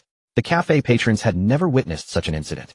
Those nearby first scattered in confusion, then quickly gathered around. A few people who remained rational asked about the situation with concern, while most simply stared, unsure of what to do. When faced with a real emergency, everyone's minds went blank. They even forgot to dial the emergency number. Cheng Su was the first to regain his composure. He quickly set down his belongings and knelt to assess the situation. A few kind-hearted young people nearby, assuming Mr. Li had merely fallen, stepped forward to help him up. Cheng Su quickly stopped them, saying his waist must have been jarred. It's best not to move him. Having acquired advanced massage abilities including therapeutic massage and traditional Chinese medicine, Cheng Su possessed a solid understanding of such spinal conditions. After a brief examination, he could tell that Mr. Li's herniated disc was caused by prolonged sitting, years of chronic waist strain, and signs of previous sprains. Moreover, this condition appeared to be chronic rather than recent, likely triggered today by exposure to cold, causing a sudden flare-up and acute lumbar injury. Although massage could be therapeutic, performing it immediately after such an acute injury risked worsening the damage. Yet seeing Mr. Li Tianhua in such torment, Cheng Su could not simply leave him there. Lying on the ground waiting for an ambulance, his waist would likely swell from the cold exposure. Resolute, Cheng Su conducted another careful examination. Finding no signs of swelling in Mr. Li's lower back and confirming it was safe to proceed, he said, Mr. Li, I have received professional training, so please do not worry. Let me perform some therapeutic manipulation to relieve your pain. Mr. Li Tianhua nodded. He had no other option, and being surrounded by onlookers was far from comfortable. Upon receiving consent, Cheng Su began the therapeutic massage. Given the lumbar condition, Cheng Su's techniques were gentle. He focused on massaging the soft tissues on both sides of the waist, easing stiff muscles, improving circulation and metabolism, and promoting blood flow. After a short while, Mr. Li Tianhua finally felt the pain in his lower back subside. Instead, the area that had been aching persistently now felt completely free of pain and soreness. Mr. Li Tianhua rose to his feet and cautiously twisted his waist, his face filled with astonishment. The herniated disc that had tormented him for so long seemed to have completely healed. Cheng Su was met with enthusiastic applause, and everyone praised him for saving a life. Cheng Su merely smiled, thinking that perhaps this was his way of accumulating merit for his own children. Xiao Su, your massage technique is excellent, better than what a TCM practitioner does. Did you study traditional Chinese medicine massage before? Li Tianhua shifted his waist. He could now not only twist it, but also arch backward without any soreness. He was quite surprised. The young man before him showed no sign of possessing such refined craftsmanship. After all, his lumbar condition had plagued him for years, a tormenting ailment. While surgery was an option, someone at his age truly feared never waking up from the operating table. Fortunately, his lumbar disc herniation could be managed through physical therapy, so he visited a TCM clinic weekly for massage sessions. Yet each time, although he felt temporarily relieved, a dull ache lingered in his lower back. Never before had he felt such complete release after Cheng Su's treatment, as though every tension had melted away, leaving not a trace of soreness. This was the first time in all these years that he felt truly genuinely at ease. Li Tianhua looked at Cheng Su, his face glowing with the relief of someone finally free from pain. Because my wife is pregnant, I picked up some knowledge of medical massage, Cheng Su explained thoughtfully. Li Tianhua nodded as if recalling something and smiled. A promising young man. A man who treats his wife well is always a good man. Li Tianhua studied Cheng Su carefully. Indeed, he reminded him of himself in his prime. Though Cheng Su appeared no older than his early 20s, likely just out of university, his bearing and speech were remarkably polished and considerate in every aspect. Li Tianhua confirmed to himself this young man has a bright future. He looked far more energized now, and those around them, seeing that everything was fine, gradually dispersed.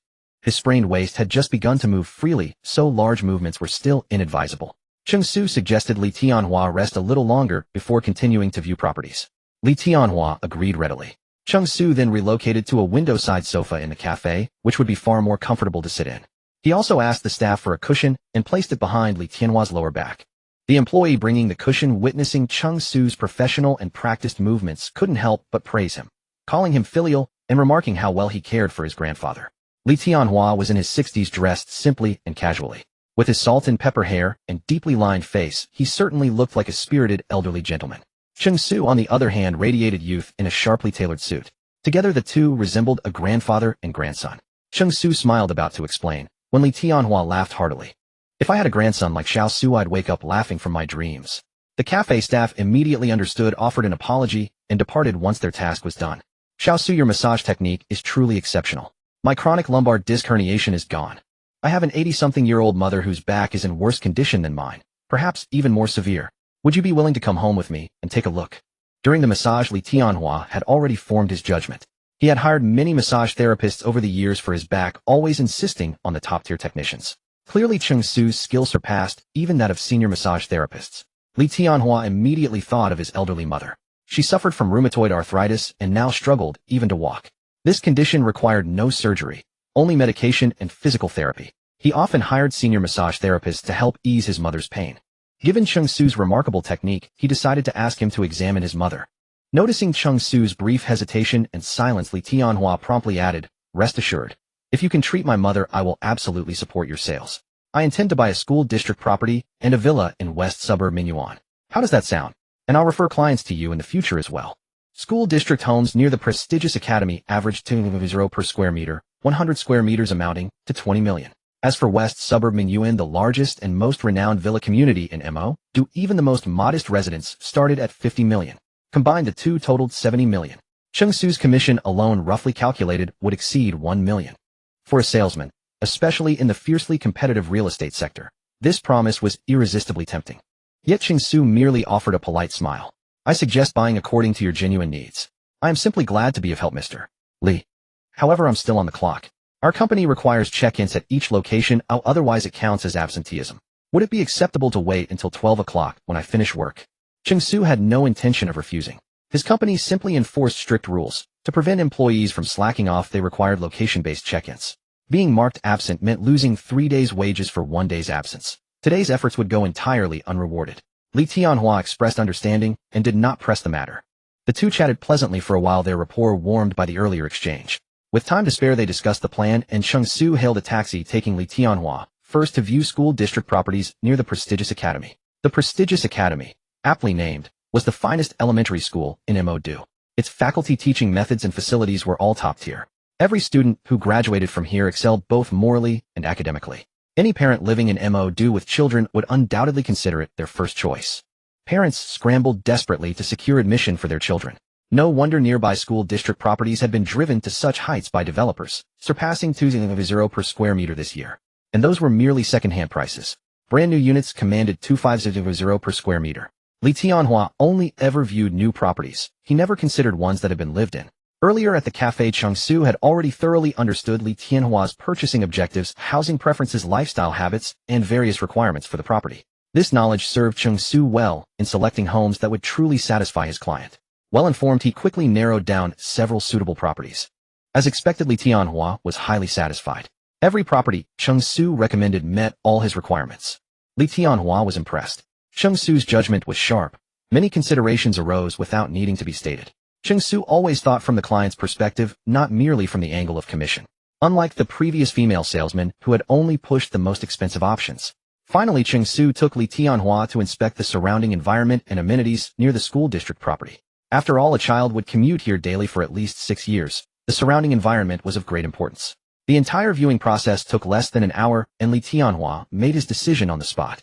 The contract was signed, and a photograph needed to be uploaded to the company. Little did Cheng Su know that the sales team would be thrown into an uproar upon learning of this deal. Signed contracts first had to be scanned into digital copies and submitted to headquarters, passing sequentially through the approval of supervisors, store managers, and higher-ranking officials along the way. Consequently, Cheng Su's direct superior, Supervisor Wang, and the store manager were the first to see the contract and immediately shared the wonderful news with all the sales staff at the store.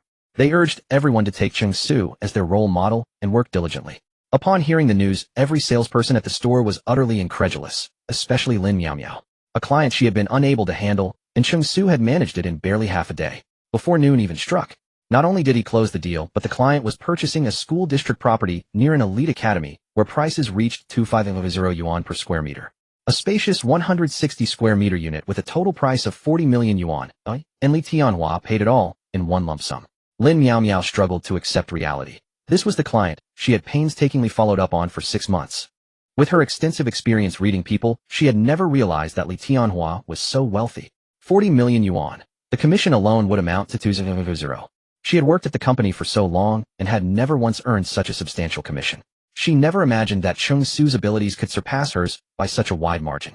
Lin Miao Miao felt a pang of regret. She believed she should not have treated Cheng Su as a rival for the top sales position, but rather brought him aboard as an ally. If only she had been more humble and sought his guidance from the beginning, or asked Cheng Su to help her handle this client together. Perhaps that 200 yuan commission would have been split between them by now. Lin Miao Miao felt deeply unsettled. She had deliberately handed this client to Cheng Su to embarrass him, only to end up making a fool of herself.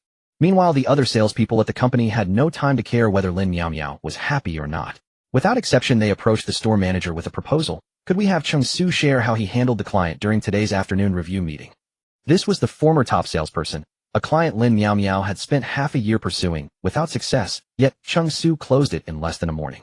They were desperate to understand what methods he had used to handle such a difficult client.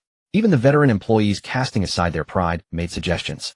To close more deals, one must surely learn from those who possess real ability. They had completely forgotten how disdainfully they had previously treated Cheng Su, the newcomer who had been with the company for less than 6 months. Seeing Cheng Su close such a massive deal, the store manager was overjoyed and felt a great sense of pride. Who would dare say their store was at the bottom of the rankings now? Watching these once slack and lethargic veteran employees who were now eagerly seeking Cheng Su's guidance, heavy with promise. Delighted, the store manager readily agreed. Meanwhile, after signing the contract with Li Tianhua, Cheng Su skipped lunch and kept his appointment, intending to follow Li Tianhua directly to his home. The car drove for nearly an hour and a half before turning into a residential area nestled against mountains and water. The moment he saw it, Cheng Su knew this was an upscale neighborhood. Upon arriving at the entrance, Cheng Su noticed something remarkable. The community was named Banshan, and true to its name, the residential area was built on the slopes between the mountain peak and the mid-levels. With mountains on one side and a natural lake on the other, the place was like a hidden paradise, secluded from the worldly chaos. No wonder it was the favorite gathering place for the wealthy and a sacred destination in the hearts of Shanghai residents. Though designated as a residential area, it was no inferior to a villa estate. Each floor featured expansive 200 to 300 square meter units. Standing within, one could gaze into the distance and behold the skyline of Shanghai, the natural lake, and the lush green canopy of trees. Truly a picture of comfort. Having worked in real estate for so long, Cheng Su had a decent understanding of Shanghai properties. Properties in Banshan could not be purchased with mere wealth alone, and connections were equally essential. Cheng Su glanced at Li Tianhua with some surprise. Li Tianhua's attire was remarkably unassuming. His entire outfit probably cost no more than 200 or 300 yuan in total. He wore no luxurious accessories whatsoever. From the outside, there was absolutely no indication that Li Tianhua was actually a wealthy man. How exceedingly understated a wealthy person this discreet. They traveled all the way to the top floor of Building 1 in the residential area. The moment Cheng Su stepped inside, he was immediately struck by the rich Italian ambience. Before Cheng Su could fully appreciate the opulent yet vintage interior, a loud crash suddenly echoed through the house. Even Li Tianhua visibly flinched. Rushing toward the sound, they found a plainly dressed middle-aged man, approximately 50 years old, supporting an elderly woman with a head of silver hair. Around the elderly woman's feet lay a mess of spilled food and overturned dishes. The moment the middle-aged man saw Li Tianhua, he urgently called out, "Tianhua, come help." It was evident that the middle-aged man was struggling significantly. Seeing this, Li Tianhua immediately rushed over and helped carry the elderly woman to the bed. "What's going on?" Li Tianhua, who was always so gentle and composed, appeared visibly flustered this time. While speaking, he could not help but check on his mother's condition. The elderly woman on the bed merely looked at Li Tianhua. Without saying a word, her lips pressed tightly together as if enduring something painful. A cold sweat had formed on her forehead. It must be another episode. The middle-aged man beside them spoke while quickly retrieving some medication from a first aid kit nearby and pouring a glass of water for the elderly woman to take. Only then did the elderly woman show slight relief. Though the pain seemed to persist, she continued to keep her lips tightly pressed together. Cheng Su observed from the side and noticed the elderly woman's joints were already swollen and red, a clear sign of inflammatory response accompanied by other symptoms. After considering for a moment, Cheng Su said, "Mr. Li, does your mother suffer from rheumatoid arthritis?" Professional massage work involves understanding bone structure and acupoints. Since the practice also incorporated medical massage techniques, Cheng Su had naturally acquired some corresponding medical knowledge along the way. Li Tianhua nodded. He had not previously mentioned his mother's illness to Cheng Su, so it seemed Cheng Su indeed had genuine expertise. With confirmation, Cheng Su grew concerned. Rheumatoid arthritis was different from other skeletal conditions. Once triggered, it could cause widespread joint issues throughout the entire body. In simple terms, nearly every joint in the body would experience pain. Massage could provide some relief, but this was not an ailment that could be cured in a day or two. The elderly woman suffered an attack lying in bed, with even the slightest movement proving arduous. Rheumatoid arthritis, when it flares up, brings excruciating pain, migrating aches, swelling, redness, and soreness in the joints and muscles. Common triggers include cold and dampness, as well as genetic factors or bacterial infections, all of which could contribute to the condition. Once the disease strikes, the agony is unbearable for most. Clearly, this elderly woman had been plagued by this ailment for many years. The attack came so suddenly that even after the middle-aged man had given her medication, her symptoms showed little relief. Faced with the urgency, Cheng Su decided to administer massage therapy first. The massage techniques for rheumatoid arthritis differ from ordinary ones, requiring greater precision when pressing acupoints. Especially during an attack, the patient's muscles and bones remain stiff. Improper massage, or even slightly excessive pressure, could backfire, causing secondary swelling. Yet Cheng Su couldn't simply stand by and do nothing. Empowered by the system, as Cheng Su pondered the proper massage methods and acupoints for rheumatoid arthritis, the relevant knowledge and corresponding techniques instantly surfaced in his mind. Since the woman was in the midst of an attack, he began with therapeutic massage techniques and acupoints. The Dubi acupoint, primarily used to treat knee pain, is located in the hollow on the outer side below the kneecap. Cheng Su accurately located the acupoint, pressing and massaging it with his fingers while asking about her sensations. The old woman couldn't utter a complete sentence due to the pain, so he instructed her to simply nod or shake her head in response. Based on her feedback, Cheng Su adjusted the duration and frequency of pressure on each acupoint. After a minute or two, he switched to the Tsuchi acupoint, which primarily alleviates pain and numbness in the upper limbs. He continued using the same specialized massage techniques for rheumatoid arthritis. After sequentially applying pressure to several more acupoints, the old woman finally relaxed her furrowed brow. She marveled as she carefully sensed the sensation in her joints. Not a trace of pain remained. Not only that, but she could also get out of bed and move about. From the onset of the attack to the complete disappearance of pain, less than half an hour had passed. The old woman herself was astonished, and so were the middle-aged man and Li Tianhua, who stood nearby. After all, once arthritis flares up, even with medication, the pain typically lingers for half a day or more. In the past, the senior masseurs Li Tianhua had hired dared not massage during an attack. They claimed it was difficult to locate acupoints accurately during an active flare, and improper pressure could cause swelling, worsening the condition. It was only because Li Tianhua had personally experienced Cheng Su's massage techniques during his own attacks that he trusted him to treat his mother. True to expectations, Cheng Su's massage proved remarkably effective. "Grandma, that was just therapeutic massage to relieve your pain. Let me help you with a soothing massage as well," Cheng Su said, knowing that this chronic ailment couldn't be cured with a single session. Since he had already begun, he decided to continue with a preventive massage to reduce the risk of future attacks. He considered it an act of kindness, hoping that Sihan would safely and smoothly deliver her triplets. Preventive massage is relatively simple. Pressing the fingertips, pinching the tiger's mouth, rotating the knees, and other easy techniques that patients can perform on their own.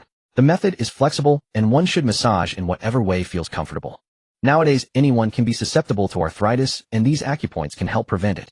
Cheng Su thought that when he returned home, he would also give Sihan a massage for prevention. While massaging, Cheng Su explained these simple techniques that anyone could learn. He also made it clear that besides keeping warm, the old woman needed regular preventive massages to manage her condition. After all, this disease couldn't be cured overnight. Regular exercise and massage, as he instructed, were essential. Li Tianhua, a devoted son, listened attentively and nodded frequently. The middle-aged man also focused intently, learning alongside. The scene was quite amusing. A young man in his early 20s teaching 3 elderly individuals who listened with great interest. An uninformed observer might have mistaken them for 4 generations of one family, a heartwarming sight. When the old woman heard that some acupoints could be massaged by herself, she became intrigued. She immediately asked Cheng Su to teach her. When the middle-aged man tried to learn as well, she playfully pushed him aside. Cheng Su smiled, sensing the warm bond between them. The old woman had fully regained her spirits and was overjoyed. Free from the torment of illness, her vitality and energy soared. Once the old woman felt better, Cheng Su intended to take his leave. But in her delight, she grabbed his hand and patted it, saying, "If it weren't for you, I'd probably be in agony. Please stay for lunch. I must properly thank you." Cheng Su instinctively declined, feeling it would be an imposition since he was an outsider. But after the old woman insisted 3 times with earnest seriousness, he could no longer refuse and agreed. The old woman's face lit up with a smile, and she instructed the household servants to prepare a grand feast for the guest. At that moment, the middle-aged man around 50 approached Cheng Su with a kind smile and introduced himself. Upon hearing the man's name, Cheng Su's eyes widened in surprise. He repeated the name with a stir of excitement: Wang Zhongren. Wang Zhongren was a household name in Modu, a renowned traditional Chinese medicine practitioner whose fame had even reached Cheng Su, who wasn't a local. It was said that if Wang Zhongren took your pulse, no ailment could escape his diagnosis. Though folk tales might exaggerate, his profound theoretical knowledge and clinical experience in traditional Chinese medicine were undoubtedly second to none. Even many celebrities willing to pay a fortune for his pulse diagnosis and body regulation often couldn't secure his services. To have such a revered figure standing right before him felt surreal. Cheng Su shook hands with Wang Zhongren politely and respectfully, introducing himself as well. Cheng Su almost wondered what incredible luck he had today. First, he discovered Li Tianhua was a generous, wealthy man, and now he encountered a renowned traditional Chinese medicine doctor in Li's home. His fortune was simply too good to be true. If he told anyone, they probably wouldn't believe it. Li Tianhua chatted intermittently with the two of them from the side. Cheng Su responded with ease, and although he had saved Li Tianhua and treated his elderly mother, he still maintained appropriate boundaries. He wouldn't appear too distant, nor would he be too casual and lose his composure. Through his conversations with Li Tianhua and Wang Zhongren, Cheng Su learned that the two were close friends for many years. Dr. Wang Zhongren, entrusted by Li Tianhua, would occasionally visit the elderly lady to check her pulse and assess her health, then provide herbal medicine treatment. It had to be said that Li Tianhua was truly filial to his elderly mother. Li Tianhua was also very kind and affable, showing no airs or arrogance in Cheng Su's presence whatsoever. Wang Zhongren was even more so, and he even discussed massage techniques with Cheng Su. "Young Cheng, your massage technique looks very professional. The acupoint manipulation is impeccable." As Wang Zhongren spoke, he nodded in approval. He was a traditional Chinese medicine physician with deep expertise in pharmacology and herbal remedies, though he had limited knowledge of therapeutic massage. While these two fields had some overlap, they weren't entirely interchangeable. After observing Cheng Su's professional massage techniques, Wang Zhongren wanted to discuss them further with him. For someone so young to possess such skill made Wang Zhongren feel that Cheng Su was no ordinary person. He humbly sought his counsel, eager to learn about the intricacies of massage therapy from him. Cheng Su didn't hold back, answering generously and modestly. The two conversed happily and even exchanged contact information, becoming WeChat friends. The atmosphere at this moment was extremely friendly. Seizing the moment, Cheng Su casually mentioned that his wife, Sihan, was pregnant and asked if traditional Chinese medicine had any remedies to ease her morning sickness, saying, "My wife has been suffering from severe morning sickness recently. Is there anything in traditional Chinese medicine that could help relieve her symptoms?" Since Dr. Wang was a respected physician, Cheng Su naturally wanted to take this opportunity to consult with him.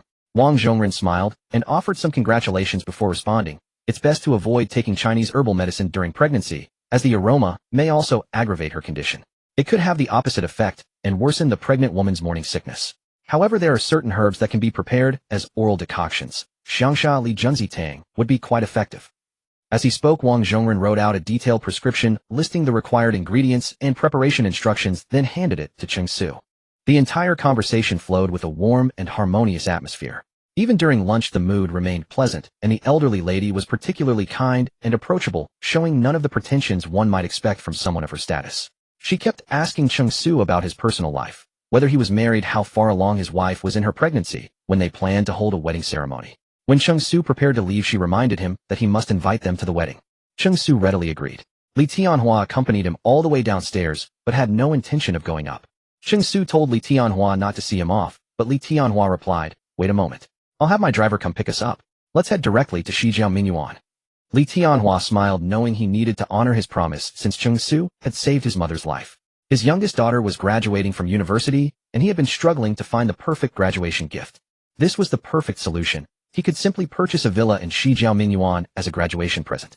Cheng Su had only acted out of good intentions, and while Li Tianhua was making this request as a customer, Cheng Su hadn't expected him to buy an entire villa. He knew that villas in Shijiao typically cost over 50 million yuan, with some reaching hundreds of millions. If Li Tianhua went through with this purchase, even the most affordable option plus the school district property would total around 100 million yuan. Although Li Tianhua was wealthy with assets worth several hundred million yuan, that figure included illiquid investments like stock holdings in his company. For someone of his status, liquid cash would rarely exceed 100 million.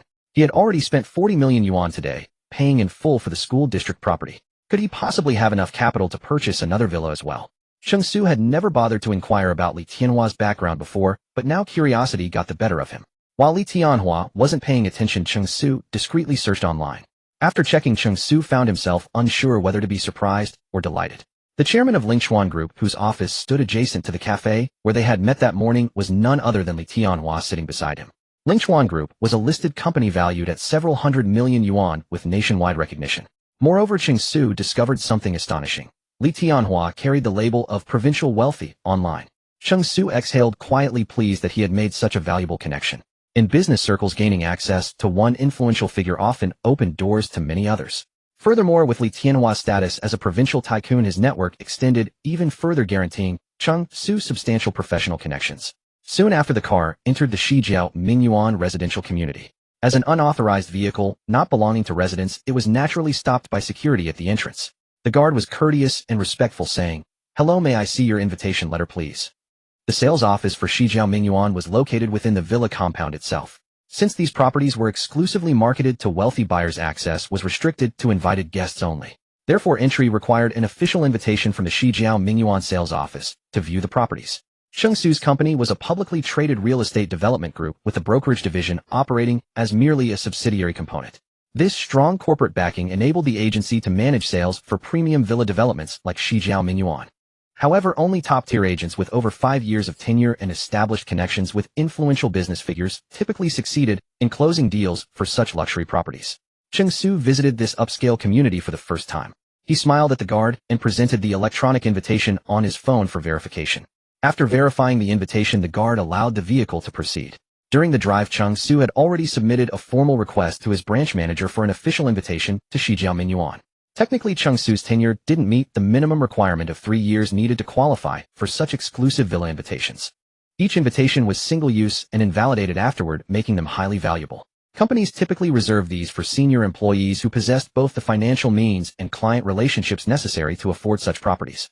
However, Cheng Su's case would be evaluated on its merits given the circumstances.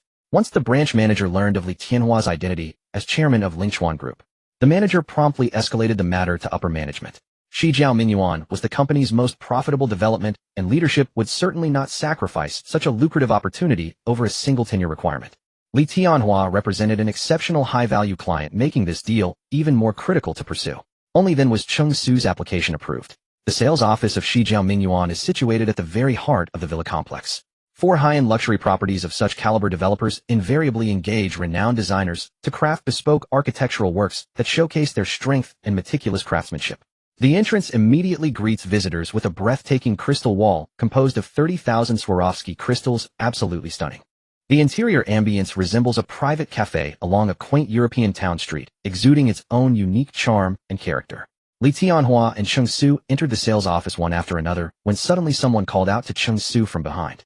A young man of about 25 approached Cheng Su, dressed in a sharply tailored suit with the distinctive badge of the Shijiao sales department pinned to his chest. Upon closer inspection, Cheng Su was pleasantly surprised to recognize the person in front of him. It was his university senior Hua Ziming. It was truly unexpected to encounter a former classmate at such a place. Before Cheng Su assumed the role of student council president, Hua Ziming had already served as the president of the previous year.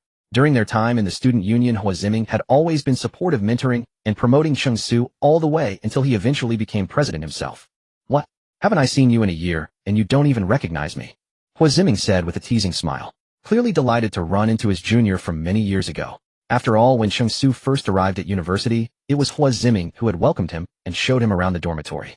Over time, they had grown into close brothers. However, Hua Ziming had graduated earlier, and after entering the workforce, life's demands left little time for proper catch-ups. Hua Ziming recalled that the last time he had seen Cheng Su was a year ago, when Cheng Su had returned to campus, and they had met up for a meal. Back then, weighed down by the pressures of life, Hua Ziming had gotten completely drunk right in front of his junior, eventually waking up at Cheng Su's dormitory.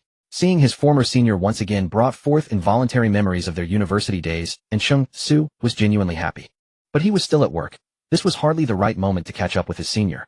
Cheng Su shot Hua Ziming a subtle glance, a signal only a close friend would understand. True to their bond, Hua Ziming grasped the hint instantly. He immediately patted Cheng Su on the shoulder, pointed to his own badge, and gave a reassuring look silently, saying, "Don't worry, I've got your back." It was only then that Cheng Su clearly saw Hua Ziming's badge, account manager. Grateful for the assistance, Cheng Su nodded in acceptance. After all, Cheng Su had never sold villas before, whereas Hua Ziming, a salesperson at Shijiao Yuan, knew the properties far better and could introduce them with far more experience. So while Cheng Su took the lead, Hua Ziming played the supporting role, guiding Li Tianhua through every detail. Without much hesitation, Li Tianhua selected a villa with an excellent orientation, spacious area, and prime location, and signed a contract on the spot. As a villa salesperson, Hua Ziming frequently hosted wealthy clientele, so the name Li Tianhua was certainly familiar to him. When he saw the contract bearing the name Li Tianhua, known as the provincial rich man, and watched as Li Tianhua and Cheng Su added each other on WeChat right after signing, something caught his attention. The atmosphere between the two was clearly unlike the polite exchanges between a salesperson and a customer. It was far more like two good friends chatting and laughing together. Hua Ziming was taken aback. He knew Cheng Su was not from Modu and had only graduated that summer. How on earth had he come to know such an important figure, and why did they get along so well? At one point, Li Tianhua had to leave early for business matters, while Cheng Su stayed behind at the Shijiao Mingyuan sales office to handle the remaining paperwork. Only then did Hua Ziming approach Cheng Su curiously and ask Li Tianhua, "Is Modu's provincial rich man? Rumor has it his personality is quite eccentric. How on earth did you manage to win him over?" Hua Ziming regularly dealt with elite business figures, and while he had never personally met a tycoon with assets worth hundreds of millions like Li Tianhua, he often heard such names mentioned in conversation. Eccentric? I didn't find him strange at all. Cheng Su replied with genuine confusion. To him, Li Tianhua had been nothing but kind and amiable, like a warm grandfather figure. Hua Ziming's lips twitched, more curious than ever about how Cheng Su had managed to handle the provincial rich man. But he decided not to press the matter now. Instead, he patted Cheng Su on the shoulder and whispered, "Cheng Su, it's been a while since we last caught up. I'm almost off work. Let me treat you to a meal." Hua Ziming had been struggling alone in Modu, and seeing a familiar face filled him with quiet joy. Cheng Su hesitated and said apologetically, "Sorry, senior brother. My wife is pregnant, and I need to head home to take care of her. Can we reschedule?" This completely shook Hua Ziming's composure. He exclaimed in surprise, "You're married?" Cheng Su nodded. "Yes, we already have our marriage certificate." "With who?" "Campus belle Su Sihan." Hua Ziming asked. Cheng Su nodded again. Delighted, Hua Ziming blinked in amazement and clapped Cheng Su on the shoulder, saying, "You're quick, my friend. Fresh out of college and already married the campus belle. Have you held the wedding yet?" The love story between Cheng Su and Su Sihan had spread like wildfire across campus. Everyone knew they were together. Yet many, out of sheer jealousy, had doubted the relationship would last. In the end, no one expected them not only to stay together throughout university, but also to register their marriage immediately upon graduation. Such speed left no room for hope for anyone who still harbored lingering feelings for Su Sihan. At the mention of the wedding, Cheng Su shook his head. Although his parents had already proposed on behalf of the match, no date had been set yet. A wedding date is no small matter to choose. Though Su Sihan was already pregnant, and the wedding arrangements should ideally be expedited, both sets of parents wished to select an auspicious day, which is why things had been delayed. "All right, when the wedding comes, you must invite me. I'll reserve the best man spot. No objections, okay?" Hua Ziming said warmly. Hua Ziming was genuinely happy for Cheng Su and eager to share in the joy. After all, at 25, he was still single. Cheng Su smiled and agreed. Since Hua Ziming was still on the clock after assisting Cheng Su with the remaining procedures, the two exchanged a few more words, and Cheng Su gathered his things and returned to the office. Upon arriving at the company, Cheng Su was greeted with thunderous applause. Confetti and cheers left him bewildered. Store manager Wang Ke raised a hand to signal silence, pulled Cheng Su to the center of the office, and said, "Cheng Su closed a deal of 140 million today, the highest monthly sales record in the history of our district stores." Everyone should learn from Cheng Su. It was evident that store manager Wang Ke was in high spirits. He had just received a call from headquarters praising both him and Cheng Su lavishly. Not only that, but with Cheng Su's 2 deals, Wang Ke's store had jumped from the bottom of the performance rankings to first place. The leadership had even singled him out for praise in the store manager group chat, and Wang Ku could not have been happier. Just the day before he had been the target of criticism in the group, today, thanks to Cheng Su, he had gained immense face in front of all the store managers. He had become the object of their envy. Wang Ku now fully realized Cheng Su's value. Cheng Su had an extraordinary talent for sales, and he had to retain this talent. Wang Ku patted Cheng Su on the shoulder and continued, "Cheng Su, your commission for these 2 deals alone is 2 million. Keep up the good work. I told you that if you work for me you'll make money. And here you are 2 million in your pocket. You also have the monthly sales champion bonus.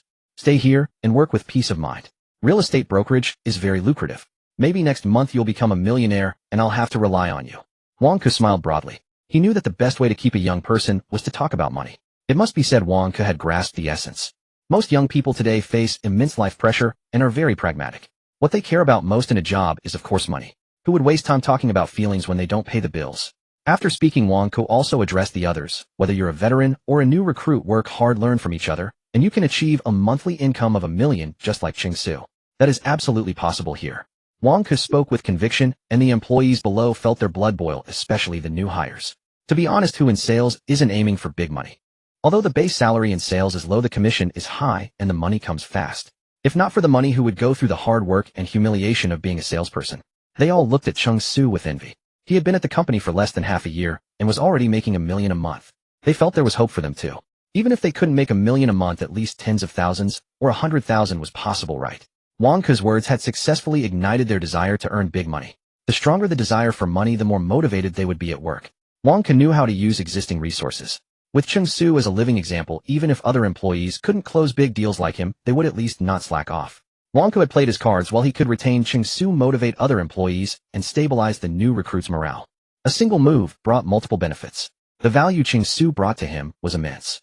While everyone was congratulating Cheng Su on his big deal and wealth, and constantly surrounding him to seek advice, Lin Miao Miao, standing nearby, wore a worried expression. She was filled with regret. It was only when Cheng Su signed a 100 million mansion deal with Li Tianhua that she realized how big a mistake she had made. She had failed to do her research in advance and didn't know that Li Tianhua was the province's richest man. If she had known, no matter how difficult he was, she would have kept the client for herself. Even if she had failed to close the deal, she would never have handed this client over to someone else. Now in her eyes, the client she had discarded was not just a client, but a gateway to high society. In her view, the money Cheng Su made from this deal was far more than just over 2 million. If he built a good relationship with Li Tianhua, would he ever have to worry about client resources again? Any client Li Tianhua casually introduced would likely be a magnate in some industry. That would mean profits flowing in like a river. Lin Miao Miao glanced at Cheng Su, who was surrounded by admirers, and sank into deep remorse. "What? You want to resign?" Store manager Wang Ku's voice came from the manager's office. The employees outside sitting at their desks stared in shock. In their astonishment, they stopped working and pricked up their ears, trying to catch every word. "Everyone focus on your work." Supervisor Wang, upon hearing the news from the office, immediately frowned. Seeing the employees distracted and eavesdropping, he shouted angrily. It wasn't just store manager Wang Ku who didn't want Cheng Su to leave. Supervisor Wang felt the same. Cheng Su was under his supervision, and his big deals brought not only face, but also a commission that could multiply several times. By the annual meeting, he might even get a chance to speak in front of the headquarters leadership, and perhaps he could be promoted to district store manager next year. The more outstanding the employees he nurtured, the closer he would be to his goal, and the greater his chances of promotion. But why on earth would Cheng Su suddenly resign? Cheng Su had to submit his resignation to his immediate superior, Supervisor Wang. When Supervisor Wang first learned of Cheng Su's intention to resign, he had tried to persuade him for a long time. Not only that, but Supervisor Wang thought Cheng Su was dissatisfied with the low base salary of real estate agents, and had just promised to adjust it to the highest standard in the company. But Cheng Su still insisted on resigning. Out of options, Supervisor Wang escalated the matter to the store manager. Now store manager Wang Ku frowned and asked, "Why do you want to resign? You just closed a big deal today, didn't you? The client you closed with is the province's richest man. The benefits of this don't need to be spelled out. Oh, I think you understand. And with your abilities, staying with the company promises a bright future. Although the real estate agency is just a small branch of the corporation, it's still in its development phase. If you stay, your growth potential is much greater than others." Cheng Su understood the implication in Wang Ku's words. He was painting a rosy picture. The company was still growing, and if he stayed, his status would surely rise day by day. But even if he reached the highest position in the company, what would it matter? First, this wasn't a career he loved. Second, he would still be working for someone else. He had the ability and the capital. Why should he continue working for others? Cheng Su merely smiled and said, "I'm very grateful for the care you and Supervisor Wang have shown me during this time, but I want to start my own business and pursue a career I love. Wang Ke sighed regretfully. Since the words had been spoken, how could he persuade Cheng Su to stay? As the saying goes, blocking someone's path to wealth is like killing their parents. He naturally wouldn't do such a thing. With your ability, I believe you'll succeed in your venture. If you ever need any help in the future, feel free to ask me. Wang Ke said with a smile. Rather than burning bridges, it was better to make a friend. Moreover, he had great confidence in Cheng Su's abilities. If Cheng Su really succeeded in his venture, perhaps he would have to rely on Cheng Su someday. Cheng Su walked out of the company under a sea of bewildered and disapproving gazes. To his colleagues, he was a novice who had just begun to show promise at a crucial stage for consolidation. Leaving now was like throwing away a winning hand. Every employee in the company was struggling to survive in the harsh world, and they all knew how rare it was to earn genuine appreciation from a superior. If promoted by a leader, the future would be boundless. The bewilderment and disapproval stemmed from the fact that Cheng Su, fully aware of this, still resolutely resigned. In their eyes, his move was foolish yet brave, something they dared to imagine but never dared to execute. The glances cast at his retreating figure held envy, admiration, and a trace of resentment for having abandoned their own dreams to remain trapped in this situation. Cheng Su rode his electric scooter home. He usually didn't drive the family van to work. Driving it alone felt too lonely. Leaving it at home made it convenient for his parents and Su Sihan when they needed to travel. Cheng Su pondered whether he should buy a car for commuting. A simple SUV would suffice. Once he started his own business, he would inevitably need to travel frequently for negotiations, and having a car would be more convenient. On the way home, he calculated his current savings. Including the previous cashback from the system and rewards from prenatal education, with his baby, his total assets in the bank amounted to 10.46 million yuan. This month, his commission plus salary roughly totaled about 2.5 million yuan. As the top salesperson in the company, he might also receive a bonus of several thousand yuan. Altogether, it came to around 13 million yuan. Among that, 3 million must be set aside untouched, a safety fund for Su Sihan's pregnancy. Nutrition, prenatal checkups, and everything that needed attention during pregnancy could not be taken lightly. The remaining 10 million was more than enough for starting a business and buying a car. Working at the real estate agency had always been a temporary measure for him.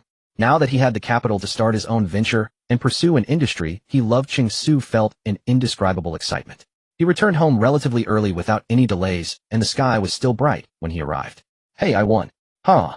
As soon as Cheng Su opened the door, he heard his mother's excited voice followed by a burst of laughter.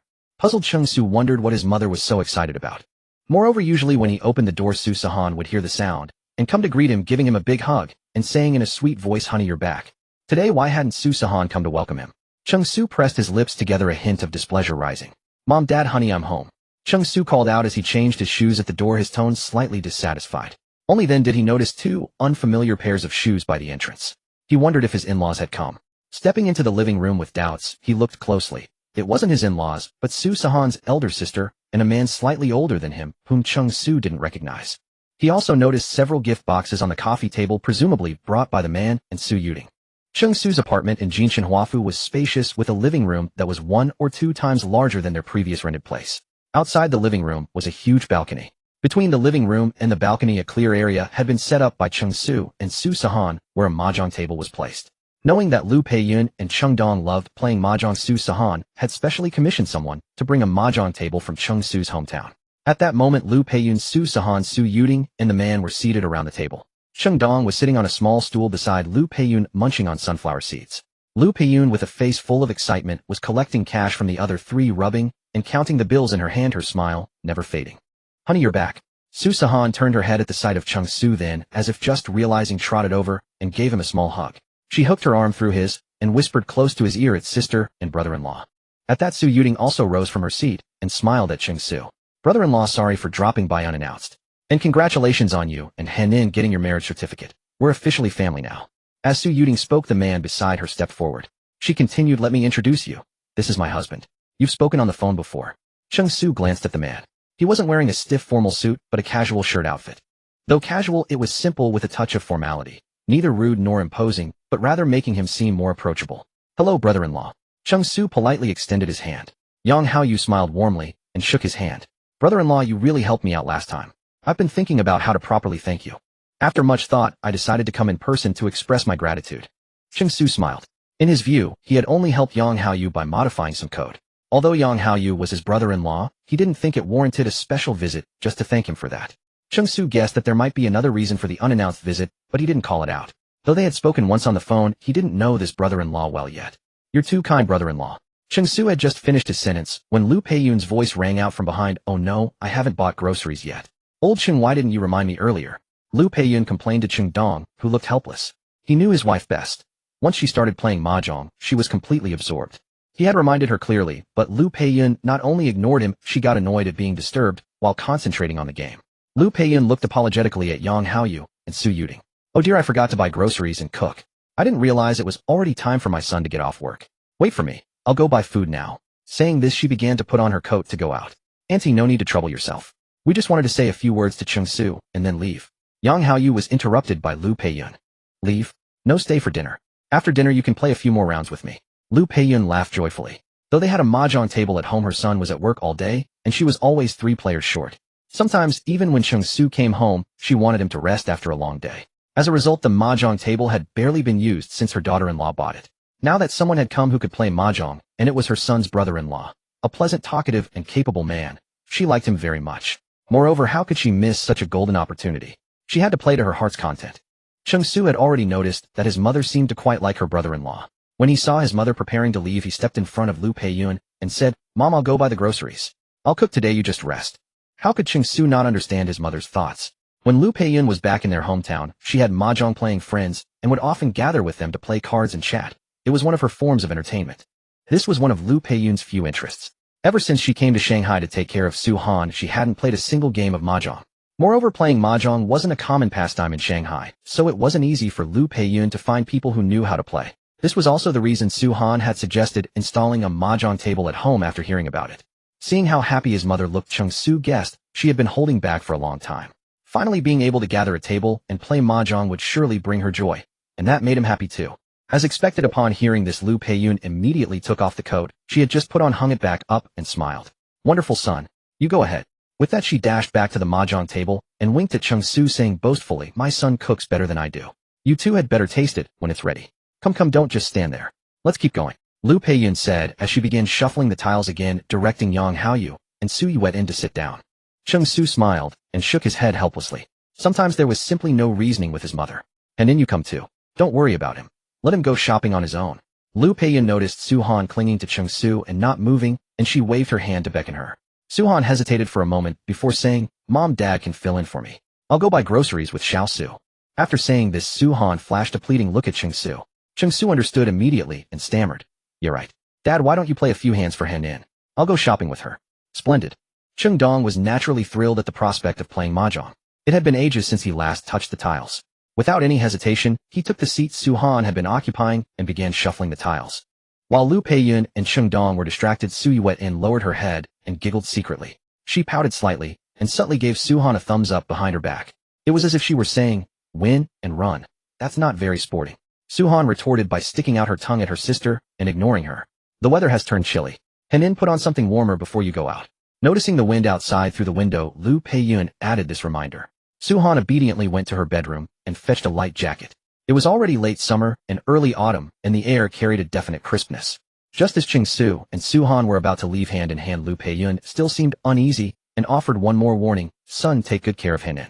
The supermarket must be packed at this hour. Watch out for every detail. Lu Peiyun went to the nearby supermarket almost every day to buy fresh produce and rarely stocked up at home. After all, even if vegetables were stored in the refrigerator, they wouldn't taste fresh the next day. With his daughter-in-law pregnant, she certainly couldn't afford to be lazy. She needed to buy the freshest ingredients. Over time, she had become familiar with the supermarket's crowd patterns.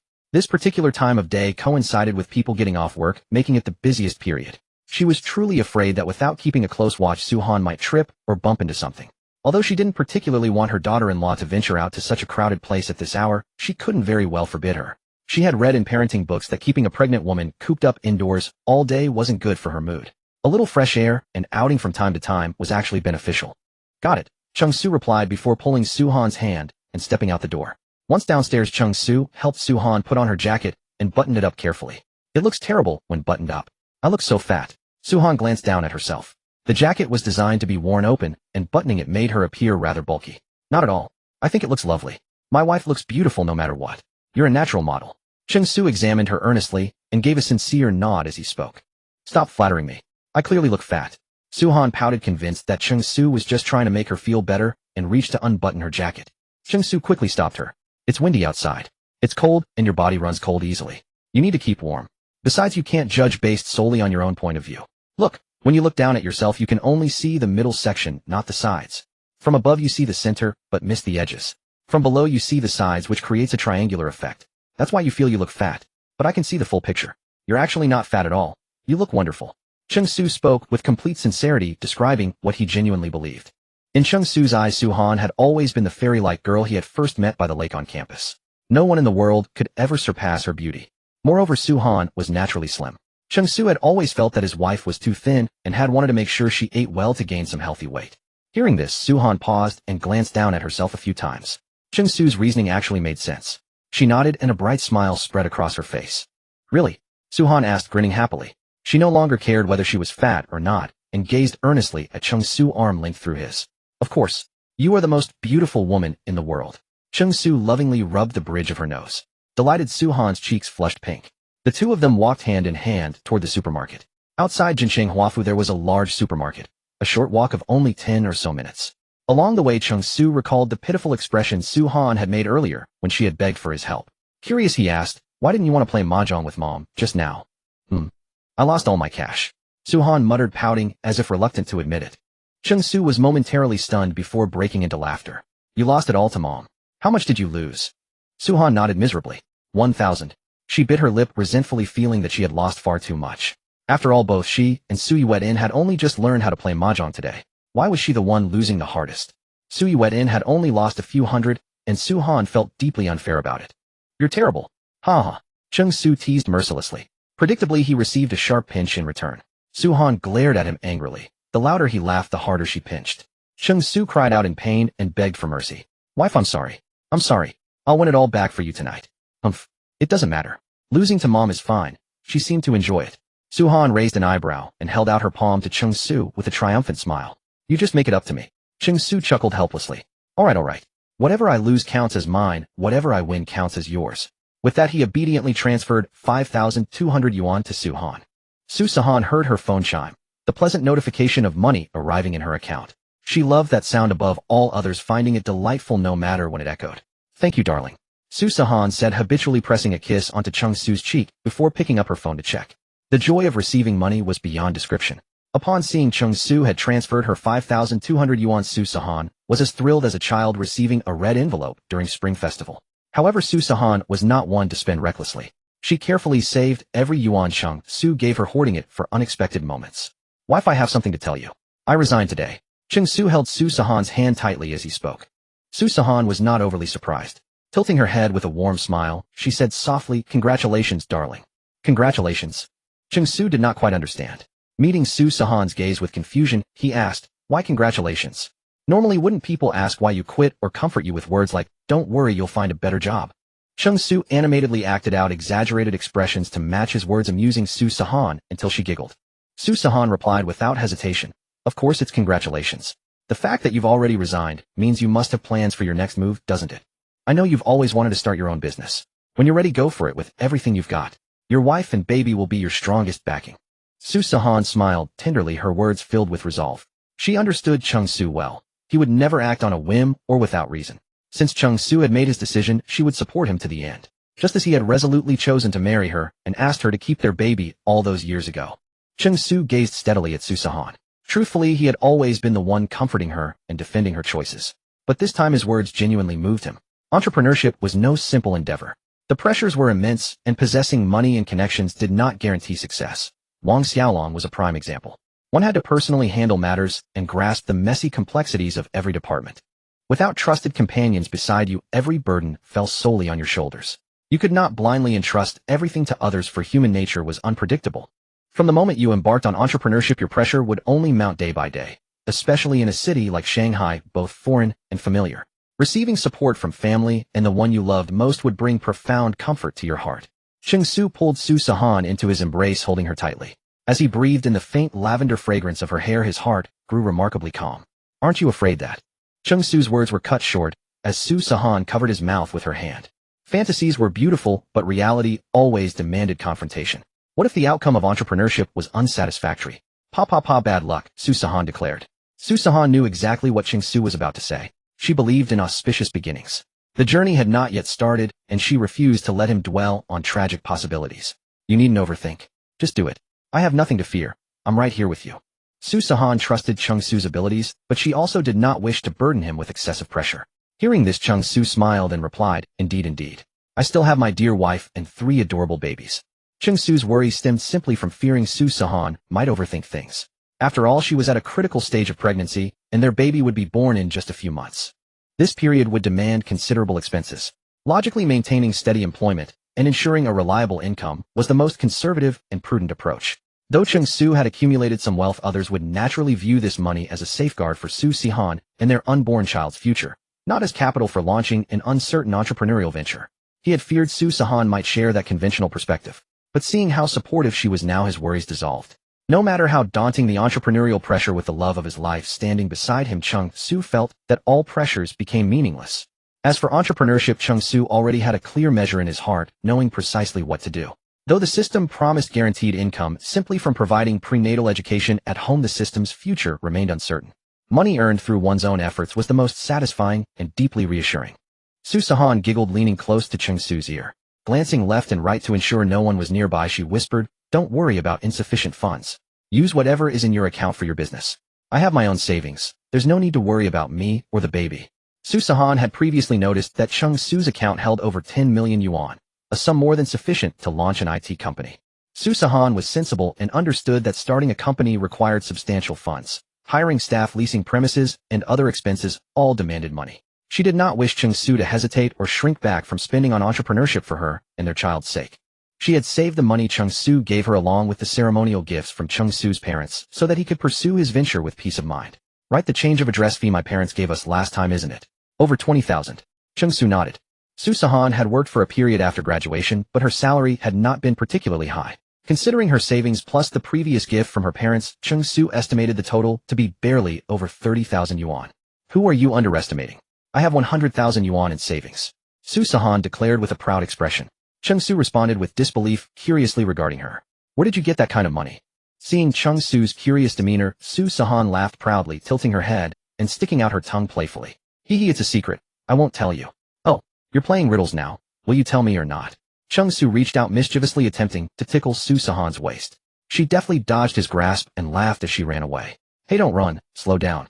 Cheng Su pursed her helplessly. It was only long after that Cheng Su learned that originally it had not been only he who saved money in preparation for marrying Sihan. Sihan had also been saving in her own way, preparing to marry him. Every payment Cheng Su had given her, she had carefully stored away rather than spent frivolously. Even during her pregnancy, when physical comfort was limited, she took on writing tasks online, hoping to earn a little here and there, to ease Cheng Su's burdens in any way possible. For a better future with Cheng Su, Sihan had been silently striving all along. Cheng Su and Sihan made their way home laughing and playfully bickering the entire way. Without a second thought, it was clear that Sihan had the upper hand. I reached the doorstep first, so you're doing the dishes tonight. Sihan said, her whole body pressed against the door as she looked back at Cheng Su, who stood there frozen in place. Bags and bags of groceries in hand, Cheng Su could only offer a wry smile. Even at the front door, this sudden competition Sihan had started. When had it even begun? He had no idea. Cheng Su chuckled. Whenever I'm home, when have you ever washed the dishes? I don't care, you lost anyway. Sihan pouted like a child. Whenever Cheng Su was home, he had never let her wash a single dish. Cheng Su was genuinely amused by her antics, shaking his head as he said, all right, I surrender. Only then did Sihan cheerfully open the door. Pung the 3 of circles. The moment the door swung open, both Cheng Su and Sihan heard Lu Peiyun's voice. They exchanged a glance, suppressing a smile. It seemed Lu Peiyun had been holding back for far too long. After greeting his sister and brother-in-law and asking if they had any dietary restrictions, Cheng Su headed into the kitchen to busy himself with cooking. Perhaps feeling a pang of guilt for letting her son handle everything alone, Lu Peiyun asked, Son, do you need your mother's help? Cheng Su, noticing his mother's hand still hovering over the mahjong tiles, tactfully replied, No need, I can manage. It'll be ready soon. With that, Lu Peiyun happily resumed drawing her next tile. Meanwhile, Sihan took the seat previously occupied by Cheng Dong, cracking sunflower seeds. When she saw the thick stack of bills beside Lu Peiyun, her face was a mask of astonishment. Mom, you're incredible. You've been winning all along. Sihan exclaimed in amazement. Having grown up in Shanghai, where mahjong wasn't a common pastime, Sihan had rarely seen anyone play. But she had heard enough to know that someone winning this consistently was not normal. Of course, back in my hometown, I was known as the mahjong beauty when I was young, Lu Peiyun said with a smug grin. Your mother was indeed quite beautiful back then. I remember. Cheng Dong, recalling old memories, smiled and began an animated recounting to Su Sihan. Perched on a small stool, Su Sihan shelled sunflower seeds, listening with rapt attention. Mahjong. All those trivial old stories. What's the point? Old Cheng stopped talking and pay up. Lu Peiyun extended her hand toward Cheng Dong. Cheng Dong froze, glancing at the tile he hadn't yet discarded, and protested. I haven't even played my tile yet. How can you call Mahjong? This hand of mine is excellent. A sure win. You're the one who was too busy chatting. Too bad. I won, so pay up, Lu Peiyun declared with perfect confidence.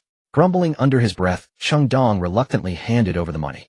Watching the two of them, Su Sihan recalled the similar little game she had played with Cheng Su on the way home, and a smile tugged at her lips. As mealtime approached, Lu Peiyun finally satisfied her mahjong craving. She took out the money she had won from Su Yuding and Yang Haoyu, intending to return it to them.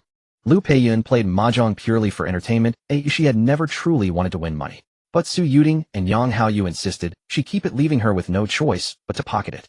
Humming a little tune, Lu Peiyun counted her winnings, roughly over 2,000 yuan, and waved it triumphantly in front of Cheng Dong before stuffing it into her pocket. Sister, brother-in-law, thank you for keeping my mom company at mahjong for so long. These are just simple home-cooked dishes. Please don't be shy, Cheng Su said. Even though they were all family now that he and Su Sihan were married, it was still right to be polite. We're all family, no need to thank me. I actually enjoy mahjong myself, and I didn't expect Annie to be so skilled. Yang Haoyu spoke with sincerity, neither distancing himself nor overstepping. Complimented Lu Peiyun immediately laughed and waved her hand. Oh, it's nothing. As she said this, she used the serving chopsticks to pick up food for Yang Haoyu.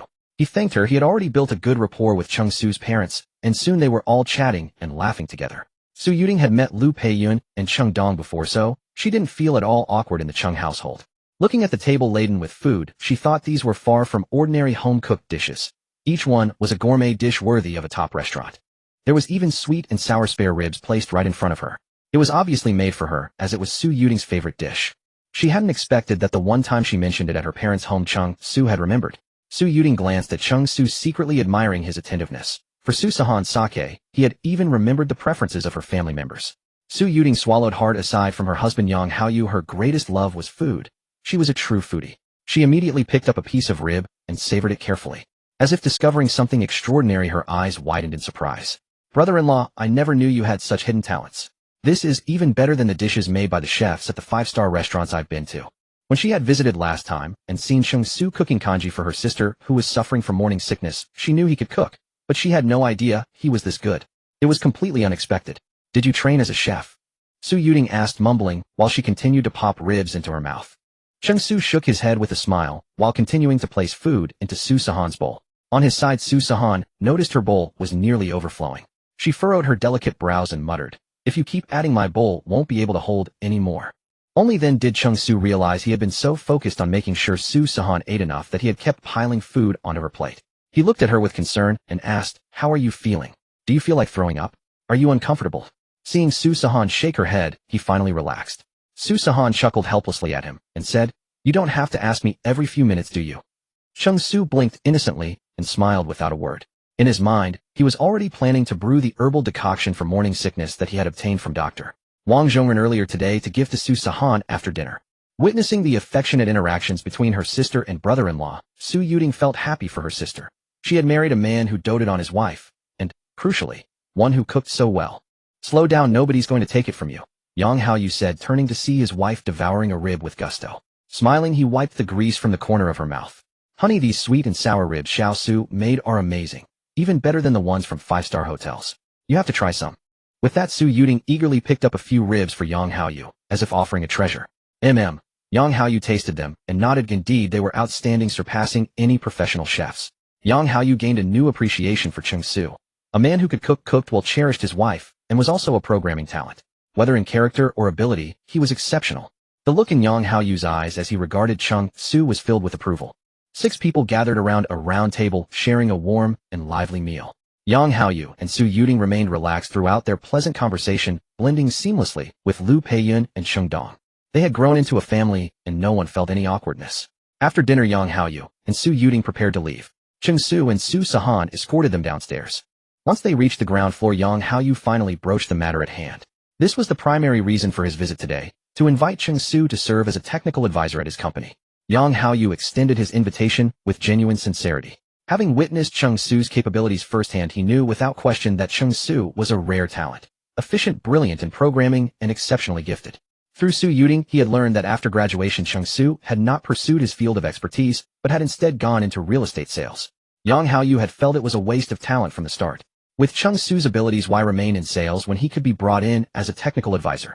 His company may not have ranked among the national top 100, but through years of tireless effort, he had steadily cemented his business's position in Magnolia City. Annual sales had already exceeded several hundred million yuan, making it a respectable mid-sized enterprise. If Cheng Su joined his company, he would certainly not be squandering his talents. In fact, he would find even greater room for growth.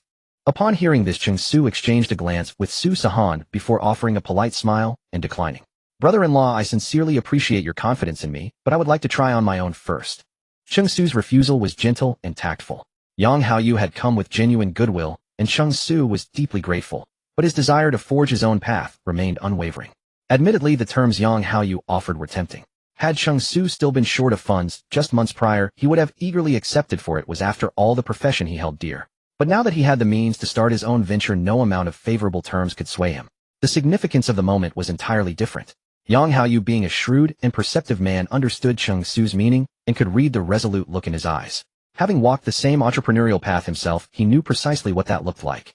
He ceased his persuasion, merely nodding and smiling as he patted Cheng Su's shoulder. "Starting your own company is no bad thing. By the way, I have a friend who runs an IT firm. He's currently unable to sustain it, but his technical team is professional and the company's finance and human resources departments are intact. If you're interested, I can help make an introduction. Regardless, I truly believe your talents should not go unrecognized." Yang Haoyu could not deny that Cheng Su had helped him enormously last time, sparing him significant losses. A man who valued talent above all else, Cheng Su was not only someone he respected as a programmer, but also his younger sister's husband. No matter where Cheng Su chose to work, Yang Haoyu felt that such a remarkable individual ought not be left unappreciated. To see him wasted would be a profound loss. Since Cheng Su wished to embark on his own entrepreneurial journey, Yang Haoyu felt it only right, as his brother-in-law, to offer whatever support he could. Upon hearing this, Cheng Su was filled with gratitude, for building a technical team in the IT industry was no easy task. If he were to start from scratch, he would need to recruit staff one by one, a process that was not only time-consuming and exhausting, but also costly. Finding suitable employees, especially those with experience, was particularly daunting. Furthermore, a newly established company with no reputation or track record faced the greatest challenges in attracting quality personnel. Now, with such a ready-made opportunity before him, it seemed almost providential. Cheng Su did not hesitate or feign reluctance. He accepted with sincere appreciation. The IT industry encompassed numerous branches, and Cheng Su intended to focus on game development, which would not conflict with Yang Haoyu's company projects. The two were hardly competitors. In gratitude for Yang Haoyu's assistance, Cheng Su even agreed to serve as a part-time technical consultant. Thus, an understanding was reached between them. "If you ever need anything in the future, do not hesitate to reach out. We are family now, no need for formalities." Before departing, Yang Haoyu offered this advice to Cheng Su, for in the realm of entrepreneurship, he could rightly be considered a senior guide. With such mentorship and support, Cheng Su's journey might prove far less arduous. Cheng Su expressed his thanks, and Su Yuting shared a few words with Sihan before Yang Haoyu and Su Yuting took their leave. "Hubby, this is wonderful. Having an existing technical team eliminates the entire recruitment hurdle. Congratulations on such an auspicious beginning. It's a promising start." Only after watching her sister and brother-in-law's car disappear into the distance did Sihan happily link her arm with Cheng Su's. Her parents were business people, and her brother-in-law had also built his career from nothing. She understood the difficulties of early-stage entrepreneurship all too well. For someone without connections or background in Magnolia City, having her brother-in-law help secure a company ready to be handed over was the most fortunate outcome imaginable. Since such a favorable opportunity had presented itself, of course, she should congratulate her husband. It is indeed a fine beginning. Cheng Su affectionately ruffled Sihan's hair. He knew well that Sihan was only seeking to cheer him up. After all, from the moment he had resigned, the mounting pressures of entrepreneurship had already settled upon his shoulders. Cheng Su's decision to resign and launch his own venture had not yet been revealed to his parents. When the couple returned home and explained the entire situation along with Cheng Su's plans to both elders, Cheng Dong and Lu Peiyun exhibited no dramatic reaction. Cheng Dong merely nodded with quiet pride and asked, "Your parents support your entrepreneurship, Henan. There is no need to worry about her. We will take care of her. But do you have enough funds?" Cheng Dong had worked in a factory during his youth. When the factory underwent restructuring, he and Lu Peiyun had saved what money they could and opened a small supermarket. Though their industry differed, they understood all too well the hardships involved. They knew they had no relatives in Magnolia City to call upon, unable to offer anything more than their fullest emotional and financial support. Their son bore everything alone, and they could only shoulder what little they could. Speaking of which, Cheng Dong asked Lu Peiyun to produce the savings she had set aside for their son's house purchase, offering it to support his venture. Cheng Su smiled gently and pushed the bank card back. Mom, Dad, please keep this for your retirement. I have more than enough. I have over 10 million in savings. My sales commissions this month alone amounted to over 2 million. Over 10 million in savings. Cheng Dong and Lu Peiyun looked at each other in disbelief. Their son had mentioned something about stock trading before. Yet here was a million-yuan car, a 10 million yuan property, and an additional 10 million plus in deposits. Most astonishingly, how had his sales commissions reached 2 million in a single month so soon? They had spent over a decade running a supermarket to accumulate barely over $1 million. Was their son's single month's commission truly worth more than all their years of labor combined? The joy swelling within Cheng Dong and Lu Peiyun was beyond words. Their son had truly become a remarkable young man. He was without question their pride and joy. When they returned to their hometown, they would recount this story to relatives and friends with immense satisfaction. Let anyone who had ever criticized their son for drifting aimlessly in a distant city with no prospects see now how wrong they had been. Lu Peiyun was delighted for her son, but then she thought of something and took Su Sihan's hand, saying, "Henin, let's go shopping tomorrow. I won money today, so whatever you want to eat or play, Mom will pay for it all." Lu Peiyun patted her chest, making a solemn vow. She was overjoyed today. "Great. I'll stick with Mom tomorrow." Su Sihan gladly agreed, left Cheng Su's side, and plopped down next to Lu Peiyun, linking arms with her. She looked at Cheng Su with a triumphant expression, as if to say, "See, Mom still loves me the most." Cheng Su was indignant. He pointed at himself and protested, "Mom, what about me? What would you be doing while I go shopping with my daughter-in-law?" Lu Peiyun didn't even spare him a glance. Cheng Su felt wronged and grumbled inwardly, "Mom, whose biological mother are you anyway? Just a moment ago you were worried about my entrepreneurial stress and wanted to give me money. Where did that caring mother go?" Her face changes too fast. Before Cheng Su could finish his lament, Lu Peiyun added, "If you have nothing to do tomorrow, you can tag along. We could use someone to carry the bags." Cheng Su's lips twitched. He thought, "Mom, am I still your son? You're bossing me around like free labor." Cheng Su put on a pained expression, then caught sight of his father grinning like he was enjoying the show. A cunning idea struck him. Mom, Dad would be so bored at home alone. We can't just abandon him. He'll be heartbroken. Cheng Su blinked with feigned sincerity, looking as if he genuinely worried about his father's emotional well-being. Upon hearing this, Cheng Dong quickly shook his head. "No, I'm not bored at all." He had no desire to accompany women on a shopping spree that would likely take half a day. He had been through it with Lu Peiyun before, and his legs nearly gave out by the end of the day. Lu Peiyun thought her son's suggestion was reasonable and like an empress dowager nodded. "You're coming too?" Cheng Dong felt miserable inside. He shot a fierce glare at Cheng Su, the instigator. "Is this even my son? Dragging his father into this?" Nevertheless, Cheng Dong agreed. A family outing together was something they hadn't done in a long time. After settling the plans, they saw it was still early and decided to watch a movie together in the living room. Cheng Su went to the kitchen to cut some fruit for everyone. He wasn't really interested in the movie. Instead, he placed his hand on Su Sihan's belly and gently stroked it. He preferred interacting with the three little babies over watching the film. Su Sihan was used to Cheng Su's habit of touching her belly, and since he seemed to enjoy it, she didn't stop him munching on her fruit contentedly. Cheng Su, looking at Su Sihan's belly, suddenly remembered something. He took out his phone to check the time. After calculating the dates, he said, "Dear, isn't it time for your prenatal checkup?" Su Sihan had been laughing at a comedy a moment ago, but her heart suddenly skipped a beat. She bit her lip, not knowing why the mere mention of a prenatal checkup made her inexplicably nervous. She thought for a moment and realized it was indeed time. She nodded. The 8th week was when the first official prenatal checkup could begin. When Su Sihan had fainted and been hospitalized earlier, the doctor had advised them accordingly. Both Cheng Su and Su Sihan were first-time parents and didn't know much about these matters. Later, Cheng Su did some research and gained a better understanding. "It's okay. We'll go shopping with Mom tomorrow and go for the checkup the day after," Su Sihan said with a smile. Since she had already promised to go shopping with her mother-in-law, the checkup could wait another day. She also needed some time to mentally prepare herself, as the thought of the prenatal checkup made her extremely anxious. The first checkup was full of unknowns. Although Su Sihan had undergone a simple checkup in the 6th week, it was only a basic examination because the fetus wasn't fully formed and nothing could be discerned clearly. That was why the doctor had advised them to come back for the first official checkup in the 8th week, when the fetus would have taken shape, allowing for a better assessment of its development. Because of this, Su Sihan was both hopeful and nervous. She was carrying a rare triplet pregnancy. What if the checkup revealed something wrong? The thought filled Su Sihan with anxiety. Cheng Su noticed her tension and remained silent, merely holding her hand tightly to offer comfort. Lu Peiyun overheard their conversation and said, "Henin, we can go shopping anytime. You should go for the checkup tomorrow." As she spoke, she also took Su Sihan's other hand and continued, "Don't overthink it. There's nothing to fear about a prenatal checkup. Tomorrow our whole family will accompany you. With us by your side, you won't be scared, right?" Having been through pregnancy herself, Liu Peiyun naturally understood these feelings better. During pregnancy, a woman's emotions are already sensitive. The anxiety and worry before a prenatal checkup are no less than the first time meeting one's in-laws, perhaps even more intense. Having family by her side and comforting words would greatly ease the pregnant woman's mood. Sihan was initially extremely nervous about going for the checkup tomorrow, but when she heard her mother-in-law's next words, she couldn't help but burst out laughing. The whole family accompanying me. Isn't that a bit over the top? She thought it was truly excessive for a pregnant woman to have the entire family join her for a checkup. Where's the exaggeration? Accompanying my daughter-in-law to a prenatal checkup is only natural, Liu Peiyun said earnestly. Looking at her mother-in-law's comforting expression, Sihan no longer felt panicked. Instead, a warmth filled her heart. After their discussion, they decided that the next day the whole family would go to the hospital for Sihan's first prenatal checkup. Liu Peiyun even woke up early to prepare breakfast.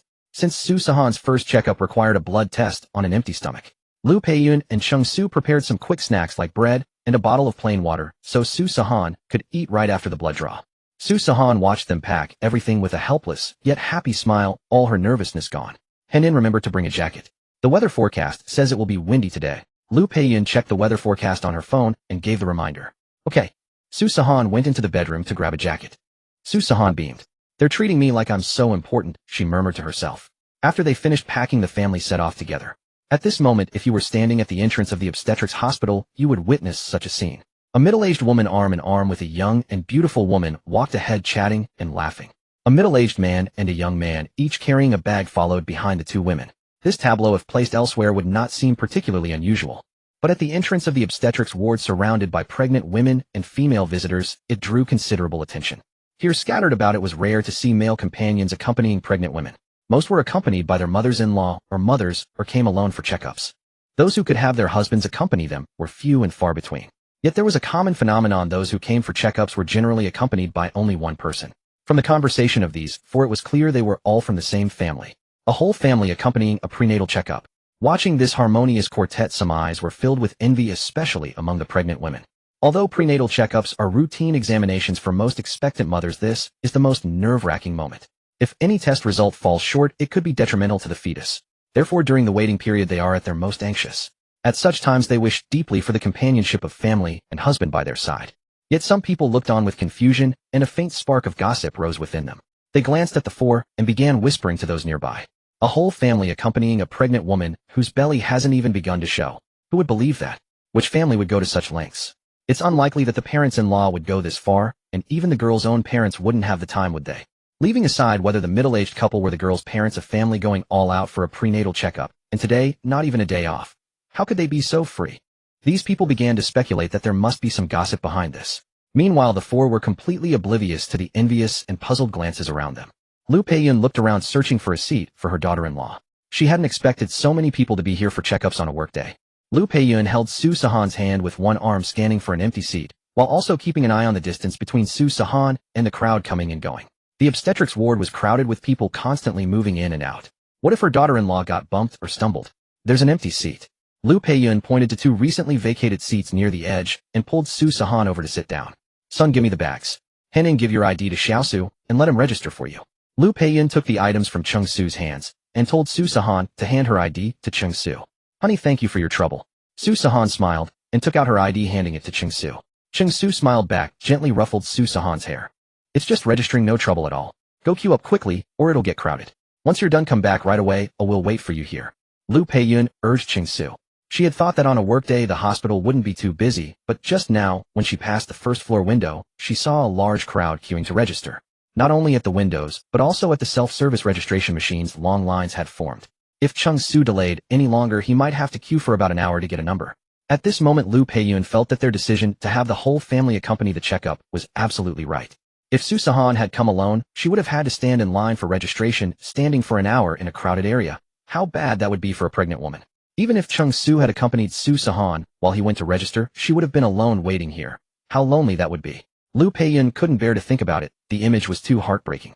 Cheng Su obediently queued with Sihan's ID. Seeing the long queue, Cheng Dong also went with his son to register, hoping to get a number as soon as possible. Sihan sat in her seat and looked around. Watching a heavily pregnant woman entering the ultrasound room, she unconsciously placed her hand on her own belly. Su Sihan silently prayed in her heart, baby, daddy, mommy, grandpa, grandma, and grandparents will all love you deeply, so you must be healthy and strong. Liu Peiyun glanced at Su Sihan, smiled, held her daughter-in-law's hand, and gently patted it in comfort. Don't be too nervous. It's just a checkup. With my hand in being so strong, my 3 little grandsons will definitely be healthy. Liu Peiyun nodded earnestly. Su Sihan had always felt that her mother-in-law had a certain aura when she spoke, a quality that could instantly put people at ease. Sometimes Cheng Su also gave her that feeling, it must be hereditary. Su Sihan smiled happily, all tension and anxiety gone. She nodded seriously in response to Liu Peiyun. Just as Liu Peiyun was about to say something else, a woman with a big belly appearing to be about 25 or 26 years old approached them. Sister, is this your daughter-in-law? The woman asked in confusion, having heard Liu Peiyun say grandsons. Liu Peiyun was delighted to be called sister by a younger woman. She held Su Sihan's hand, shook it proudly, and nodded. Yes, she's my daughter-in-law. The woman looked astonished. Seeing her expression, Liu Peiyun was puzzled. Accompanying her own daughter-in-law for a checkup? She didn't see what was so surprising. Not only this woman, but also the nearby women who could overhear their conversation were somewhat surprised by Liu Peiyun's nod. A mother-in-law accompanying a prenatal checkup wasn't really rare, but seeing them get along so harmoniously with the mother-in-law comforting her daughter-in-law was indeed uncommon. Moreover, if this was the mother-in-law, then the 2 men just now must be the father-in-law and husband of the young woman. They had indeed never seen a father-in-law, mother-in-law, and husband all come together for a checkup. The warm and harmonious atmosphere of the 4 just now was the kind of loving family that many women envied and longed for. The married and pregnant women nearby cast envious glances at Su Sihan. It was already good enough if their mothers-in-law and husbands could come to accompany them for checkups. They would never care about their emotions, whether they were nervous or anxious. The woman was also full of envy. She had initially thought that only the girl's parents and husband had come for the checkup. Even though that was already quite exaggerated, her assumption made sense. Only a girl's own biological parents would care most about their daughter's feelings. Most mothers-in-law focused primarily on the health of their future grandchildren, whether they could be born healthy. This mother-in-law actually paid attention to her daughter-in-law's emotions, offered comfort, and treated her like her own daughter. The woman thought of her own mother-in-law, who was neither particularly good nor particularly bad to her. The one accompanying her for this checkup was her mother-in-law, but it was clear that her mother-in-law cared most about whether the grandson in her belly was healthy and whether it was a boy. Looking at the harmonious mother-in-law and daughter-in-law before her, a faint bitterness welled up in the woman's heart. At that moment, the elderly woman seated in front of Liu Peiyun turned around, offering a friendly smile. Glancing at Su Sihan's belly, she remarked, "It hasn't begun to show yet. Is this your first prenatal checkup?" Liu Peiyun and Su Sihan nodded in unison, undaunted by the stranger's warmth, their demeanor relaxed and natural. The older woman scrutinized Su Sihan for a moment before saying, "Oh, I just heard you mention 3 grandsons. Your daughter-in-law looks so young. Barely in her 20s, isn't she? This is her 3rd pregnancy."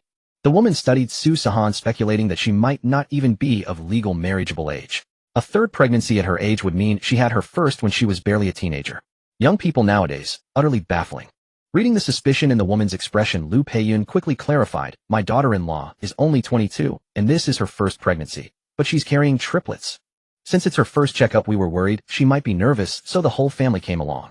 At these words, many around them turned to gaze at Su Sihan and Liu Peiyun, their eyes carrying a hint of surprise. Triplets, a rare occurrence indeed. The elderly woman was struck with awe and envy. Triplets. Had she heard correctly?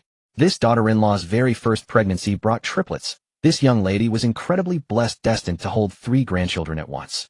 She recalled how her own son and daughter-in-law had struggled immensely to conceive, enduring countless medications, treatments, and methods before finally succeeding. Her heart swelled with admiration for Liu Peiyun. "My sincere congratulations. Triplets, you'll be holding 3 grandchildren at once." The woman spoke with genuine envy. By now, Liu Peiyun and Su Sihan had become the center of attention. Other mothers accompanying their daughters or daughters-in-law for checkups offered their blessings. The older women began chatting warmly with Liu Peiyun, while Su Sihan exchanged casual words with the pregnant women waiting nearby. When Cheng Su and Cheng Dong returned after registering, they found this very scene. Father and son exchanged a glance. They had to admit the bonds between women were truly remarkable. No matter where one was, women could always strike up friendly conversations, though what they talked about remained a mystery. Cheng Su helped Su Sihan check and then stood by waiting. Su Sihan tugged at Cheng Su's arm, pointing to the empty seat beside her. "There's a free spot here. Why don't you sit down?" Cheng Su had spent over half an hour queuing. Su Sihan had been watching the clock. Worried that her husband might tire, and noticing the empty seat beside her, she wanted him to rest. "I'm fine. Let the expectant mothers have the seats."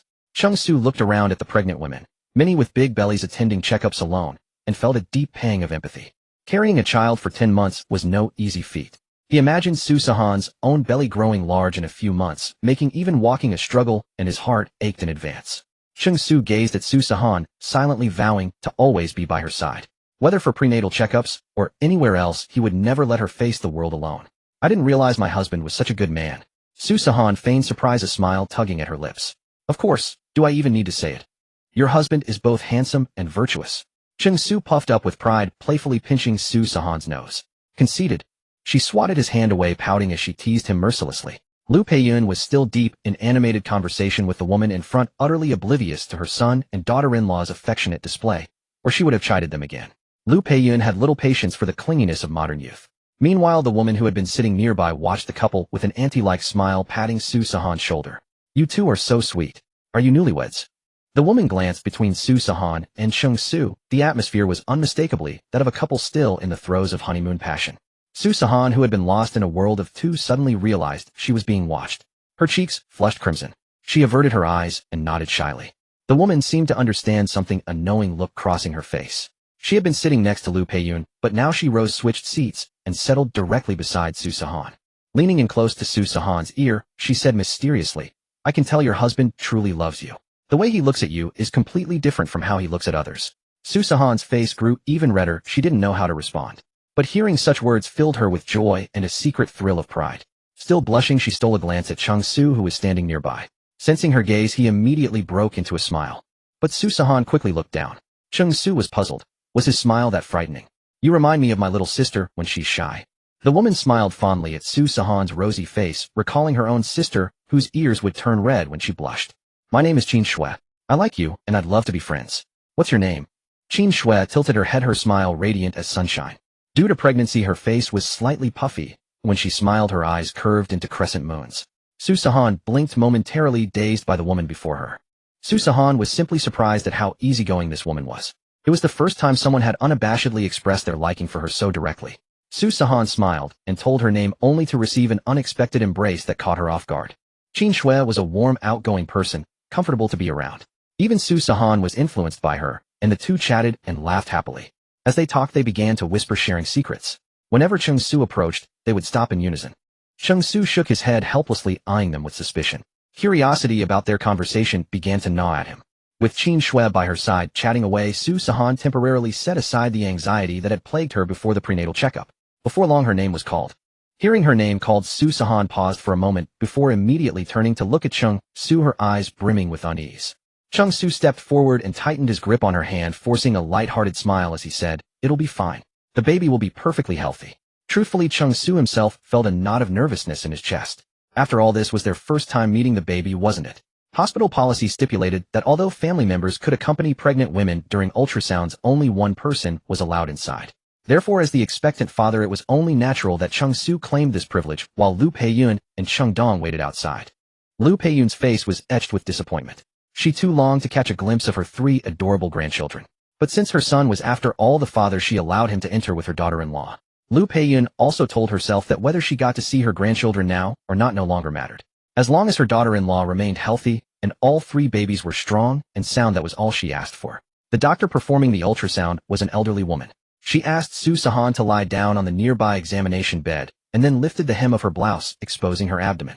Noticing Su Sihan's anxiety and tension, and seeing that she still clung tightly to her husband's hand, the female doctor smiled gently. There's no need to be nervous. Prenatal checkups are routine procedures. Simply treat this as a standard physical examination. Young man, there are stools over there. Go pull one up and sit beside her. The female doctor had worked in obstetrics for many years and was thoroughly accustomed to the nervousness that pregnant women exhibited before checkups, especially for first-time mothers like Su Sihan, whose anxiety and trepidation ran even deeper. After all, who wouldn't wish to bring their child into the world safely and soundly? What I'm applying now is coupling gel, a water-soluble polymer colloid. It poses no risk to the fetus. The female doctor's smile was warm and kind, her voice gentle, as she spread the gel across Su Sihan's belly while conversing with her. She was clearly attempting to divert Su Sihan's attention and ease her nerves. Doctor, may I ask, can I record a video? Cheng Su spoke up. This was also his first time accompanying a prenatal checkup, and he had no experience whatsoever, but he wished to capture the moment as a cherished memory. After all, this was a day of great significance. The first time they would see the little baby. He simply wasn't sure whether recording was permitted during an ultrasound. Certainly, the female doctor nodded. In truth, the hospital had no strict regulations regarding photography or videography provided it did not interfere with the examination. Once everything was prepared, the doctor took the instrument and began gliding it over Sihan's abdomen. The female doctor moved the probe back and forth, observing the screen for a moment before a trace of surprise flickered across her features. "You're carrying triplets." Conceiving twins was already rare. Triplet pregnancies were even more uncommon. Sihan and Cheng Su nodded blankly, their eyes fixed intently on the images appearing on the display screen. Most of the screen was shrouded in darkness, with what appeared to be three small black shapes visible in the center, each surrounded by a white ring. Sihan and Cheng Su couldn't make much sense of what they saw, completely bewildered, yet their hearts swelled with indescribable excitement. At this very moment, they truly felt the presence of three tiny lives within her. Seeing their calm reactions despite learning they were expecting triplets, the female doctor looked somewhat puzzled. By the 8th week, during the first prenatal checkup, it was already possible to determine how many babies a woman was carrying. Previously, when she had informed couples carrying twins of the news, both partners would beam with joy. Yet these two young people seemed almost indifferent upon hearing they were expecting triplets, a rarity most people would find thrilling. "Judging by your expressions, you already knew in advance, didn't you?" the female doctor asked, her eyes never leaving the screen as she continued her examination. Cheng Su nodded and replied, "We found out around the 6th week when we first discovered she was pregnant." The female doctor nodded in understanding. Indeed, although fetal heartbeats and embryonic buds typically hadn't yet developed at 6 weeks, the gestational sacs were already visible, allowing for a clear diagnosis of multiples. "Look, here are the gestational sacs, 3 of them. The fetal hearts and embryonic buds have all developed." The female doctor maneuvered the probe and pointed to the screen for them to see. The couple gazed at the screen, where 3 dark patches offered no clear detail. The doctor then zoomed in on the fetal images, and only then could they make out a spot that was pulsing steadily in the still frame. It was the heartbeat of a little baby. Watching this scene, Cheng Su and Sihan felt a torrent of emotions surge within them. Excitement, joy, warmth, anticipation, all swirling together into an indescribable cascade of feeling.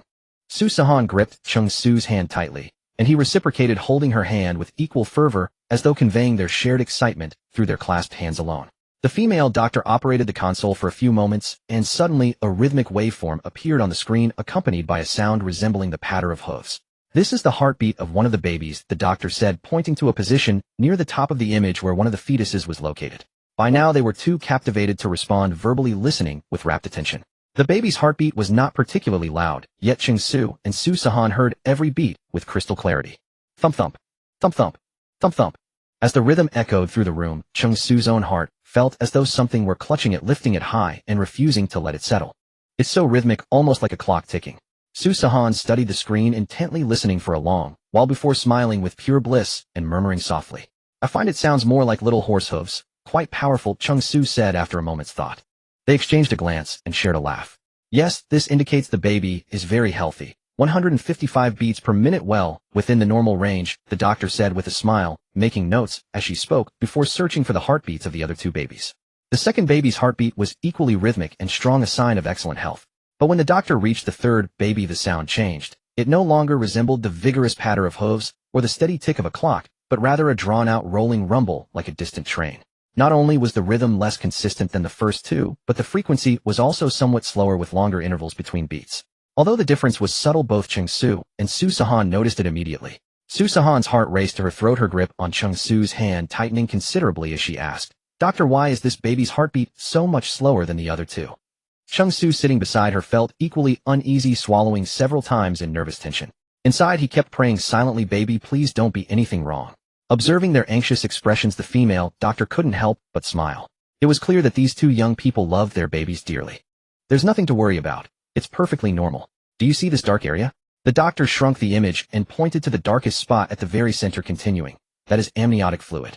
The extra sound in this baby's heartbeat is caused by fluid moving within the uterus, which is why it sounds less rhythmic compared to the other 2. This is actually quite normal, so please don't worry too much. The heart rate is 141 beats per minute, which falls within the normal range." Upon hearing this explanation, Cheng Su and Sihan finally exhaled deeply, their shoulders sagging in relief. After all the examinations were completed, Cheng Su and Sihan took the results to consult with the attending physician. The attending physician reviewed the various test results, nodded in approval, and then observed the warm and intimate atmosphere between the couple. He hadn't seen such a loving pair in a long time. "All your indicators are completely normal. It's evident that your husband takes excellent care of you."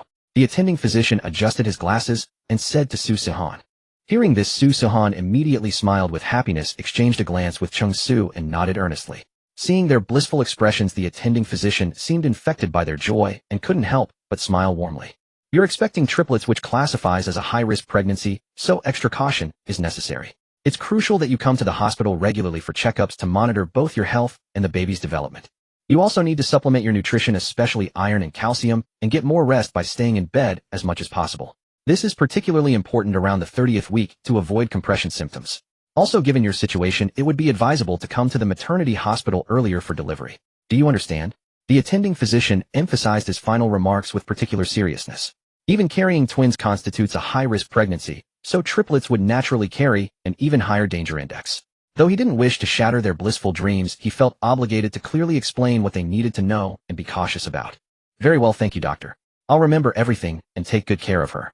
Cheng Su expressed his gratitude, and together with Su Sihan, they left the attending physician's office. Su Sihan looked up and let out a deep sigh, gently resting her hand on her belly. Hubby, did you record the ultrasound just now, eh? She turned to Cheng Su as she asked. He shook his phone and replied, I recorded the entire procedure. That's wonderful. When the babies grow up, I want to show them this, so they can see what they look like inside my womb.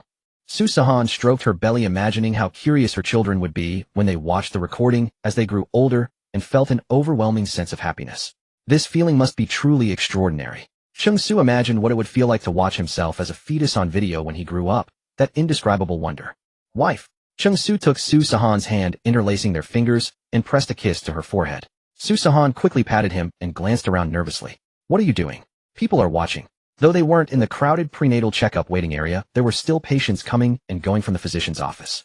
Cheng Su didn't care. He simply smiled and held Su Sihan tightly, saying, Thank you. Su Sihan smiled sweetly, burying her blushing face against Cheng Su's warm embrace. She understood exactly what he was thanking her for. After a moment, Su Sihan heard approaching footsteps and quickly pushed Cheng Su away, standing to the side, like a little girl who had done something wrong. Cheng Su found her reaction adorable and chuckled. Su Sihan pouted. How could the culprit himself be laughing? Su Sihan was about to scold Cheng Su for his mirth when she spotted her in-laws approaching in the distance, forcing her to swallow her words. How did it go? What did the doctor say? Lu Peiyan immediately grasped Su Sihan's hand. Mom and Dad, the doctor said the babies are healthy, no need to worry. Su Sihan smiled. And how about you? Are you getting enough nutrition? Is your health holding up? Lu Peiyan looked at Su Sihan earnestly. Lu Peiyan understood that carrying triplets would take a toll on a pregnant woman's body. Su Sihan was taken aback. She hadn't expected Lu Peiyan to concern herself with her own physical condition. Shouldn't the focus be on the fetuses? I'm doing fine. The doctor advised me to supplement my nutrition, rest more in bed, and come to the hospital earlier for delivery when the time comes. Su Sihan suddenly felt incredibly fortunate to have such a mother-in-law. That's good then. You haven't had breakfast. Have some bread first, and I'll cook a proper meal when we get back. Lu Peiyan handed Su Sihan some bread she had prepared in advance, while Cheng Dong offered her a thermos flask. Mom, Dad, don't stuff everything into her hands at once. She can't hold it all. Cheng Su smiled helplessly, taking the thermos from Su Sihan so she could eat the bread more comfortably. Lu Peiyan and Cheng Dong exchanged embarrassed smiles. They had been so eager they hadn't considered these details. Su Sihan had originally planned to return to the waiting hall to say goodbye to Qin Shui in person before leaving. After searching everywhere without finding her, Su Sihan sent Qin Shui a message saying she was leaving first. The four of them then departed the hospital in good spirits, heading toward the parking lot. Let go of me.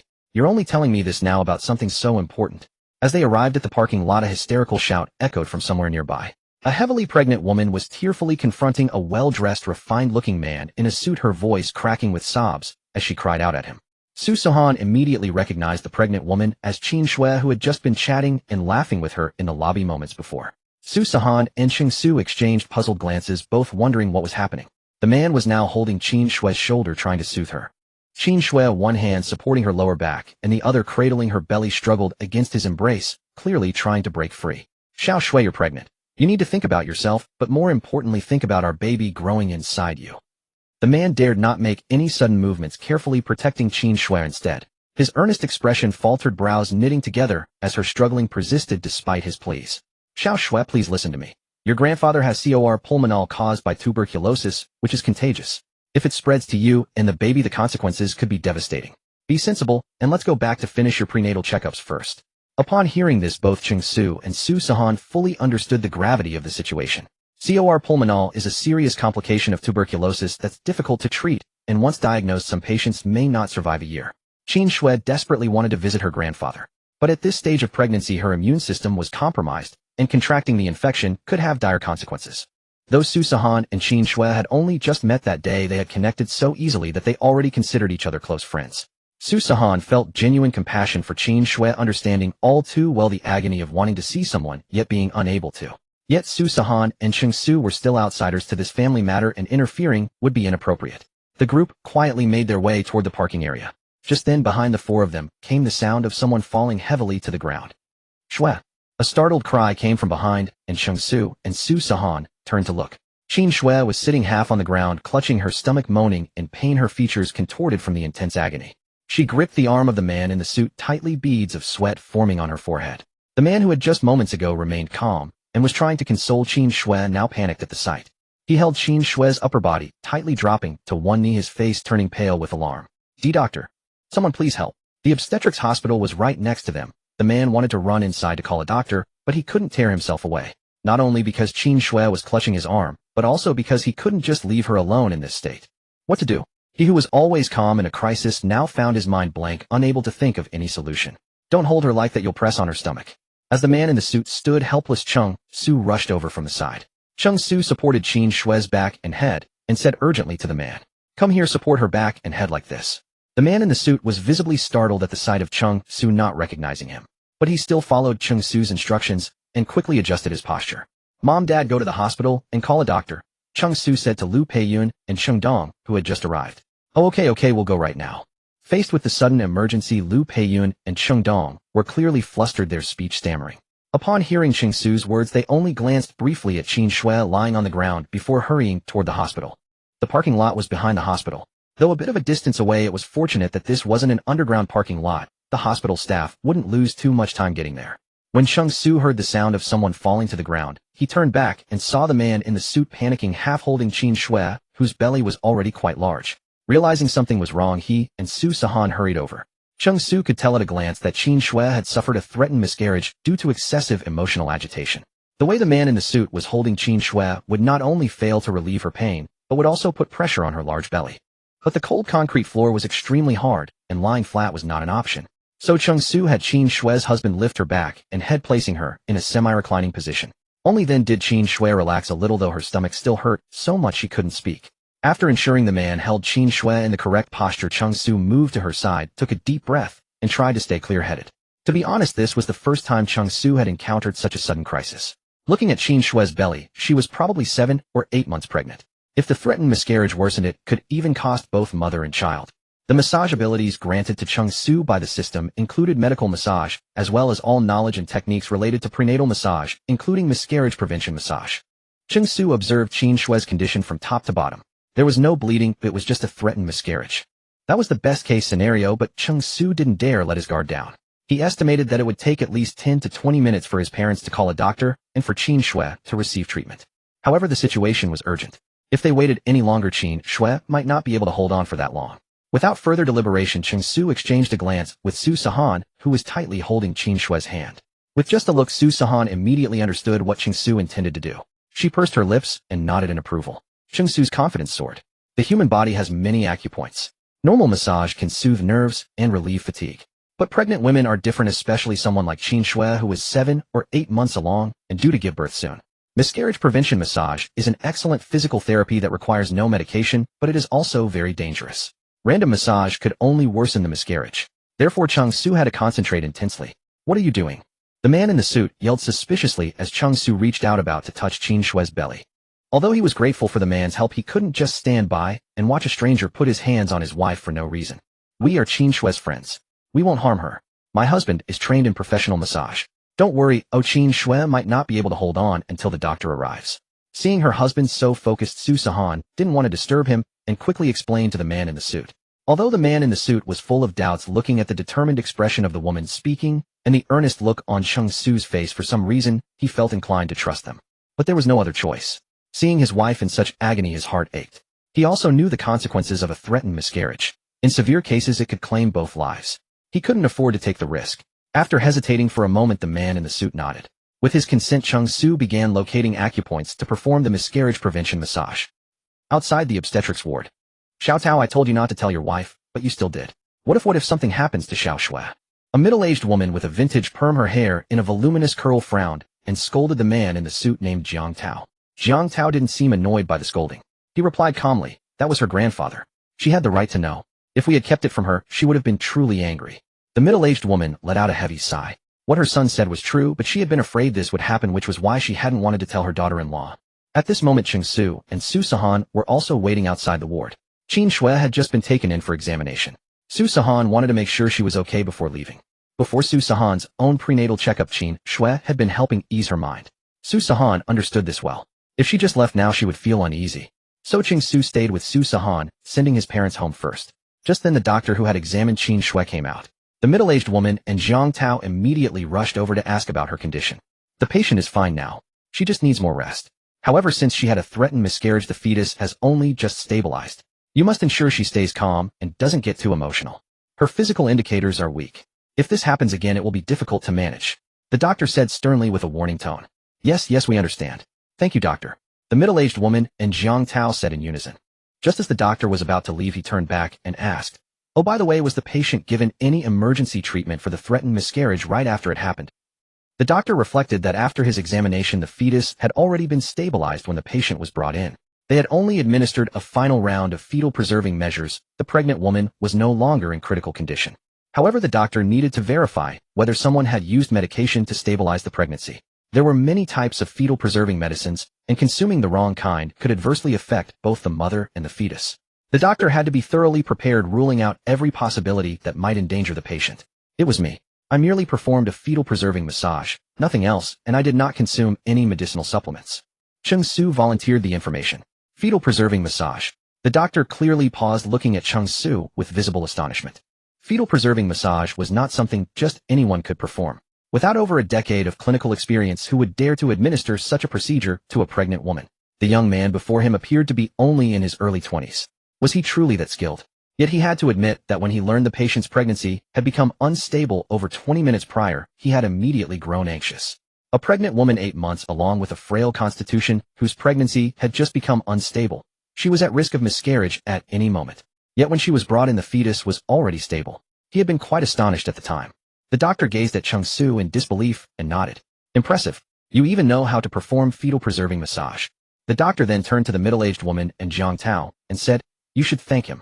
If not for his timely fetal-preserving massage, the fetus would very likely have been born prematurely, or worse, could not have been saved.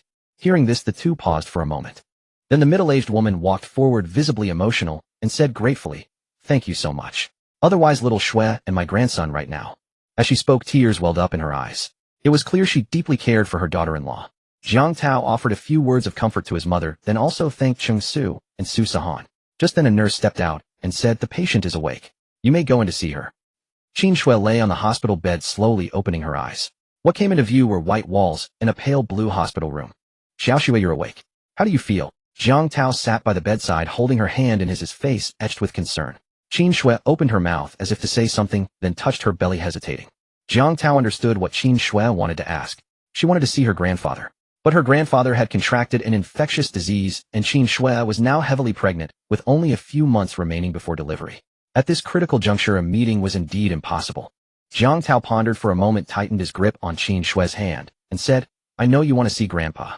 I can promise you that I will take you to see him, but not right now. You must recover your strength first, and then I will accompany you, alright? Jiang Tao realized that meeting was not impossible altogether.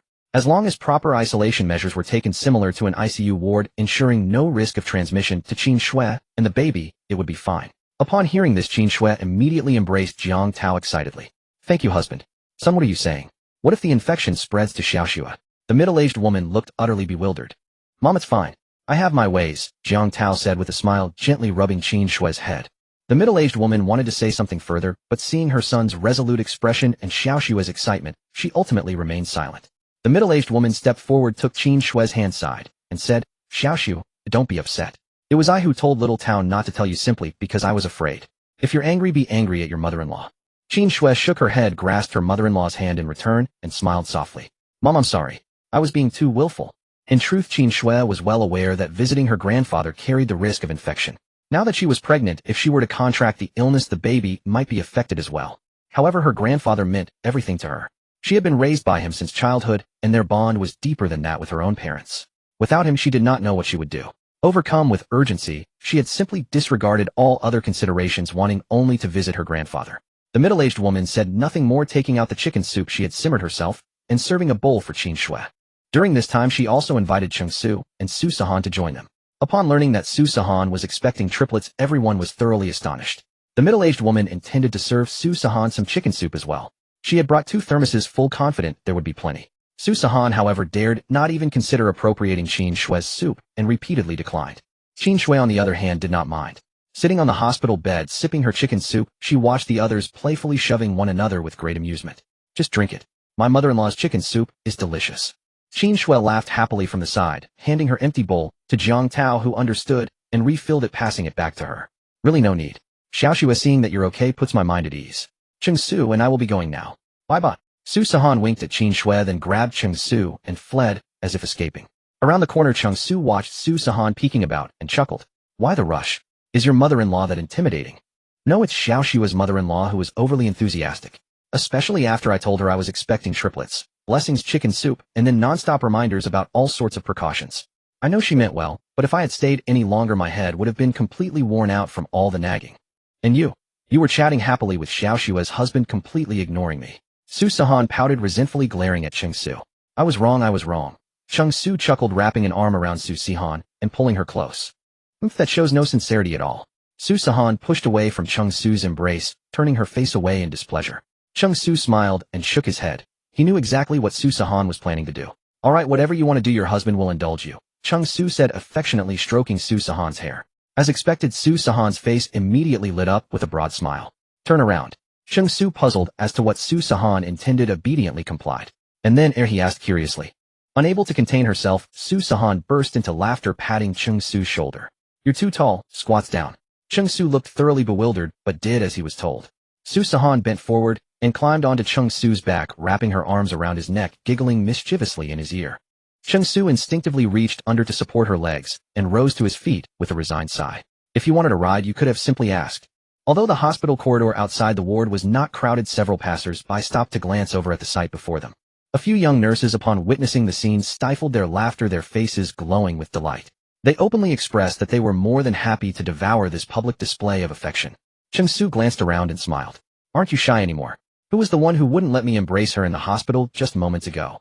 Su Sihan guiltily pursed her lips. How was I supposed to know? Su Sihan patted Cheng Su's shoulder and pointed ahead. Hurry up, let's go. As you command, my princess. Cheng Su, speaking thus, strode forward with his long legs toward the hospital exit. Even though numerous passers-by kept turning to watch the pair, both were entirely absorbed in their own happiness. Su Sihan was carried all the way out of the hospital on Cheng Su's back. She wrapped her arms around his neck, resting her cheek against his shoulder, gazing at his profile as she murmured, Husband, are you tired? Cheng Su shook his head and bounced her slightly as though mildly discontent, saying, You're too light. You should weigh a bit more. Su Sihan frowned in confusion, staring at Cheng Su with bewilderment. I just weighed myself at the checkup and I've gained several gene. How can you say I'm too light? The memory of stepping on the scale and seeing a near 5 gene increase instantly stirred a wave of restlessness within her. She had pulled out a small mirror to examine her face, and her cheeks appeared a full roundness broader. Thinking of this, Su Sihan reached up and pinched her own face, pouting as she muttered, My face has gotten chubbier. Did I eat too well recently and lose all self-control? Sigh. Mom and mother-in-law cook so deliciously. I simply can't resist. What am I to do? Su Sihan rubbed her soft cheeks and fell into deep contemplation. Both her mother-in-law and husband had worked hard preparing meals, always tailoring the flavors to her tastes. With her morning sickness recently intensifying, they had been even more attentive to her diet. Though she rarely ate large portions at each sitting, she still needed to eat at least 5 times a day to meet the basic requirement. How much time had actually passed, and already she had gained 5 gene. What would the next 8 months bring? By the time the baby was born, she feared she would be unrecognizable from the weight. If she became fat and plain, would Cheng Su still find her attractive? Would he continue to dote on her as he did now? Su Sihan pressed her lips together and went limp against Cheng Su's back, gazing longingly at his profile before whispering in a tiny voice, Husband, if I gain weight and become ugly, will you still like me? Will you turn away from me? Her heart raced with anxiety, each beat thundering in her chest. Never, Cheng Su replied without a moment's hesitation. I knew it. I shouldn't have trusted a rotten man like you. Put me down. Su Sihan was on the verge of tears, wriggling to climb off his back. Don't squirm around, or you'll fall. Unable to withstand her frantic struggling, Cheng Su had no choice but to set her down. The moment her feet touched the ground, Sihan stomped stubbornly in the opposite direction of the parking lot, marching straight toward the hospital's main entrance. Acting swiftly, Cheng Su chased after her and caught her arm. She struggled for a moment, attempting to shake off his grip, but when that proved futile, she stopped fighting altogether. Instead, she glared at him with wide eyes, biting her lower lip while her cheeks puffed out indignantly, resembling a little hamster hoarding food in its cheeks. Cheng Su couldn't help but laugh at her furious expression, his eyes brimming with affection. "Oomph." Sihan snorted, crossing her arms and turning her face away, refusing to look at him. But inwardly she was swearing to herself, "How dare you say I'm too light? I will completely ignore you this time. No matter what sweet words you say, I won't respond." All right, my little darling, don't be angry." Cheng Su spoke, gently pulling her into his embrace and pinching her puffed-out cheeks. He continued, "Haven't you even let me finish my sentence? Like and love are two different things. Remember this, what I feel for you is love, not merely fondness. Do you understand?" Cheng Su gazed deeply into Sihan's eyes, his expression serious and sincere, devoid of any trace of jest. This was the first time since she had become pregnant that Cheng Su had spoken these tender confessions with such earnestness. Sihan stared at him in a daze, her cheeks flushing crimson all the way to the tips of her ears. It was as though she had been transported back to their university days, to the evening beside the lover's lake, when Cheng Su had first poured out his heart to her. Sihan looked at Cheng Su and finally allowed a smile to grace her lips, nodding. But then something occurred to her, and her brow furrowed. "Wait, that's not what I asked. I asked whether you'd still like me if I became fat and ugly. Don't change the subject." "I didn't change the subject. I told you, I love you no matter what you look like." That aside, he added with a playful glint in his eyes, "Who knows who might gain weight first between us? If I became fat and plain, would you still love me?" Cheng Su regarded her earnestly. Sihan feigned deep deliberation, pursing her lips as though torn, pondering for a long moment. Cheng Su immediately adopted a wounded expression. Seeing her triumph, Sihan wrapped her arms around his neck once more and planted a kiss on his cheek. "I love you most, husband. But it's me who's pregnant, not you. So why would you gain weight?" Cheng Su puckered his lips and replied, "Who do you think eats all the nutritious soup and meat that you leave unfinished every meal?" Pregnant women were advised not to overeat at any single meal. 7 or 8 parts full was the ideal amount. Eating until overly full could cause gastric discomfort, and in severe cases might even lead to fetal overnourishment and macrosomia. Therefore, he and his parents had carefully followed the principle of small, frequent meals for Sihan. Each dish was prepared differently, which meant leftovers accumulate. Upholding the virtue of never wasting food, Cheng Su always finished whatever Sihan couldn't eat. In truth, he ended up consuming even more than she did. Hearing this, Sihan burst into laughter. "You should consider yourself fortunate. Those were all highly nutritious foods." Still giggling, she reached out and began tracing playful circles on Cheng Su's chest. "Oh, sneaking a feel of your husband's body. There will be consequences for that." Cheng Su raised an eyebrow, his lips curving into a smirk as he leaned closer. Noticing his intent expression, Sihan quickly withdrew her hands in alarm. They were in broad daylight in a public place after all. She glanced around cautiously, and upon confirming no one was watching, she breathed a sigh of relief. Immediately, Sihan lifted her chin with practiced defiance. She refused to admit defeat. She ran her hand across his pectoral muscles one more time and stuck out her tongue playfully. "I'll keep touching. You can't make me stop. You've grown bold, little one." Cheng Su fixed her with an intense stare, wrapping one arm around her waist to prevent her from escaping. Seeing the sincerity in his eyes, panic surged through Sihan. Her eyes widened, and she instinctively covered her mouth. But this is a hospital." Cheng Su chuckled and flicked her forehead gently. "What on earth are you thinking in that little head of yours?" Sihan's face burned with embarrassment. She realized she had been thoroughly outwitted by Cheng Su, yet she had no proof, so she could only glare at him with mock indignation. Cheng Su laughed heartily and swept her into his arms, carrying her toward his parked car. Sihan sat in the passenger seat, clutching Cheng Su's phone throughout the ride, repeatedly watching the video he had recorded of their baby during her ultrasound. From start to finish, the smile never left Sihan's face. As she watched the video and listened to the baby's heartbeat, she gently stroked her belly, lost in blissful fantasies of how adorable the baby would look after birth. Though the baby was still not fully formed, and the video revealed little, listening to the heartbeat filled Sihan's heart with profound warmth. Seeing her radiant expression, Cheng Su also caressed her belly and said, "Baby, you must grow up healthy and strong. Mom and Dad can't wait to meet you. Do you think they can understand?" Sihan asked with a smile and a hint of doubt. The baby only had a fetal pulse and heartbeat now, so they probably couldn't hear. "Yes, definitely. We must believe in the bond of our family," Cheng Su said earnestly. "Bond? How could such a tiny baby have a bond?" But seeing Cheng Su's serious demeanor, a sense of conviction rose in Sihan's heart as she nodded solemnly. "If my husband says so, then it's true." "All right, stop watching now. Rest for a while. You can watch it again when we get home." Cheng Su pulled over by the roadside, took out a pre-prepared blanket from the back seat, and covered Su Sihan with it to keep her warm. He also adjusted the seat back to a lower angle so Su Sihan could sit more comfortably. Prenatal checkups were quite exhausting, and she had also had blood drawn. Worried about her, Cheng Su wanted her to rest well. As if truly tired, Su Sihan fell into a deep sleep shortly after closing her eyes. Cheng Su gazed at her sleeping face, and a smile involuntarily curved on his lips. That day Cheng Su had nothing else to do, so he had told his parents early on that he would cook dinner at home. Ever since Liu Peiyun and Cheng Dong arrived, Cheng Su had rarely cooked. The older couple had taken over the kitchen. Today he wanted to give his parents a break as well. Cheng Su drove directly to the wet market instead of a large supermarket.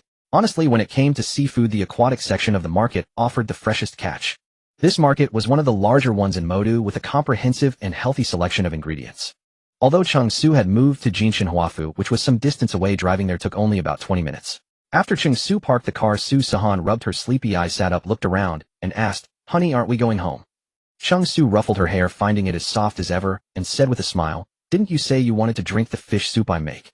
I'm here to buy fish. You can sleep a bit more in the car. I'll be right back." Okay. Come back soon, honey." Su Sihan, still half asleep, murmured and drifted off again. It was nearing noon, and the market was gradually getting busier. The residential areas around the market included both old and new communities aside from some local elderly folks. Most of the residents here were young renters. Cheng Su and Su Sihan used to live in the nearby Binhu community as well. Originally, Cheng Su headed to the fish stall run by the auntie, but seeing the crowd, he first bought some simple soup ingredients and vegetables before returning to the aquatic section. Just then Cheng Su's phone rang. It was a message from his brother-in-law Yang Haoyu. They had exchanged contact information when Yang Haoyu visited their home. "Xiao Su, are you free this afternoon? My friend's company is in a hurry to hand over. If you have nothing to do, come over." He had already arranged it in just half a day. Cheng Su was slightly surprised because Yang Haoyu had previously briefed him on the company's situation. The boss was a college classmate of Yang Haoyu who had worked hard in Modu after graduation and saved some money. Later he decided to start his own business using his savings and borrowing from parents and friends to open a company in Modu. The company had been operating for less than a year. Logically, if he had already borrowed money from family and friends and hired a batch of programmers, it was indeed strange to want to sell the company at this point. But Cheng Su didn't want to pry too much. He would visit the company during the handover to check the situation. As long as the core team and operations were fine, it would be okay. "Sure, I'm free this afternoon. Send me the address." Cheng Su replied. Honestly, a hint of excitement stirred within him. He had wanted to start his own business since graduation, but he hadn't expected it to happen so soon. His dream was getting closer. After receiving the meeting address and confirming the time, Cheng Su was in high spirits. He walked into the auntie's fish stall in the aquatic section and said with a smile, "Sister, the usual." Ever since the news spread in the market that Cheng Su's wife was pregnant with triplets, the warm-hearted auntie had become quite familiar with him. Seeing him, she immediately smiled and asked, "Xiao Su, I haven't seen you buy fish in a long time. How is it? Is your wife's appetite still good?" The auntie asked with concern, knowing that his wife was newly pregnant. Having been through it herself, she guessed this was the peak of morning sickness. Food had to be carefully chosen or the nutrition for both mother and baby would suffer. "It's going well. I moved farther away, but I have to say your fish here is the best and freshest." Cheng Su replied with a smile, and he meant it. He knew that the seafood in the aquatic section was delivered daily from the farm, even fresher than what supermarkets offered. He had bought supermarket fish once before. Although they sold live fish, those fish had been kept in cramped tanks for several days. The broth from such fish was far less delicious than that made from the lively fish in the aquatic section. After that, he decided not to buy seafood from supermarkets. Hearing this, the auntie beamed with joy and leaned closer to say, "These are all raised in my own fishery. We feed them the best fish feed. I dare say there's no better fish around here." She spoke with confidence, delighted that her home-raised fish were praised. She immediately picked out the biggest and most lively fish for Cheng Su. "This one is lively, absolutely fresh and nutritious. It'll be good for your wife and the baby." With that, she began cleaning the fish. The auntie had her own fishery. Cheng Su was a bit surprised. Truly great talents often hide in plain sight. While the auntie prepared the fish, Cheng Su decided to look at other aquatic products. Although Su Sihan loved fish soup, having it too often wasn't good. He should vary the dishes. Just then Cheng Su saw Su Sihan getting out of the car from a distance. She waved at him and walked over. Cheng Su noticed Su Sihan approaching and, disregarding the fishmonger auntie who was still in the midst of cleaning the fish, walked straight toward her. The aquatic products section carried a strong fishy odor, and Su Sihan was still experiencing her morning sickness. He was truly concerned that the scent might upset her stomach and leave her feeling unwell for an extended period. "Why did you come down? You could have simply waited for me in the car." Cheng Su gently ruffled Su Sihan's hair and spoke in a tender voice. Su Sihan still appeared quite drowsy. She rubbed her eyes, gave a soft yawn, and then took Cheng Su's hand, giggling as she said, "I wanted to come along. Being alone in the car felt so lonely." In truth, Su Sihan had already awakened the moment Cheng Su stepped out of the car. Though she remained sleepy without him nearby, she simply could not fall back asleep. Even Su Sihan was somewhat surprised by this realization, since when had she become so dependent on Cheng Su? Cheng Su merely chuckled softly, took the initiative to hold her hand, and interlace their fingers. Alright, but let's skip the aquatic product section for now. The smell is quite strong. Just wait for me here. Watching Su Sihan nod obediently with such an endearing expression, Cheng Su found her absolutely adorable. Who wouldn't want their beloved wife to cling to them and depend on them? Naturally, Cheng Su felt no different. He was genuinely pleased that Su Sihan was growing increasingly dependent on him. Xiao Su, here, I've finished preparing the fish for you. The fishmonger Annie had just finished cleaning the fish when she looked up and realized Cheng Su was gone. After searching around, she spotted him standing some distance away chatting with a fresh-faced pretty young girl. The auntie could immediately discern the nature of their relationship from the way they interacted. Carrying the fish over to the couple, she handed it to Cheng Su and then studied Su Sihan from head to toe. Xiao Su, is this your wife? She's quite lovely. The auntie chuckled, seeming almost more delighted than she would have been meeting her own daughter-in-law. Seeing Cheng Su nod in confirmation, the auntie turned to Su Sihan and said, I'm so glad I finally get to see you. You have no idea. Whenever your husband comes shopping here, he can't go 3 sentences without mentioning you. He only buys the things you like to eat. You've truly landed a wonderful husband. Every time Cheng Su came to shop, he would inevitably bring up Su Sihan while chatting with the older vendors. They had never actually laid eyes on her before, and now that they finally had, they found her to be both fresh-faced and strikingly pretty. Looking at the two of them standing together, so well-matched as though heaven itself had crafted them for one another, it was truly a perfect pair. Thank you. I feel the same way. Su Sihan beamed with delight and casually slipped her arm through Cheng Su's, answering without a hint of modesty. There was nothing she would hesitate to claim as hers. Her husband was simply the best in the world. Watching Su Sihan's triumphant expression, Cheng Su couldn't resist gently pinching her nose. Observing the warm and sweet scene before her, the auntie couldn't help but think of her own 30-year-old son, who was still unmarried. All she could feel was worry. The young couple before her was not only already married, but also expecting twins. The auntie was beyond envious. Cheng Su's parents were truly blessed. With such a beautiful daughter-in-law, she would soon be able to hold grandchildren in her arms. Oh, how she longed to be a grandmother. Something occurred to her, and she pulled out her phone, scrolled to a photo, and leaned close to Su Sihan with a broad smile.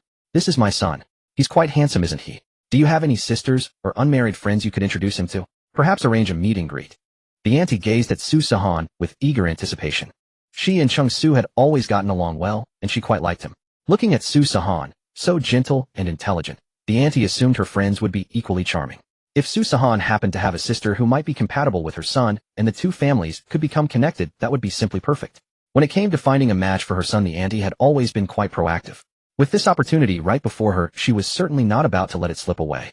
Though her son tended to firmly reject matchmaking attempts each time anything was possible, perhaps this time they would truly click. So she had to stay diligent about these matters for her son's sake. Su Sihan offered an awkward smile. We're all aunties like this nowadays.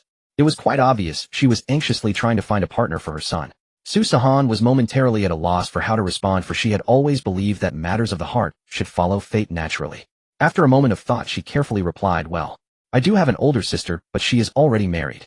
The auntie showed a trace of disappointment, but it lasted only a moment before she quickly recovered and said, that's all right. Your friends will do just as well. Just introduce us.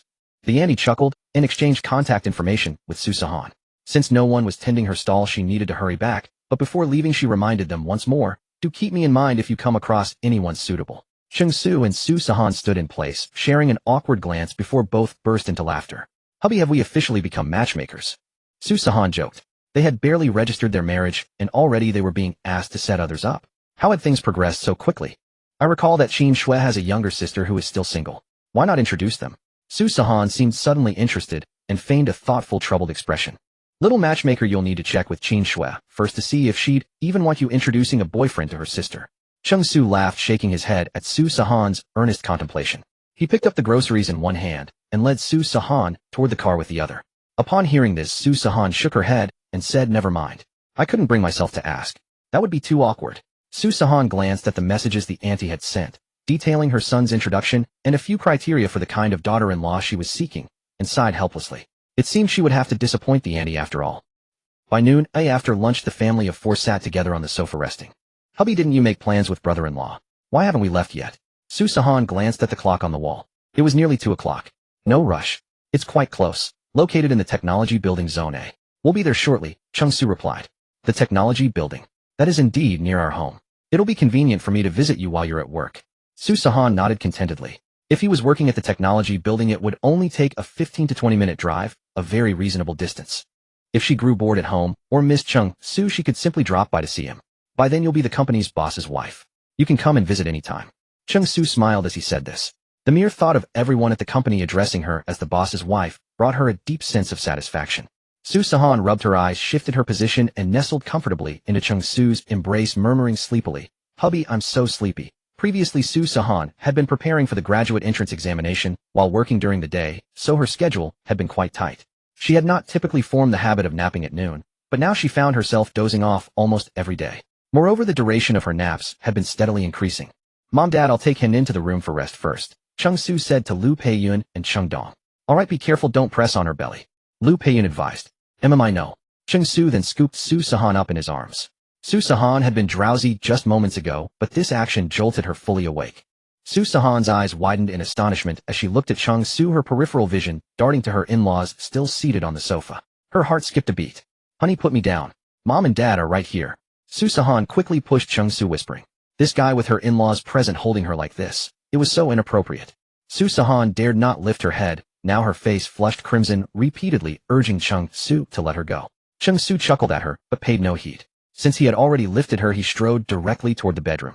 Liu Peiyun and Cheng Dong exchanged a glance, smiling wordlessly. They didn't mind seeing their son and daughter-in-law so affectionate, filled them with joy. As long as the two were happy and harmonious as parents, they were content.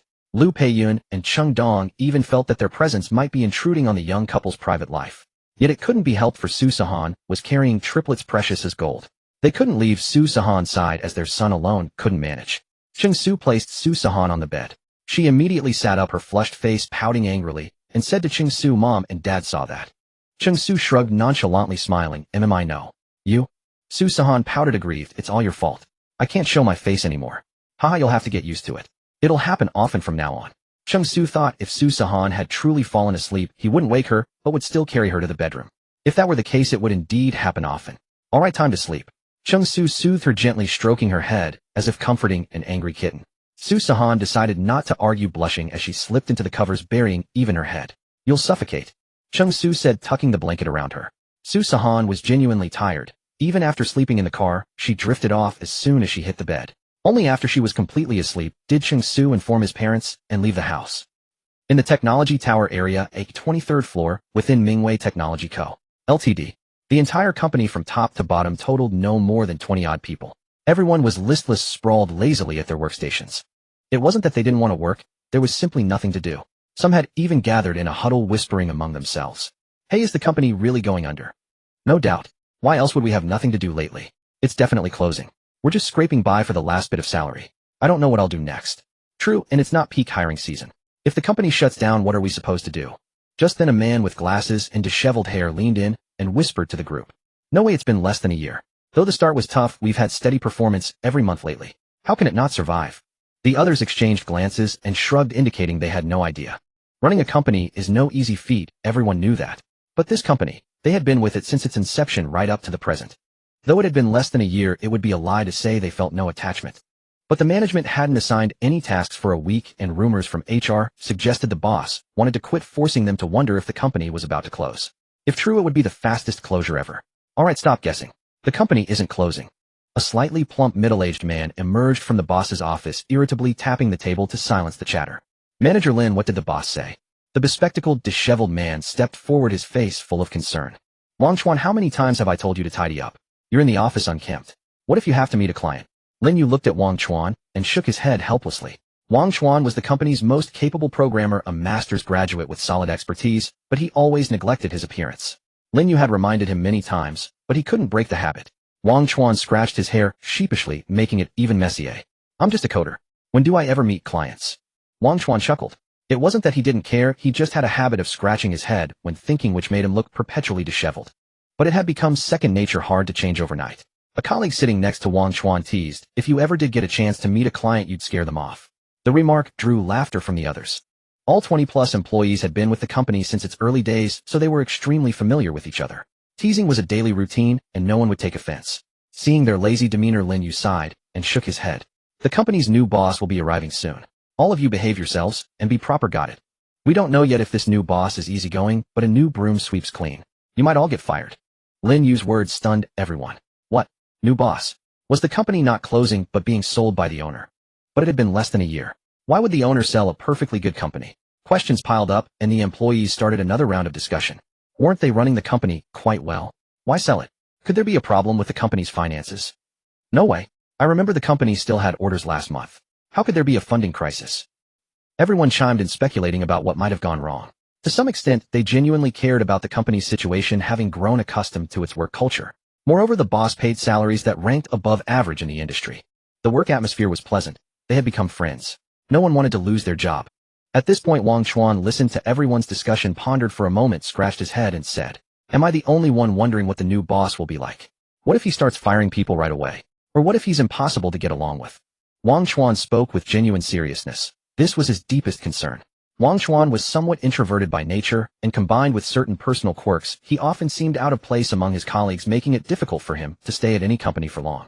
When the company was first established and hiring, it valued ability above all else. Appearance and other factors mattered little. Moreover, Wang Chuan's technical skills were indeed exceptional, which is why he was able to remain at the company until now. Furthermore, as an introverted person, he had worked hard to build good relationships with his colleagues. He did not want to lose his job simply because a new boss arrived. But what if the new boss was like those at his previous companies, caring more about sycophancy among subordinates than actual ability? Wouldn't he once again be destined to lose his job? Wang Chuan's question stunned everyone, instantly diverting the conversation. That's hard to say. Regardless of whether he's easy to get along with, a new boss will definitely lay down 3 initial measures. True, firing people is also quite possible. After all, in TV dramas, the first thing a new manager does is make layoffs, making an example of someone to warn others. Damn it, who's going to be the chicken? I sure as hell don't want to be that chicken. Everyone continued their discussion, growing increasingly animated. Lin Yu watched them from the side, saying nothing, and let out a deep sigh. He was the company's general manager and also a founding member. The sudden change of leadership was not necessarily a blessing for him either. He was the one in the most difficult position. He had to navigate between the new boss and the employees below, constantly mediating, coordinating with management, and reassuring the staff. This was thankless work, and he knew it well. He could understand the employees' concerns. After all, everyone had worked hard together. The company had finally stabilized, and such a sudden leadership change would inevitably cause panic. All right, everyone stopped speculating. Although Lin Yu was amiable, his words carried considerable weight in the company. The moment he spoke, the chattering ceased immediately. Just focus on your work. I believe the new boss won't be unreasonable and won't fire people without cause. Also, tidy things up. When the new boss arrives, don't say anything careless. Lin Yu reminded them. In truth, the original boss had already informed him about the leadership change.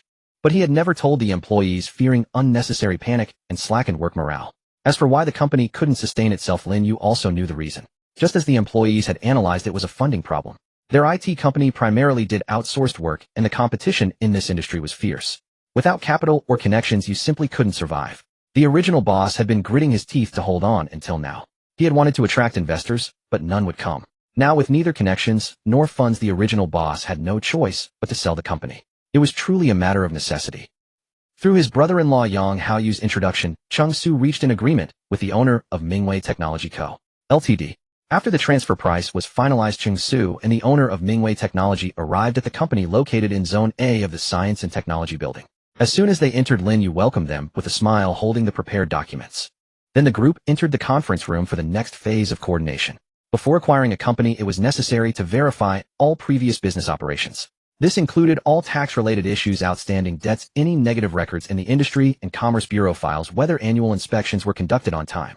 There were many such professional verification matters to handle. Cheng Su had originally planned to hire his own auditing firm for the verification, but his brother-in-law Yang Haoyu had thoughtfully arranged everything in advance.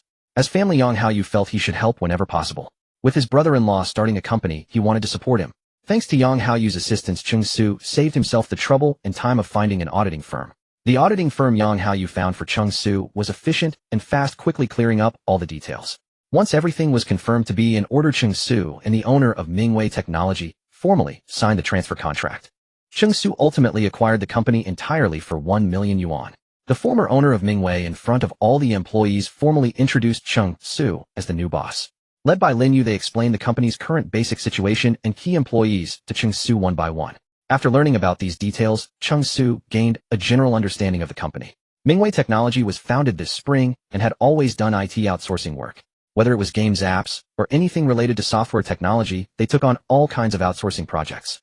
Cheng Su also understood that this approach was for quick profits. However, this meant the company lacked focus and direction, making it difficult to treat each outsourcing project as a case study to showcase to potential clients.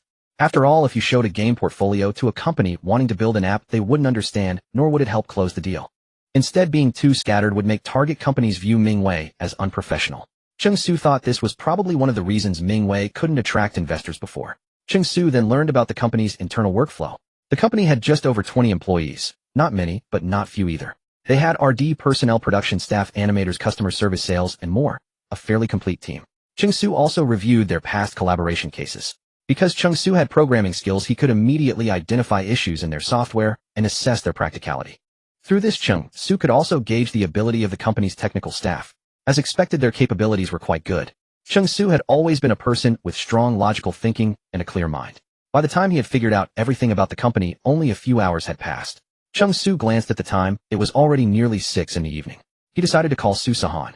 As soon as the line connected, a delighted, sweet voice came through. "Hubby, are you done with work? When are you coming home?"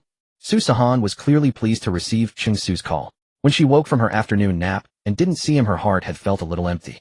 Liu Peiyun had long finished preparing the meal. She had wanted to call Sihan to eat first. After all, she was carrying 3 babies now and might get hungry. But Sihan refused. She guessed that at this time of day Cheng Su should be heading home for dinner, so she wanted to wait for him to return and eat together. Hearing this, Cheng Su looked somewhat troubled at the employees outside his office, pursed his lips, and then apologized. "Wifey, I'm sorry, but I can't make it back for dinner tonight. The company handover is done, and there are still over 20 employees. You go ahead and eat with mom and dad first. Don't let yourself go hungry. I'll be back as soon as I can." Since he had just taken over the company, it was only proper to share a meal with everyone, otherwise it would be hard to justify. Although Cheng Su also wanted to go home and accompany Sihan, this was simply unavoidable. There was a moment of silence on the other end of the phone before Sihan's sweet voice came through again. "Then go ahead. Mom, Dad, and I won't wait for you. Just don't drink too much." Sihan's tone was light and cheerful, giving no sign of displeasure whatsoever. Yet inside, Sihan felt a bit unhappy. Although she understood that having dinner with the company staff on the first day was necessary, something still bothered her. "Wifey, I won't be long. I'll be back to keep you company very soon. And don't be jealous of the company employees. I'm yours. No one else can take me away." Cheng Su smiled as he spoke. He could detect the slightest change in Sihan's tone. Sihan didn't want him to worry, so she put on a happy act, but he could see through it all. "Jealous of the company employees? Do you think I'm such a narrow-minded woman? Besides, you are mine by right." Hearing this, Sihan pursed her lips dismissively, though the smile on her face grew deeper. Having dinner with the boss and company employees was commonplace. She wasn't someone who couldn't understand that, nor would she be jealous. Truly, Cheng Su knew Sihan best. A single sentence could make her brighten up again. "What about you?" Cheng Su asked eagerly, his own spirits lifting upon seeing his wife happy. Sihan burst out laughing, blinking her eyes as she answered matter-of-factly, "I'll still be me, of course. I'm yours and you're mine. That's how it should be." Cheng Su corrected, nodding to himself, afterward convinced that his statement was perfectly sound. "No, I'm me, and you're also mine." Sihan puffed up her chin proudly, hands on her hips in an unyielding stance, as if Cheng Su were truly standing before her, arguing over this very point. The two of them chattered on, bickering over nothing for quite some time, yet neither could claim victory. In the end, Cheng Su simply smiled helplessly and conceded, agreeing with everything Sihan said. He had never truly intended to win or lose. Whether one belonged to the other was unimportant. What mattered was that they both held each other in their hearts. Seeing Sihan thoroughly pleased now, Cheng Su said, "Happy now? Then go ahead and eat early. Give my regards to Mom and Dad." Sihan knew their call was drawing to a close. Putting on a serious expression, she nodded instinctively and replied, "I'll tell them. I'll wait for you to come home. No need to wait for me. If you're sleepy, just go to bed first. I'll also be home as soon as I can." Cheng Su hastened to add, though he himself wasn't certain what time he would actually return. After all, company gatherings were never simple affairs that ended quickly. He also knew Sihan was a woman of her word. If she said she would wait until he came home.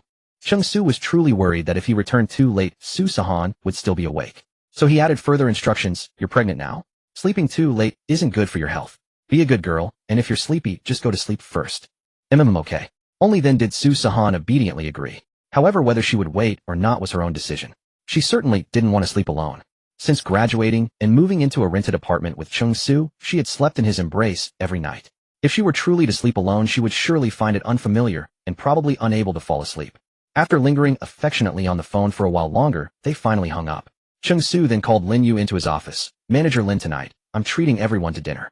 Let's go to Xinyuan Hotel. Please reserve a private room for me." Yes, Chairman Cheng. Lin Yu acknowledged and withdrew from the office to begin booking the hotel private room. Through his recent interactions with Cheng Su regarding the company handover, Lin Yu had developed a fresh appreciation for this new boss. After all, Cheng Su appeared to be no more than a fresh college graduate barely into his mid-20s. To Lin Yu, who had weathered many hardships and been ground down by society, Cheng Su seemed no different from the fresh graduates who had come for interviews. But after further contact, he discovered that Cheng Su was mature in handling affairs, calm in facing difficulties, and possessed meticulous logical thinking. Not only that, he also found that after merely a few hours with the company, Cheng Su already had a thorough understanding of all the company's operations. While reviewing the company's past cases, he had even pointed out several programming issues that Lin Yu himself had missed. This could only leave him somewhat astonished.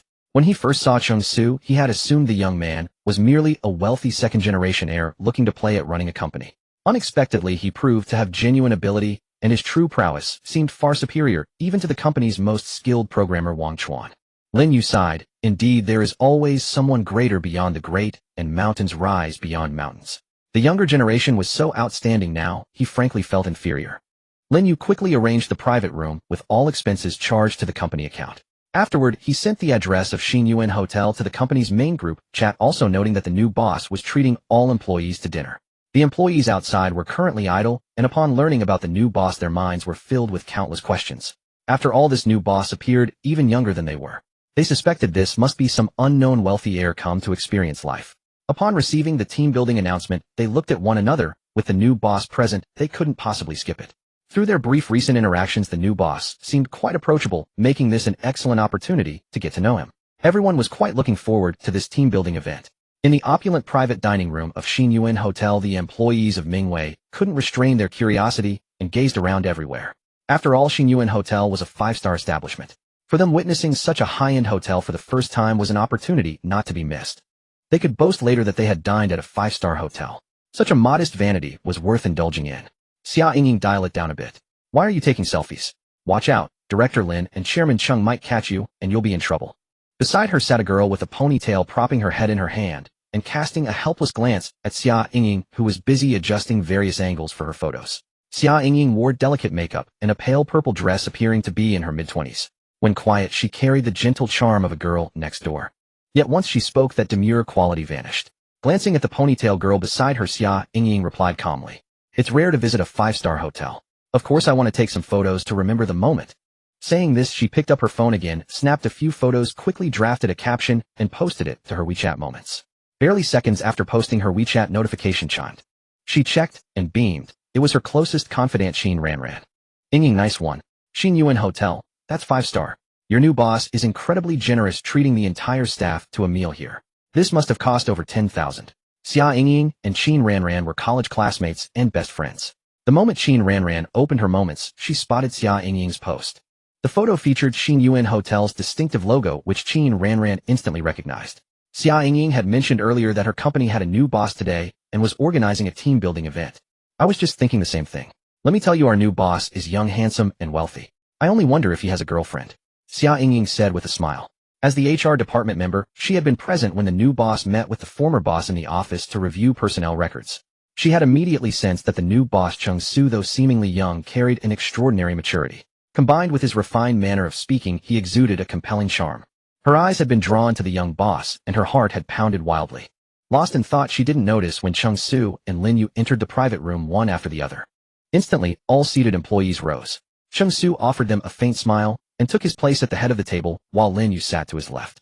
Xia Yingying's seat was neither close nor far from Cheng Su, right at the side of the round table. A glance upward, and she could see his profile. With a love-struck expression fixed on Cheng Su, she suddenly had an idea. Grabbing her phone, she stealthily snapped a photo and sent it to Xin Ranran. "Well, how about our new boss? Handsome, right?" She followed up with a gushing emoji to convey her excitement.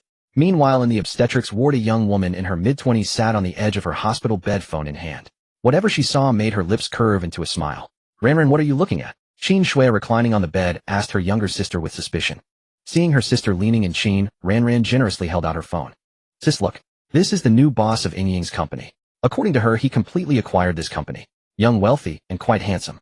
From what I can tell, Yingying has developed a crush on her boss and wants to pursue him. I only wonder if this young boss has a girlfriend." Qin Ranran pouted, worried on her best friend's behalf. Though one was the boss and the other an employee, a woman's pursuit often broke through such barriers. Her friend might just find success this time. She knew Xia Yingying never easily admitted liking someone. If she was already wondering about the boss's relationship status, it meant she truly had feelings. As Yingying's best friend Qin Ranran felt she should wholeheartedly support her. If Yingying is interested, I definitely need to take a good look. Through Ranran, Qin Shui and Xia Yingying had become acquaintances. Yingying would address Qin Shui as sister, following Ranran's lead. Qin Shui smiled, took the phone, and glanced at the photo. Her smile froze for merely a second before returning, shaking her head with an air of mystery. Your best friend hasn't even started dating yet, and she's facing heartbreak already. Qin Ranran, confused, asked, Sis, what do you mean? Do you know Yingying's boss? More than knowing him, he's your sister's savior and the lifesaver for my child as well. Qin Shui gently stroked her 8-month pregnant belly, smiling warmly. Qin Ranran was utterly bewildered. Yingying's boss was her sister's savior. This. Noticing the knowing smile on Qin Shui's face, something dawned on Qin Ranran. Her eyes widened in surprise. She pointed at the phone, Xia Yingying's sneak shot of Cheng Su, then at Qin Shui's pregnant belly. Upon seeing Qin Shui nod, Qin Ranran froze in shock. That afternoon her brother-in-law had called, asking her to look after Qin Shui due to some matters at his company. Only then had she learned her sister was in trouble. Rushing over, she discovered Qin Shui was safe and later learned that a man named Cheng Su had saved her. She never expected that her sister's savior would turn out to be her best friend's new boss. Moreover, through her sister's words, she learned that Cheng Su was not only already married, but also that his wife was rare triplets. How dramatic. Qin Ranran sighed heavily, her heart weighed down with concern, and sent a message to Xia Yingying via WeChat. Yingying, I have some bad news. You must hold on. Still lost in her fantasies about how to toast Cheng Su and make an impression, Xia Yingying received this message with a puzzled expression. Yeah, go ahead. My tolerance level is quite high. The boss you've been admiring is already married and he loves his wife deeply. His wife is pregnant with triplets. Qin Ranran sent the message while sighing. There was now zero chance of her best friend finding love. Reading the new message from Qin Ranran on her phone screen, Xia Yingying felt as though struck by lightning. She sat motionless, too stunned to notice her phone fall to the floor. Yingying, are you okay? The ponytail girl, startled by the sound of the phone hitting the ground, promptly picked it up for her. Seeing Xia Yingying's dazed expression, she waved her hand in front of her face. With no response, worry set in. Xia Yingying's eyes gradually grew moist, her face wearing an expression of grievance and sorrow. Seeing that Xia Yingying had not replied to her message, Qin Ranran was not in a hurry. Although she felt sorry for her best friend, fortunately Xia Yingying's admiration for Cheng Su was just beginning, and this unstarted feeling could easily fade away. Thus Xia Yingying, suppressing her bitter tears, drank tea instead of wine, gulping down cup after cup. The girl with the ponytail beside her looked at Xia Yingying as if she were insane, muttering, What's wrong with Xia Yingying today? One moment she's overjoyed, the next she's heartbroken, and now she's downing tea like it's liquor. Is she performing a Sichuan opera face change? The girl's muttering was faint, but Xia Yingying caught it and said indignantly, What do you know? I'm heartbroken. Heartbroken. But you don't have a boyfriend. The girl tilted her head in confusion. How could she be heartbroken without a boyfriend? Yet Xia Yingying only pouted and refused to answer. Although it hadn't started, a one-sided affection still counted as heartbreak in Xia Yingying's view. After all, she would never destroy someone else's marriage. She wasn't that kind of person. At that moment in the obstetrics ward, Qin Shui suddenly thought of something and asked, Ranran, you said Cheng Su acquired the entire company where Yingying works. What's the name of that company? What does it do? Mingwei Technology seems to be an IT company. Why do you ask? Qin Ranran asked while peeling an apple. Nothing, just curious, Qin Shui replied absent-mindedly. She hadn't expected that Su Sihan's husband, though looking young, was so formidable. Acquiring an entire company was no joke. Besides substantial funds, it required immense inner strength and credibility. Otherwise, a parachute boss like an outsider, even if he was the owner, would face dissent from subordinates. Moreover, Cheng Su looked so young. Qin Shui continued chatting with Xia Yingying using Qin Ranran's phone for a while. According to Xia Yingying's account, Cheng Su took only half a day to thoroughly understand the company's situation. Not only did he take over smoothly, but he also quickly earned everyone's respect. Qin Shui shook her head in astonishment. Su Sihan's husband was far beyond her expectations. Though young, his capability was not to be underestimated. Following the usual team-building routine after dinner, they would go to a KTV for a few songs. Cheng Su glanced at the time. It was already 9 in the evening. Worried about Su Sihan and feeling it was too late, Cheng Su had no interest in going to another venue. He instructed Lin Yu a few words, booked a KTV room for the employees to enjoy themselves, and hurried home. As soon as Cheng Su opened the door, a petite figure rushed over. Su Sihan stood on tiptoe, wrapped her arms around Cheng Su's neck, and said, Honey, you've worked hard.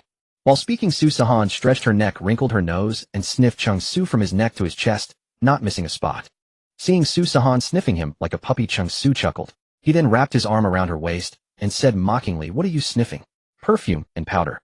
You're checking up on me on the first day? Don't you trust your husband? Su Sihan pouted, ignoring Cheng Su's feigned anger, and frowned in confusion.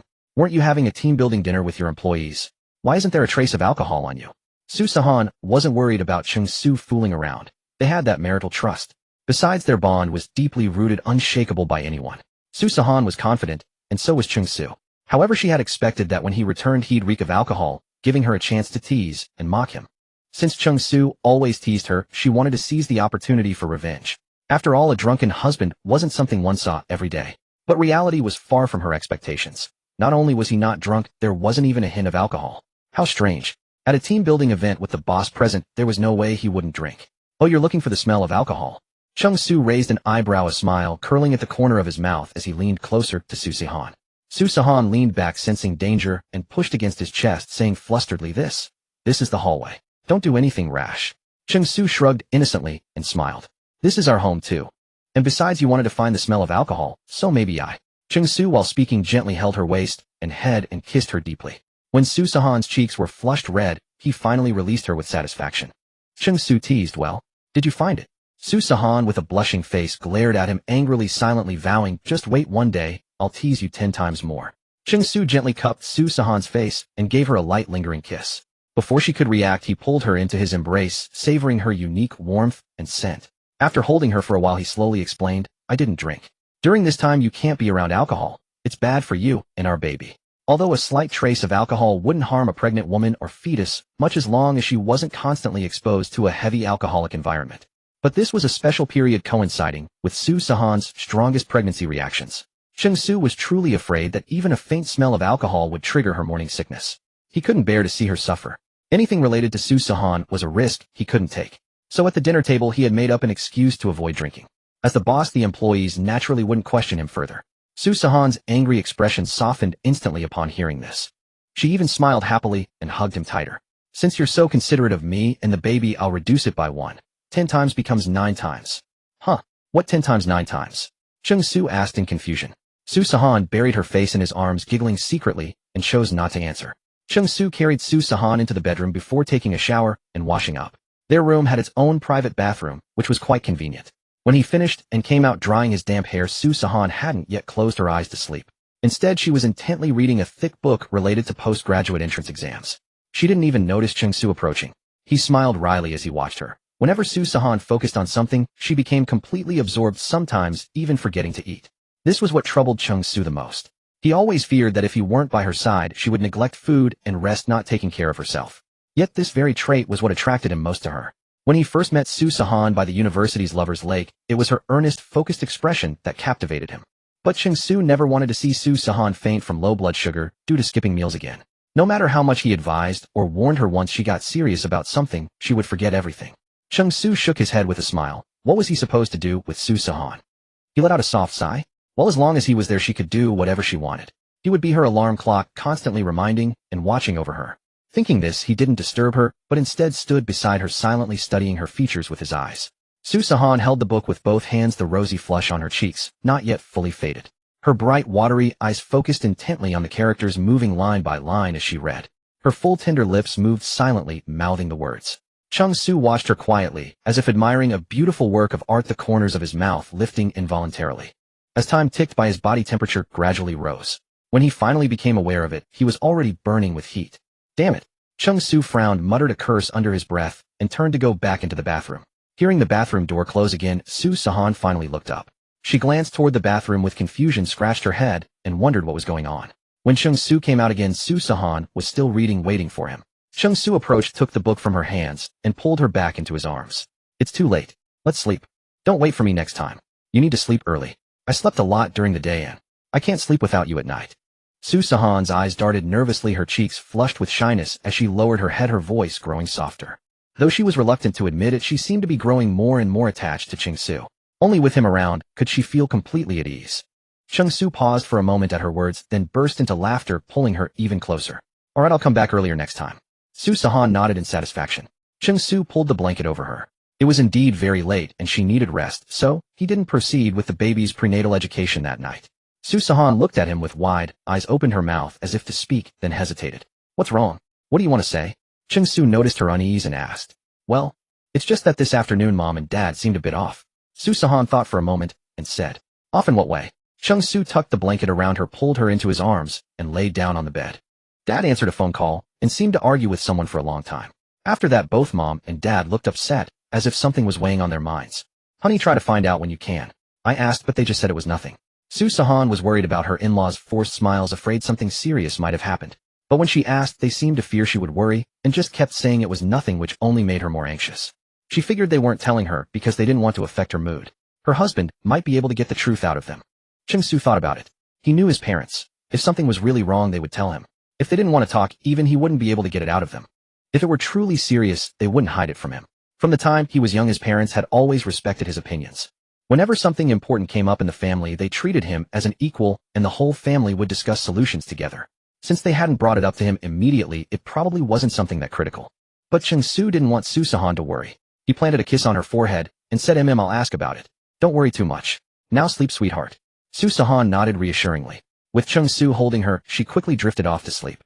Qin Shui stayed in the hospital for observation for 2 full days. Only after confirming that the fetus was indeed fine did the family finally breathe a sigh of relief. But Jiang Tao was still uneasy. He said to the doctor beside him, Doctor, please check again for Xiaoxua. A full body checkup. Qin Shui smiled helplessly. Honey, really, it's not necessary. I'm fine. No, we must check. Jiang Tao looked at her seriously. Miscarriage risk was no small matter. This time they were lucky that Cheng Su was there to help. He couldn't bear to imagine what would have happened if Cheng Su hadn't been there with his prenatal massage skills. He wouldn't rest easy until a thorough check was done. The doctor, watching the young couple, smiled and said, all right, I'll arrange the checkup. Who's coming with me to handle the paperwork? The doctor glanced at Jiang Tao, who was completely focused on his pregnant wife. The couple seemed very much in love. If he called Jiang Tao away, it would feel like breaking up a pair of lovebirds.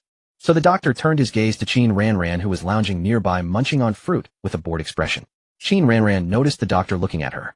The corners of her mouth twitched, and she pouted reluctantly, then glanced at her affectionate sister and brother-in-law. What had she done to deserve this?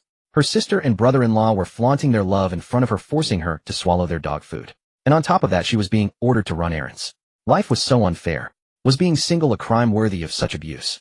Qin Ranran screamed inwardly one day, I'll find a boyfriend and make others eat dog food too. With that thought, Qin Ranran bit fiercely into the fruit in her hand before following the doctor out of the ward.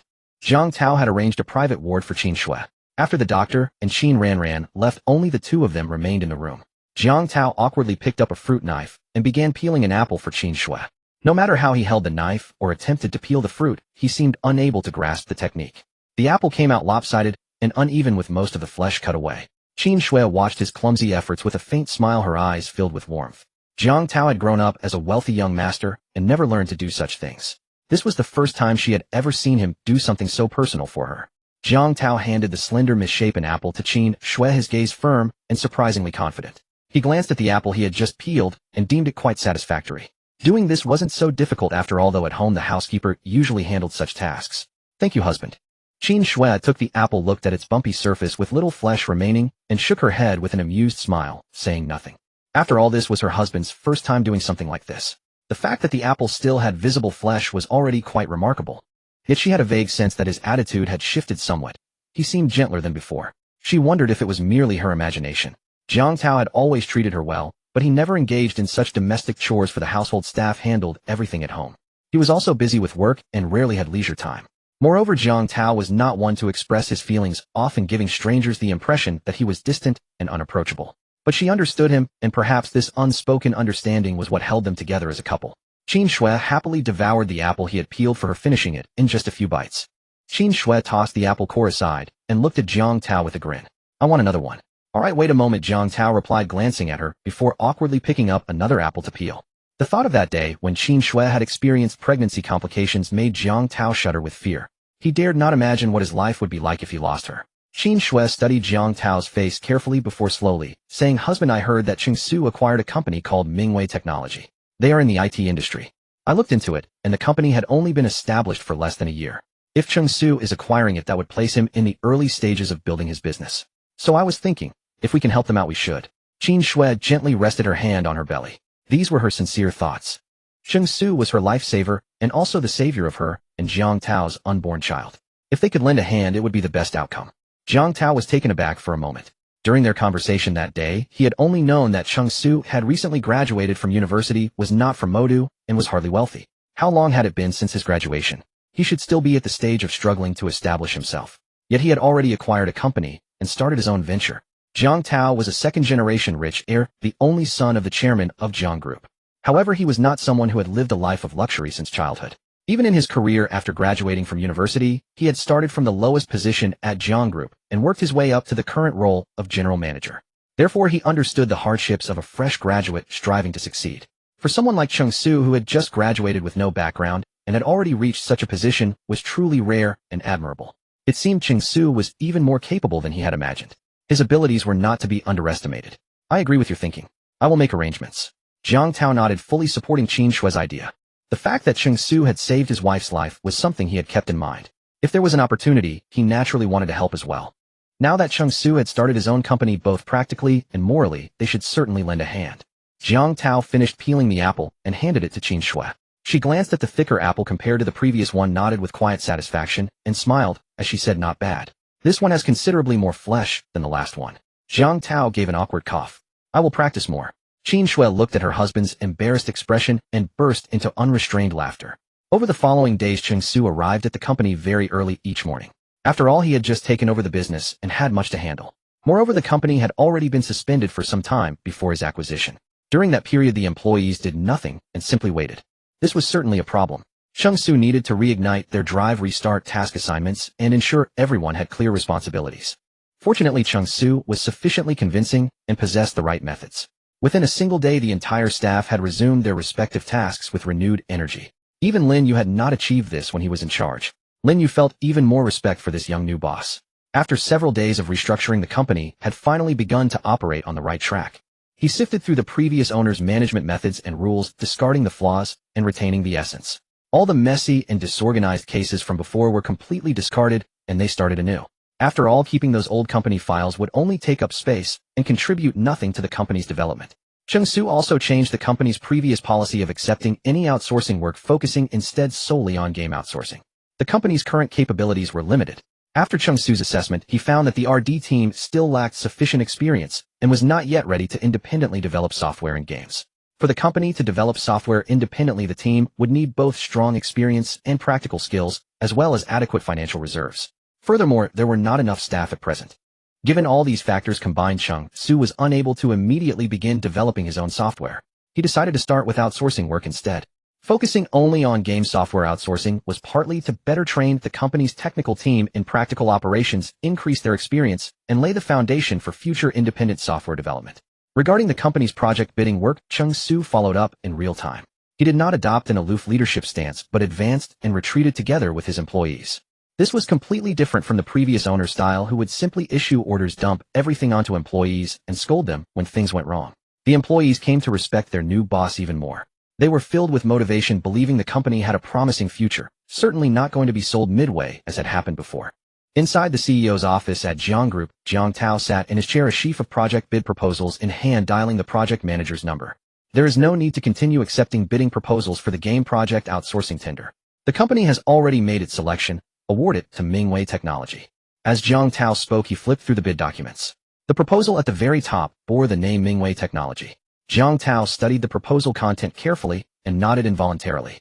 He had always intended to hand this project to Cheng Su's company as a way to repay him for saving his wife and unborn child. Upon learning that Cheng Su had founded an IT company specializing in game outsourcing, he had originally planned to award the project directly to Cheng Su's firm Mingwei Technology. Yet what he had not anticipated was receiving a bid proposal from Mingwei during the company's own tender process. This meant that within barely 3 days, Mingwei had already gotten its operations up and running. Jiang Tao found himself somewhat astonished. For a company that had just been acquired, the entire process, from integrating pre-existing operational workflows to building rapport and trust between the new owner and employees to gradually stabilizing new business operations, was hardly achievable in a short span of time. The entire process between these stages would be exceedingly difficult to accomplish in a short period. Consider it this way: if you were a new employee who had just joined the company expecting you to win the trust and respect of all your colleagues in less than 3 days, such a task would be far from ordinary difficulty. Moreover, Cheng Su was not joining as a colleague on equal footing with the employees, but rather as the most powerful leader within the company. Cheng Su not only needed to earn the trust and respect of the company's employees, but also their wholehearted submission to his leadership. Furthermore, as an outside appointee, an airdropped arrival, it would be even more difficult to win the genuine loyalty of the staff below him. And yet in barely less than 3 days Cheng Su had overcome all obstacles to reach this level, while simultaneously getting the company's business operations back on track and beginning to research and develop bid proposals. This alone was quite staggering to Jiang Tao. Moreover, the bid proposal submitted by Cheng Su's company stood out as one of the finest among a crowd of competing firms. Otherwise, the project manager and the evaluation experts would not have selected Mingwei Technology from among so many bidding documents, nor would they have presented it alongside several other companies with decent capabilities and backgrounds for his review. Considering all this, he truly could not look down upon Cheng Su's capabilities. It was entirely possible that given time the company managed by Cheng Su would carve out its own distinguished position within the IT industry. Meanwhile, upon receiving the CEO's call, the project manager took his instructions, hung up, and immediately arranged for his subordinate staff to halt the tendering process while dispatching the bid award notice to Mingwei Technology. When he first heard the CEO say the project would be outsourced to Mingwei Technology, the project manager was somewhat taken aback. Although he acknowledged that Mingwei's proposal was indeed the finest among all submissions from the bidding companies. Compared to the other companies, Mingwei Technology was merely a newly established IT firm possessing no background or strength whatsoever. He had believed that the company would surely choose one with substantial background and capabilities, ensuring a more reliable partnership. He never expected the company to choose the utterly unbackgrounded Mingwei. This surprised him, and alongside his astonishment, sparked a hint of curiosity and admiration toward Mingwei. Since the CEO had chosen Mingwei, it seemed their strength far exceeded what he had imagined. At Mingwei Technology, Lin Yu had barely received the bid-winning notification when he excitedly knocked on the boss's office door. After entering, Lin Yu handed the bid award notice to Cheng Su for review. Director Cheng, our company has won the bid for the game outsourcing project from Jiang Group. The project manager called to schedule a time for contract negotiation and signing. When would be convenient for you? Lin Yu's attitude was thoroughly respectful. A proper smile curved across his lips, yet inwardly his heart was bursting with excitement. You see, since the founding of Mingwei Technology, this was the first time the company had ever received such a substantial outsourcing project. Before Cheng Su acquired the company, they had accepted virtually any project touching software regardless of size. Perhaps precisely because of this, all they had ever managed to secure were small projects. Larger projects were invariably eliminated during the bidding stage simply because the projects they undertook were too scattered and disorganized, and their proposals were far from satisfactory. Never would they have imagined that after Cheng Su restructured the company and provided suggestions and adjustments to the proposals, they would successfully secure a project from one of the most prestigious IT companies in the industry. And this project alone, valued at 100 million, could yield their company a net profit of up to 20 million. Lin Yu could barely contain his excitement. As for Cheng Su, he was considerably more composed. To be honest, winning the bid was precisely what he had anticipated. With his capabilities, he possessed absolute confidence. Unless Jiang Group valued company background over the proposal itself. But the facts proved that Jiang Group placed greater emphasis on the practicality of the proposal.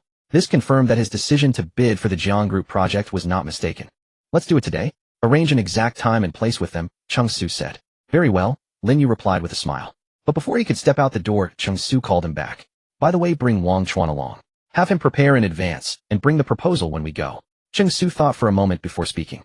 Wang Chuan was the most skilled programmer within the company's technical team. However, possessing only technical prowess without experience would be of little use. Cheng Su intended to cultivate Wang Chuan's comprehensive abilities. During the contract negotiation, both companies would inevitably discuss the project proposal's content, and adjustments to the proposal might be necessary based on Jiang Group's requirements. Bringing Wang Chuan would broaden his horizons in game software development, allowing him to observe how a top-tier IT company's team operated. Lin Yu, being sharp-witted, immediately grasped his boss's intention upon hearing this. He was clearly intending to cultivate Wang Chuan. Lin Yu responded with a respectful smile, and went about his duties while also informing all company employees of the good news that Mingwei had secured a major project. As he had expected, every employee was both thrilled and astonished, some even more so than he was. A small enterprise of merely 20-some people established for less than a year had managed to secure an outsourcing project from a leading IT company. This was something they had never dared to dream of. They even felt that the company changing hands to a new boss was simply wonderful. Holy crap, no way, that's incredible. We actually managed to defeat those companies with substantial backgrounds and got selected by the Jiang Group. I'm even starting to admire myself. A billion-yuan project. When has our company ever taken on a project this big? I feel proud for having participated in the bidding task for the Jiang Group. My resume just gained a thick, brilliant stroke. I'm so proud. The crowd was ecstatic beyond control, especially the technical team involved in the project bidding. In the IT industry, a company values practical experience above all else. With this successful bid, they could certainly write it on their resumes, a truly dazzling addition. At the same time, they admired Cheng Su even more. Many key points in the proposal were discovered and raised by Cheng Su, who also taught them how to revise. They knew well that without this leader they would never have obtained this opportunity. Am I dreaming? A guy beside Wang Chuan, also a member of the bidding team, was stunned when he heard the company had won the bid. His eyes widened in shock. He tugged at Wang Chuan and said in a daze, "Wang Chuan hit me." Wang Chuan was in high spirits when he heard this odd request from his buddy. He hesitated for a moment, then rubbed his hands together and gave the guy a heavy slap on the shoulder. The guy cried out in pain and glared at Wang Chuan. Wang Chuan shrugged innocently, spreading his hands. "You asked me to hit you. I've never heard such a request." The guy was speechless, sighed helplessly. I forgot how literal you are. Fine, my fault. But seriously, I'm not dreaming. Our company really landed a billion-yuan project. I wonder if there'll be a bonus." The guy then broke into a grin, imagining himself receiving a bonus. At that moment, Lin Yu walked over and said with a smile, "Chairman Cheng said that as long as everyone completes this project, well, the bonuses will certainly not be skimped. So give it your all and stay fully focused." Lin Yu repeated Cheng Su's words. Reflecting on everything Cheng Su had done since taking over the company, he had to admire Cheng Su's methods and approach. Though Cheng Su appeared young, his actions constantly amazed Lin Yu. Moreover, when it came to money, Cheng Su was never stingy with employees. He never hesitated or deducted what was due, and his rewards and punishments were clearly defined. At these words, the excitement in the company reached another peak. Now Lin Yu didn't need to coax them like before. Everyone was brimming with motivation and got to work. "By the way, Wang Chuan, get ready. You'll come with Chairman Cheng and me to the Jiang Group this afternoon," Lin Yu said, looking Wang Chuan up and down. Seeing his messy hair, he frowned and continued, "I'm giving you leave now. Go home and tidy up your appearance. Don't embarrass Chairman Cheng or Mingwei." Wang Chuan was stunned for a moment, then pointed at himself in disbelief. "Chairman Cheng wants me to go with him." Lin Yu nodded. "Chairman Cheng said so himself. Cherish this opportunity. It doesn't come often." The guy beside him, surprised, patted Wang Chuan on the shoulder. "Awesome, Wang Chuan. You earned the boss's recognition. I can't just chat with you. I need to work hard and compete with you. I want the boss's guidance too." Saying this, the guy opened his computer software and started operating. During the preparation of the game project proposal, the entire technical team had witnessed Cheng Su personally operating the software. His proficiency and methods left even the knowledgeable members in awe. If they could receive Cheng Su's guidance and mentoring, their programming skills would surely reach a new level. Wang Chuan immediately reacted, instinctively running his hand through his hair. When it wouldn't stay in place, he actually worried about his hairstyle for the first time. Wang Chuan even felt a bit regretful, silently vowing to break the habit of always messing up his own hair. With that thought, Wang Chuan quickly gathered his things and rushed out of the office. "Ouch. Wang Chuan, watch where you're going. You bumped into me, it hurts." Xia Yingying had just returned from outside and crashed straight into a solid chest. She covered her aching forehead, rubbed it gently, and looked up to see Wang Chuan. I'm sorry I didn't see you. Are you okay? Are you hurt?" Wang Chuan, anxious, reached out to check on Xia Yingying. Before his hand got close, Xia Yingying slapped it away with a resentful look. Still in the throes of her heartbreak, she felt even more aggrieved by the collision. Having just heard that the company had landed a billion-yuan project, Xia Yingying felt both happy and sad. Happy that after so long the company finally secured a big project. But then she thought about how her admired boss, so young and outstanding, was already married, deeply in love with his wife, and expecting a child. The more she thought, the more miserable she felt. Why couldn't she ever meet someone as excellent as her boss? Xia Yingying actually had many suitors. She was pretty, but she had never been interested in any of them. Now when she finally found someone she liked, he was already married. For the time being, Xia Yingying didn't know how to let go of this unrequited love. The more she thought, the more wrong she felt. Her nose twitched and her eyes reddened. Seeing her reddened eyes, Wang Chuan's heart tightened, thinking he had hurt her, and he was filled with guilt. He fumbled his hand, stammering, "Yingying, don't cry, please. I didn't know my chest was so hard. Does it hurt a lot?" Then, Wang Chuan stuttered for a long time, without finishing, looking utterly at a loss. Finally, he looked at his own hand and said, "Then, should I use my hand to rub it for you?" As he spoke, Wang Chuan blushed involuntarily and cautiously extended his hand, waving it in front of Xia Yingying. "You?" Xia Yingying was speechless. What did he mean by use his hand to rub it? Was that how you comforted a girl? What a bizarre specimen. Xia Yingying was so exasperated by Wang Chuan that the tears that had been about to spill were forced back. Not wanting to say another word to Wang Chuan, she shot him a glare and walked straight into the HR office. Wang Chuan watched her retreating figure, scratched his head in confusion, then looked at his own hand, muttering, "It's pretty clean. Not dirty at all." The negotiation and signing of the contract between Cheng Su and the Jiang Group project proceeded very smoothly. The project manager of the Jiang Group chatted and laughed all the way, escorting Cheng Su and his team out of the corporate building. "Director Cheng, you are truly accomplished at such a young age. From now on, our two companies are partners. If there is anything you need our cooperation with, just let us know directly." The project manager shook hands with Cheng Su politely. Before meeting the owner of Mingwei Technology, he never imagined that the brilliant proposal came from a young man barely in his 20s. Initially, his attitude toward Cheng Su was merely the courtesy expected between cooperative partners. After a series of negotiations and interactions, he gradually discovered that this young man was not as he had assumed, someone with a bit of money and enthusiasm, but lacking intelligence. Cheng Su possessed not only extraordinary abilities and a composed mindset, but also the vision and superior thinking of a successful person. During negotiations, he never compromised on the interests he deserved, and he resolved the client's concerns with effortless perfection. He was neither pretentious nor ostentatious, yet never overly humble. Hearing this, Cheng Su smiled casually and nodded without revealing his thoughts. Although the other party was the cooperative client, both sides were seeking mutual benefit, there was no need for him to grovel excessively. After a few more exchanges between the project manager and Cheng Su, the negotiation came to a definitive close. Sitting in his office, Cheng Su glanced at the documents Wang Chuan had organized and asked, "Have you remembered all the requirements and points needing improvement from the Jiang Group project?" "Yes, I have them all clearly noted." Wang Chuan stood opposite Cheng Su and replied respectfully. "Good. Then you will be responsible for this project." Cheng Su handed the documents in his hand to Wang Chuan. Wang Chuan took the documents from Cheng Su, momentarily stunned, then a grin spread across his face. "Thank you for your trust, Director Cheng. I will work hard." Wang Chuan walked out of the office, unconsciously clenching his fist in a victory gesture. He had managed projects before, and the company's previous projects were mostly under his development leadership. But this project with the Jiang Group was massive. If executed well, its significance would be extraordinary, and it would be an excellent opportunity to showcase his abilities. Director Cheng Wang Chuan has always been in charge of very small projects. Entrusting him with such a large one, Lin Yu hesitated before voicing his concern. After all, this was a 100 million yuan project and a collaboration with Jiang Group, a leading IT enterprise. Any mistake could affect the entire company's reputation. This could not be taken lightly. Cheng Su understood these principles all too well. He simply smiled calmly and said, "If you doubt someone, do not employ them. If you employ them, do not doubt them."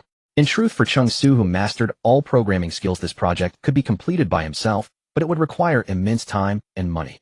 Since he had established a company and aimed to make it bigger and stronger, he needed to have capable technical talents on his team. Currently, Wang Chuan was his candidate for cultivation. Wang Chuan's abilities were relatively outstanding among his peers. With further training and more practical experience, he would undoubtedly achieve a qualitative breakthrough in time. As for the issue Lin Yu worried about, it was not a problem for Cheng Su. Before delivering the final results to the client, he would certainly review everything thoroughly and ensure there were no issues. He was guaranteed to make a steady profit of over 20 million, so there was nothing to worry about. Lin Yu understood Cheng Su's intention and stopped pressing, beginning to report on the recent work situation. At 6 o'clock in the afternoon, Cheng Su's phone notification sounded right on time.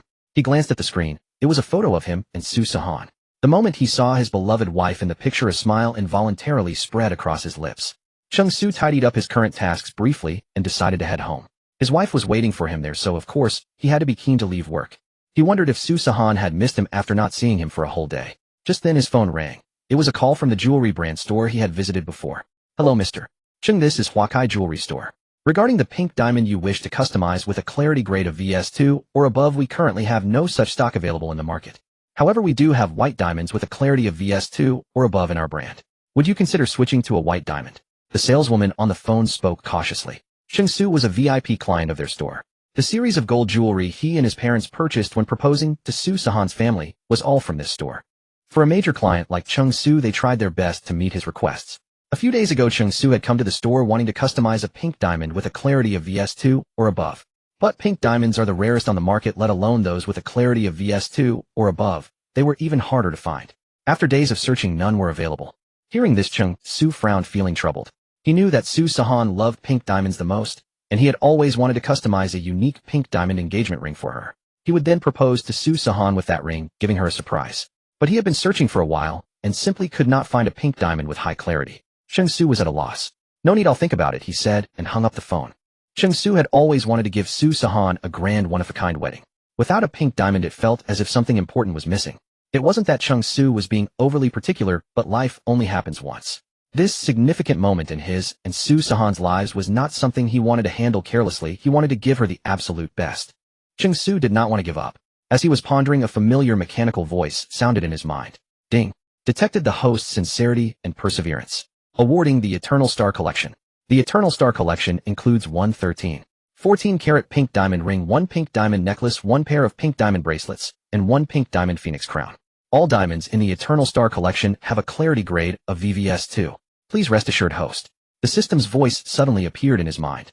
Cheng Su was stunned.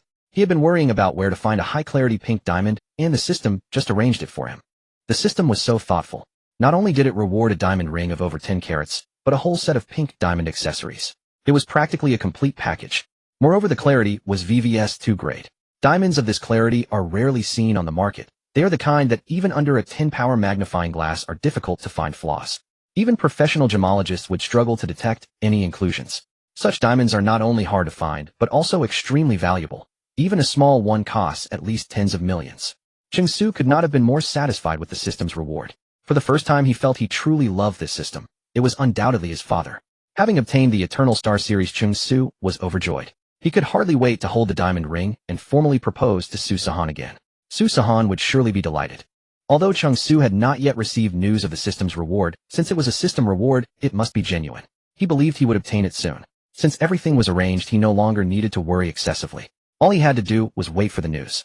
However, Cheng Su did not intend to tell Sihan about obtaining the Eternal Star just yet. He wanted to give Sihan a surprise after everything was ready. Cheng Su drove home excitedly. After acquiring the company, he had bought himself a BMW worth just over 300,000 yuan. The minivan was more comfortable than other cars and more suitable for a pregnant woman like Sihan. Therefore, Cheng Su always kept the car at home so that his parents and Sihan could use it when they went out. Since he had started a company, it was inconvenient to ride a scooter to and from work, so he bought himself a BMW. Cheng Su parked the car in the community parking lot. As he got out and arrived at the building entrance, he ran into his parents and Sihan, who were returning from grocery shopping. Sihan seemed not to expect to see Cheng Su. At the moment she saw him, she rubbed her eyes in disbelief. After confirming that it was indeed her husband, she excitedly trotted over to Cheng Su, hugged him tightly, like a child trembling with excitement. "Honey, why are you back so early today?" Sihan's face was filled with uncontrollable excitement. Over the past few days, Cheng Su had been busy with company matters. Moreover, the company had recently been involved in project bidding, so he usually returned home around 8 o'clock. Although Cheng Su had been trying to speed up and return earlier, the company was just starting, and there were many tasks. As the boss, he had to lead by example, making it truly difficult to leave. Sihan had always understood Cheng Su. Since the company had just opened, there were certainly a lot of things waiting for him to handle. However, during this period, Cheng Su left early and returned late. Every morning, when she woke up, she couldn't see her husband, and he came back late at night. The time they could spend together was only a little at night, shortened by more than half compared to before. Sihan didn't want to make things difficult for Cheng Su, so she didn't mention it, but she inevitably felt a bit disappointed. Seeing her husband before dinner today, it was no wonder Sihan was so excited. "You're pregnant, you can't run." Cheng Su put his arm around Sihan's waist, playfully pinching her small nose as if in punishment. Sihan didn't dodge. After all, Cheng Su wasn't using much force, and it didn't hurt at all.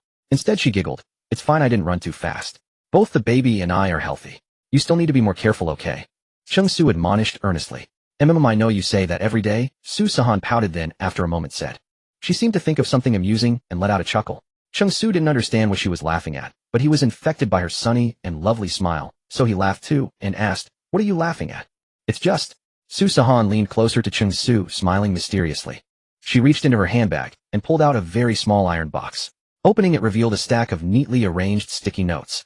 Each sticky note had 1 or 2 lines of writing. The content on each note was different, but they shared a similarity. Each ended not with a period, but with a small heart. Sihan waved these sticky notes in front of Cheng Su, smiling sweetly, and looked into his eyes seriously, saying, "So I have such a romantic husband. How come I never knew before?" Sihan looked through the sticky notes in her hand again, seriously. Ever since Cheng Su acquired the company and began integrating it, he woke up very early every day to go to work. Often when he got up, Sihan was still asleep. Moreover, as her pregnancy progressed, Sihan's drowsiness grew stronger. Every time Sihan woke up, she would see the milk already heated on the bedside table, and the sticky note Cheng Su had written reminding her to drink the milk. Not only that, even when she entered the bathroom to wash up, there was a sticky note on the bathroom door saying, "Caution, wet floor." Even when she brushed her teeth in the morning, Cheng Su had already squeezed the toothpaste for her, and he had prepared hot water for washing her face and taking a bath. Everywhere in the room, wherever Sihan could notice, Cheng Su had covered with sticky notes. Although her husband was not at home, the room was filled with his warm reminders on sticky notes. Traces of him everywhere. "Be careful and stay safe" were the most common phrases on the notes Cheng Su wrote. Every morning, when Sihan woke up without seeing her husband, her heart felt empty.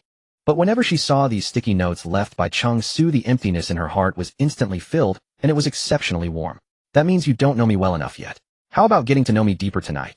Cheng Su lifted Sihan's chin, raised an eyebrow, and smiled with utmost allure.